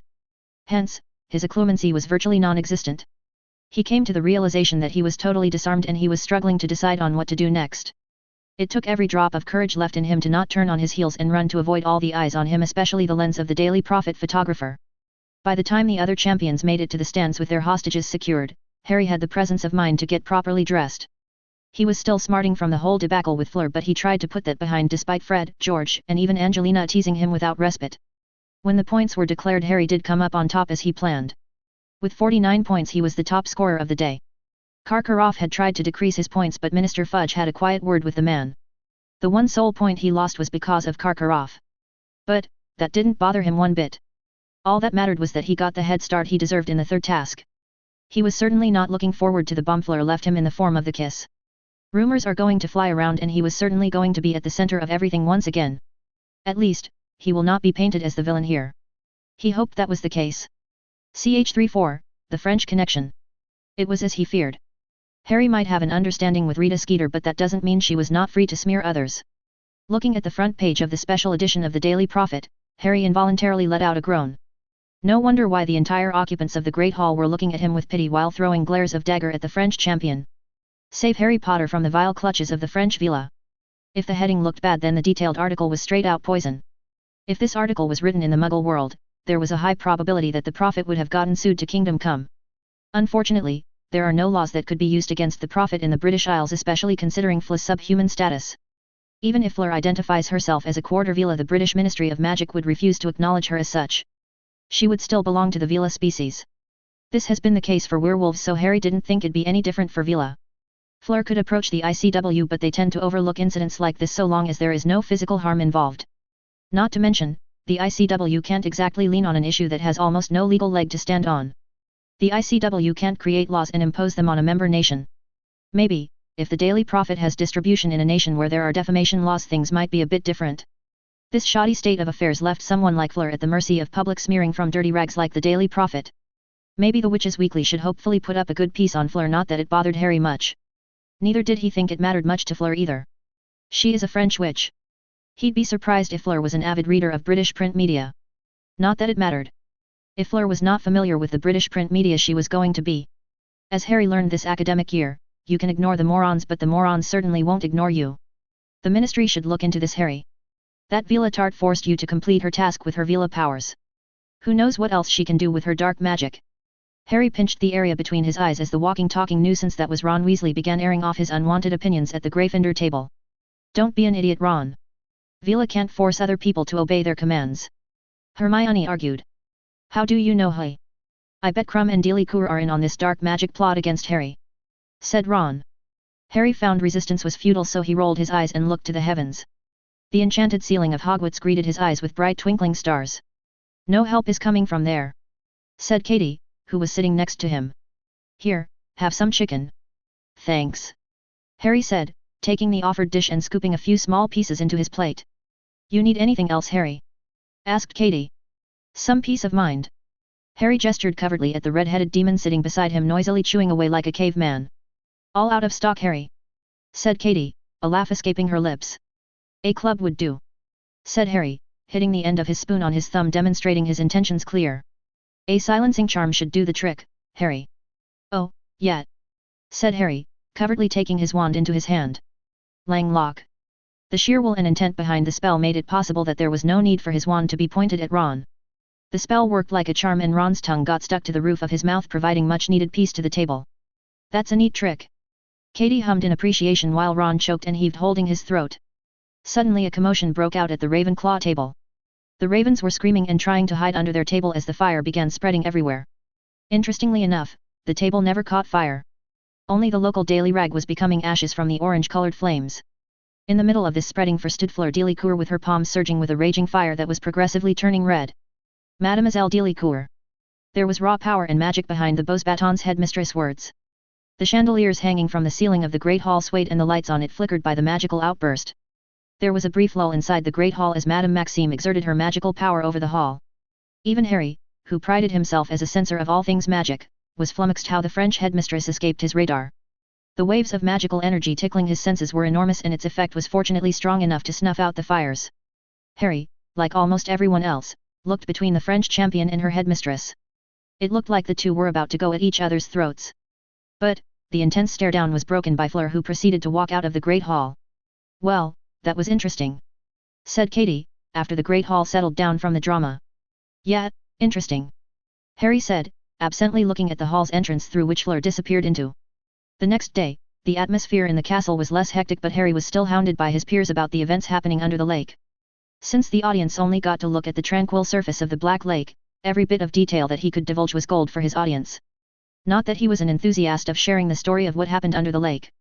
But, getting the story out would certainly unload all the hounding, especially considering this was a Sunday. There were no classes, so Harry found it hard-pressed to evade the questions. So, he found himself in the Gryffindor common room regaling the events under the lake from his point of view. Then I was set upon by mer people brandishing their tridents and all. I had to use the blasting curse to sweep them aside and rescue Gabrielle Delacour. Finally, he was finished with the telltale session. How did you manage to use your broom in the lake, Harry? I was under the impression brooms don't work under water bodies, asked Hermione, who was for once happy to be left alone because of her status as something Krum would sorely miss. Oh, that's thanks to this beauty, said Harry, fishing out the spell-forged runic bracelets used on his broom. Ooh. The twins immediately zeroed in on the bracelet, but Hermione was quick with her hands. She took the bracelet into her hands and started excitedly chattering away, throwing out details of runes she could find on the bracelet.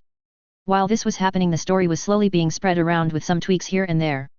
While this was happening, Harry carefully slipped out of the Gryffindor tower. Just as he reached the entrance, it swung open with McGonagall on the other side. Ah, Mr. Potter. Just the person I was looking for. You need to come with me. McGonagall said briskly.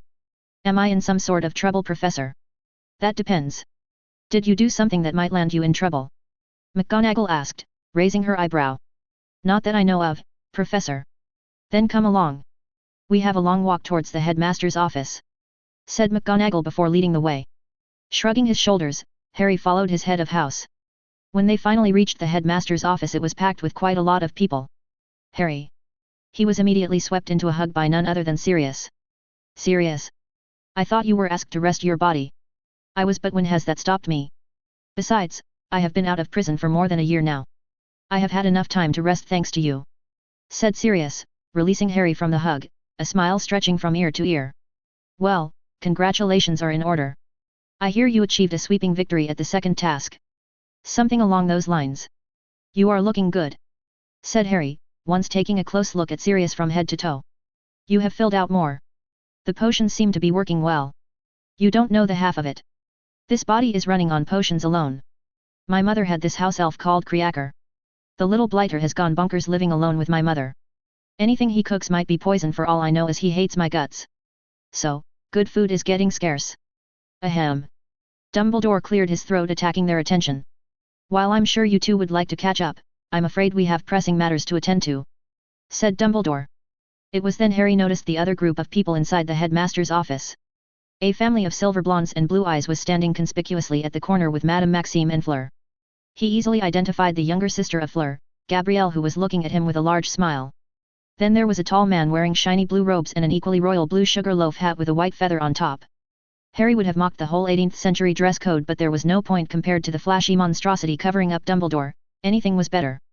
We have not met Monsieur Potter. I am Jean-Pierre Delacour. Fleur is my daughter. The man introduced himself while offering his hand. Glad to meet you, Monsieur Delacour. You have a wonderful family, said Harry, shaking hands with Mr. Delacour. This is my wife Apollon.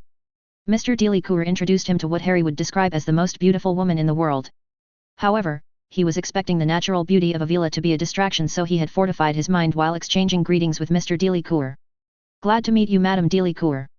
A pleasure, Monsieur Potter. Harry nodded before turning to face Dumbledore, who has yet to move from his seat behind the desk. So, am I to assume this has something to do with the second task? Harry asked, looking at the grave faces everyone was making. Not exactly about the second task per se, Harry. But, your actions in the second task and the Daily Prophet article have certainly prompted this meeting, said Dumbledore. Mr. Potter, after the article about Fleur came up in the Daily Prophet, she has received several letters from the British public. Mr. Delacour explained. These were not letters, Monsieur Potter. They were howlers. Some of them had poison and horrible curses. Mrs. Delacour claimed, looking ready to burn the miscreants if she could get her hands on them.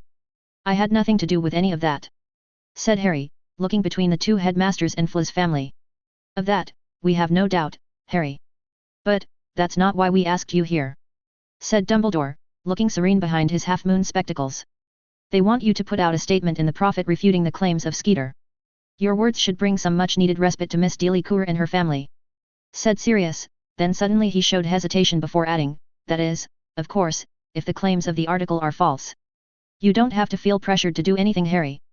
Mr. Black. McGonagall snapped. What? Sirius challenged. I was not there when this whole thing happened.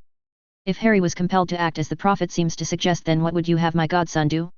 Tell a lie in front of the whole world? Harry noticed Dumbledore, Madame Maxime, and virtually everyone was going to object to Sirius. He didn't want this problem to create any more fuss. So, he decided to intervene. Fleur didn't use her allure. I went into the lake on my own. She had nothing to do with it, said Harry. Are you sure? Sirius asked, concern shining in his eyes.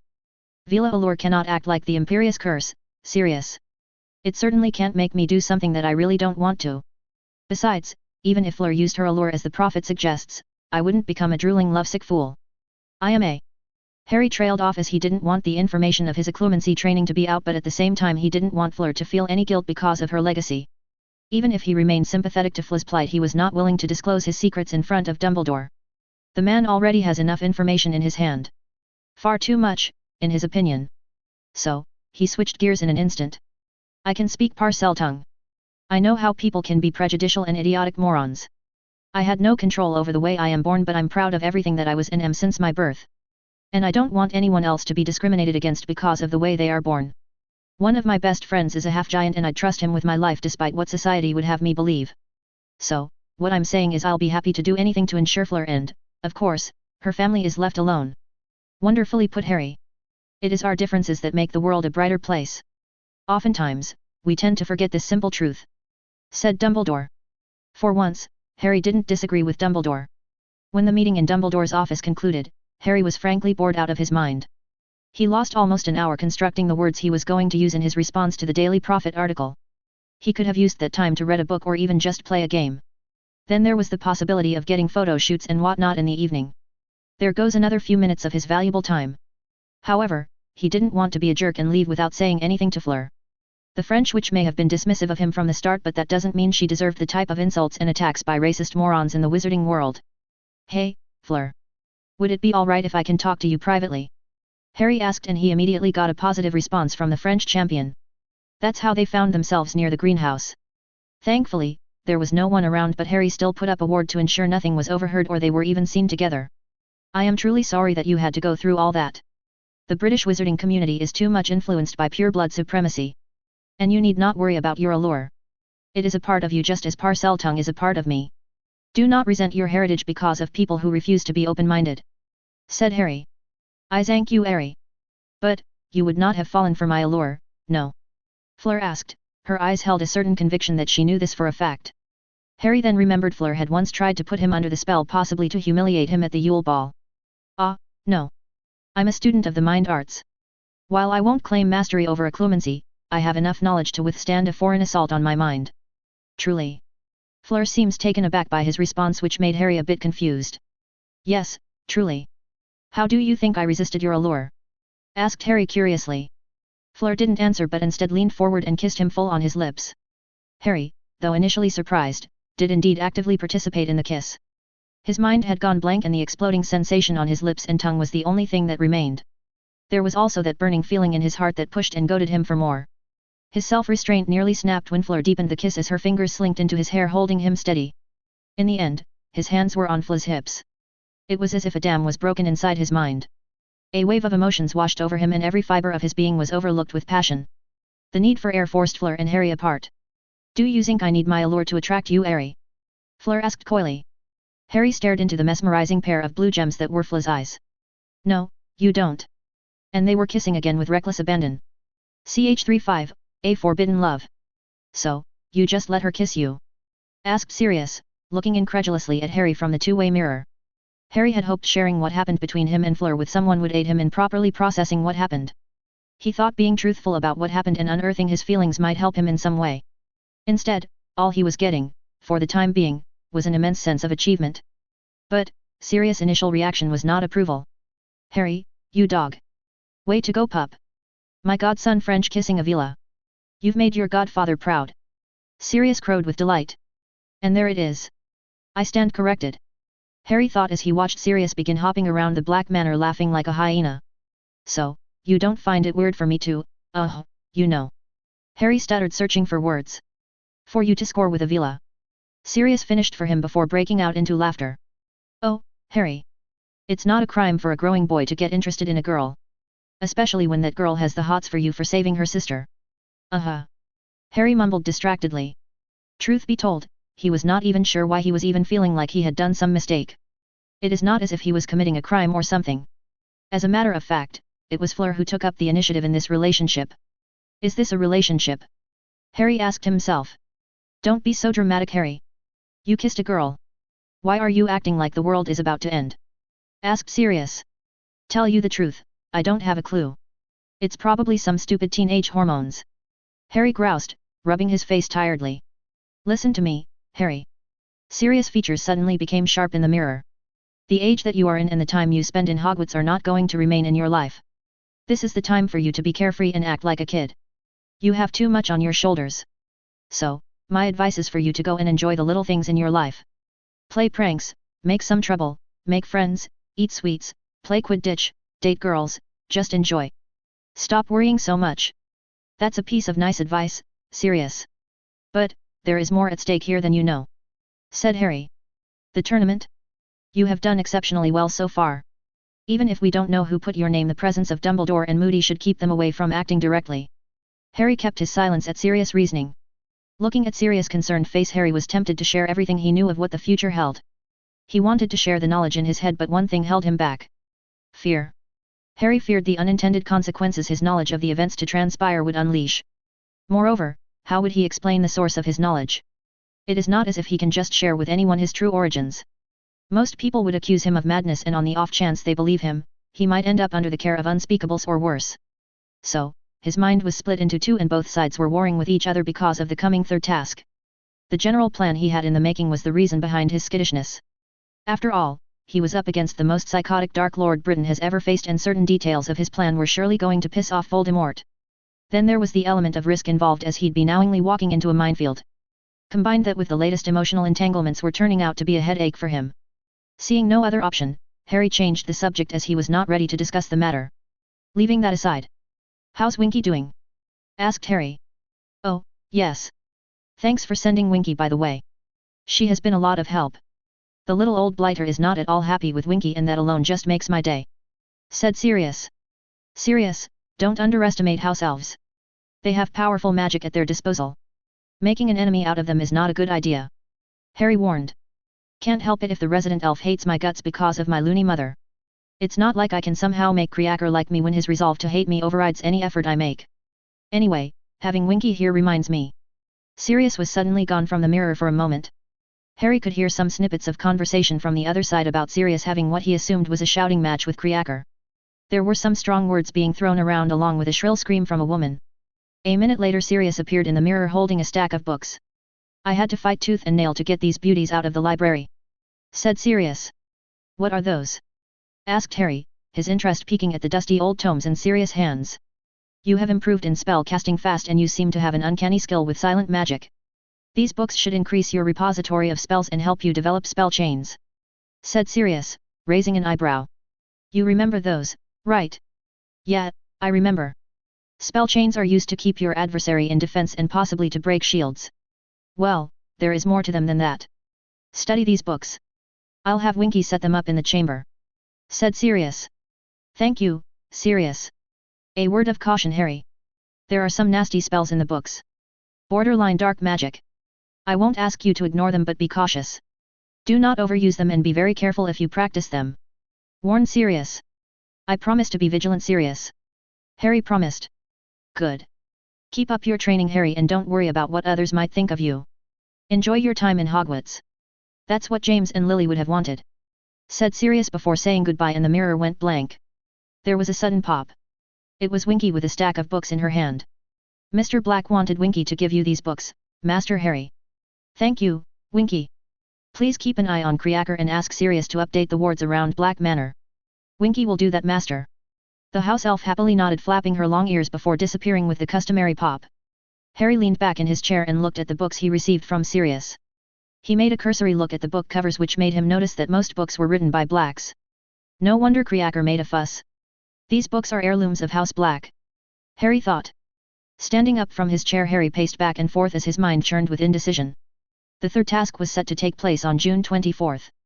There were more than 3 months in between for him to make a decision. 2 choices lay before Harry.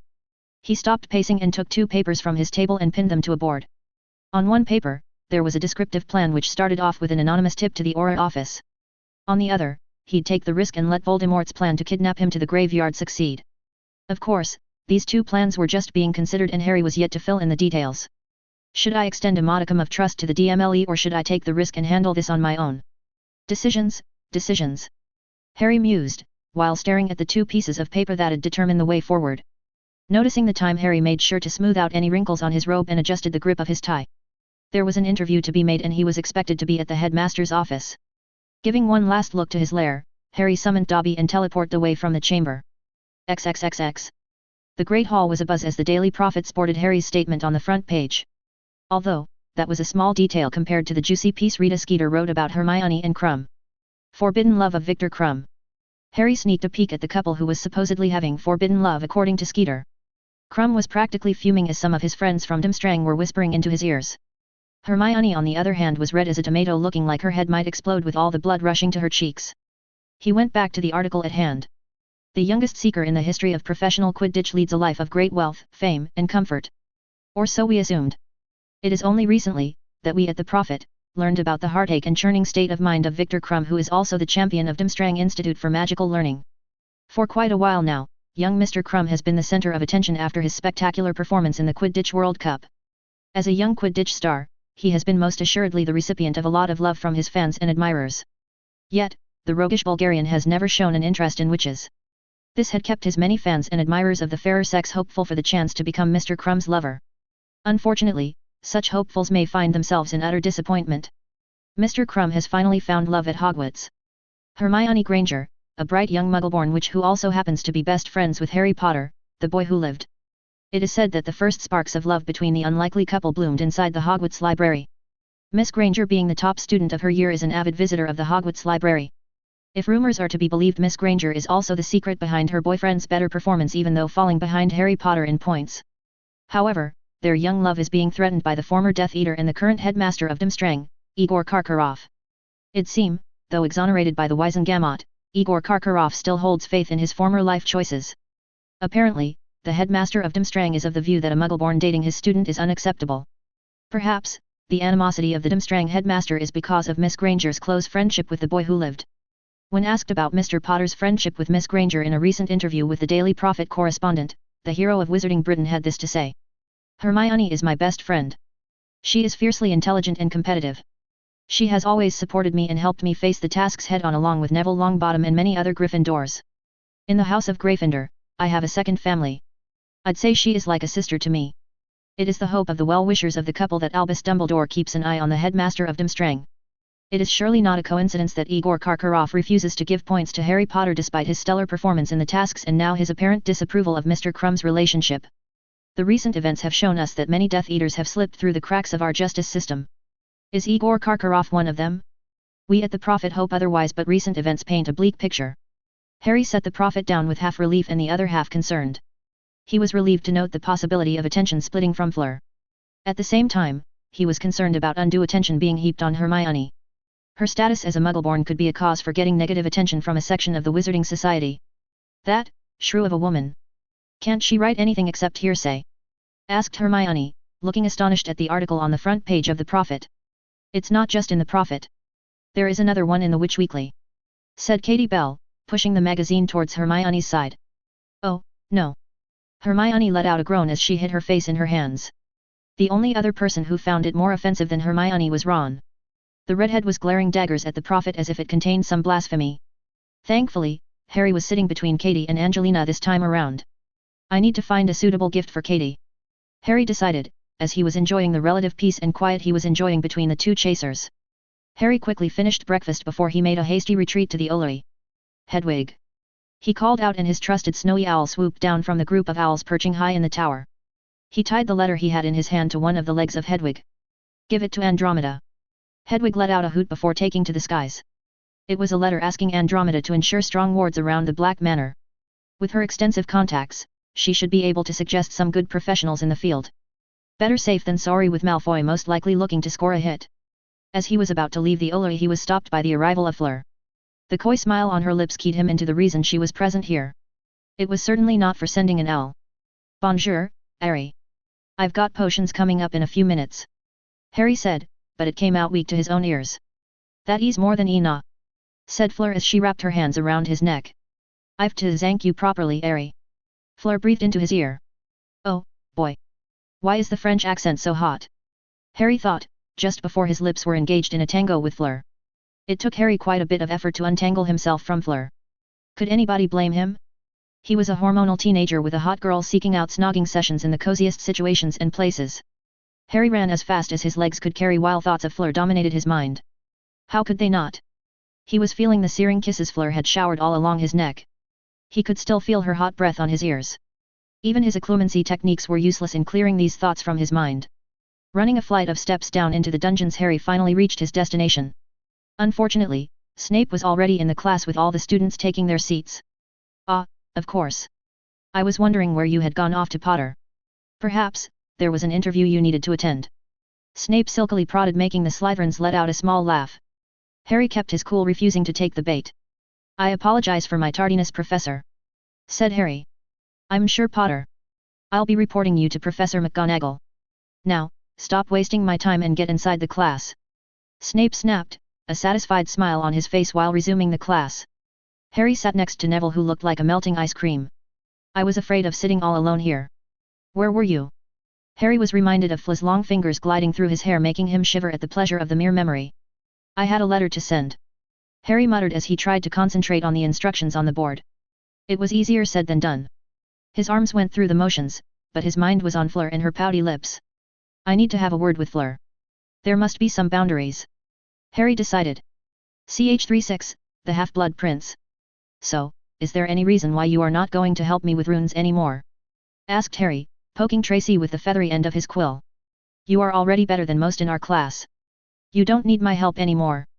But, the main reason is because of what you did to Daphne, said Tracy. Harry was taken back. What I did to Daphne? Harry asked incredulously.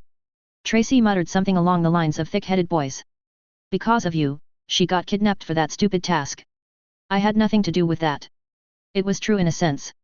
He was not 100% sure about Daphne being his hostage. But of course, his protest fell on deaf ears. You rescued her and then snogged that Vila harlot in front of her in the school. That was an accident. Harry cut in, and he was not happy with Tracy calling Fleur names. Then you ignored her for the next few days. Hey! Harry protested.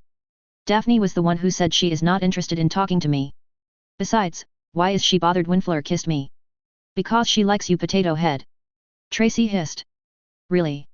She never said a word about anything like that, said Harry, folding his hands across his chest. A small lie. He could deduce Daphne harbored a crush, but that was not relevant here. Then what were you doing cozying up to her at the Yule Ball? Were you just using her to get what you wanted? Asked Tracy, her voice eerily similar to the hissing of an angry snake. And can you say Daphne was not using me to get what she wanted? Harry snapped back. For once, Tracy suddenly looked hesitant, and that was the wriggle room he needed. What did your friend tell you about our supposed date in Hogsmeade? Harry asked, but silence was the answer. I thought so. So, don't come preaching to me, Tracy, on who is using whom. The silence between them stretched on while they worked on their rune work. Okay. All right. I'll have Daphne speak to you and you two talk it out today evening. Tracy finally suggested, breaking the silence. Now, Harry was in a real bind. He was hoping Tracy would drop the topic at least for today. It'd have certainly given him some breathing room to get his emotions in order regarding Fleur. He was also not looking forward to a serious conversation with Daphne. If what Tracy said is true and Daphne genuinely liked him beyond any political necessities, then it'd be foolish of him to shoot her down. He could come out clean and be truthful about his current trysts with Fleur, but common sense pulled him back from making such a blunder. Daphne is the heiress of House Greengrass, and like it or not she will be inheriting a substantial fortune in the future. Her father is already a powerful man, and Harry had personally witnessed how wily the man can be. With the Second Wizarding War looming on the horizon, Harry realized he should be looking to score allies, or at worst keep as many powerful purebloods neutral. It'd be to his advantage to have the green grasses in his corner instead of working against him. He was not going to give them a reason to turn against him, especially when he was in the dark when it comes to the motivations behind Damian Greengrass. He did not for a moment believe the man only helped because of a wish to see Malfoy being taken down a peg or to secure obscure tomes. His mind urged him there was something at play here, considering Malfoy's smooth escape from prison despite the man's financial woes. Not just that. In the books, Astoria Greengrass ends up marrying Draco Malfoy after the war. So, he was very skeptical of Damian Greengrass' aid. The only reason he had gone out of his way to please the man was to ensure Sirius freedom. With Sirius free, Harry was one step closer to breaking Dumbledore's hold on his life. Keeping all this in mind, Harry searched for a way to push a meeting with Daphne away till he got a grip on the issue at hand. What he needed was time to come up with a plan. The simpler way would have been to push Fleur away, but that was not happening. Not on his watch. It was the unspoken code of his love life to not leave a beautiful woman disappointed, especially when it is the woman who's approaching him. In this case, it was Fleur who approached him and initiated the relationship. He'd be an idiot to not reciprocate. So, how can I escape out of this trap? Harry pondered. Suddenly, his eyes widened with realization. Oh, Snape! You wonderful bastard! You just saved me! Harry thought giddily before putting on an appropriate amount of regret on his face as he addressed Tracy. Sorry, Tracy. I've got detention with Snape for the whole week, said Harry. But, isn't Professor Snape supposed to be on probation? How can he assign you detention? Tracy asked skeptically. He didn't. The prick ratted me out to McGonagall for being late to potions. She complimented me for my win on the second task and promptly slapped me with a week's detention with the resident bat of the dungeons. For a moment Tracy didn't say anything before letting out, "Hey. What does that mean?" Harry wondered. He was careful not to air his thoughts out. "Can I believe the two of you have finished your discussion, Miss Davis, Mr. Potter?" asked Professor Babbling, a sharp look on her face. Harry muttered out a hasty apology as did Tracy, but it never saved them from getting detention with the ancient runes professor. "Man, I really miss the point system." Without the house cup in play, detentions were the go-to disciplinary action from the professors. XXXXXXXX. The dark oak doors of the dungeon stared back at him ominously. Harry could smell the residue of potion fumes lingering in the air. He sniffed the air. Smells like ginger. Harry thought as he rubbed his nose. Without further ado, Harry knocked on the door twice and waited. The door swung open with Snape on the other side in his usual greasy self. "Potter. I see.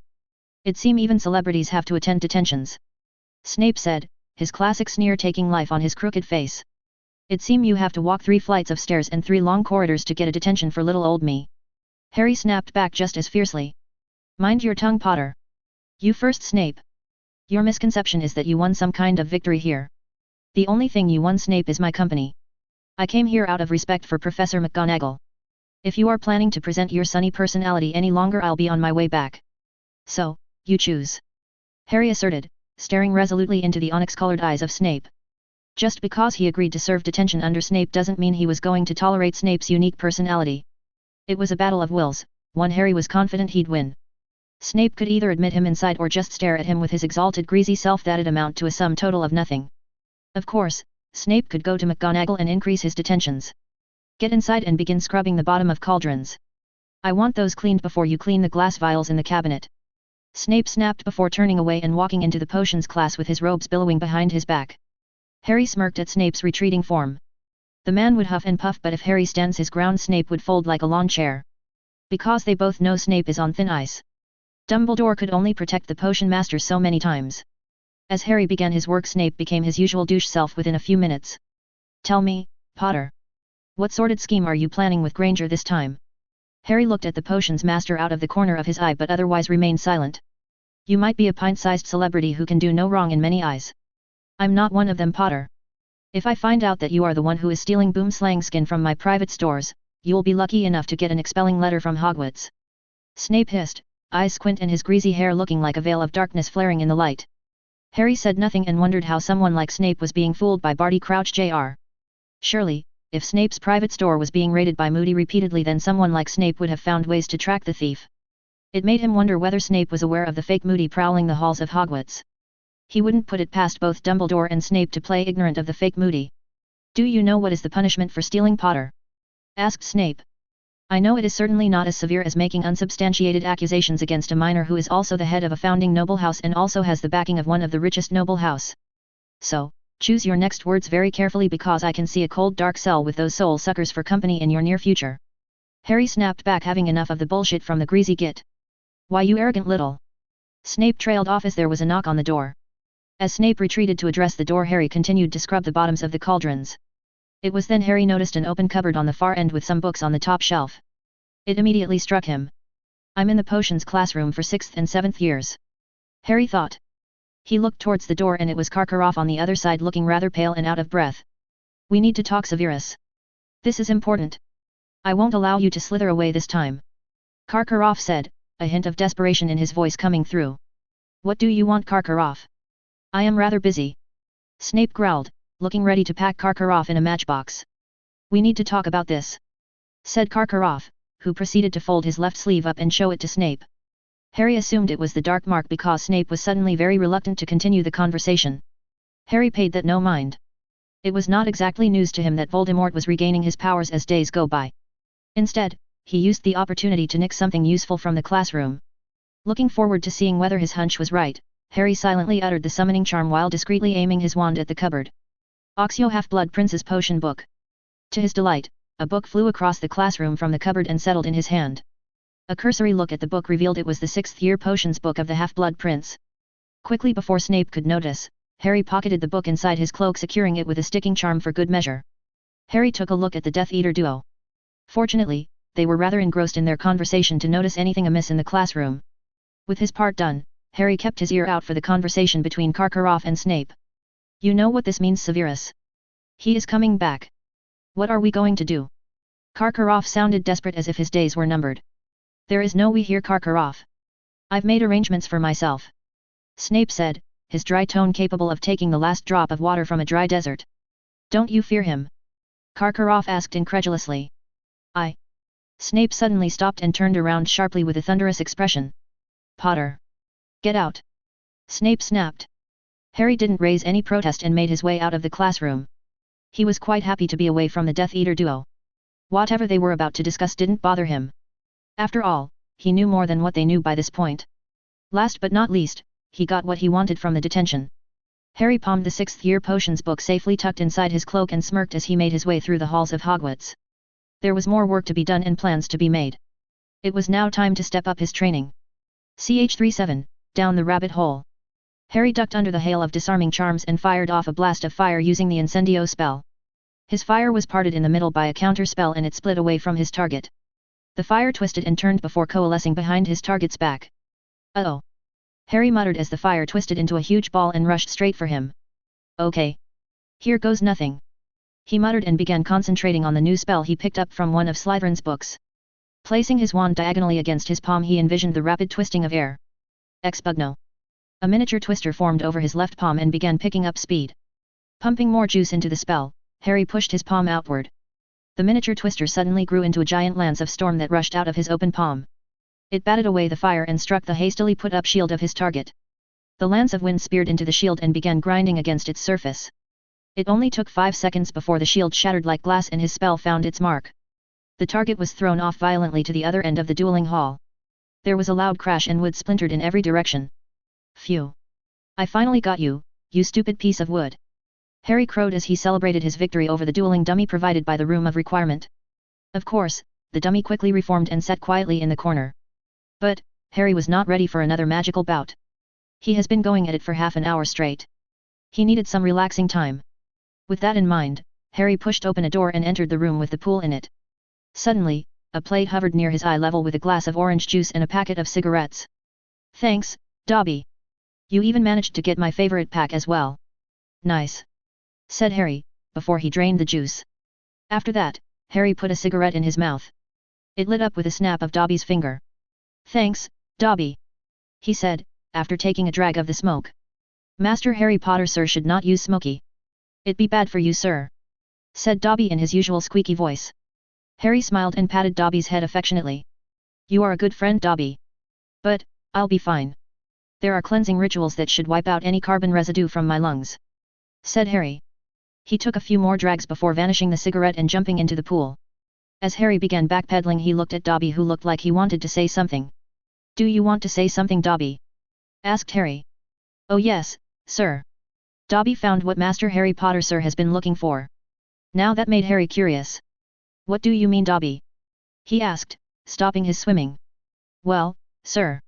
Dobby couldn't help but notice Harry Potter, sir's plan in the nasty Snakey's home, sir, said Dobby while snapping his fingers.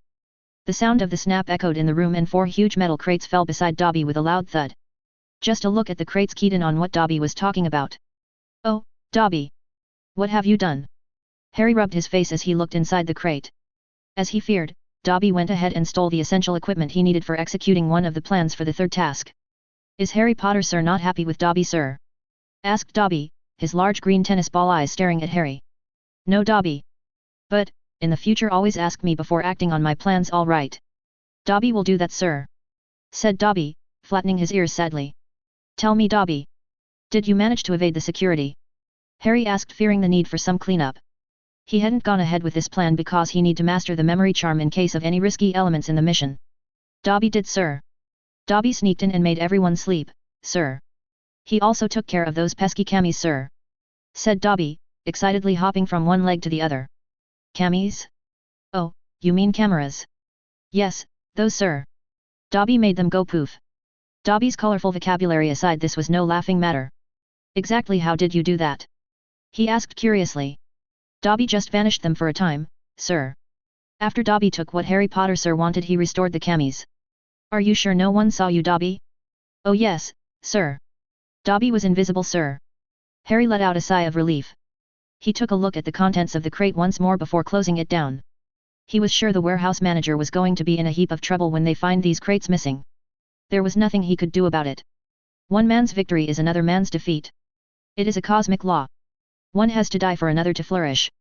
Similarly, the old system and its enablers have to die for the young to flourish. It seems Plan B is the way to go. Harry muttered, as he closed the crates. Dobby, take these crates to the chamber. Harry ordered. As Dobby disappeared with the crates, Harry let out a sigh. The path forward was now clear. There was going to be a lot of work, but Harry believed he could pull this off. It'd have been easy if there was a way to trap Voldemort's spirit. Harry thought as he jumped back into the pool. He was still reading up on the topic of Horcruxes. If there is a way to trap a split soul, he'd use it on a dime. Until then, he'd be working under the assumption that Voldemort is impossible to kill or imprison. Well, not exactly impossible to kill. Harry thought. It was then Harry had an epiphany. Ravenclaw's diadem. A moment later Harry stood outside the room of requirement, pacing back and forth with one thought in his mind. I need the room of hidden things. Harry repeated over and over in his mind until a door materialized on his third pass. Stepping into the room, Harry was greeted by towering walls of objects left by previous students. Oxio Ravenclaw's diadem. Harry waited a moment but nothing happened. Anti-summoning jinx. That dark bastard has to make this more complicated. Harry muttered as he began searching for the tiara of Rowena Ravenclaw the old-fashioned way. It was near a statue of some sort. This he knew. The vanishing cabinet was also supposed to be nearby, so he searched for the cabinet first. It took him nearly half an hour to wade through all the junk. He passed by old books, broken chairs, some leaking quills, and even a few axes and pole arms. Aha! Harry cried as he found the vanishing cabinet. It was covered with cobwebs and it looked like it was almost ready to fall apart. You are somewhere around here, aren't you? Harry muttered as he looked around for a statue of some sort. No such luck. So, he resumed his search, but it yielded no results. Time was slipping by and he was getting frustrated. He nearly abandoned the attempt, but then Harry thought of a risky idea. Standing still and closing his eyes, Harry concentrated his magic outward so that his senses could reach out beyond the limits of his body. All his senses shut down except for the sense his magic provided him. With his magic as the metaphysical extended hand, he reached out to the surroundings. For nearly 5 minutes, he continued the process until finally, he felt the presence of a malevolent power within his sensory turf. Opening his eyes, Harry rushed towards the source of malevolence. And there it was, the old tiara. Sitting innocently on a wooden box near a stone sculpture of a wizard. The blue gem on the tiara gleamed in the darkness. The closer Harry got to the tiara, the urge to place it on his head surged. I could become super smart. I could destroy Voldemort easily with a little more wisdom. I could learn everything about magic and become the most powerful sorcerer in the world. The temptation was strong. Who wouldn't want to become the most powerful being in the world? More power means more freedom. More freedom means more comfort. Greater the comfort, greater the pleasure. Pleasure was the ultimate pursuit of all. Without pleasure, there was no point in life. One might as well be dead without some kind of pleasure in life. What a price! Harry whispered, looking at the tiara. The more he spent time looking at the tiara, the more beautiful and powerful it felt. But in the end, he pocketed the tiara in a bottomless moleskin pouch. I'll extract pleasure out of this world on my terms.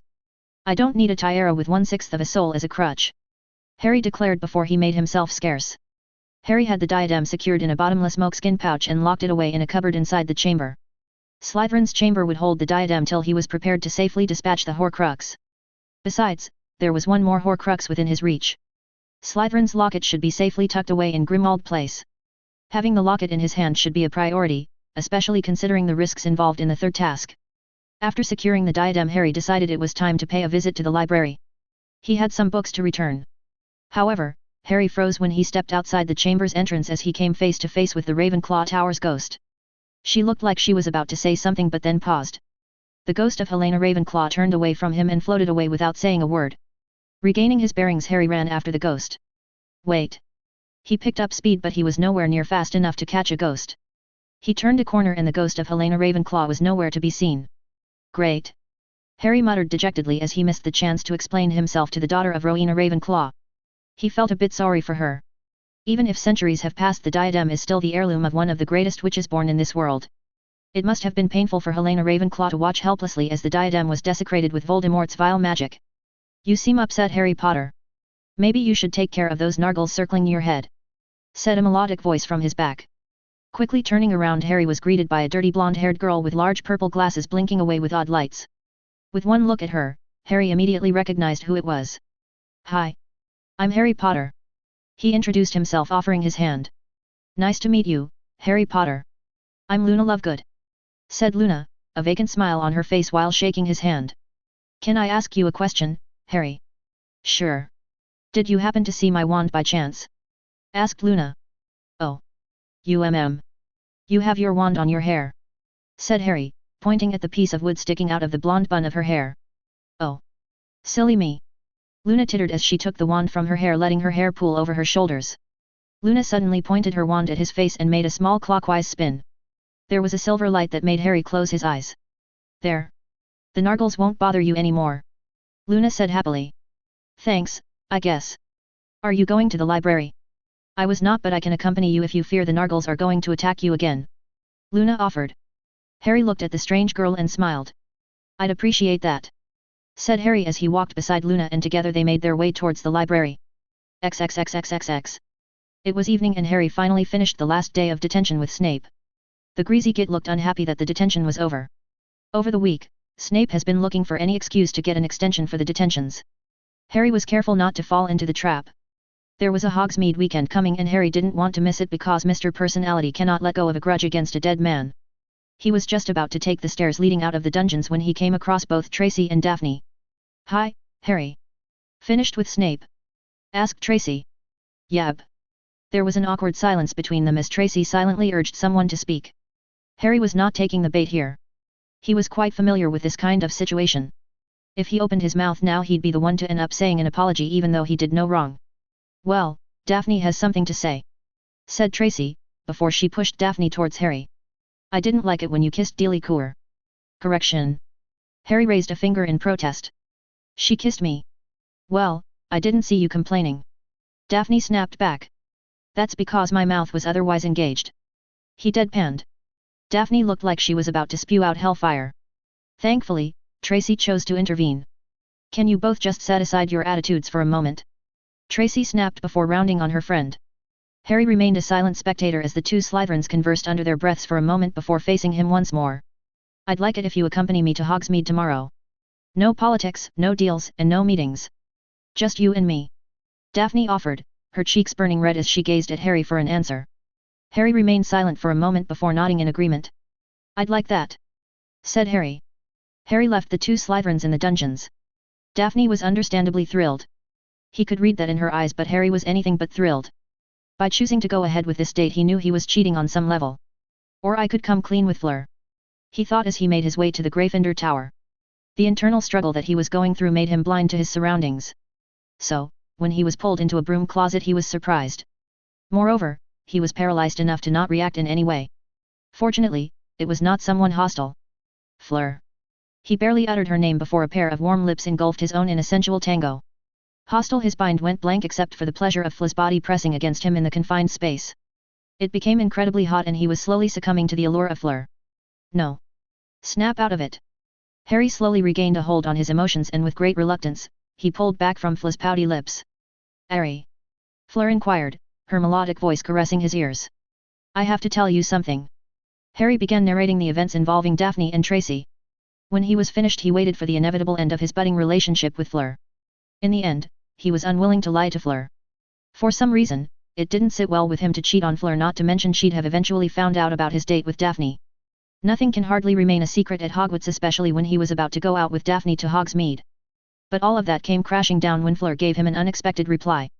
I don't mind. What? Harry reared back in surprise. More kissing and less talking, Harry, said Fleur, sneaking her fingers underneath his shirt, scratching at his abs while kissing him. This is an interesting development, thought Harry, engaging in a heated make-out session with Fleur. All worries fled his mind as Fleur deepened the kiss by drawing him in. Under such a situation he could only do one thing. His left arm snaked around Fleur's waist, batting away her cloak while his right hand settled on the back of her neck, taking her silky hair between his fingers. Gasping for breath, they separated. Harry could see the lust shining in Fleur's sapphire eyes. He assumed she could see the same in his eyes. Harry.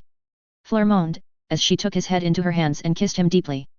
One of her legs climbed up and Harry on instinct took her up by her ass. When they broke up for air once, both of them were left panting for air. This is not safe, Harry mumbled half-heartedly. I agree, said Fleur. We need another place. But that's not what I meant. Harry silently said in his mind, but he dared not air that thought out. I know a place, said Harry. The moment he said that, he knew there was no turning back now. The sunny smile gracing Fla's face made him forget all his inhibitions, and he was rewarded with another soul-searing kiss for his efforts. Ch38, a better date. The Daily Prophet was sporting a lovely picture of Dolores Umbridge on the front page. The woman was seen posing for the camera outside Barty Crouch's home with her wand raised in some sort of supposed raid. Of course, she found nothing on the premises except some parchments and dust. Percy Weasley could also be seen standing beside the woman, looking lost and perhaps a tad bit let down by all the negative press his boss was getting. Umbridge, being the leading chair in the committee assigned to oversee the investigation into Crouch for his misuse of power, seems to be quite happy. Harry supposed the woman enjoyed wrecking other people's lives. It explained the bubbly person she was putting forward while making a show of investigating Crouch. After all, if the woman really wanted to be efficient, she could have just assigned a few Aurors on the job. Instead, the pink demon was doing photo ops to stroke her vanity and ego. What a bunch of useless cretins.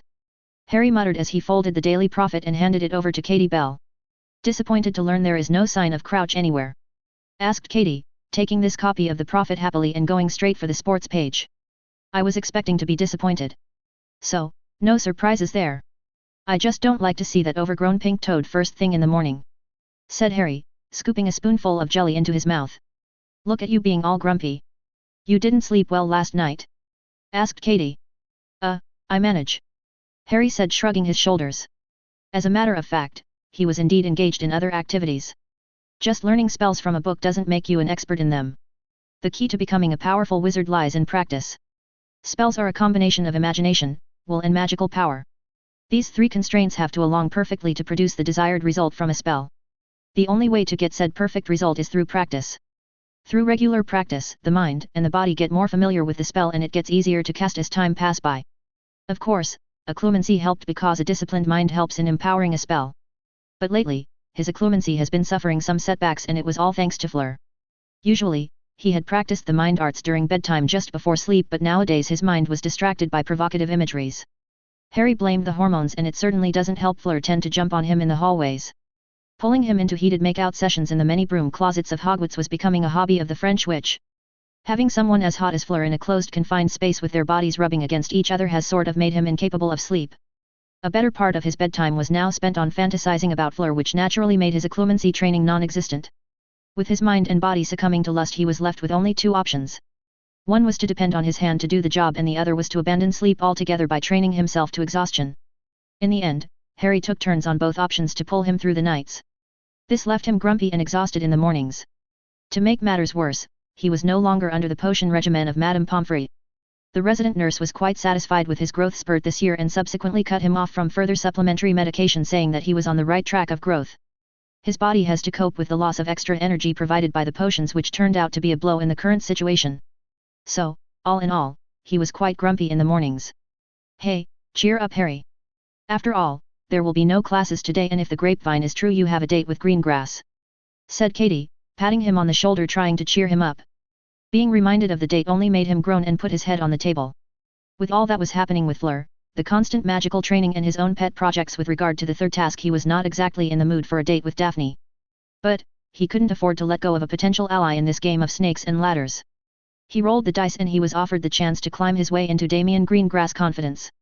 Daphne, he realized, was a valuable ladder for his ascension into the higher echelons of the Pureblood Society.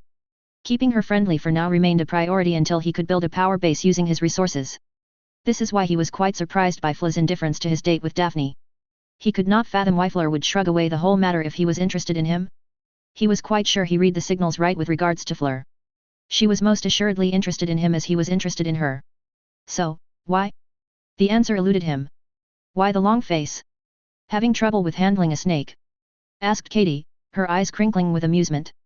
Something like that, Harry mumbled distractedly, as he tried to catch a glimpse of Fleur at the Ravenclaw table to no effect. This coming from a snake charmer. Oh, the irony. Katie laughed at his expense. Hey, Katie. Can I ask you something? Shoot. Hypothetically, consider a girl asks a guy to date another girl while they are in a relationship. What does that say about the girl? Hypothetically. Katie asked with a raised eyebrow. Yes. Harry nodded. I'd say your hypothetical girl isn't interested in pursuing a relationship, or she is so confident that the other girl can't hold a candle compared to her, said Katie. Hey. That makes a lot of sense. Harry mumbled. Don't tell me Greengrass asked you to date another girl. What? No. Daphne never said anything like that. It took Harry quite a lot of effort to shimmy out of the hole he dug himself. The only silver line was that Katie agreed to not bring up the matter again. The last thing he wanted was for the Hogwarts rumor mill to get wind of this, which would put him under greater scrutiny. Krum and Hermione's tragic love story has been the hot topic in Hogwarts for the last few days. He was keen to keep it that way as the duo kept the attention off his back. XXXX. It became quite clear summer was fast approaching. The air was far warmer than the last time Harry visited Hogsmeade. He was sitting on a bench near the fountain waiting for Daphne. This time he decided to go full muggle by foregoing the cloak. He was in a pair of simple black jeans, a blue t-shirt and a black jacket. A strong gust of wind wrecked any sort of success he had in taming his unruly hair. He waited patiently as some Slytherin seniors began coming out of Hogwarts with Filch scanning everyone hawkishly. Funnily enough, he got some friendly greetings from some Slytherins. Most of them were from his ritual partners. He had so far kept them at an arm's length after he found out about their cause of addiction. But, now that they have returned to normal, he thought to reconsider his earlier approach. Having more contacts in the Slytherin house ought to be advantageous. Depending solely on Daphne and Tracy would only be detrimental to his plans in the long run. Perhaps, I should start with Barbara Collins. Harry thought. The 6th-year Slytherin witch was friendly during the ritual days. She was also rumoured to be a runes prodigy. Perhaps, he could let Collins in on his latest project. While Barbara Collins is certainly not part of any great pureblood families of Britain, she was still a pureblood, and having a friend in her should help him enter other pureblood social circles. Suddenly a pair of bright brown eyes were before him, making Harry reel back. "What are you thinking up in that little head of yours, Harry?" asked Tracy, withdrawing from Harry's personal space. "Just some stuff," Harry answered lamely as he climbed to his feet. "Whatever it is, I suggest you put it out of your mind," Tracy said, before she pushed Daphne forward until her friend was level with Harry. "Stop it," Daphne hissed, but it didn't dissuade Tracy one bit. "My work here is done and you two do whatever it is you want to do. I have some new quills to look for." With that parting shot, Tracy skipped away, leaving Daphne in his company. "So, what do you want to do first?" Harry asked, offering his arm, which Daphne took after a bit of hesitance. "Honeydukes," came the swift reply from Daphne, making Harry stare curiously at her. "What?" "I'm low on my chocolate stash," Daphne said, defensively. "I'm not judging. I'm just surprised you have a sweet tooth, that's all." A few minutes later, he was sitting in Honeydukes with several sickle lighter in his pockets. Somehow, he ended up buying Daphne's stash of sweets as an apology. Exactly how she talked him into it is still a mystery, especially when he was insisting the whole time he did no wrong. This was why girls are scary. They have the uncanny ability to pin blame on their male counterparts. It was certainly a scary ability and an enviable one as well. "I never asked. How's Sirius doing now that he is free?" Daphne asked curiously. "He's doing fine except for some complaints about his mother's portrait being a headache," said Harry, taking occasional sips from the cup of hot chocolate in his hand. "It must have been hard for him to return back home with almost everyone in the Black family being dead and all," said Daphne. He never gave that little detail much thought. But, now that Daphne brought it up, Harry thought about Sirius' future. With everything the man went through for more than a decade, surely Sirius deserved some happiness and stability in his life. Sirius lost everyone except Andromeda from his family's side, leaving him alone as the last Black. "Perhaps, I should push Sirius to have a family of his own," Harry thought. But, that thought quickly made him freeze and put more scrutiny on Daphne. Harry suspected an ulterior motive behind this line of conversation. It was no secret that Sirius was now probably one of the richest wizards in Britain. It'd be quite natural for people to get interested in bagging Sirius. Even though the conversation from then on never strayed to Sirius and instead branched off to the ongoing hunt for Crouch, Harry remained on edge from then on. So, it was to his relief when Tracy joined them when they exited Honeydukes. The rest of the time was spent wandering around the village purchasing parchments and whatnot. An hour later, Harry even managed to cajole Neville into the group. Sadly, Hermione was nowhere to be found, as she was supposedly on a self-imposed exile from the village owing to her recent bout of popularity. "It's sad Hermione chose not to visit Hogsmeade," said Tracy as they neared the entrance hall. Skeeter painting her out as the modern-day Juliet and Krum as Romeo did not sit well with her. "Wherever she goes, she either gets pitying looks or the usual insults from blood purists," Harry said, climbing the stairs to the entrance. "Juliet and Romeo?" Daphne asked, confused. "Muggle fictional characters. They had a tragic love story," Harry explained. "I don't think Hermione would appreciate that comparison," Neville said.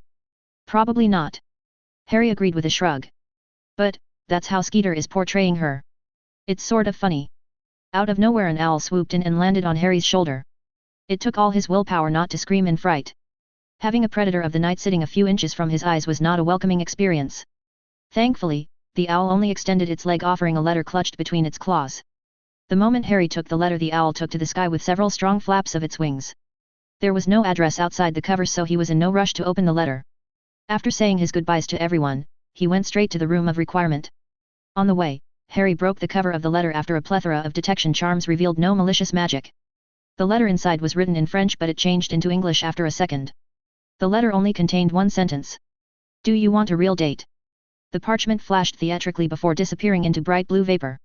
That's some nice piece of charm work, Harry commented aloud. There was tinkling laughter in the corridor from his back. Harry turned around to see Fleur coming out of a disillusioned charm. You didn't answer, Harry? Fleur asked, a coy smile on her lips. Harry strode forward and pulled Fleur into his arms before their lips engaged in a tango. Breaking away, Harry smiled as he looked into her clear sapphire eyes. What have you planned? A few minutes later, Harry was overlooking the green hills surrounding Hogwarts from the wooden bridge. The constant gales of wind rustled his hair as he stood there on the wooden bridge with Fleur nuzzling his neck. This is a better date, Harry admitted.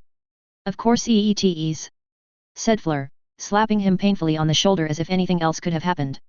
Harry looked around and appreciated the spatial magic Fleur had performed, keeping them away from any prying eyes. Not that there were any on the bridge. Most Hogwarts students tend to avoid the bridge for some reason.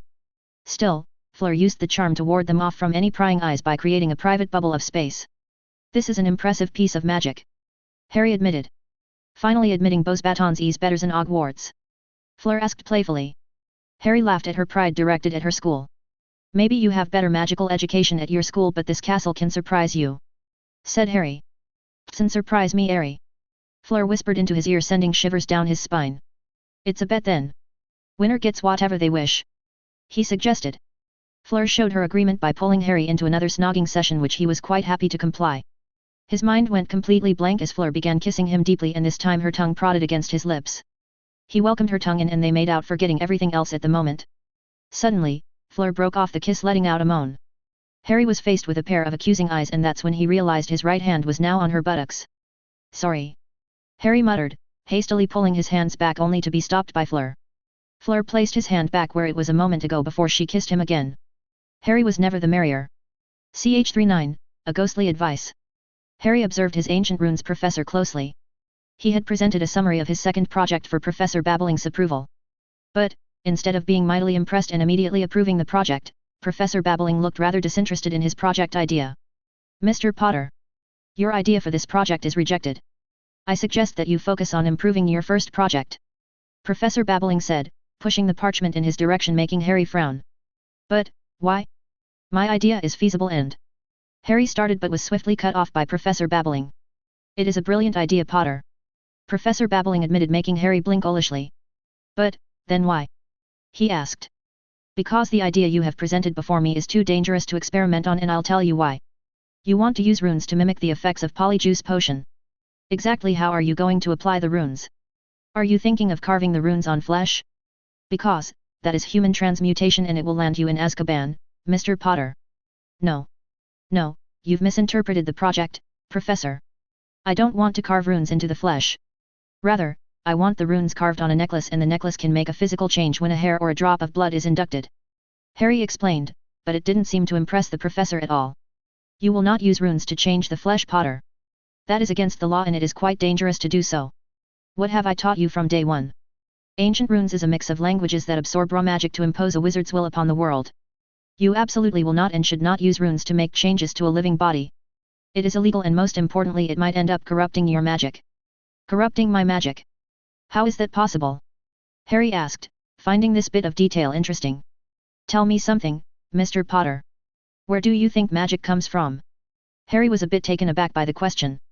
The soul. Harry answered tentatively. If that was the case, then muggles would have also been able to cast magic. Professor Babbling deadpanned, looking at him as if he was a slow chimp. Let me enlighten you, Mr. Potter. Magic comes from three sources for a wizard. There is old magic, the magic that is extracted from nature.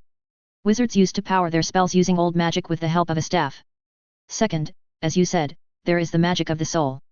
The third and most importantly, there is the magic that we are born with. It is inside our body. Do you know where? Harry shook his head no. Professor Babbling stood up from her seat and walked around her table. She came to a stop behind him and poked his spine with the tip of her wand. There was a sudden jolt traveling from the base of his spine all the way to his head. This is where our magic comes from, Mr. Potter. The Eastern wizards call it coiled divine power. Your magical power that has been inherited from your family is right there. This is the part of your body that determines your power and your destiny in magic. Having said that, Professor Babbling turned Harry around so that he was looking into her onyx eyes.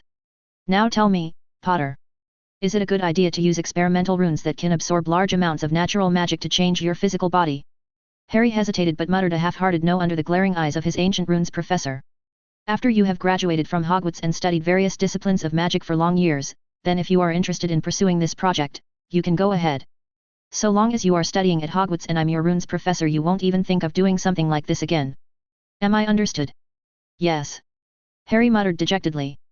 But, he was not going to give up so easily. I have another idea, Professor.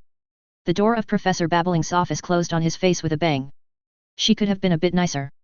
Harry muttered before taking his leave from Professor Babbling's office. Even if his first project idea didn't pan out so well, the second one was sort of accepted. His second idea was to formulate a runic cluster capable of converting magical energy into electrical energy and thereby make it possible for Muggle electronics to function. However, he was surprised to learn from Professor Babbling that such a runic cluster already exists. In hindsight, Harry realized he should have made proper inquiries before approaching Professor Babbling with the idea. The answer was right in front of him all the time. The Wizarding Wireless Network worked using the runic cluster he was trying to reinvent. The only Muggle technology that got fried in the presence of magic was those with chips and circuit boards. It was there he needed to work on, not on converting magical energy into electrical energy. But, in the context of his third task, Harry only needed the latter runic cluster for his plan to work seamlessly. The slip of paper in his hand contained the permission slip from Professor Babbling to take out a book from the restricted section. That book should give him the proper tool to plan out some finer aspects concerning the third task. Library, here I come. XXXXXXXX. Classes in March passed away at a brisk pace. Maybe that was his personal experience because he didn't have to worry about the end-of-the-year exams. Being a Tri-Wizard champion sort of insulated him from this yearly event. Nonetheless, there was no shortage of assignments. In fact, Snape has been particularly enthusiastic in assigning extra assignments for Harry in the form of long essays supposedly to keep something useful in his brain. Snape's heartfelt attempts at dumping misery on his head aside, Harry was having a productive month so far. Thanks to Professor Babbling, Harry had to revise his plan for the third task. Taking the cup was the easy part. The most dangerous part lies in what comes after. There was no way that he could allow Voldemort access to his blood. Of course, there was a slim chance that he could potentially screw up the ritual by giving his blood willingly. However, the issue was he had no idea whether that'd necessarily have any adverse effect on Voldemort. It's also possible that he might also become a willing participant in a faulty dark ritual. The consequences of such a situation could be unfathomable.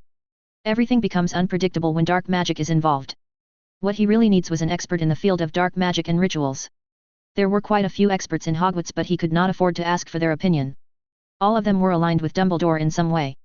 The last thing he wanted was for Dumbledore to get wind of any of his plans. This left him in a bind. At least, Professor Babbling did end up directing him to solve one portion of his plan. There was of course more work to be done, but he was confident he could achieve his target. The runic physical transformation was something he was banking on, and now that he knew it was not a viable plan, to begin with, he was in need of another method to secure his blood. Insofar, the answer to this dilemma eluded him. You look like you are trying to set the pot on fire with your eyes. Neville commented. Harry glanced at his partner in herbology class. Neville was not exactly his partner, but rather he had teamed up with Neville to pour loads of dragon dung for preparing the pots.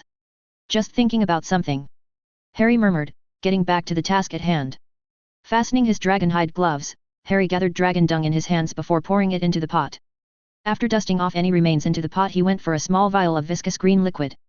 It was the growth potion that accelerated the growth of magical plants. Uncorking the vial, he poured the potion into the pot, after which he covered the whole thing under a pile of soil. Here. Neville pushed a bowl of water in his direction with some floating seeds of dittany in it. Harry poured the water into the pot and the shrubs began to sprout out of the pot at a rapid pace. Very good, Mr. Potter, Mr. Longbottom. Now, harvest the leaves and store them away in the cabinet. Professor Sprout said, as she was passing by. He let out a sigh and began harvesting the leaves. You know, Harry. There are dark circles under your eyes. You need to sleep more often instead of sneaking out of our dorm and doing whatever it is you are doing. Said Neville. Harry's eyes widened in surprise as he rounded on Neville. You know about that? How? Harry, your bed is just 3 feet away from me. Did you really think someone wouldn't notice your bed is empty someday? Neville asked. Damn. I'm slipping up. Harry muttered. Are you sneaking out to train for the third task? Harry looked at Neville and just nodded. You need to cut back on your training time, Harry. At this rate, you will be too exhausted to do anything when the time comes, said Neville. I appreciate the concern, Neville, Harry said, clapping Neville on his shoulder. Of course, he never gave the advice any serious consideration. He was back to training when the night came knocking. While Neville may have good intentions, he could not afford to let time slip by. On the next day early morning, Harry was about to walk to the Great Hall when he noticed Hermione sitting in a corner of the common room with a bunch of letters on her lap. Hermione's frizzled hair and her untidy dress indicated that she has been here for a long time. That's an awful lot of letters, Harry tentatively commented as he sat beside her on the couch. Seeing that Hermione was not responding, he took a sneak peek at the letter in her hand. Don't fall for the false promises of the purebloods. They are poisonous snakes filled with hatred for our kind. Wow. That's one way to give life-changing advice in a letter, Harry commented. Most of the letters I received were like that. Makes me wonder what sort of life Muggleborns have in the wizarding world. Hermione muttered, her eyes flashing darkly as she took another letter. Do you really want to read all those letters first thing in the morning? It's no wonder you've been a bit withdrawn for the last couple of days. Don't mind me, Harry. You go ahead, said Hermione before going back to reading her mail. Harry looked at his watch and saw there was an hour before breakfast. Usually, his free time in the morning was spent in secrecy with Fleur, but lately, she has been rather busy with her schoolwork. It was her last year of schooling and she was supposed to take the equivalent of Newts in France this summer. This left her otherwise engaged, and that left Harry with nothing to do. But, Harry was not willing to waste time by lazing around. So, he made his way straight to the room of requirement and began to practice some of the more shady spells he found from the books Sirius loaned. Since his magical training was rather focused on elemental magic, his repository of spells was rather limited. Sure, he got a good handle on some curses, but the elements of water, air, and fire were his go-to offensive spells. But, that won't do in the coming years. Voldemort and his Death Eaters won't be using parlor tricks in their war. Dumbledore's idea of using love against dark magic would only increase more graves in Britain. He had no intention to depend on sheer luck to survive the coming war. If a war was coming, he'd rather face it with the best weapons in his arsenal. Looking at the training dummy at the other end of the room, Harry gathered the necessary emotion behind the spell he was about to use. I need to cut off the head. He repeated this thought like a mantra in his mind over and over until he could feel the killing intent building within him. Harry slashed his wand sharply through the air, looking at the dummy on the other side. Sectum Sempra. The severed head of the dummy fell on the floor with a thud. Not only did the dummy's head fall off clean, he could also make out an outline of the cut on the wall behind the dummy. Nice. On the first try. Voldemort is going to be so sorry, said Harry, grinning wickedly at the thought of cutting up Voldemort's head. You tread on a dangerous path, Harry Potter. Harry turned around quickly in surprise with his wand raised to see the ghostly apparition of Helena Ravenclaw. Hi. He waved hesitantly. Do you know why dark magic is so addictive, Harry Potter? Asked Helena, out of the blue. Snapping out of the shock of seeing the ghost of Ravenclaw Tower, Harry tentatively answered, keeping in mind that he was treading on dangerous ground. He could not afford to offend Helena Ravenclaw. The chance of her tattling on him to a Hogwarts staff would have catastrophic effects. Because it is powerful. No, Harry Potter. It is because of the emotions used to fuel dark spells. Anger, hate, despair, anguish, pain, the intent to kill. They all come easy to a wizard because it is easy to hate someone. It is easy to wish pain upon someone. It is easy to wish death upon someone, said Helena, floating towards him, staring perhaps a tad earnestly in his opinion. He might have been mistaken because when he blinked, Helena was staring coldly down at him. Nobody can win a war without spilling blood, Harry said, looking curiously to see any reaction from Helena, but the daughter of Rowena Ravenclaw remained unmoved. Dark magic, if left unchecked, will infect you whole and leave you a hollow shell, Harry Potter. Do not think you are somehow exempt from the laws of magic. If you wish harm upon another creature, then you have opened yourself to a world of harm to befall upon you. Those who raise the sword shall also die by the sword. Keep this in mind. After saying her piece, Helena turned away from Harry as if to take her leave. Wait. Don't you want to ask me what I'm going to do with the diadem? Harry suddenly asked, even though he found it odd for Helena Ravenclaw of all people to give him advice. What are you going to do with my mother's diadem? Helena asked, without turning around. I'm going to destroy it. Good. Helena whispered as she disappeared through the walls of the room of requirement, leaving Harry totally bewildered. That was strange, Harry muttered. He stared at the wall through which Helena Ravenclaw disappeared for a minute before returning to the task at hand. However, he kept the warning Helena gave about dark magic in his mind. He could even see the inherent weakness in overusing negative emotions like anger and hate. Maybe what I need is to balance out the emotions. Some training with the patroness charm should be enough. Harry thought, before he went back to the training. CH40, the maze. It was quite fascinating to watch the nifflers Hagrid brought for the class digging through the soil. Even if these nifflers were nearly the same size as a mouse, they were certainly far more powerful thanks to their innate magic. They dug through the ground within seconds even though they have paws the size of a twig. Fascinating creatures, aren't they? Said Hagrid, eyes alight with joy seeing the class was suitably enthralled by the latest creature after the unicorns. Harry could hear some girls complaining in the background about not having unicorns for this class. Girls? Harry thought, rolling his eyes. Cute little creatures, nifflers. If they like they'll follow around like good pets. But, they are natural hunters for anything shiny. Said Hagrid jovially. Hagrid pointed at the nifflers jumping from one student after the other nicking watches, hairpins, pouches of galleons and anything shiny that caught their fancy. Harry found a few were ready to jump onto the side where Gryffindor students were hanging around. While it'd be fun to watch the nifflers work their magic on all of them, Harry was not willing to part with his stuff. So, he took out his wand and acted. Immobilis. The bunch of nifflers going to jump to their new victims found themselves floating in the air as Harry's spell took effect. They were essentially bound by his spell to not make a move and his intent conveyed to act only against the nifflers. After all, he didn't want to accidentally immobilize the whole class. I should have warned yet. They're dab hands in finding treasures. Obsessed with them, I'd say. Said Hagrid, as he collected the small beady-eyed creatures who were looking at Harry with watery eyes. It looked as though they were tearing up for being denied the chance to rob everyone of their possessions. Hagrid was suddenly there plucking the nifflers out of the animated suspension and began shaking them down out of the things the nifflers took from everyone. Some of them tried to leap out of Hagrid's hand to retrieve their loot but to no avail. Well, they might be expert thieves but they are cute as a button. Said Seamus, a sentiment shared by Harry and many others. They're a bit excited, that's all. Said Hagrid, collecting the wayward nifflers. Hagrid began listing off the pros and cons of having nifflers around. Apparently, the cute little buggers have no sense of when to stop their thieving ways. Even if they are domesticated in a wizard's house, they end up ransacking the house for anything valuable. This made them undesirable as a pet like an owl or a cat even though they are cuddly and cute. A dozen of these guys can have the goblins run out of their business. Said Dean, laughing amusedly as the nifflers looked forlornly at the treasure they stole being returned to their owners. All right, everyone. Drop your nifflers into the cage. Said Hagrid, going around each student and securing the nifflers. Most of them were reluctant to hand over the little creature even though they were expert thieves. Hagrid had to promise everyone that he'd keep the nifflers in the next lesson as well. It seems Hagrid is doing quite all right. You did well in lesson planning. Maybe you can one day become a professor at Hogwarts. Harry said, complimenting Hermione who blushed at the praise. Oh, I don't know. What about you, Harry? What would you like to do after Hogwarts? Asked Hermione as they made their way towards the castle as Hagrid's class was over. Harry eyed his friend with a knowing smile. Her attempts at shifting the focus on him did not go unnoticed. I suppose I'm a bit interested in starting a business of some sort. Harry said. Business? Hermione sounded surprised. What sort of business? Maybe a toy store or something. I'm not exactly sure. All I know is that I don't want to work under someone. I'd rather be an entrepreneur who creates jobs. Said Harry, after some amount of thought. Hey. That's a mature way of thinking, Harry. I never realized you were interested in starting a business of your own. Said Hermione. So, what is it that you hope to do after Hogwarts? Asked Harry, bringing the focus of the conversation back on Hermione. Maybe I should try my luck in politics. Hermione muttered. Politics? Don't tell me this is about those letters you've been receiving. Harry asked. I never knew Muggleborns were facing so many problems in the wizarding world.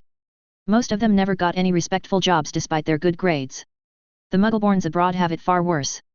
You know, Victor says Durmstrang does not even admit any Muggleborns. I want to change all that, and for that, Muggleborns need political representation. Hermione said, her brown eyes shining with the same resolve Harry saw when she launched the house elf movement. Harry thought Hermione was being a bit naive and was viewing the world only from the angle of a victim, forgetting one crucial point.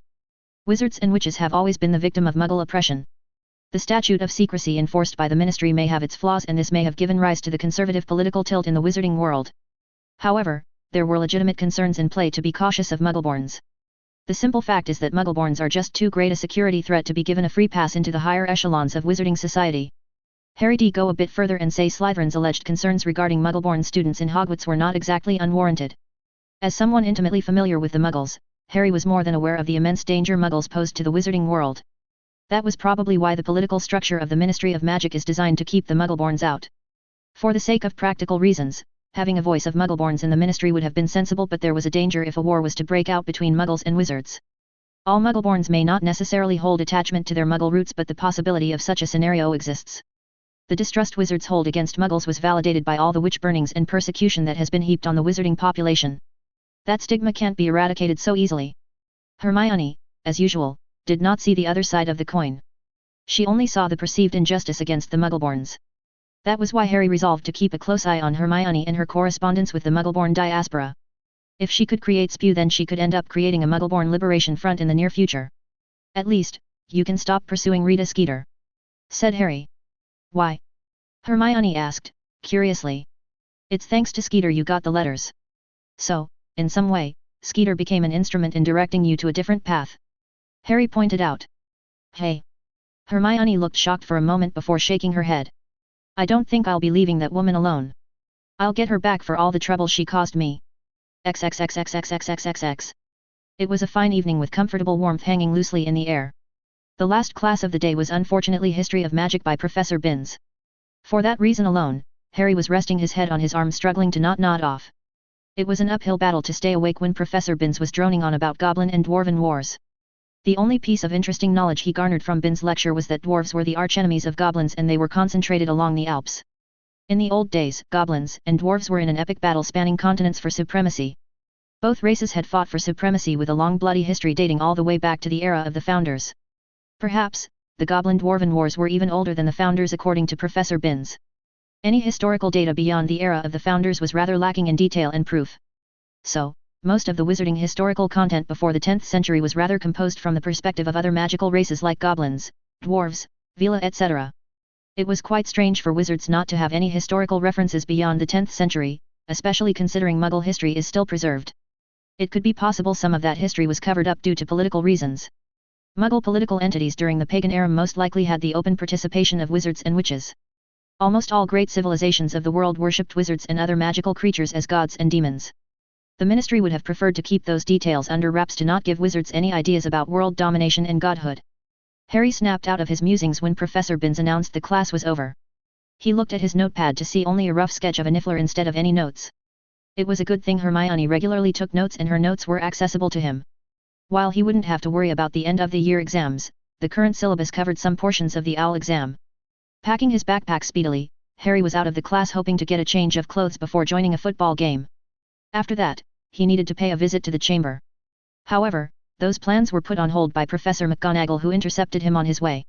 You are being asked by Mr. Bagman. He expects you to present yourself at the Quidditch pitch at 6. He'll be explaining the third task to all the champions. McGonagall told him. Forced to change his plans, Harry decided to forego the game and go straight for the chamber. Inside Slytherin's lair, Harry's secret weapon was being prepared for the inevitable confrontation with Voldemort. He was still in the dark on how to allow Voldemort's resurrection to go through without using his blood or his active involvement. But, other parts of his plans were coming along smooth in parts thanks to his slight modification of the basic rune cluster suggested by Professor Babbling. Master Harry. Dobby announced his arrival with the signature pop accompanying the teleportation. Dobby. Did you look for what I asked? Dobby did, sir. The locket is in the house, sir, under Nasty Creacker's watch, said Dobby. Harry was relieved to hear that. It was good to get confirmation of the Horcrux's location. Now, he just needed to convince Creacker to hand over the locket.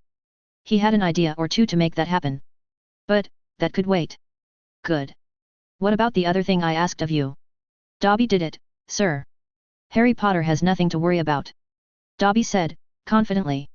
If everything is in order, then you and Winky can start practicing, said Harry. Dobby does not understand, sir. Harry patted the elf's head with a smile.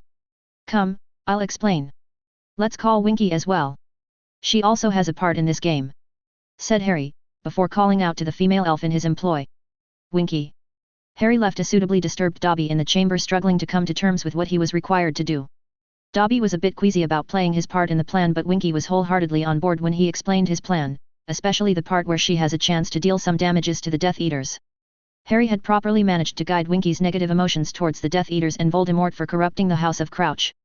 This conveniently absolved Winky's conscience and allowed her to forgive herself for any perceived failure she sees on her part. Harry. Fleur called him once he exited the entrance hall. Hey! Harry waved in greeting and moved closer to her. However, he was mindful not to show any overt affection as they were out in the open. You promised me a date, Harry. Did you forget? Fleur asked, a playful smile on her lips. You have been busy. Not anymore, said Fleur, looking expectantly at him. Will you be free this Sunday? Harry asked. Fleur nodded, making Harry's heart leap. I'll owl you the time and place, Harry said, happy to see Fleur agreeing. Harry. Fleur. Both of them turned around to see Cedric approaching them from behind. Thought I was late for whatever it is Mr. Bagman is cooking up. What do you reckon the third task is going to be? Harry shrugged, preferring not to speculate, especially when they were minutes away from finding out. A treasure hunt, Fleur suggested. I certainly hope the task is something like that. I definitely don't want to face a dragon again, Cedric said while laughing. When they finally reached the Quidditch pitch, Cedric was left gaping like a fish. What be they done to the pitch? Cedric cried indignantly, his eyes wide as saucers, taking in the tall hedges that were grown high into the sky. That's some 10 feet high hedges by the looks of it, Harry commented, observing the hedges sprawled out across the entirety of the Quidditch pitch, twisting and crisscrossing in every direction. Right you are, Harry, Bagman said, approaching them with Crumb, who looked like he swallowed a lemon. Took us some trouble, but Professor Sprout is no novice when it comes to her craft. So, what did you think? Seeing the look of indignation on Cedric's face, Bagman laughed and patted Cedric's shoulder like they were old buddies. Don't you worry about your Quidditch pitch, Mr. Diggory. You'll have it back in pristine condition after the task is complete, Bagman promised. Now, can any of you guess what this is? A maze, Fleur said. Excellent. You're right, Miss Delacour, Bagman crowed jovially. The third task is simple, gentleman and lady. The Triwizard Cup will be placed at the center of the maze. The first champion to touch the cup wins the tournament and all that entails. We simply have to get through this maze, asked Fleur. Well, there'll be obstacles, Bagman said, excitedly bouncing on the balls of his feet, clapping his hands together. We'll be growing the hedges 20 feet tall, and Hagrid will be providing us with some creatures, then there'll be spells that have to be broken, and all sort of things, you know. It'll be quite exciting. Oh, no. Not Hagrid, Cedric whispered in horror. Bagman didn't give that any mind, or maybe he chose to ignore Cedric's reaction and instead grinned like a child getting a bunch of candies. Champions who are leading in the points will get a head start on the race. Mr. Potter will go first, followed by Mr. Crumb, Miss Delacour, and Mr. Diggory, said Bagman, looking at each of them with his eyes alight. Don't worry. You'll all have a fair chance to take the cup so long as you hold your wits. Should be fun, eh? Yeah, right, Harry mentally scoffed. Bagman then went ahead and gave them a cursory tour of the maze. It took them more than half an hour to traverse the maze, and they didn't even cover every pathway. It was quite a labyrinth Professor Sprout and Hagrid are cooking up. Harry, show me that charms book you talked about, said Fleur, once the tour inside the maze came to an end. Oh, yeah. Come, Harry said, quickly catching up on Fleur's intention. Cedric and Victor stayed behind to observe the maze while Harry led Fleur toward the castle. They ended up in a tangle of limbs in a nearby broom closet under several protective wards. I'm, looking forward to this most impressive place you're taking me, Fleur said in between their kissing. Trust me, you'll love it. XXXX. There is nothing air. This is just a wall. Fleur deadpanned, looking at the dark-colored wall staring back at her. Oh, just you wait, said Harry, who pressed a kiss on her cheek before pacing to and forth before the wall. Fleur let out an audible gasp as an ornate doorway materialized on the wall after Harry stopped his pacing. What? How is this possible? Fleur asked, staring at the room before her in surprise. Welcome to the room of requirement created by the world's most talented charms Mistress Rowena Ravenclaw, Harry said with a flourish. The suitably gobsmacked expression on Fleur's face validated his success in impressing her. Taking her hand, Harry led Fleur inside, where half the room looked like it was made of white marble with ornate furniture decorating the room. The other half was a sprawling grassland with a small pond. There was even a clear blue sky and a clean pond in sharp contrast to the room. The doorway disappeared once they were inside, which also caught Fleur's interest. How is this possible? Fleur asked, looking around the room in amazement. The room can change into anything we want. Imagination is the limit. Merde. Harry laughed as Fleur began throwing detection charms around the room as a true charms enthusiast should. It won't work. Whatever Ravenclaw did to make this room is beyond the scope of simple detection charms, said Harry, noticing Fleur was getting frustrated with repeated failure to discern the secrets behind the roar. How does EET work? I want to know everything about the room, Fleur asked. I could be persuaded to share those secrets, but first there is something you ought to do first," said Harry, pointing to the ceiling where a mistletoe was growing right on top of their heads. "Really, Harry?" Fleur looked at him with some amusement. "It's part of the Celtic tradition." Fleur shook her head before pulling Harry into a kiss that lasted for minutes. When they broke apart, both of them were out of breath. "Now tell me how to use the room. Tell me everything." "That's a secret." Harry playfully grinned. "I can be persuasive," said Fleur, her hands suddenly wandering across his body while her allure flared up. While Fleur was working her magic, Harry's mind went on a tangent. Persuade. Of course. The answer was right there all along. Harry thought as an idea that could allow him to protect his blood from being used by Voldemort took root in his mind. Ch41, a deal with the twins. The concentration required for the spell was quite troublesome. He didn't want the spell to backfire and cause any damage to him. The last thing he wanted was for some stupid spell to knock him dead when he was going to all the trouble to escape death by Voldemort's hand. "Harry, stop overthinking and do the spell. All you have to do is focus your anger on the target and imagine the worst outcome. The rest will be done by the spell," said Sirius, from the two-way mirror. "Yeah, easy for you to say. I can't exactly concentrate when I'm angry," Harry complained, wiping away the sweat building up on his eyebrow. "Well, that's the tricky part when it comes to going deep into dark magic. You have to cast magic on instinct without any care while filling your mind with anger or hate or just plain loathing. If you second-guess, the spell won't work," said Sirius, who proceeded to stuff a handful of chips down his throat, looking so relaxed in doing so. Harry tried to concentrate, but he pulled back from casting the spell. Rounding on the mirror, Harry frowned, not at all amused. "Can you please stop doing that? I'm working here," Harry snapped. "Hey, don't be snippy with me, pup. When you are in a battle, your enemies won't be lining up and standing perfectly still for you to pelt them with spells. They are going to be moving around and there will be many distractions. If anything, I'm not making enough distractions," said Sirius. Damn him for speaking sense, Harry thought as he once again aimed his wand at the target, trying to let the spell loose. But, after one look at the small pig looking so fearfully at him, Harry lost his conviction. Harry shook his head and fired off the spell to the nearby wall. Intabe viscous.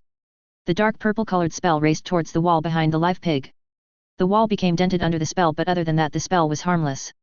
"Harry, if you want the organ liquefying curse to work, you need to use it on a live target," Sirius said, letting out a sigh. "I won't harm the pig. It's just an innocent creature," Harry muttered. "This is why I told you, you are not ready to use dark magic. Oh, don't get me wrong. I'll be quite happy to use the spell on a Death Eater or Voldemort," said Harry, dropping down into a nearby couch after securing his wand in the holster. "Dark magic is not something you can use in the heat of the moment without practice. If you can't use it against an animal, trust me, you won't be using these spells against a Death Eater or even Voldemort." "Well, maybe what I need is other dark spells that are less gruesome," said Harry. "That's what I told you in the first place," Sirius deadpanned. "Well, that's spilt milk under the bridge. Give me another spell, and this time just avoid any spells that deliver gruesome deaths. Just give me spells that can put a Death Eater down hard enough that they can't apparate away," Harry suggested. "There are quite a few, let me look," said Sirius, flipping through the pages of a book. "Aha! Found one. It's the lung collapsing spell. The incantation is Angustium. The spell forcibly shrinks the lungs, making it near impossible to breathe," Sirius suggested, making Harry frown. "That doesn't sound like dark magic," said Harry. "If you hold the spell for more than 2 minutes, then the victim's lungs will shrink so small, leaving the victim to die gasping for air. There is no counter curse for the spell. So, dark enough?" Sirius asked blandly. "So, it's like the Cruciatus curse without all the psychotic emotions fueling the spell?" Harry asked with a raised eyebrow. "I suppose. Do you want to test it out?" "Might as well give it a try," Harry said, shrugging his shoulders. An hour later, Harry was lounging on his chair in the chamber nursing a glass of orange juice courtesy of Dobby. He was magically and emotionally drained for the day. Fishing out a pair of ice cubes, Harry pressed them against his head. "Oh, my head!" he groaned as the cold seeped into his head. There was a distinct pop of teleportation. Harry opened one lone eye to see it was Winky dropping off Sirius in the chamber. "I warned you this was a bad idea," said Sirius, taking the ice cubes away and began waving his wand around, casting charms on Harry's head. Whatever spell Sirius used had the intended effect. Harry could feel his head becoming lighter and the constant throbbing near his ears settled down. "If you knew for sure, why did you agree to train me?" asked Harry, as his godfather helped him lie down on the couch. "Some lessons cannot be taught. I thought it was better for you to learn from experience." If I had forced you to stop experimenting with dark magic, you would have practiced in secret without my supervision," said Sirius. "I think I'm not suited for dark magic." Harry groaned, rubbing his ailing forehead. "That's good. I'd have been concerned if you liked those spells. The darker spells fueled by hate and anger are for lunatics like my cousin Bella. Only someone who enjoys torture and murder uses the darker spells."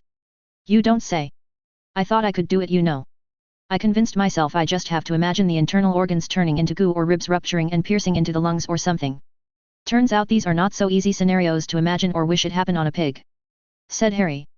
The two of them descended into a comfortable silence as Sirius finished up his work. Harry felt some comfort after whatever Sirius was doing to help him. "I'll be taking away those books containing dark arts. It'll be better if you treat them as just reading material instead as a source of usable spells. But, I need some mean spells that can hurt Voldemort and his Death Eaters," Harry protested. "Don't you worry about that. I'll only take away the books containing dangerous magic. There are still some dark arts books that are reasonably acceptable." Harry reluctantly nodded as it was a reasonable restriction. "I'll have Winky send a balm for the headache. Use it before going to sleep tonight." "All right," Harry agreed. "I'll take my leave then." "Wait," Harry called out as he remembered something important. "I need you to send Kriaker here to meet me." "For what?" Sirius asked, his eyebrows disappearing into the hairline. "I have something to discuss with him," Harry said, evasively. "What do you want to do with Kriaker?"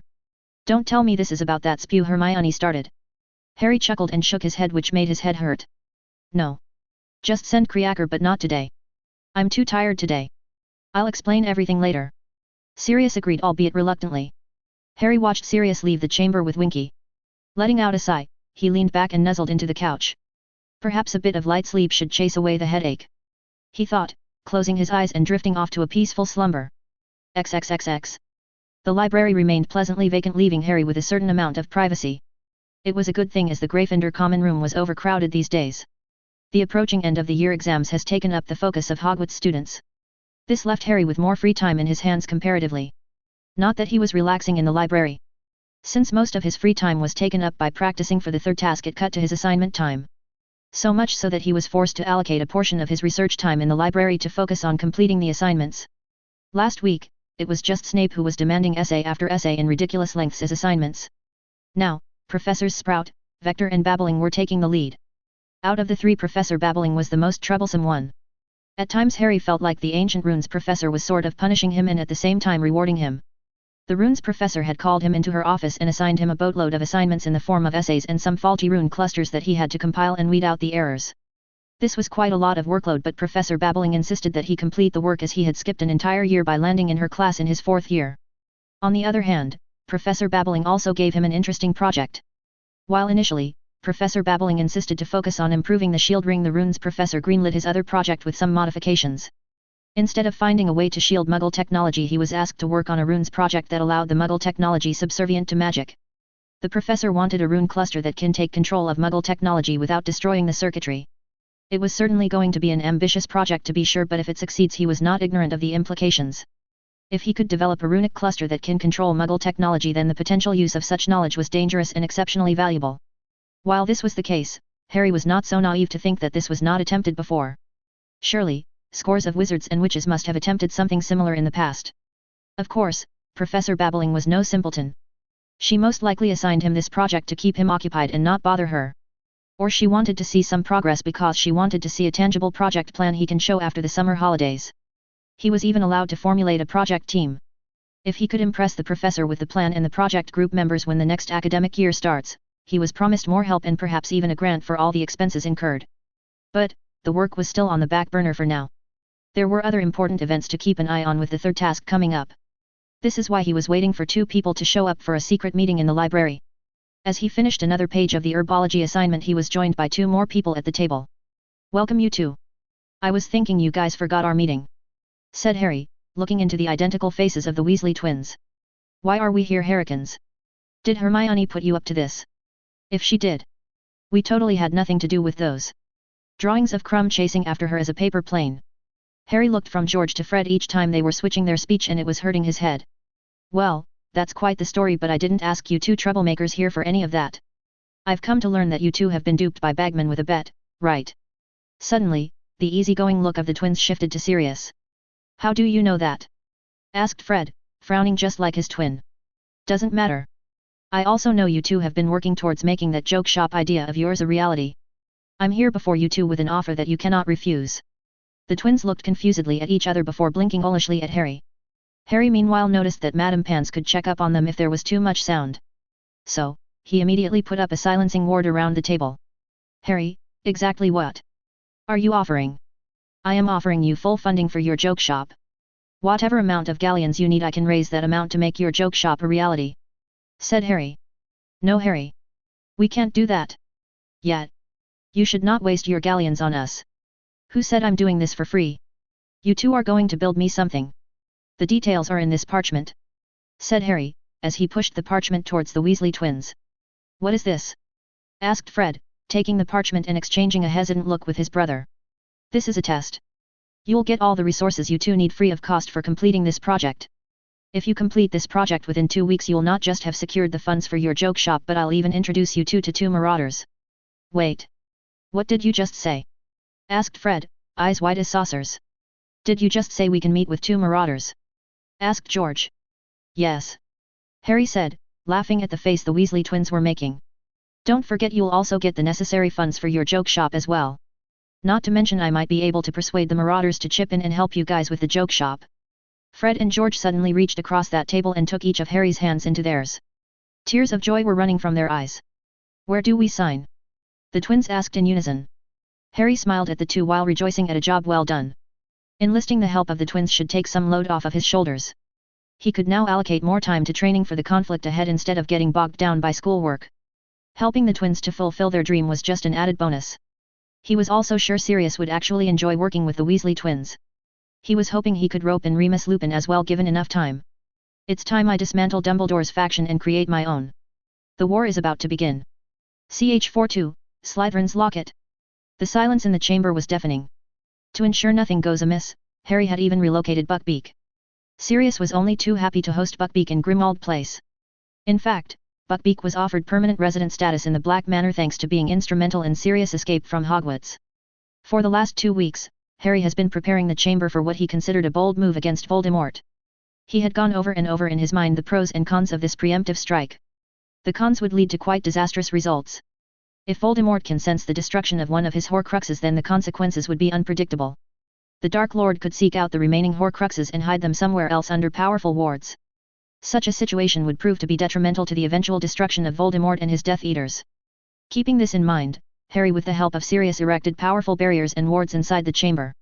There were no known wards in the Black Library capable of containing Horcruxes. He already checked after Sirius agreed to loan some of the books regarding the subject. If there were any, he has yet to find one. Slytherin's library was also in the same boat. Some of the books in Slytherin's library could not be translated using quick translating quills. For some reason, some of the books and scrolls of Celtic and Egyptian origin were warded against foreign magic. The real kicker was those wards were still in effect even after 1,000 years. Exactly how Slytherin managed that, he had no idea. The only relevant writings accessible in the chamber regarding Horcruxes were some notes from Tom Riddle. Those notes, while informative about the thinking process of Riddle, were in no way any help when it comes to creating wards against Horcruxes. However, Harry could not afford to admit defeat and proceed without taking any precautions. Or he could abandon the whole idea and wait patiently to gather all Horcruxes and destroy them together. The only problem was that the longer he waited, Voldemort would gather more power to his side. Besides, the one thing he managed to glean from poring over several books about Horcruxes is that Voldemort could become weak if more Horcruxes are destroyed.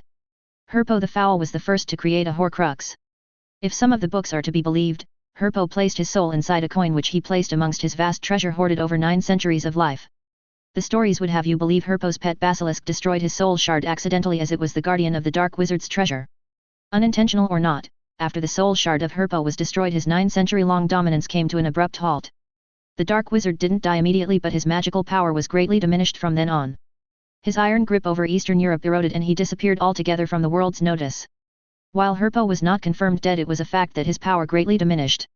The simple fact that the guy tried to make some good PR stunts like publicly making apologies and overt shows of remorse for his past actions was well recorded in the annals of wizarding history. It was an attempt by Herpo to consolidate his power in the wizarding world through soft power. How long that attempt worked was up for debate, but it certainly didn't work in the long term. So, from a strategic point of view, this was the perfect time to magically cripple Voldemort. The more Harry studied Horcruxes, he learned one thing. Voldemort's power was his ability to freely use dark magic like breathing. Unlike popular theory, multiple Horcruxes didn't make Voldemort weaker in any sense. If anything, the Horcruxes made Voldemort more dangerous. An average wizard would struggle to cast most dark spells simply because the mentality needed for the spells to bind was difficult to maintain for long periods. Constantly using anger, hatred, the intent to kill and so on was no sustainable way to live a life. By creating multiple Horcruxes, Voldemort has circumvented this natural impediment. Essentially, Harry would say that Voldemort was no longer human in any sense. Harry flicked his wand, charging the runes he painstakingly carved on the floor to come to life. Since there were no known wards that could contain a Horcrux, he used wards that could trap some of the darkest creatures known to wizards like Dementors. He didn't stop there. Wards for trapping cursed objects, wards against ill intent, and even a series of shield charms were also used to construct a dome of pure energy against the Horcrux. Harry looked at Ravenclaw's diadem lying on the ground surrounded by the protective wards. He considered the wards a success as he could not feel any ill intent or whispers from the Horcrux once they were powered up. It took quite a lot of difficulty to make everything work, especially with keeping Sirius out of the loop. Or maybe, Sirius must have guessed what was happening from all the strange questions he had asked and the dark arts books he borrowed from the Black Library. Of course, he had to promise Sirius that he'd come clean before the third task, which was now only a week away. So, Kreaker, are you ready to see this? Harry asked, looking at the shabby-looking black elf. Kreaker looked pained to be present here. The poor elf was forcing himself to be present in the chamber because Sirius ordered so.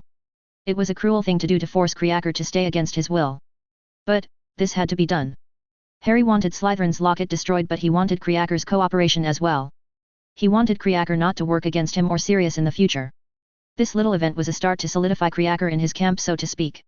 Everybody in the wizarding world underestimates house elves. Harry was not prepared to fall into the everybody category. Kreaker wonders what the half-blood wants him to see. Blood Trader Master forces Kreaker to obey. What would Mistress think of Kreaker? The old elf croaked, his baggy eyes trained on Harry accusingly. Harry got on his knees so that he could have better eye contact with Kreaker. More than a decade ago, Regulus Black took you to a cave and tasked you with the destruction of a locket. The magic in that locket is the vilest form of magic that keeps the Dark Lord immortal. Do you still have that locket? He could see the question rattled Kreaker to the core. This secret was only privy to Kreaker and Regulus. No one in the world knew how or why Regulus died. Not even his family. How? How does the half-blood know of Master Regulus? Asked Kreaker, giving Harry a look that was equal parts loathing and pained. That doesn't matter.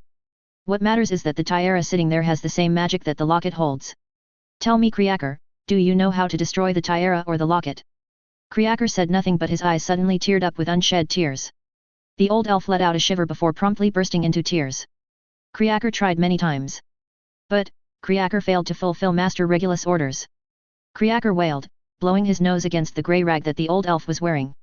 Well, you can fulfill Regulus' last wish if you can bring the locket here, said Harry, pointing his wand at a small glass vial containing a viscous fluid. Using the levitation charm, he made the vial gently float towards the tiara on the ground. Infusing his will into the spell, Harry managed to tilt the vial on its side, spilling the contents of the vial on the tiara. Rowena Ravenclaw was undoubtedly a magnificent witch for her time, and her spells were even still considered the epitome of sorcery. However, her tiara, which was imbued with her powerful magic, was no match for the corrosive power of 1,000-year-old basilisk's venom. The tiara hissed and boiled as it took the full brunt of the basilisk venom. With a shrill scream, black smoke began to pour out of Ravenclaw's diadem. Harry was ready with enforcing his occlumency barriers to the best of his abilities. He expected some reaction from the soul shard in his scar, but nothing happened. He was not bombarded with sudden headaches or visions of Voldemort, which was quite welcoming. Either the wards worked far better than he intended, or the soul shard was somehow neutralized by his mental barriers. Whatever the reason, the soul shard's inertness worked to his advantage. While Harry remained perfectly disconnected from the Horcrux, the soul shard inside the barrier was another case. A pair of red eyes emerged from the dark aura, all the while shrieking in despair and pain. The dark aura of the Horcrux lashed out against the barriers as a last show of defiance before getting snuffed out. As the chamber returned to normalcy, Harry brought down the barrier. The area around Ravenclaw's diadem was charred, and in the place of the tiara, there was now a black tar-like substance. Kreaker wonders how Nasty Half-Blood knows to destroy the Dark Lord's magic. Is this how Nasty Half-Blood stopped the Dark Lord? Kreaker muttered, looking curiously at the smoldering remains of the diadem. The Dark Lord made many such cursed objects. Destroying these objects helps in destroying the Dark Lord. Isn't that what Regulus wanted, Kreaker? How does Nasty Half-Blood know of Master Regulus? Asked Kreaker. I know him because he was trying to do the same thing I'm trying to do. Regulus was a hero as he fought against the Dark Lord. Let's make sure his sacrifice was not in vain. Kriaker rubbed tears from the corner of his eyes. Blinking his large tennis ball eyes, Kriaker looked earnestly at Harry. What does young master want from Kriaker? Harry smiled and asked for Slytherin's locket from Kriaker. A few minutes later, Harry watched the locket endure the same treatment he dished out on the diadem. The soul shard inside the locket made quite a ruckus till its miserable end. Harry's ears were ringing from all the screaming by the Horcrux. All the screaming and dark magic aside, the two Horcruxes were destroyed for good. Thank you, Kriaker. You just helped me strike a blow at the Dark Lord. I appreciate your help, said Harry, reaching out his hand towards the Black Family Elf to shake. Kriaker frowned at Harry's hand. Young master is not so bad for a nasty half-blood. Kriaker wonders why the young master likes Kriaker's master. Nothing but disappointment for the mistress. Kriaker muttered absently while giving a bow to Harry. With a distinctive popping sound, Kriaker disappeared from the chamber. Kriaker be a bad elf master. Shall Winky make Kriaker apologize? Asked Winky, making herself visible. She was dressed in a flowery summer dress and a pink hat. No need, Winky. Kriaker is old and he has been lonely for many years. Be kind to him. Master is kind. Winky bowed low before teleporting away. Harry spent some time in the chamber vanishing the remains of the two Horcruxes. He also used a minor cleansing ritual that ancient Celtic wizards used to ward off lingering dark magic or evil spirits. He wanted to make sure there was nothing untoward left in the chamber clinging to the natural magic of the place and feeding off it. He was not leaving anything to chance with the chamber, especially with the lingering magic of a dead basilisk. Giving one last look at the chamber, Harry called for Dobby and took his leave. XXXX. I'm so jealous of you now. Harry looked up from the book in his hand. What did you mean? He raised an eyebrow at Daphne, who was sitting opposite him near the Black Lake. You don't have to worry about any exams. Instead of preparing for tests, you are reading a Muggle storybook. Daphne complained, kicking him slightly with her legs. I'll have you know this is no mere storybook. Harry said indignantly, proudly flashing the cover of the first book in the Lord of the Rings series. The Hobbit. Is that supposed to mean something? Asked Daphne, a look of tentative interest blooming on her face. Mean something? I assure you that you'll find a whole different meaning for everything after you read this book. Tell you what, I'll lend you the book for this summer. Harry offered, knowing Daphne was quite an avid reader of storybooks. Stories had often become one of the major talking points in their many dates. I'll give it a try even if I don't expect much from a Muggle book. Daphne snottily replied, making Harry crack up internally. He may have known Daphne for 6 months or so, but he knew a facade when he sees one. The look on her face spoke volumes of her interest even though her words say otherwise. Perhaps you could bring the book to my home over the summer if you want. Daphne shyly added abruptly. Is that an invitation to your home?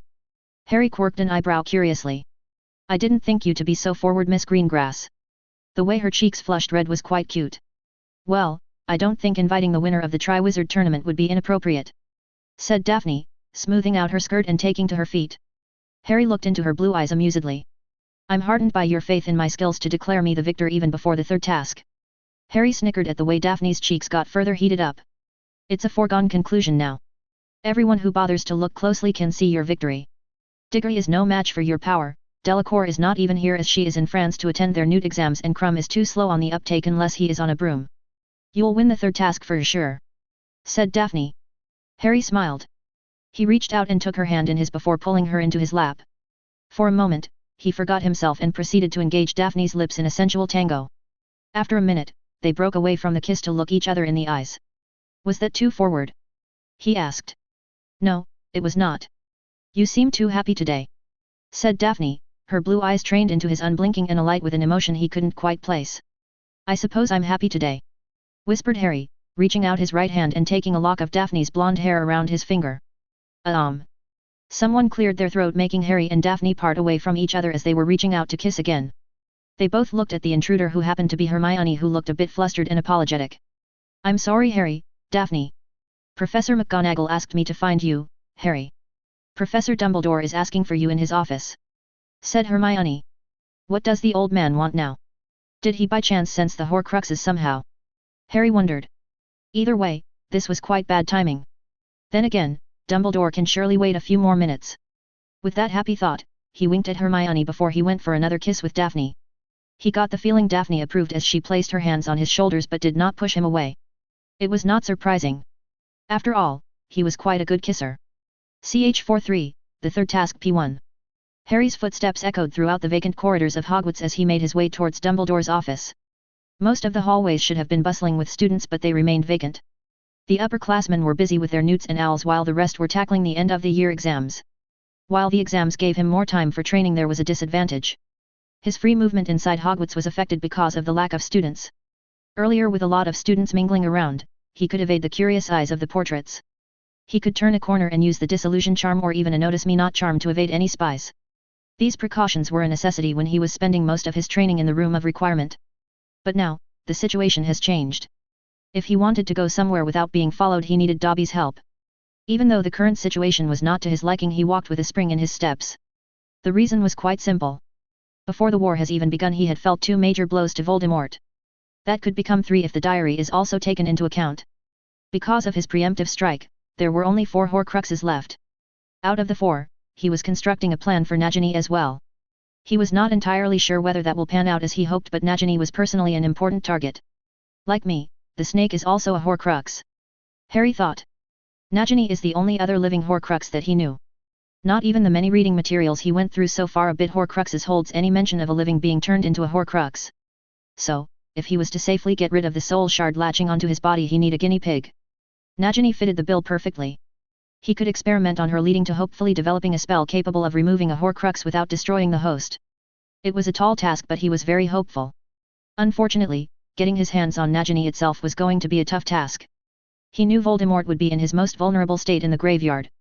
But, the Dark Lord was a crafty fellow. Not to mention, the possible repercussions Nagini's absence would unleash. It's not as if Voldemort would not bat an eye over Nagini's absence. The potential consequence of Nagini's disappearance would possibly force Voldemort to check in on his other Horcruxes. So, there were some serious risks involved. All of those thoughts left his mind when he finally reached the gargoyle that guarded the stairs to Dumbledore's office. Cockroach cluster. The gargoyle moved aside, allowing Harry entry to the stairs.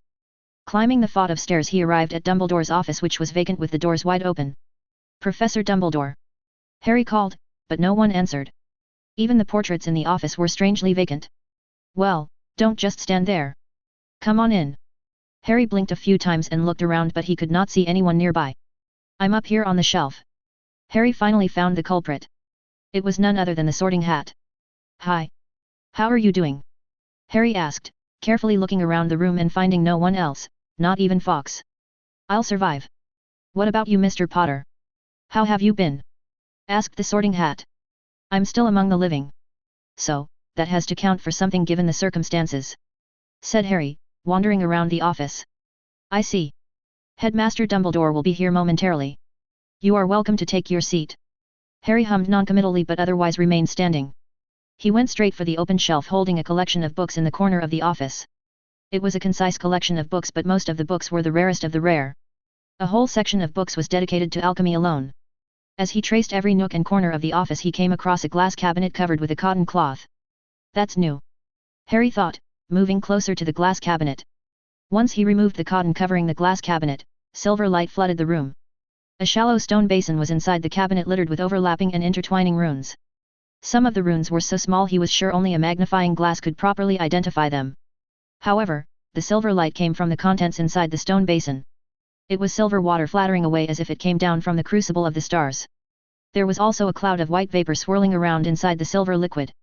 A memory, Harry realized. There was no doubt. The stone basin was undoubtedly a pensive. The urge to see the memory inside the pensive was there in his mind, but he suppressed that urge. He'd not play into Dumbledore's hands. The man was obviously monitoring the office somehow, and he was sure the headmaster didn't leave the pensive here by happenstance. Nothing happens in Hogwarts by coincidence. There's always a plan afoot, Harry thought. He covered the glass cabinet with the cotton sheet and took a seat facing the headmaster's office desk.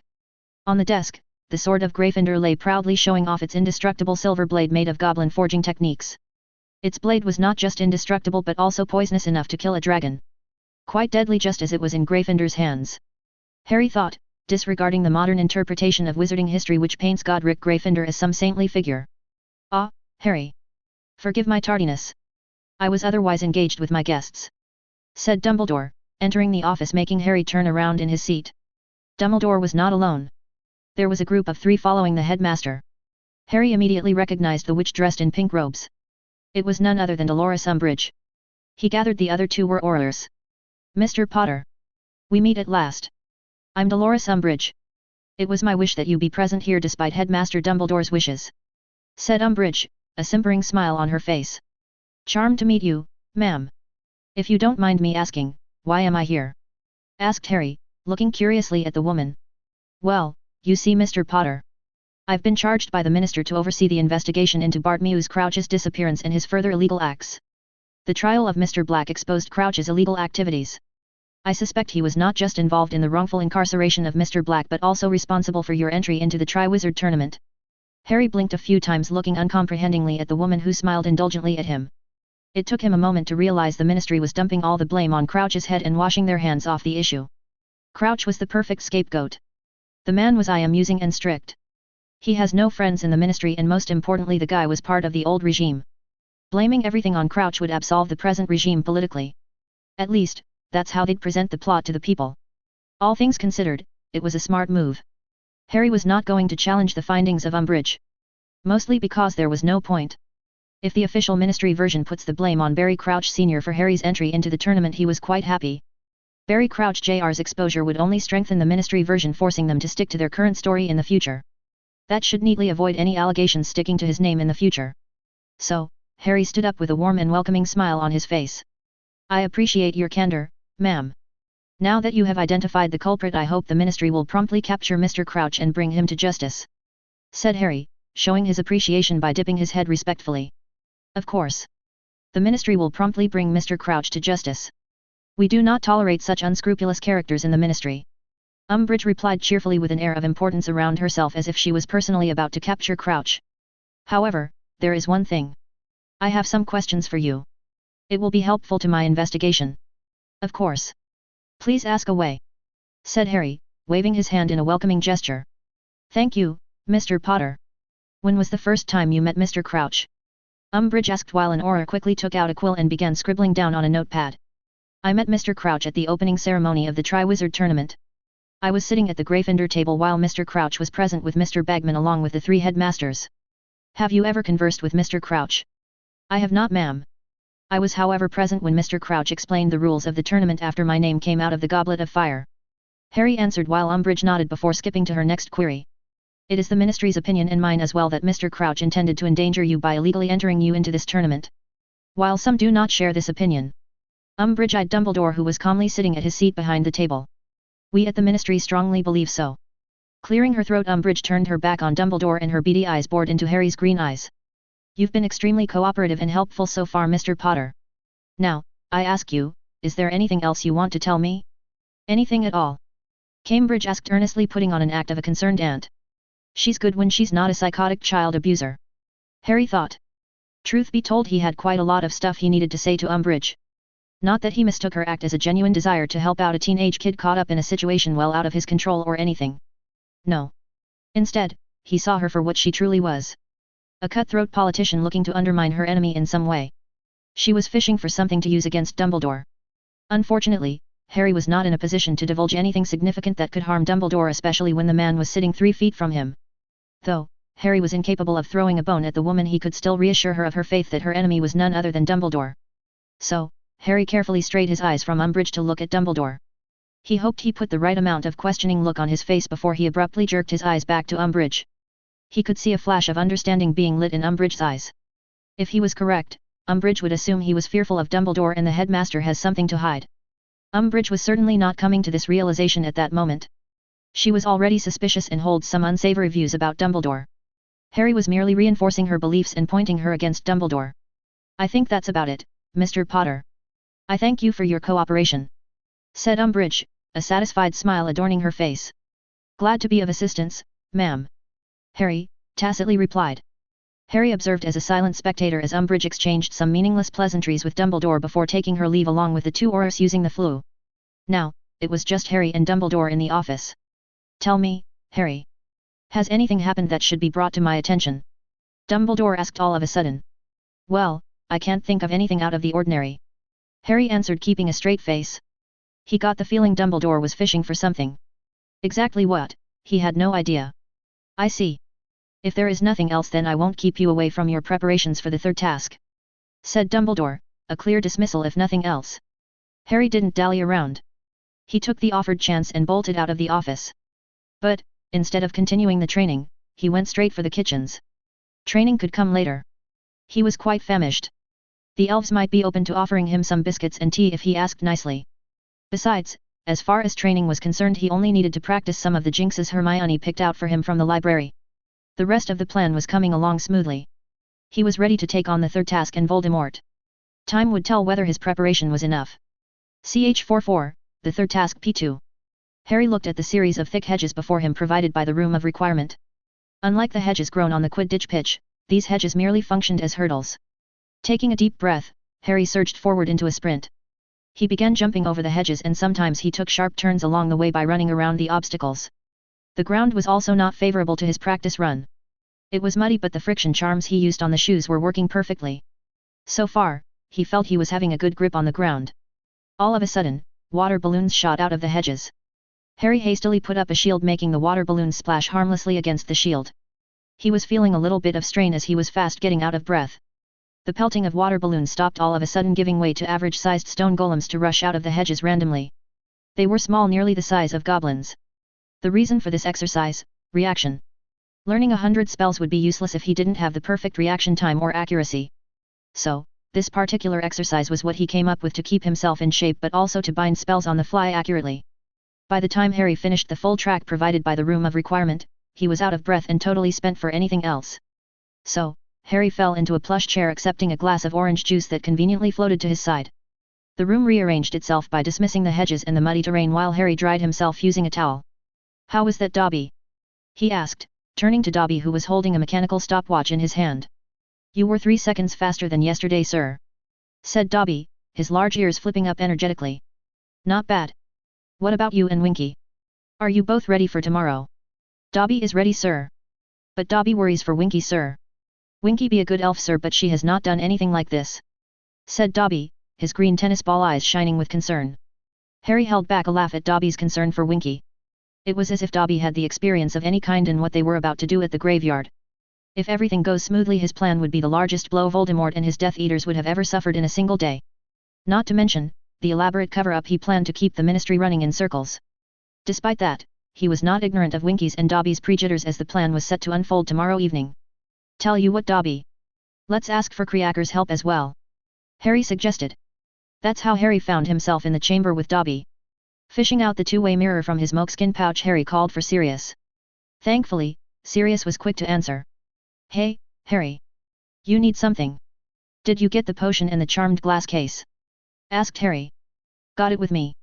"Are you going to explain what this is all about, because it was not easy to get the potion prepared on such short notice?" Sirius complained. Harry took a moment to think it over before he made up his mind to keep Sirius in the loop. "You should come over. Bring Winky and Creacker.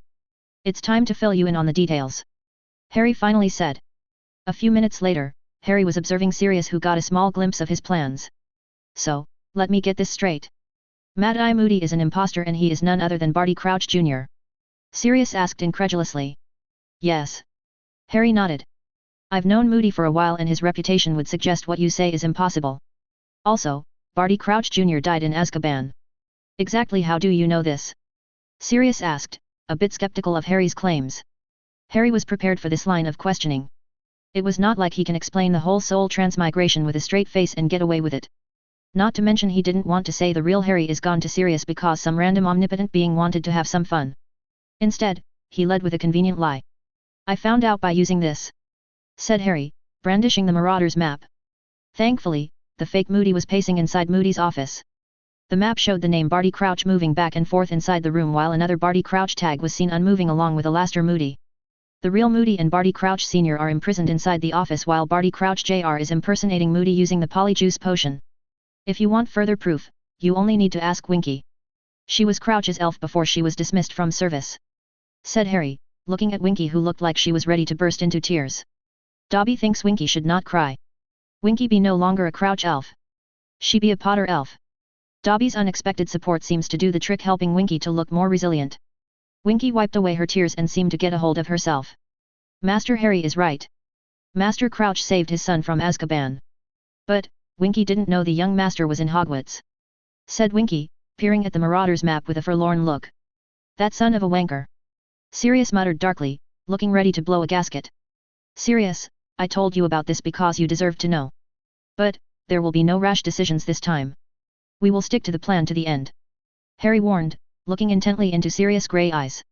He watched Sirius pace for a while, muttering curses and obscenities at the two crouches before he finally relented. Fine. We'll follow your plan. I hope your plan lands them both in Azkaban. Better. They'll both get the Dementor's kiss. Harry smirked at his godfather, who returned the gesture. All right. Now, why do you need an indestructible glass case and the draft of living death? Asked Sirius, jabbing his thumb at the giant glass case filled with one of the most dangerous potions known to wizard kind. I'm glad you asked. Harry said, rubbing his hands together in excitement. I believe Kriaker can help me here, and he might find it particularly rewarding. XXXX. It was the day of the third task. Harry was well rested thanks to the good amount of sleep he got last night. He was about to orchestrate one of the biggest pranks on Voldemort and the Ministry. A well-rested mind was the need of the hour for pulling something off that scale right under everyone's nose. If he was having some jitters about the task ahead, Hermione was having something worse. I don't think I did a good reading on the Goblin Rebellion of 1732. I think I may have forgotten all about it. Hermione gasped out, making Harry look up from his plate full of bacon and fried eggs. Pfft. As if. Ron snorted dismissively. Nobody's talking to you, Ron. Mind your own business. Hermione snapped. She's got that look she had before she punched Malfoy last year. Harry covertly muttered to Neville, who was thankfully insulating him from Ron. You reckon she's gonna punch him? Asked Neville. Nah. There are too many eyes on her. If only this was in the common room. Shame. I would have loved to see that. Said Ginny, surprising both Harry and Neville to know that their conversation was not exactly very secretive. Ron's your brother, you know. Harry reminded the youngest Weasley. Thank you for reminding me of that unfortunate fact, Harry. Said Ginny. You're welcome. Harry winked, causing Ginny to turn away with rosy cheeks. Hey, Harry. Feeling all right there, buddy? Fred and George slipped next to Harry, patting him on the shoulder. Just a bit hungry. Said Harry, wincing as the argument between Ron and Hermione was gaining more pitch. You know, George. Maybe we should find something that makes our dear Ronnykins shut up or make him smart. Oh, can you please make him shut up? He's embarrassing me in front of everyone. Ginny jumped in, pleading with her brothers. Your efforts are wasted. How can Ron shut his mouth when there is food on his plate? Harry asked amusedly. Do you really want a Ron on empty stomach? Fred and George made a show of shivering at the very thought of dealing with a hungry Ron. Definitely not a good prospect to think about. Fred admitted. Leaving the disturbing thought of a starving Ron, how are you holding up? Feeling ready to win that shiny cup? Asked George. It'll be sweet revenge against Pretty Boy Diggory for that Quidditch match last year. Amused by the infamous twin talk, Harry chuckled. Just then Angelina and Alicia joined them at the table. I certainly hope you put your name on that cup, Harry. You've done so well so far. If Diggory or someone else wins, we won't be hearing the end of it. Angelina butted in, attracting the attention of many at the Gryffindor table, who echoed her opinion. I'll win that cup for Gryffindor. After all, who can stand against us lions? Harry boasted in a faux manner, making most Gryffindors chuckle. It's good to see you are confident, Potter. Harry nearly jumped out of his seat as he heard Professor McGonagall speak from his back. He immediately swiveled around, and sure enough, the Transfiguration Professor was right behind him. Professor. I didn't see you. Harry stuttered. Unfortunately, most don't. Anyway, I just came down here to tell you that the champions will be gathering at the chamber of the hall after breakfast. Professor McGonagall said. Oh, I'll be there. Good. And Potter, good luck. With her piece said, the professor moved away, leaving everyone to stare after her. Did anyone see her behind me? Harry asked, turning to Ginny and Katie, who were sitting opposite him. No. She was just suddenly there. It was as if she apparat into the spot. Said Ginny, who was still gaping after Professor McGonagall. Oh, don't be silly, Ginny. You can't apparate inside Hogwarts. Everyone knows that. Said Hermione, forgetting her verbal bout with Ron for the moment. But, no one saw her coming, did they? How did she sneak in without any of us noticing? Asked Neville. Oh. Hermione gasped, looking as though she stumbled onto some great discovery. I think I understand now. Skeeter will rue the day she was born. With that said, Hermione snatched her bag and sprinted away from the Great Hall. What's up with her? Ron asked, flabbergasted with a mouthful of scrambled eggs. No one spoke after that for a time. Well, at least we know who put Harry's name in the goblet. Said Neville, trying to break the ice, so to speak. I wonder why Crouch would put your name in the goblet, Harry. Said George, munching on a loaf of bread. Yet. Dad always talked highly of him. Crouch was supposedly very tough on Death Eaters and all when he was the head of DMLE. Said Fred. Maybe Crouch wanted the Tri-Wizard Cup so badly and he didn't want to leave it for chance. Said Ginny, making everyone look at her, forcing the younger redhead to sink down in her seat. I mean, he was not wrong to think that. Look how much of a disaster Diggory turned out to be. If Harry was not in the tournament, Hogwarts would have been at rock bottom in points. Ginny explained. Everyone agreed with that assessment. Harry didn't say anything. Instead, he stared at the front page of the Daily Prophet folded not far away from his plate. He could still see the grinning face of Umbridge on display. The Ministry has made it public that Crouch was responsible for putting Harry's name in the Goblet of Fire. It was a load of bull, but it fits the narrative Harry was aiming at. Harry was slow to finish breakfast. Mostly because he was in no hurry and was expecting someone to join him at the table. As the Great Hall was being emptied out, Harry was approached by Daphne and Tracy. Both of them wished him luck before moving on to take their exams. A few minutes passed, and the one he has been waiting for joined him across the table. Harry. Harry smiled as Fleur sat across from him with a plate of scrambled eggs. Glad to have you back. How were your exams? This is what you ask after all this time? Fleur playfully asked, a cute pout on her ruby lips. That's all I can ask because Cedric is coming our way. He warned. Not a moment later Cedric joined them at the Gryffindor table. Aren't you guys coming? Asked Cedric. Harry exchanged a look with Fleur before standing up. Their conversation could wait. Krum was already inside the chamber when the three of them entered. The Durmstrang champion was quietly conversing with his dark-haired parents on the corner. Harry got the feeling Krum's parents were not at all happy, or maybe he was just getting that impression because of the rapid-fire conversation in Bulgarian. It sounded like the trio was discussing the best ways to crush everyone's bones and make a run for it. He was sure that was not the case because they were huge and bulky. Bulgarians, he thought, shaking his head. Cedric went straight for his father and mother. One thing was for certain. Cedric didn't get his good looks from his father. Then there was Fla's family. He was already familiar with her father and mother thanks to Rita Skeeter's slandering article in the Prophet. So, he was not overly surprised to see Sirius quietly conversing with Fla's father. Fleur squeezed his hand before she skipped towards her mother. Fla's little sister Gabrielle waved at him with a 1,000-watt smile. He waved back, happy to see the girl was all right and not some withdrawn mess after going through the ordeal in the Black Lake. What surprised him, however, was the presence of Andromeda, Nymphadora, and Ted Tonks. Before you ask, Sirius asked Mom if she wanted to tag along. She forced Dad to go along with her. And I was like, I too want to see Hogwarts. So, here we are. Tonks said cheerfully. Harry let out a chuckle at Tonks' funny way of explaining their presence in Hogwarts. Thank you for coming. It's an incredibly nice gesture. Harry said, shaking hands with Ted and Andromeda. We Blacks have to stick together, especially during these troubled times. Said Andromeda. Harry didn't get the full meaning until Sirius returned to their side. I forgot to tell you, Harry. I revoked Andromeda's banishment from the House of Black. She and little Nym here are back on the family tree. Said Sirius. This is wonderful news. It seems congratulations are in order. I'm asking this out of pure curiosity. Did something change after you two were acknowledged? He asked curiously. Aunt Walburga had a fit. Other than that, nothing happened. Andromeda snorted. If my mother could die again she would have after she heard the news. I had to ward off an entire portion of the house to silence her incessant screaming. Sirius complained. Harry suddenly felt a tug on his hand. Turning around he was met with the smiling face of Gabrielle Delacour. She gave him a small box covered with a gift wrap. It's a gift for saving ER from the lake. Please accept it, Monsieur Potter. Apollon Delacour said. Merci. Said Harry, accepting the gift from Fla's sister with a smile. Sirius began introducing the Tonks family to the Delacours. It didn't take long for everyone to split into groups and wander around the castle. Sirius slipped out with Ted Tonks and Mr. Delacour while Andromeda went away with Mrs. Delacour and Fla's sister. This left Harry with Fleur and Nymphadora. Unsurprisingly, Nymphadora thought it was a good idea to check up on Hogwarts. So, she dragged both Harry and Fleur along for the ride, talking her way through the many portraits that filled the hallowed halls of Hogwarts. It was a long journey with Nymphadora leading the trip. Harry even pitched in and showed them some of the secret entrances to the school for Nymphadora's benefit, who was totally regretting being ignorant of those passages in her time as a student. Fleur, who usually found most British witches and wizards unbearable, seems to have taken a liking to Tonks mostly because of her choice of profession. Fleur seemed very impressed with Tonks for becoming an auror, a dangerous profession even in France. As the two witches conversed along the vacant hallways of Hogwarts, Harry noticed one thing. That little crush he was feeling for Nymphadora was completely absent now. He had his eyes trained on Fleur all the time. The way her lips moved, the way her hair flew in the wind, the way her hips danced as she moved, the way her voice clicked the right chords. He noticed all of that and nothing else.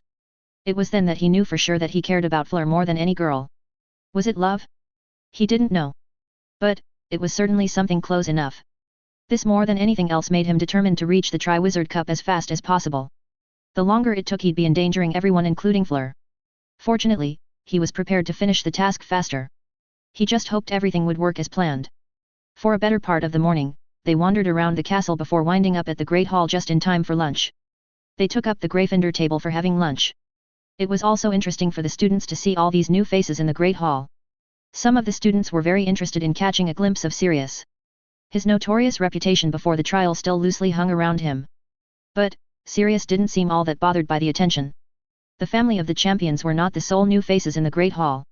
There was the Minister of Magic sitting beside Dumbledore and some Ministry employees including Ludo Bagman. Fudge looks happy enough. His approval ratings may have improved with that stunt Umbridge pulled. Sirius whispered to him. He is a bumbling politician. Just stroke his ego and make sure he feels you are on his side. Also, remember Moody has that magical eye. So, keep your eyes away from the guy until I return. You know what to do next. Harry whispered. I know. Are you sure you want to do this?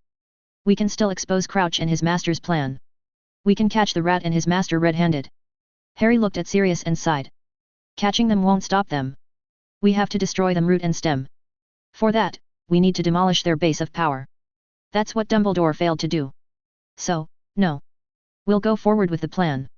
Said Harry. What are you two whispering about?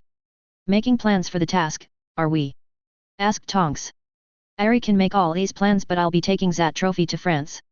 Said Fleur, followed by laughter eerily similar to tingling bells. I've got no issue with the Triwizard Cup going to France.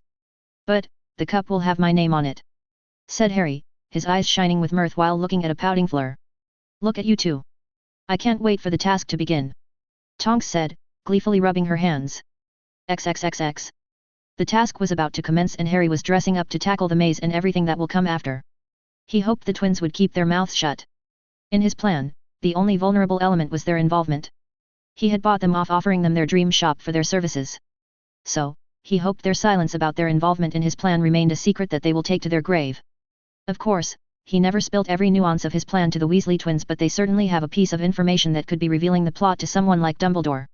Creaker wonders where young master found this armor. Creaker muttered as Harry slipped into the basilisk scale mesh armor Winky prepared for him.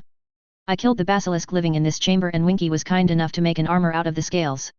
Said Harry, earning a curious look from Creaker. Creaker wonders why the young master would lie. Does the young master think he is not fit for the House of Black? What does Creaker know of half-bloods and their thinking? Harry could hear Creaker muttering in the background. It was as if Creaker was ignorant of the fact that his comments would be heard by other people. Maybe, it was a side effect of living lonely for years in the Black Manor. Creaker. Harry called the old elf's attention to him. Harry raised his wand and dismissed the Notice Me Not charm on the ceiling of the chamber. As the secrecy ward broke away the skeleton of Slytherin's basilisk could be seen hanging from the ceiling. Harry enjoyed watching Creaker's bulging eyes as the old elf took in the monstrous form of a 1,000-year-old basilisk. It's Slytherin's basilisk. I didn't like his attitude so I killed him and made him a decorating piece. Do you like it, Creaker? Harry said in a lackluster manner as if killing a basilisk was something he usually did on a normal afternoon.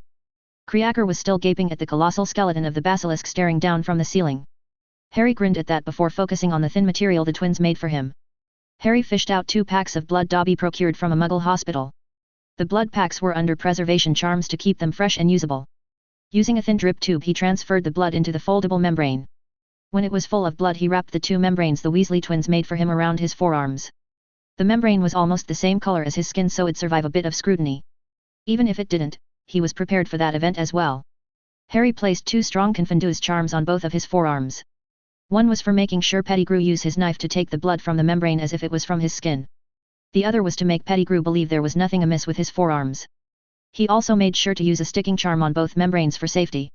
With that done, he slipped on 2 gloves made of basilisk scales. The straps of the gloves should hide the thin line that separates the membrane from his wrists. The Confundus charm should ensure that was overlooked but he was not leaving anything to chance.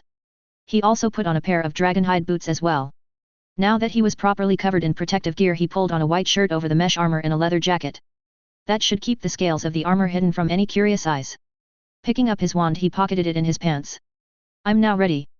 Harry thought, looking into the mirror before taking his leave. When he reached the Great Hall, it was filled with students for the evening feast.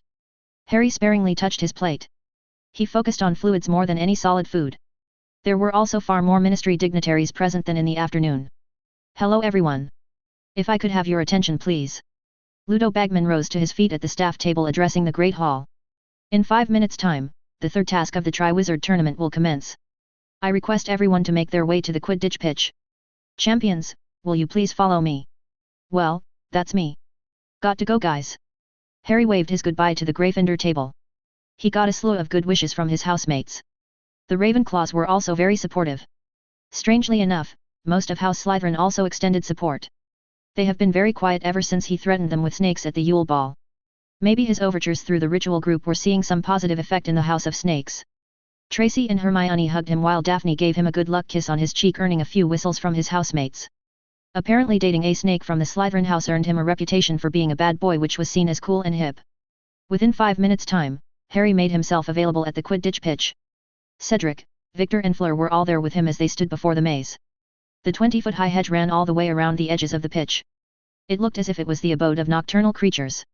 There were 4 passages for each of the champions and all 4 of them looked dark and creepy. From the maze, Moody emerged dragging his wooden leg across the pitch. Harry was thankful he had the presence of mind to ask Sirius to enchant his jacket for this specific occasion. He didn't know who Sirius found, but he hoped the enchantments to evade Moody's invasive eye were working. After all, he didn't want Moody to notice his forearms this early in the game. Harry noticed the stands were getting filled. The clouds in the night sky were parting, giving way to the stars. It was as if the stars so far away were also looking closely at the task that was about to begin. He knew quite a lot of the audience was attracted to shows of magical power. That's how he turned all the negative publicity against him to his side during the first task. So, Harry was not going to disappoint his fans. According to Tracy, the Harry Potter Fans Club was getting far more members this year thanks to his colorful performance in the first task and his selfless heroic action in the second task. Potter. Harry turned around at his name being called to see Professor Bathsheba babbling, his ancient runes professor. Good luck with the task, Mr. Potter. Do try to return in one piece because you have a runes test waiting for you. I wouldn't miss it, Professor. Harry smiled as he watched the woman nod and take her seat in the stands beside Professor Vector. Ludo Bagman returned with Professor McGonagall, Flitwick, Hagrid and Moody. Now gather around, champions. Bagman called for their attention. The professors will be patrolling the edges of the pitch. If you feel any difficulty, anything at all, you must fire red sparks into the sky. One of the professors will come to your rescue. Now, are there any doubts? All the 4 champions shook their heads. Excellent. Bagman said brightly, a beaming smile on his boyish face. Now, for the audience. Sonorous. Bagman used the magnifying voice charm to be heard by everyone. Excuse me, ladies and gentlemen. Please settle down. The third task is about to start. Thank you. Bagman bowed as the stands erupted into cheers. Now, the task before our brilliant champions is simple. The champions will take to the maze in the order of their points scored in the last 2 tasks. It means Mr. Potter will go first, followed by Mr. Crumb, Miss Delacour, and Mr. Diggory. They have to traverse the maze and find the Triwizard Cup. Their path toward the cup will be filled with obstacles. The one to first touch the cup becomes the Triwizard champion. Harry could hear the applause from the stands as the names of the champions were being called. He chanced to look in the direction of Sirius. His godfather was on his feet whistling enthusiastically. The same could be said for Nymphadora. Ted and Andromeda were cheering for him in their seats. Neville gave him a thumbs up and the twins were dancing on the stands dressed up as lions. How they managed to get that outfit he never knew. But, given what he was about to do, their costumes were quite meaningful for the occasion. So, on my whistle, Harry. Said Bagman. Ready, 1, 2, 3. Bagman blew a sharp blast using his whistle and Harry picked one of the pathways. However, he wasn't running for the small path between the hedges. Instead, he paused just at the entrance of the maze and fished out his wand. Taking a deep breath, Harry pulled a happy memory to the surface of his mind. The memory was the one with Fleur in the broom closet kissing and exploring each of their bodies under the warmth provided by the castle walls. He let the feeling of passion and happiness fill his mind as he launched the spell. Expecto Patronum. There was a bright flash of silver light that chased away the darkness of the night. Bright silvery mists of the spell coalesced into a solid form right above the hedges. He was sure Hermione, Ron, and Dumbledore would be mystified to see his patroness now. It was no longer a proud galloping stag. Instead, it was a fearsome large lion made of silvery vapor. This spell was the epitome of what most wizards would consider light magic. But, this spell has many other uses. A patronized spirit is not just useful for chasing down dementors. They can be carriers for messages, and most importantly they can be used to track down something or someone. Now, a little bit of tweak to the spell was needed for Harry's intentions. He tapped the tip of his wand against the patronized spirit's head and then his own. Silver wisps of energy entered his eyes, connecting the patronized spirit with his vision. "Go find the Triwizard Cup," he ordered. The patronized spirit didn't waste any time before galloping north over the hedges. For Harry, he could see a long line of thread connecting the patronized spirit with his line of vision.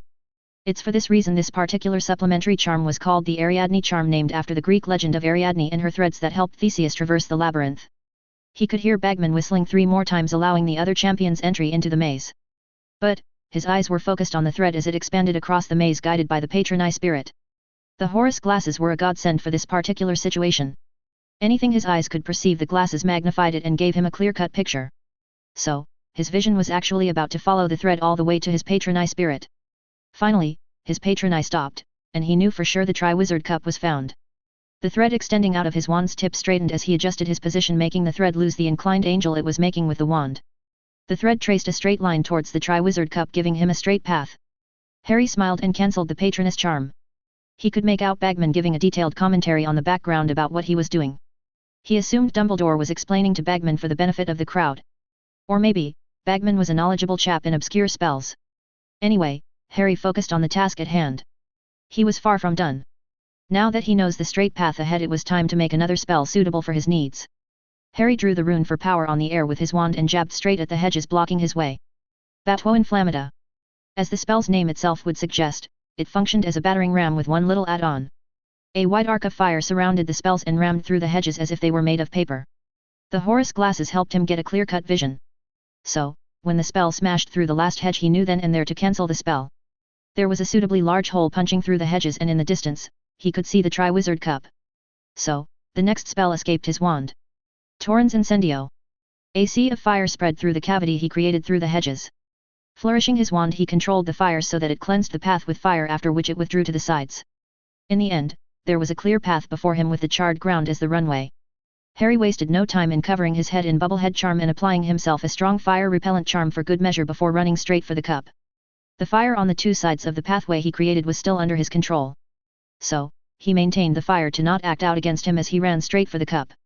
It took him a maximum of 7 minutes to reach the cup running at full speed.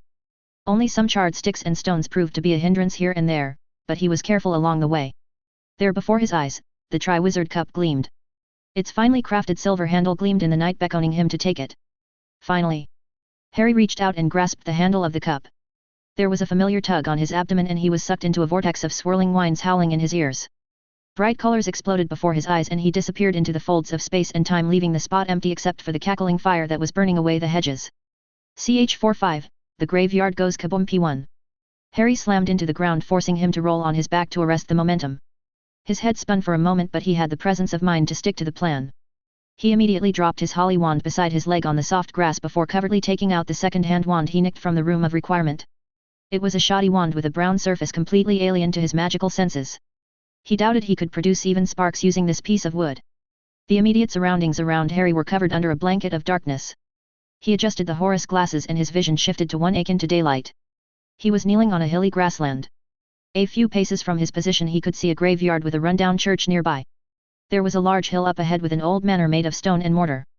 The night sky was blank like a blackboard. There was neither the moon nor the stars present in the night sky. It was as if the celestial bodies were hiding away. A movement caught his attention in the graveyard. Squinting his eyes, he found Peter Pettigrew making his way toward Harry's position. Wormtail was doing a poor attempt of covering his face with a cloak's hood drawn over his head. More importantly, Harry's eyes trained on the homunculus being carried in Wormtail's arms. Did Voldemort possess a baby, or is that body a magical construct? Harry wondered. The only way to get to the truth of the matter was to ask Voldemort or get inside the Dark Lord's head. Yet, not happening. Harry muttered. Harry threw one last look at the Triwizard Cup and then at the place he dropped his wand. The cup was nearby, but his wand had disappeared into thin air.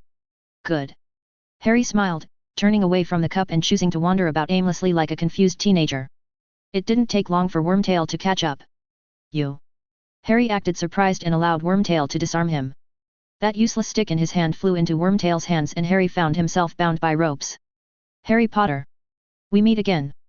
Voldemort rasped from beneath the bundle of robes in Wormtail's arm. Harry could feel pinpricks on his scar. He also felt what appears to be an attempt to shoot pain into his mind. But, his defenses held firm. For some reason, Voldemort was not forcing his attack. Either the Dark Lord was too weak to perform a strong sonic attack or the guy was not attacking his mindscape intentionally. It could be a reaction from the Horcrux in his head. Dismissing those thoughts from his mind, Harry focused on the disgusting physical form of Voldemort. The body of the Dark Lord looked like it was deteriorating. His nose twitched at the foul smell emanating from the homunculus. While the atrocious odor assaulted his senses, Harry nearly missed the fact that his feet were rising from the ground. He realized with a start he was floating thanks to Wormtail. Harry felt himself move, floating in the air beside Wormtail and Voldemort. They passed many graves along the way until finally, Harry felt himself stop. There, before his eyes, lay a white tombstone with a familiar name. Tom Riddle. Wormtail jerked his wand arm and Harry was slammed against the headstone on his back. He hissed as pain shot through his back. "You are so going to regret doing that, you filthy rat," Harry thought with gritted teeth. The ropes binding him grew and began to tie themselves around the headstone. Harry grunted as he was wound up tightly against the piece of marble. His wrists were tied together on his back and the ropes were quite painful as they locked his limbs together rather hard. "I always knew you were a disgusting slob, Riddle. It's good to see it with my own eyes," Harry quipped, mocking the Dark Lord's current appearance. "Brave even in the face of death. Your parents were just like you. Where are they now?" Voldemort mocked. "Dead, just like you will be one day," Harry retorted. "Me? Ha! I'm beyond death, boy. Even now, reduced to this pitiful state, death holds no dominion over me. You may have won the Triwizard Tournament, but you hold no candle to the greatest wizard of all time. In a few moments, you'll stand witness to my rise and I shall show you the true depth of my power." "Wormtail. My master," Pettigrew whimpered. "Begin the ritual. I'm eager to teach Potter and his filthy muggle-loving idol Dumbledore the true extent of my power." As you will, master," Pettigrew said, simpering, setting the homunculus form of Voldemort on a nearby tomb before leaving, presumably to make preparations for the ritual. "Tell me something, Voldemort. Why declare yourself a Dark Lord? You have obviously subverted many pure-blood families to your cause, even knowing your muggle lineage. So, why do you try to take over Britain by force when you could have controlled everything from the shadows?" "Because I have nothing to hide, Harry. Why should I, Lord Voldemort, pretend to be something else? I'm not a weakling to bend my knees to the Ministry or its authority. My magical power gives me the right to rule over the whole of Britain. And in time, the whole world." Harry looked at the Dark Lord with some amusement in his mind. The sheer ego this thing displayed was quite unprecedented. "Do you really believe that you'll be able to take over Britain?" Harry asked, keeping Voldemort engaged while his plan was slowly unfolding. "Yes. For those with real power, anything is possible." "Why, Harry? Are you reconsidering my offer to join me?" Voldemort laughed creepily. "No. I'm good. I just want to make sure you know what you are doing. That's all. You seem unbothered despite your current situation, Harry. Why is that?" Voldemort asked, his red eyes gleaming inside the bundle of robes. "I suppose I'm not worried cause you're not the only wizard with great power," Harry drawled, his eyes jumping away from Voldemort to the massive snake that was now slithering towards the tomb Harry was tied to. "Your hopes are wasted, Harry Potter. Dumbledore will not be coming to your rescue. I've seen to that," said Voldemort. It took some courage for Harry to not stare at the massive snake and shift his attention back to the Dark Lord. "Don't tell me the boy who lived is scared of a snake," Voldemort mocked, letting out a chortle at his reaction to Nagini. "Fear can be useful." Harry shrugged, or at least attempted to shrug given the constraints his body was put under. "Pa. An excuse for the weak. Someone like me does not need to fear anything." Voldemort snorted. "That explains so much," Harry muttered. "What was that?" Voldemort hissed. "Nothing. Just wondering why you have such an incompetent underling like Wormtail working for you. For once I agree with you, Harry. Wormtail. You witless worm." "My lord. I apologize. Everything is ready," Wormtail pleaded, managing to fetch a gigantic cauldron filled with a viscous potion near the grave. "Don't make me reconsider feeding you to Nagini. Now, prepare for the ritual if you value your life." "Yes, master." Wormtail bowed low, before lighting the bottom of the cauldron on fire. Harry remained silent and chose to watch as Voldemort stirred restlessly inside the bundle of robes. "You see, Harry. Wormtail may be incompetent but he is useful. You, on the other hand, were foolish to spare him last year. Your morality made you weak and allowed the traitor who betrayed your parents to escape. Your weakness has become your undoing. If it wasn't for Wormtail, Bertha Jerkins would not have fallen into my grasp. Through her, I was able to find my most loyal servant who now serves me at Hogwarts. Voldemort let out a dark chuckle. Yes, Harry. It was I, Lord Voldemort, who made sure you'd compete in the Triwizard Tournament right under Dumbledore's nose. You see, even in this reduced state, my power extends to even Dumbledore's castle. Harry felt like he was in some kind of anime where the villain just drones on and on about how evil he was and his evil genius master plan to rule the world. Also, Voldemort has so far spoken as if he was a lunatic disengaged from reality weighed down by an Everest of ego. Faster, you simpering fool! Voldemort growled impatiently. It is ready, master. Wormtail whimpered, stuttering in fear as Nagini hissed threateningly before slithering away into the grass, disappearing from Harry's view. Good. You survive yet again, Wormtail. Now, watch my rise, Harry. Voldemort said coldly. Harry saw the viscous liquid in the cauldron turn into a dark oily goo-like substance. The liquid began to bubble and dark fumes began to escape the cauldron. Wormtail stepped away from the cauldron and parted the robes covering Voldemort. The smell became unbearable for Harry, and the sight of Voldemort's body was not something he'd wish his worst enemies could see. The flesh of Voldemort's current body was decomposing and the skin was almost completely peeled off. At this rate, I'll die because of this horrible smell.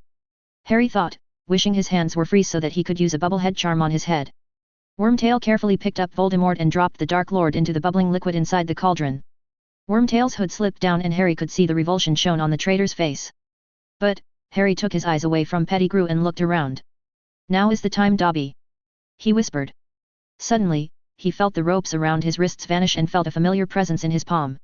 He could feel his magic thrum and joy being reunited with his holly wand. He quickly willed the ropes to stick to his body so as to keep up appearances of his bound state. Thank you, Dobby. Harry whispered, the wind carrying his words away into the cold night.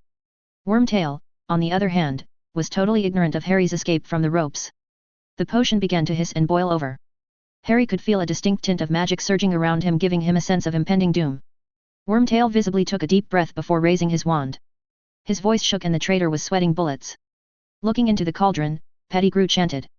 Bone of the father, unknowingly given. You will revive your son. Harry moved his foot as the tomb on which he stood cracked open. The smooth stone parted ever so lightly and a human bone floated out of the grave. The parted stone came back together and sealed shut. The bone floated away and dropped itself into the cauldron. The dark potion sizzled as the bone fell into it. Blue sparks shot out of the potion and the dark cloud of the potion gave way to a dark blue color. Wormtail now fished out a dagger that gleamed under the light of the fire burning beneath the cauldron. Placing his wand in his pocket, Wormtail extended his right arm over the cauldron, letting out pitiful whimpers. Flesh of the servant, willingly given. Wormtail sobbed. You'll revive your master. The dagger in Wormtail's left hand came down, severing his palm. The right palm of Wormtail with a hole of 4 fingers fell into the cauldron.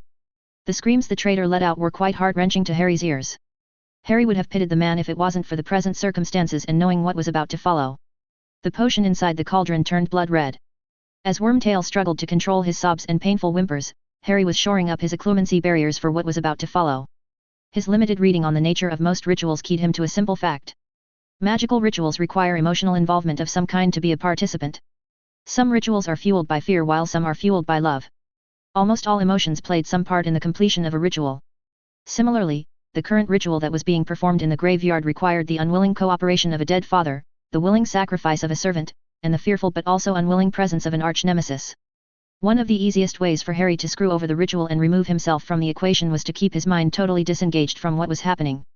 So, when Wormtail finally managed to get a hold of his pain and moved towards Harry with the intent to take his blood, Harry occluded his mind. Keeping his mind sharp, he pictured a long tongue of flame burning at the tip of a candle in his mind. As his mindscape facilitated the construct, he opened his eyes, but his focus was on keeping the flame steady in his mind. So, he stood atop the grave of Tom Riddle, unmoving and totally unbothered by the dagger closing in. Wormtail pulled Harry's sleeve back with his remaining good hand. Harry kept his focus on the image of the flame as the Confundus charm took its effect on Wormtail. Pettigrew hardly noticed anything amiss as he pushed the tip of the dagger against what he assumed was Harry's skin on his right arm. Fresh blood dribbled down from the pierced skin, which Wormtail collected in a glass vial. Harry remained totally impassive at what happened, but Pettigrew was either too engaged with his pain to notice or he was completely bamboozled by the Confundus charm. Either way, Harry maintained his discipline by focusing his mind elsewhere. Wormtail wobbled his way to the cauldron and poured down the blood into the potion. The blood-red liquid turned pearly white the instant the blood mixed with the potion. Blood of the enemy unwillingly taken. You'll revive your foe. Harry watched dispassionately as Wormtail let out a choked sob and dropped to his knees, proceeding to drag himself back against a nearby grave. White sparks shot out of the cauldron for a time before they turned poisonous yellow. Some of the liquid in the cauldron began to boil over and the ground scorched as the liquid touched down. A thick yellow cloud of smoke escaped the cauldron, followed by a painful shout. From within the cloud of yellow vapor, an outline of a man emerged. Long bony hands with pale skin could be seen outside the cauldron. Harry watched the Dark Lord Voldemort rise out of the cauldron looking no worse for wear. "Robe me," said Voldemort, his voice cold and smooth. Wormtail painfully climbed to his feet and procured a black robe for his master. Voldemort stepped out of the yellow vapor dressed in a flowing dark robe, his eyes shining like twin red stars. There was no hair left on Voldemort's head, with his face taking many serpentine qualities. Harry stared back at his nemesis, who was now finally in a physical form with a flat nose, blood-red eyes, and thin lips. "We meet properly at last after 14 years, Harry Potter. I, Lord Voldemort, have risen." Harry barely restrained the urge to roll his eyes. He was a bit surprised to see Voldemort standing straight without any visible effects of taking in the blood he provided. After all, he had Dobby procure blood from a Muggle HIV patient. That same blood was now running in Voldemort's veins. Either way, sooner or later he hoped Voldemort would be feeling the true consequences of this ritual. However, Harry's plan didn't depend on the blood somehow weakening Voldemort. Oh, no. The plan was just about to start. Harry tilted his head and addressed Voldemort. "Are you sure the ritual worked? Maybe you should take a look in the mirror. You look hideously inhuman." Ch46, the graveyard goes kaboom P2. Voldemort breathed in the fresh air, enjoying the cool air circulating through his nose to his lines. He did so in a manner without sacrificing his equanimity. It wouldn't do if he behaved like some Muggle barbarian. He was Lord Voldemort, the greatest sorcerer the world has ever seen. He was the one who defeated death itself, and now he was back to reclaim his position in the world. Reaching out with his chalk-white hands, he touched his head. There was not a strand of hair standing on his head. His skin felt like a hardened stone, while his muscles felt like they were carved onto his body. He held up his hands and made a fist, feeling the blood and strength coursing through his arm. It had been 14 years since he felt this strong. He had almost forgotten what it felt like to have his own body, to feel the blood pumping through his veins. It was surreal, almost inexplicable, he'd say. Factoring in the ritual that he used, he was not surprised he was feeling far better compared to his previous physical form. "I'm reborn like a phoenix rising from the ashes," Voldemort thought, pausing a moment to admire magic and its might. Voldemort trained his blazing ruby eyes on his mortal enemy. He smirked as he took in the boy tied to the headstone of his filthy father's grave. "Do I truly look inhuman, Harry?" he asked curiously. "You don't have a nose and your eyes look like that of a cat with slit pupils. You look barely human," said Harry. Voldemort laughed in joy. To hear his most hated enemy confirm that he has evolved out of his human boundaries was a rare form of validation of his hallowed existence. He found himself liking Harry Potter for a brief moment. The boy at least had the courtesy to acknowledge him, unlike Dumbledore, who always insisted on reminding him of his filthy Muggle name. Too bad the boy was destined to die by his hand. If the prophecy was not between them, he'd have seriously considered letting the boy live. "I always thought my father was a useless piece of Muggle filth. But, he turned out to be very useful. His bones have given me new life, and his grave holds you my prisoner, Harry," said Voldemort, followed by a cold, mirthless laughter. A pathetic series of sniffles interrupted Voldemort, who took his eyes away from his prophesized foe. Instead, his red eyes found the scrawny mewling mess that was Peter Pettigrew. "Master, please." Voldemort sneered at the weakness displayed before him. For a moment, he contemplated the merits of using the killing curse on the rat, thereby doing away with the hassle of tolerating his wimpy servant. Having a sniveling weak worm like Pettigrew was really not to his taste. However, Pettigrew was at least useful in his resurrection. "My lord, my arm, you promised, please." Dismissing the urge to end the misery of the rat with a simple spell, he held out his hand. "Give me your arm." "Oh, master, you are merciful, master." Wormtail whimpered with watery eyes. "Your other arm, Wormtail." Voldemort smiled coldly, seeing the relief get wiped away from Pettigrew's face. "Master." Wormtail pitifully whimpered. "Your arm." Voldemort's eyes blazed, making Wormtail obey promptly. Voldemort smirked as he saw the faint outline of his mark once he pushed back the sleeve above the elbow. Reaching out with his hand, he pressed one of his pale fingers against the dark mark. Closing his eyes, he felt his magic seep into the mark and thereby connect with his marked followers. He could feel his magic reach out across the land, heedless of the geographical or magical constraints, announcing his return to full power. Letting out a cold laugh, Voldemort took to his feet. "Now, we'll see. Who among my Death Eaters remains loyal to me?" he whispered, looking around at the graveyard slumbering under the cold night. "And how many shall turn away from their master?" The graveyard remained silent save for the cry of crickets. Voldemort turned his attention back on his prophesied enemy. "You see, Harry? Time has been your enemy and my ally. You have triumphed over me twice, but look at you now.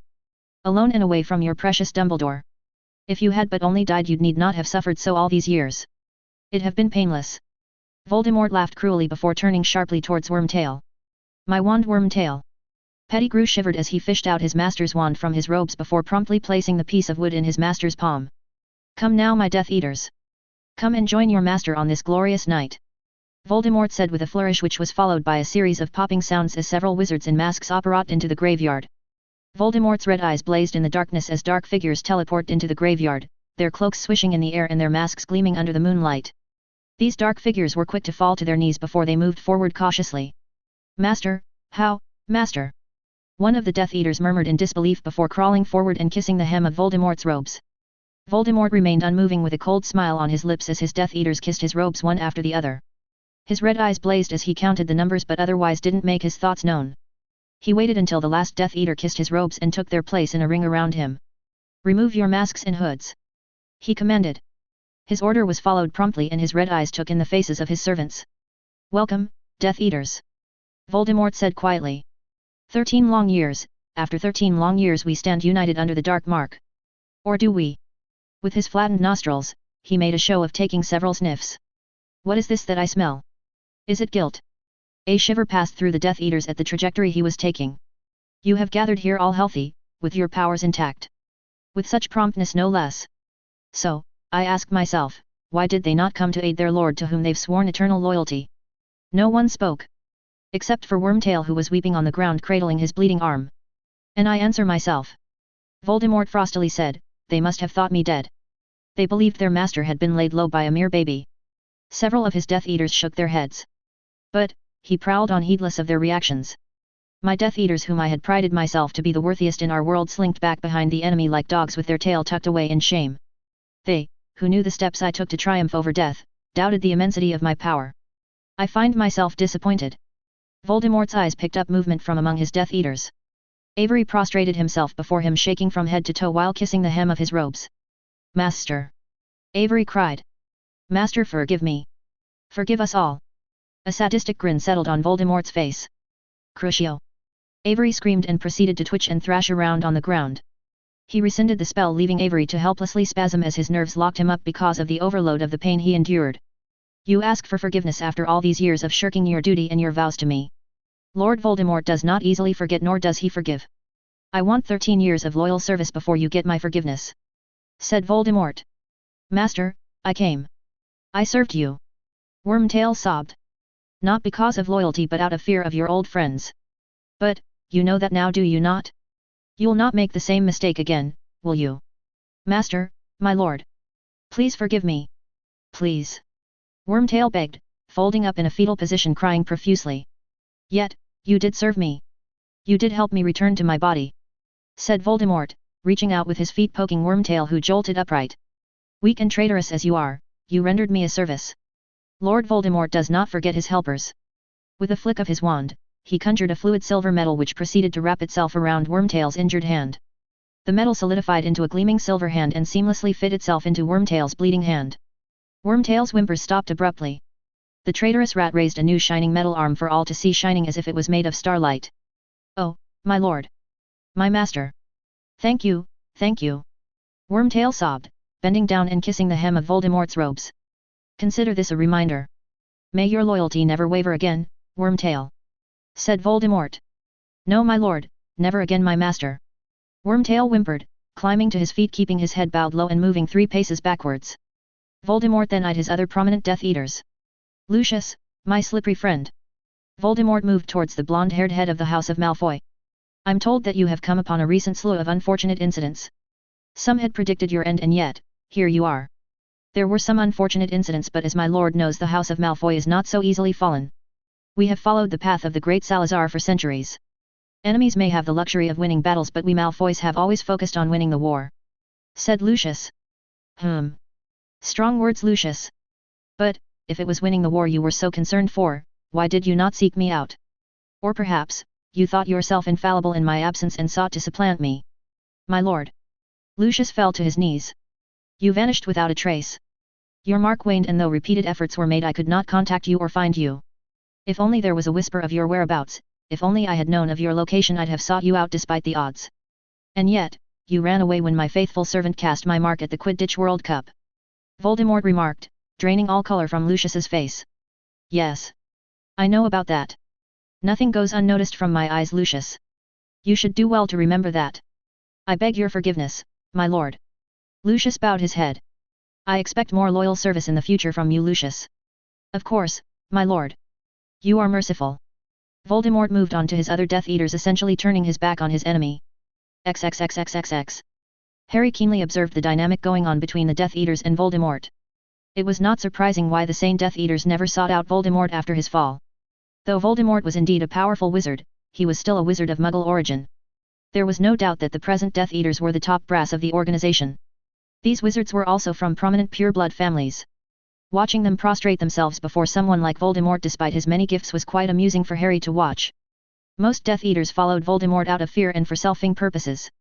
So, if he was to deal any significant blow to Voldemort, it was to the narrative, the story of terror and fear personified behind the name Voldemort. And these Death Eaters were the bridge Voldemort would use to establish himself again in the wizarding world. Too bad I'll be breaking that bridge today.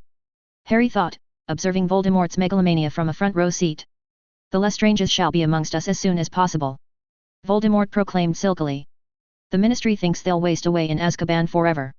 They went to Azkaban rather than renounce me. For that, they'll be rewarded. The Dementors have always been my allies. Arrangements shall be made to reach out to them as well as the giants, and all the other creatures that swore their allegiance to me. I shall make this land tremble in fear as I rebuild my armies. Harry took note of those Death Eaters with whom Voldemort took care to converse as he aired his deranged plans. Crabbe, Goyle, McNair, Malfoy and Nod among others were given the honor of being addressed by Voldemort. While Harry was content to assess and take note of the faces of the assembled Death Eaters, Voldemort was all too happy to drone on and on. Harry suspected the Dark Lord loved to give out monologues, and he was making up for missing out for the last 13 years or so. Here we have 6 missing Death Eaters. Harry was amused to note that Voldemort was speaking to thin air. The guy has truly lost his marbles, or he loves his voice too much, he thought in amusement. 3 dead in my service. 1 too cowardly to return, he'll pay for the defiance. 1, who I believe has abandoned me and the cause, he'll be meeting his death sooner rather than later. Then, at last, my faithful servant at Hogwarts who has been instrumental in my rise to power. He shall of course be rewarded for his loyalty and services rendered. A murmur passed among the gathered Death Eaters. Yes. It was my faithful servant at Hogwarts who has brought our main guest of the evening. Harry Potter, the hero of the wizarding world, has joined in this wonderful event to stand witness to my rise. Voldemort let out a burst of mocking laughter. Lucius Malfoy stepped forward. My lord, we beg of you. How did you return to us? Harry looked at Malfoy with a raised eyebrow, impressed by the man's acting. It seems Lucius understands Voldemort always liked the occasional stroke to his ego. Harry thought. He wondered whether Voldemort understands that his followers were merely paying lip service. Most probably, Voldemort understands and does not care. Ah, what a story it is, Lucius. Voldemort said. It begins and ends with our younger guest, Harry Potter.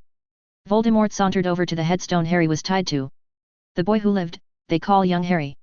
I confess myself. The killing curse I used that night rebounded and struck me down. Though, I have safeguards against any mortal death, I didn't account for the old magic the boy's mother would invoke. Though a mudblood by birth, she was an exceptionally gifted witch. A life for a life. I erred that night, and for my negligence, my own curse turned against me. Harry was really getting tired of Voldemort droning on. So, he palmed his wand, gathering the magic he needed for the spell he has in mind. But through her sacrifice, Lily Potter cast a powerful protective barrier for her son that has to this day kept him safe. It was old magic, a life for a life. That night, Lily Potter unwittingly gave her son protection. I could not touch him. Voldemort spoke softly, stepping on the grave and reaching out with his pale hand. But no longer shall Lord Voldemort be denied. This was the moment Harry was waiting for. Voldemort was now completely immersed himself in his monologue and his show of superiority before his followers. This left the Dark Lord wide open. The moment Voldemort was just an inch away from touching his skin, Harry grinned coldly, looking into the red eyes of the Dark Lord. The ropes around him vanished and the tip of his holly wand was now at point-blank range against Voldemort's heart. Here is my welcoming gift. Bascio Inflammata. The spell blasted Voldemort away, a fiery battering ram pushing against Voldemort with full brunt force. The Dark Lord was blown off his feet as his skin burned away and his bones got crushed under the assault. But, Harry was not done. He fired a consecutive spell straight into the abdomen of Voldemort. Bombarda Maxima. There was a huge blast of force expelled by the spell as it binded against Voldemort's pale skin. There was a painful shriek from the Dark Lord, followed by blood and gore splashing the dark robes of the Death Eaters. Capitalizing on the shock of the Death Eaters, Harry quickly surrounded himself under the protective layer of a shield spell. Indemitus. Harry dragged his wand around him, creating a bubble of magical shield. Dobby, Winky. Now! He screamed under the protection of his shield charm. The ground around him erupted and the headstones in the graveyard were blown away. Harry smirked as he saw the M61 Dobby had so cleverly nicked from a Muggle military base open fire on the unsuspecting Death Eaters. Harry saw 3 of the Death Eaters get mowed down within seconds while the others knew something was up. Some Death Eaters who had the presence of mind put up a shield facing the direction of the gunfire. That's not going to be of any use, Harry thought. The next moment, another M61 took the Death Eaters from their backs courtesy of Winky. The gun was a rotary cannon with 20mm rounds at a rate of 6,000 rounds per minute. Harry saw Crabbe and Goyle's heads literally explode like balloons full of meat as Winky unleashed the gun on the Death Eaters. Nott and Avery tried to put up a shield, but their thought process was not as fast as the rate of fire of M61. Their limbs were blown apart in a blink of an eye. They fell in a shower of blood with their bodies littered with bullet holes.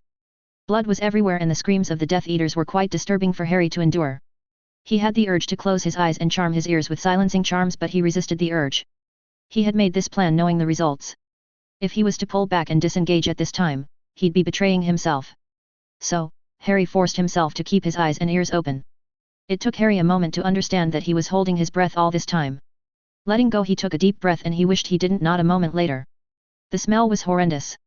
The smell of blood and guts spilt on the ground invaded his nostrils, making Harry nearly lose his concentration. Thankfully, he managed to place a bubblehead charm that insulated him from the smell, saving him from retching. The 2 cannons spit out a few more rounds worth of bullets before falling silent.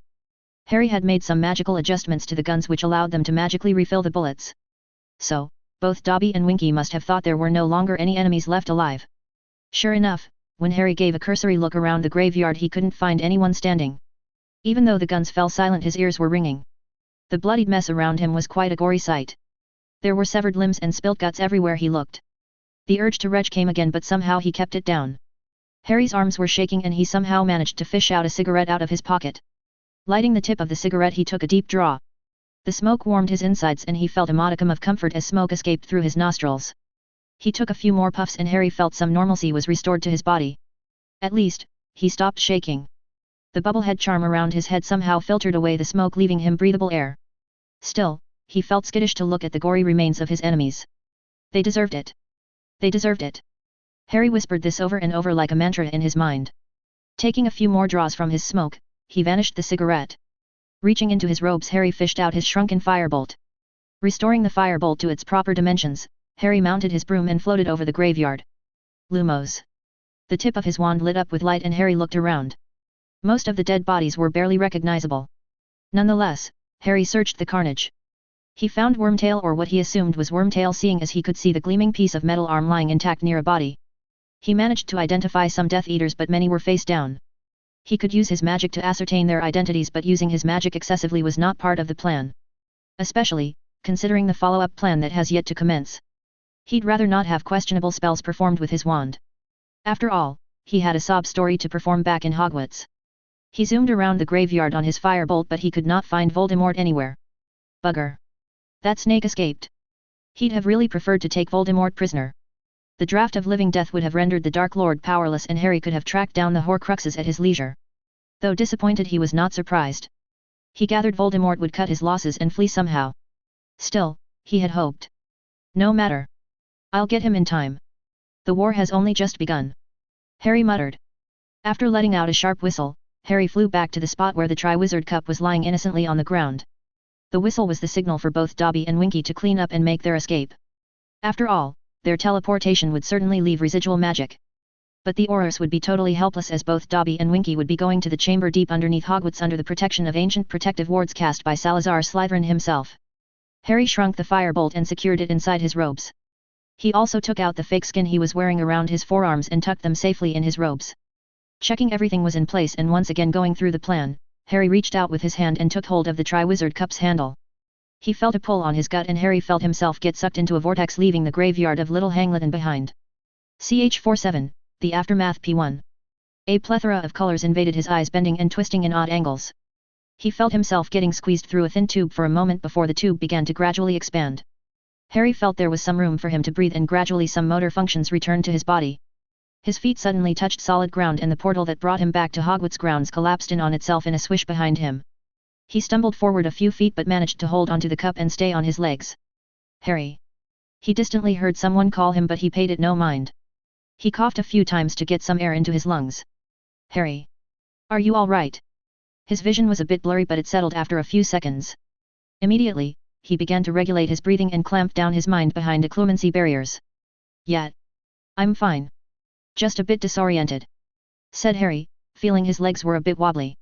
Harry didn't necessarily get a chance to rest as he was immediately accosted by a crowd. His senses have somehow gone haywire probably because of the Triwizard Cup. It could be that the cup was not supposed to be accommodating on its return journey. Most likely Crouch was expecting Harry to come back as a dead body. Either way, it was one more reason to put Crouch down for good. Harry shook his head as he was helped to a hastily conjured chair. Potter, what happened out there? Harry could hear Moody's gruff voice in the background. The proximity of Moody's voice jolted him awake and his senses settled down. When the fog in his vision cleared, Dumbledore was the first person he saw. Harry. Can you hear me? Dumbledore asked in concern. The boy is tired, Dumbledore. Take him to the hospital wing. Said Fudge, but the Minister of Magical Britain was not in his line of sight. But, Dumbledore paid Fudge's advice no heed. What happened, Harry? Where did the cup take you? Dumbledore asked earnestly. Dumbledore, the boy is clearly in shock. Take him to the hospital wing. Fudge again interjected. Harry could also see Sirius, Andromeda, and many Aurors in the mix. He felt like this was the perfect time to start the second phase of the plan rolling. He could now see Fudge and other people crowding around him, mostly the Aurors guarding the Minceter and some professors of Hogwarts. It was a graveyard in Little Hangleton.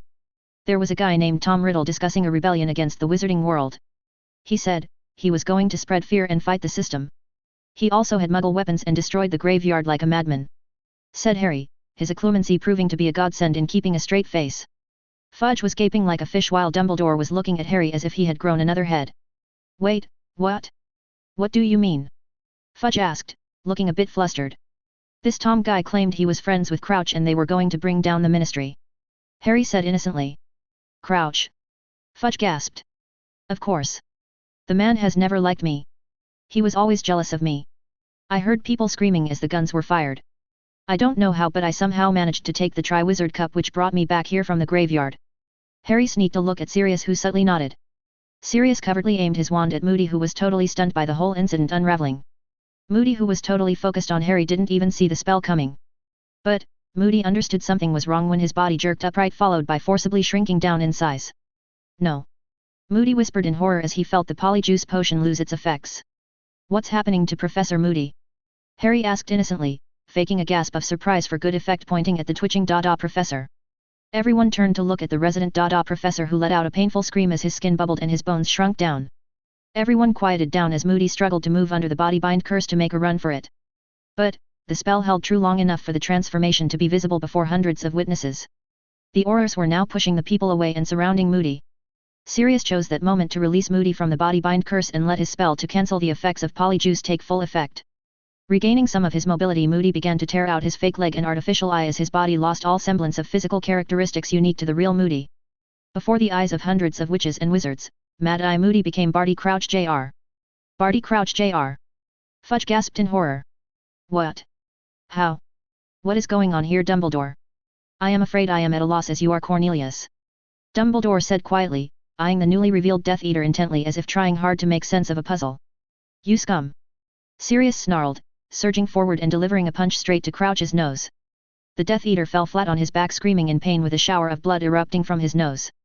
The Aurors took this moment to disarm and bind Crouch Jr. You cannot bind me. Nothing can bind me for long because he will come for me. The Dark Lord has risen. Crouch Jr. shouted gleefully to all those who were gathered to witness the third task. Dear Merlin! The man has gone mad. Fudge declared, sweating bullets as the situation was going out of control. The students and guests gathered at the Quidditch ground chattered away about the drama unfolding before their eyes. They couldn't make heads or heels about what was going on. Rumors began to spread with some flavor as everyone twisted and reshaped certain events to their liking. Harry paid it no mind as his part was finished in the plan. The rest, he left in the safe hands of Sirius. So, he made himself comfortable keeping his eye on Dumbledore who was now caught between a rock and a hard place. Come now, Potter. I suppose I should be thankful I had the presence of mind to reserve a bed in the hospital wing just for you. said Madame Pomfrey, steering him out of the Quidditch pitch. As he was led out of the Quidditch grounds, he was greeted with a slew of congratulations. But, Madame Pomfrey as well as Professor McGonagall didn't allow anyone to come near him, citing his need for rest. When they finally reached the hospital wing, the infirmary was not empty as he suspected. The other 3 champions were also present in their respective beds. "Harry, you won," Fleur said, smiling at him from her bed. "I did. Are you all right?" he asked, looking for any injuries, but Fleur looked perfectly all right. "I'm fine, Harry." "You are most certainly not fine, young lady. You'll lie back in your bed and let the healing salve run its course," Madame Pomfrey said sharply, making Fleur pause, but she sat up in her bed. "Are they all right?" Harry asked, looking at the strangely silent Cedric and Victor. "They are perfectly all right, Mr. Potter. They are under the effects of a sleeping potion. I highly recommend that you follow suit," said Madame Pomfrey. Harry wanted nothing but to sleep. He could trust Dobby, Winky, and Sirius to handle the rest.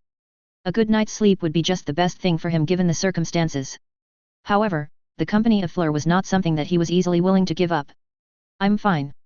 I can sleep on my own. I do not need the potion," said Harry. Madame Pomfrey didn't press the issue, but she did a thorough check-up on him. She found nothing amiss with him, but she suggested that he take an early nap before taking her leave. "What happened to you, and why are these 2 in potion-induced sleep?" Harry asked, once he knew for certain Madame Pomfrey was not nearby. As Fleur narrated her side of the story, Harry lay there on the bed listening to her melodic voice.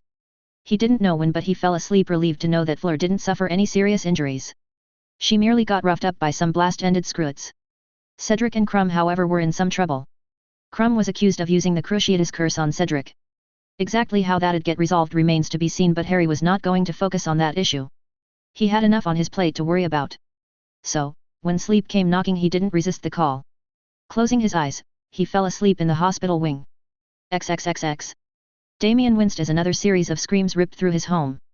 Shaking his head, he poured the last drops of wine into his glass. Snipsy. With the customary pop, his house elf appeared beside him. "Master," called Snipsy. "Fetch me another bottle." "This one is empty," said Damien, handing the empty bottle to his trusted servant. The elf disappeared with the empty bottle and teleported in with a new one. "Thank you, Snipsy. Tell my wife to use silencing wards or even a pain-numbing potion on our guest," he ordered. "As master wishes." Just as Snipsy teleported away, the fireplace in the room lit up. Damien was immediately on his feet as Lady Flamel stepped out of the flow network. "My lady. Welcome to Greengrass Manor. We weren't expecting you till tomorrow. I've had word from Hogwarts. Something unexpected has happened and I'd like to get to the bottom of it before the night is out," said Pernell. "Where is Malfoy?" "This way please, my lady."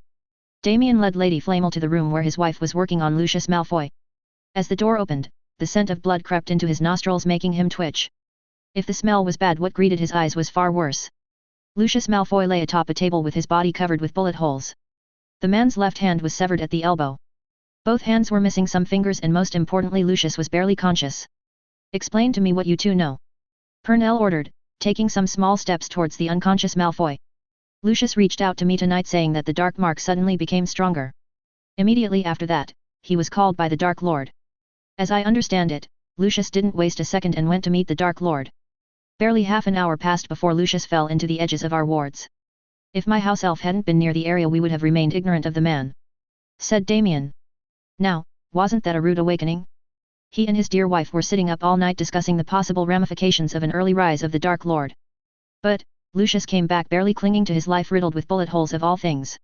It took his wife the better part of her potion stock to keep Lucius alive. "Bullets." Pernell frowned at the bloody bullets collected in a tray. "Muggles attacked him." "It appears so, my lady. Although, how Muggles managed to attack Lucius while meeting the Dark Lord eludes me," said Evelyn Greengrass, wiping her brows with the back of her hand. "It's not just Lucius. Quite a lot of Death Eaters died, according to my spies in the Ministry. The Aurors are still taking stock of what transpired tonight at the location," said Pernell, circling Lucius. "I suppose we will only get a clear picture from Lucius." Damien and Evelyn watched as Lady Flamel fished out a vial of silver-colored potion. They watched silently as the ancient witch poured the contents of the vial into Lucius' mouth. As the potion trickled down Lucius's throat, the man woke up with a gasp. Some color returned to Lucius' face, and they even noticed the wounds were slowly stitching up. "Look at me, Lucius," Pernell ordered. Just when Lucius's eyes connected with her eyes, she pointed her wand at the downed wizard. "Legilimens." A few seconds later, Pernell dismissed the charm and promptly laughed. my lady? Evelyn asked tentatively. It was my grandson. He anticipated Voldemort's moves and laid a trap for the Dark Lord and his Death Eaters, said Purnell, still laughing at the destruction and death her grandson brought upon the Death Eaters. By using Muggle weapons. Evelyn scrunched up her nose. Damien looked at his wife silently imploring caution. His lady wife may enjoy a closer relationship with Lady Flamel than most, but it'd only take a moment for Lady Flamel to become Lilith.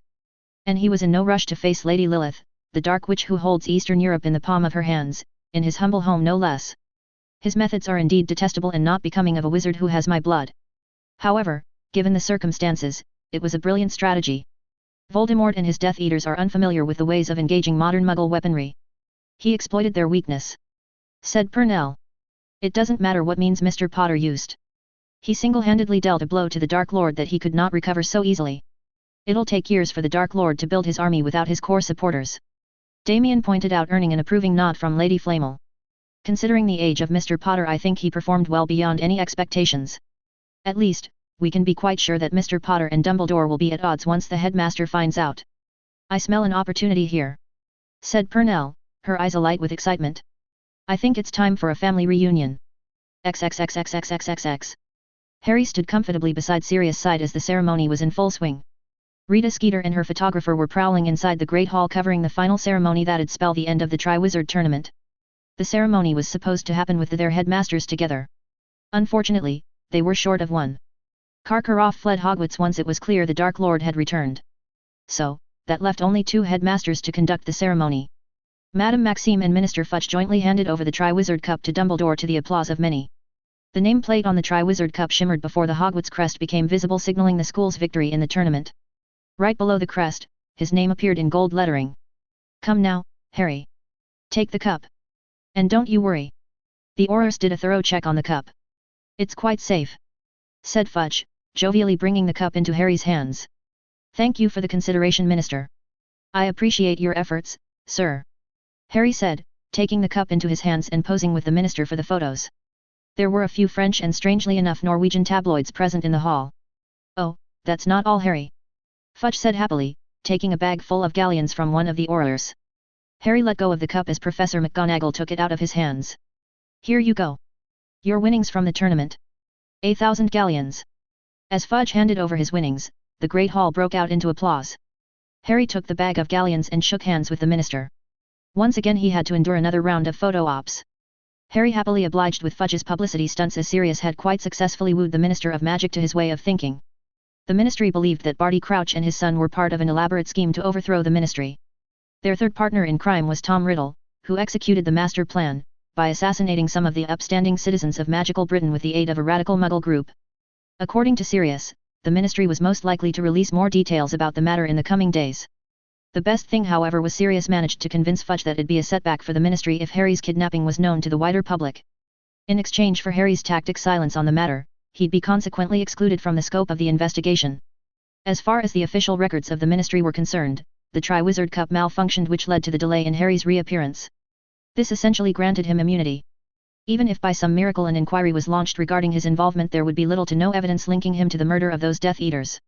Without connecting his wand or Dobby and Winky to those murders, the Ministry could not hold him. Besides, there is that nifty little legislation that allows a minor immunity from prosecution unless without hard evidence to back it up.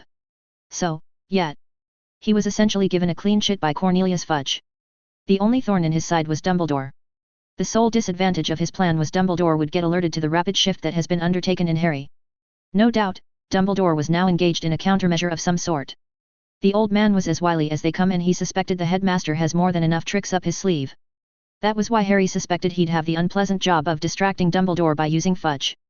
Dumbledore cannot be allowed to focus on what I'm doing or what I've done, Harry thought. At the moment, all of those plans took a backseat in his mind as he was cajoled by the Weasley twins towards the Gryffindor table for a proper celebration. It was safe to say, quite a loud and chaotic celebration was the general norm of House Gryffindor. The lack of Quidditch had sapped all the festive spirit from the Gryffindor house, and this victory was the replacement for a proper party of lions. While the celebrations were in full swing, Harry was at one point cornered by Daphne and Tracy. While Tracy distracted the Weasley twins, Daphne whisked him away from the crowd. Harry allowed himself to be dragged out of the celebrations inside the Great Hall, mostly to escape falling into the clutches of Dumbledore. He got the feeling the headmaster was planning to corner him and get him to cough up exactly what happened in the graveyard. So, Daphne dragging him out was a good excuse to push that conversation to some other time. Once they were in a private space, Daphne pulled him into a hug, which was a surprising act from the prim and proper heiress of House Greengrass. I was worried about you after you disappeared from the maze. It was however a splendid show of magic, by the way. You impressed a lot of people in the stands," said Daphne, her voice proving to be warm vibrations against his heart as her mouth was pressed against his heart. "It seems I managed to impress not just the wizards and witches in the stands," Harry murmured against Daphne's ear, making her blush. "I admit I've had my reservations about you, Harry. But, these past few months have made me like you," said Daphne, pressing her warm lips against his neck, making him shiver. Harry immediately felt a twinge of guilt as he was essentially cheating on Daphne, and at the same time, he was incredibly touched by her concern. Unlike previous times, he felt she was far more genuine with her emotions at the moment. Perhaps, he was even seeing the real Daphne who has come out of her shell right now. The urge to come clean about his relationship with Fleur grew in his mind. He felt that he'd only bring pain to Daphne in the future if he continued this duplicity. "I've never felt like this with anyone else, Harry, and I know you might not necessarily feel the same way I feel. And that's all right," said Daphne, looking into his eyes. "But, can you make one promise to me?" Harry was a bit stunned, so he found himself looking curiously at Daphne, who held out her palm asking for a promise. "Will you promise me that you'll genuinely attempt to make our relationship work? Because all of a sudden everywhere I look, I see you." Daphne stood on her tiptoes and pressed a kiss on his lips. She must have poured her heart into it because every other thought fled Harry's mind. There was a funny feeling in his gut, and he knew for sure something had fundamentally changed. Daphne was no longer just a means to an end.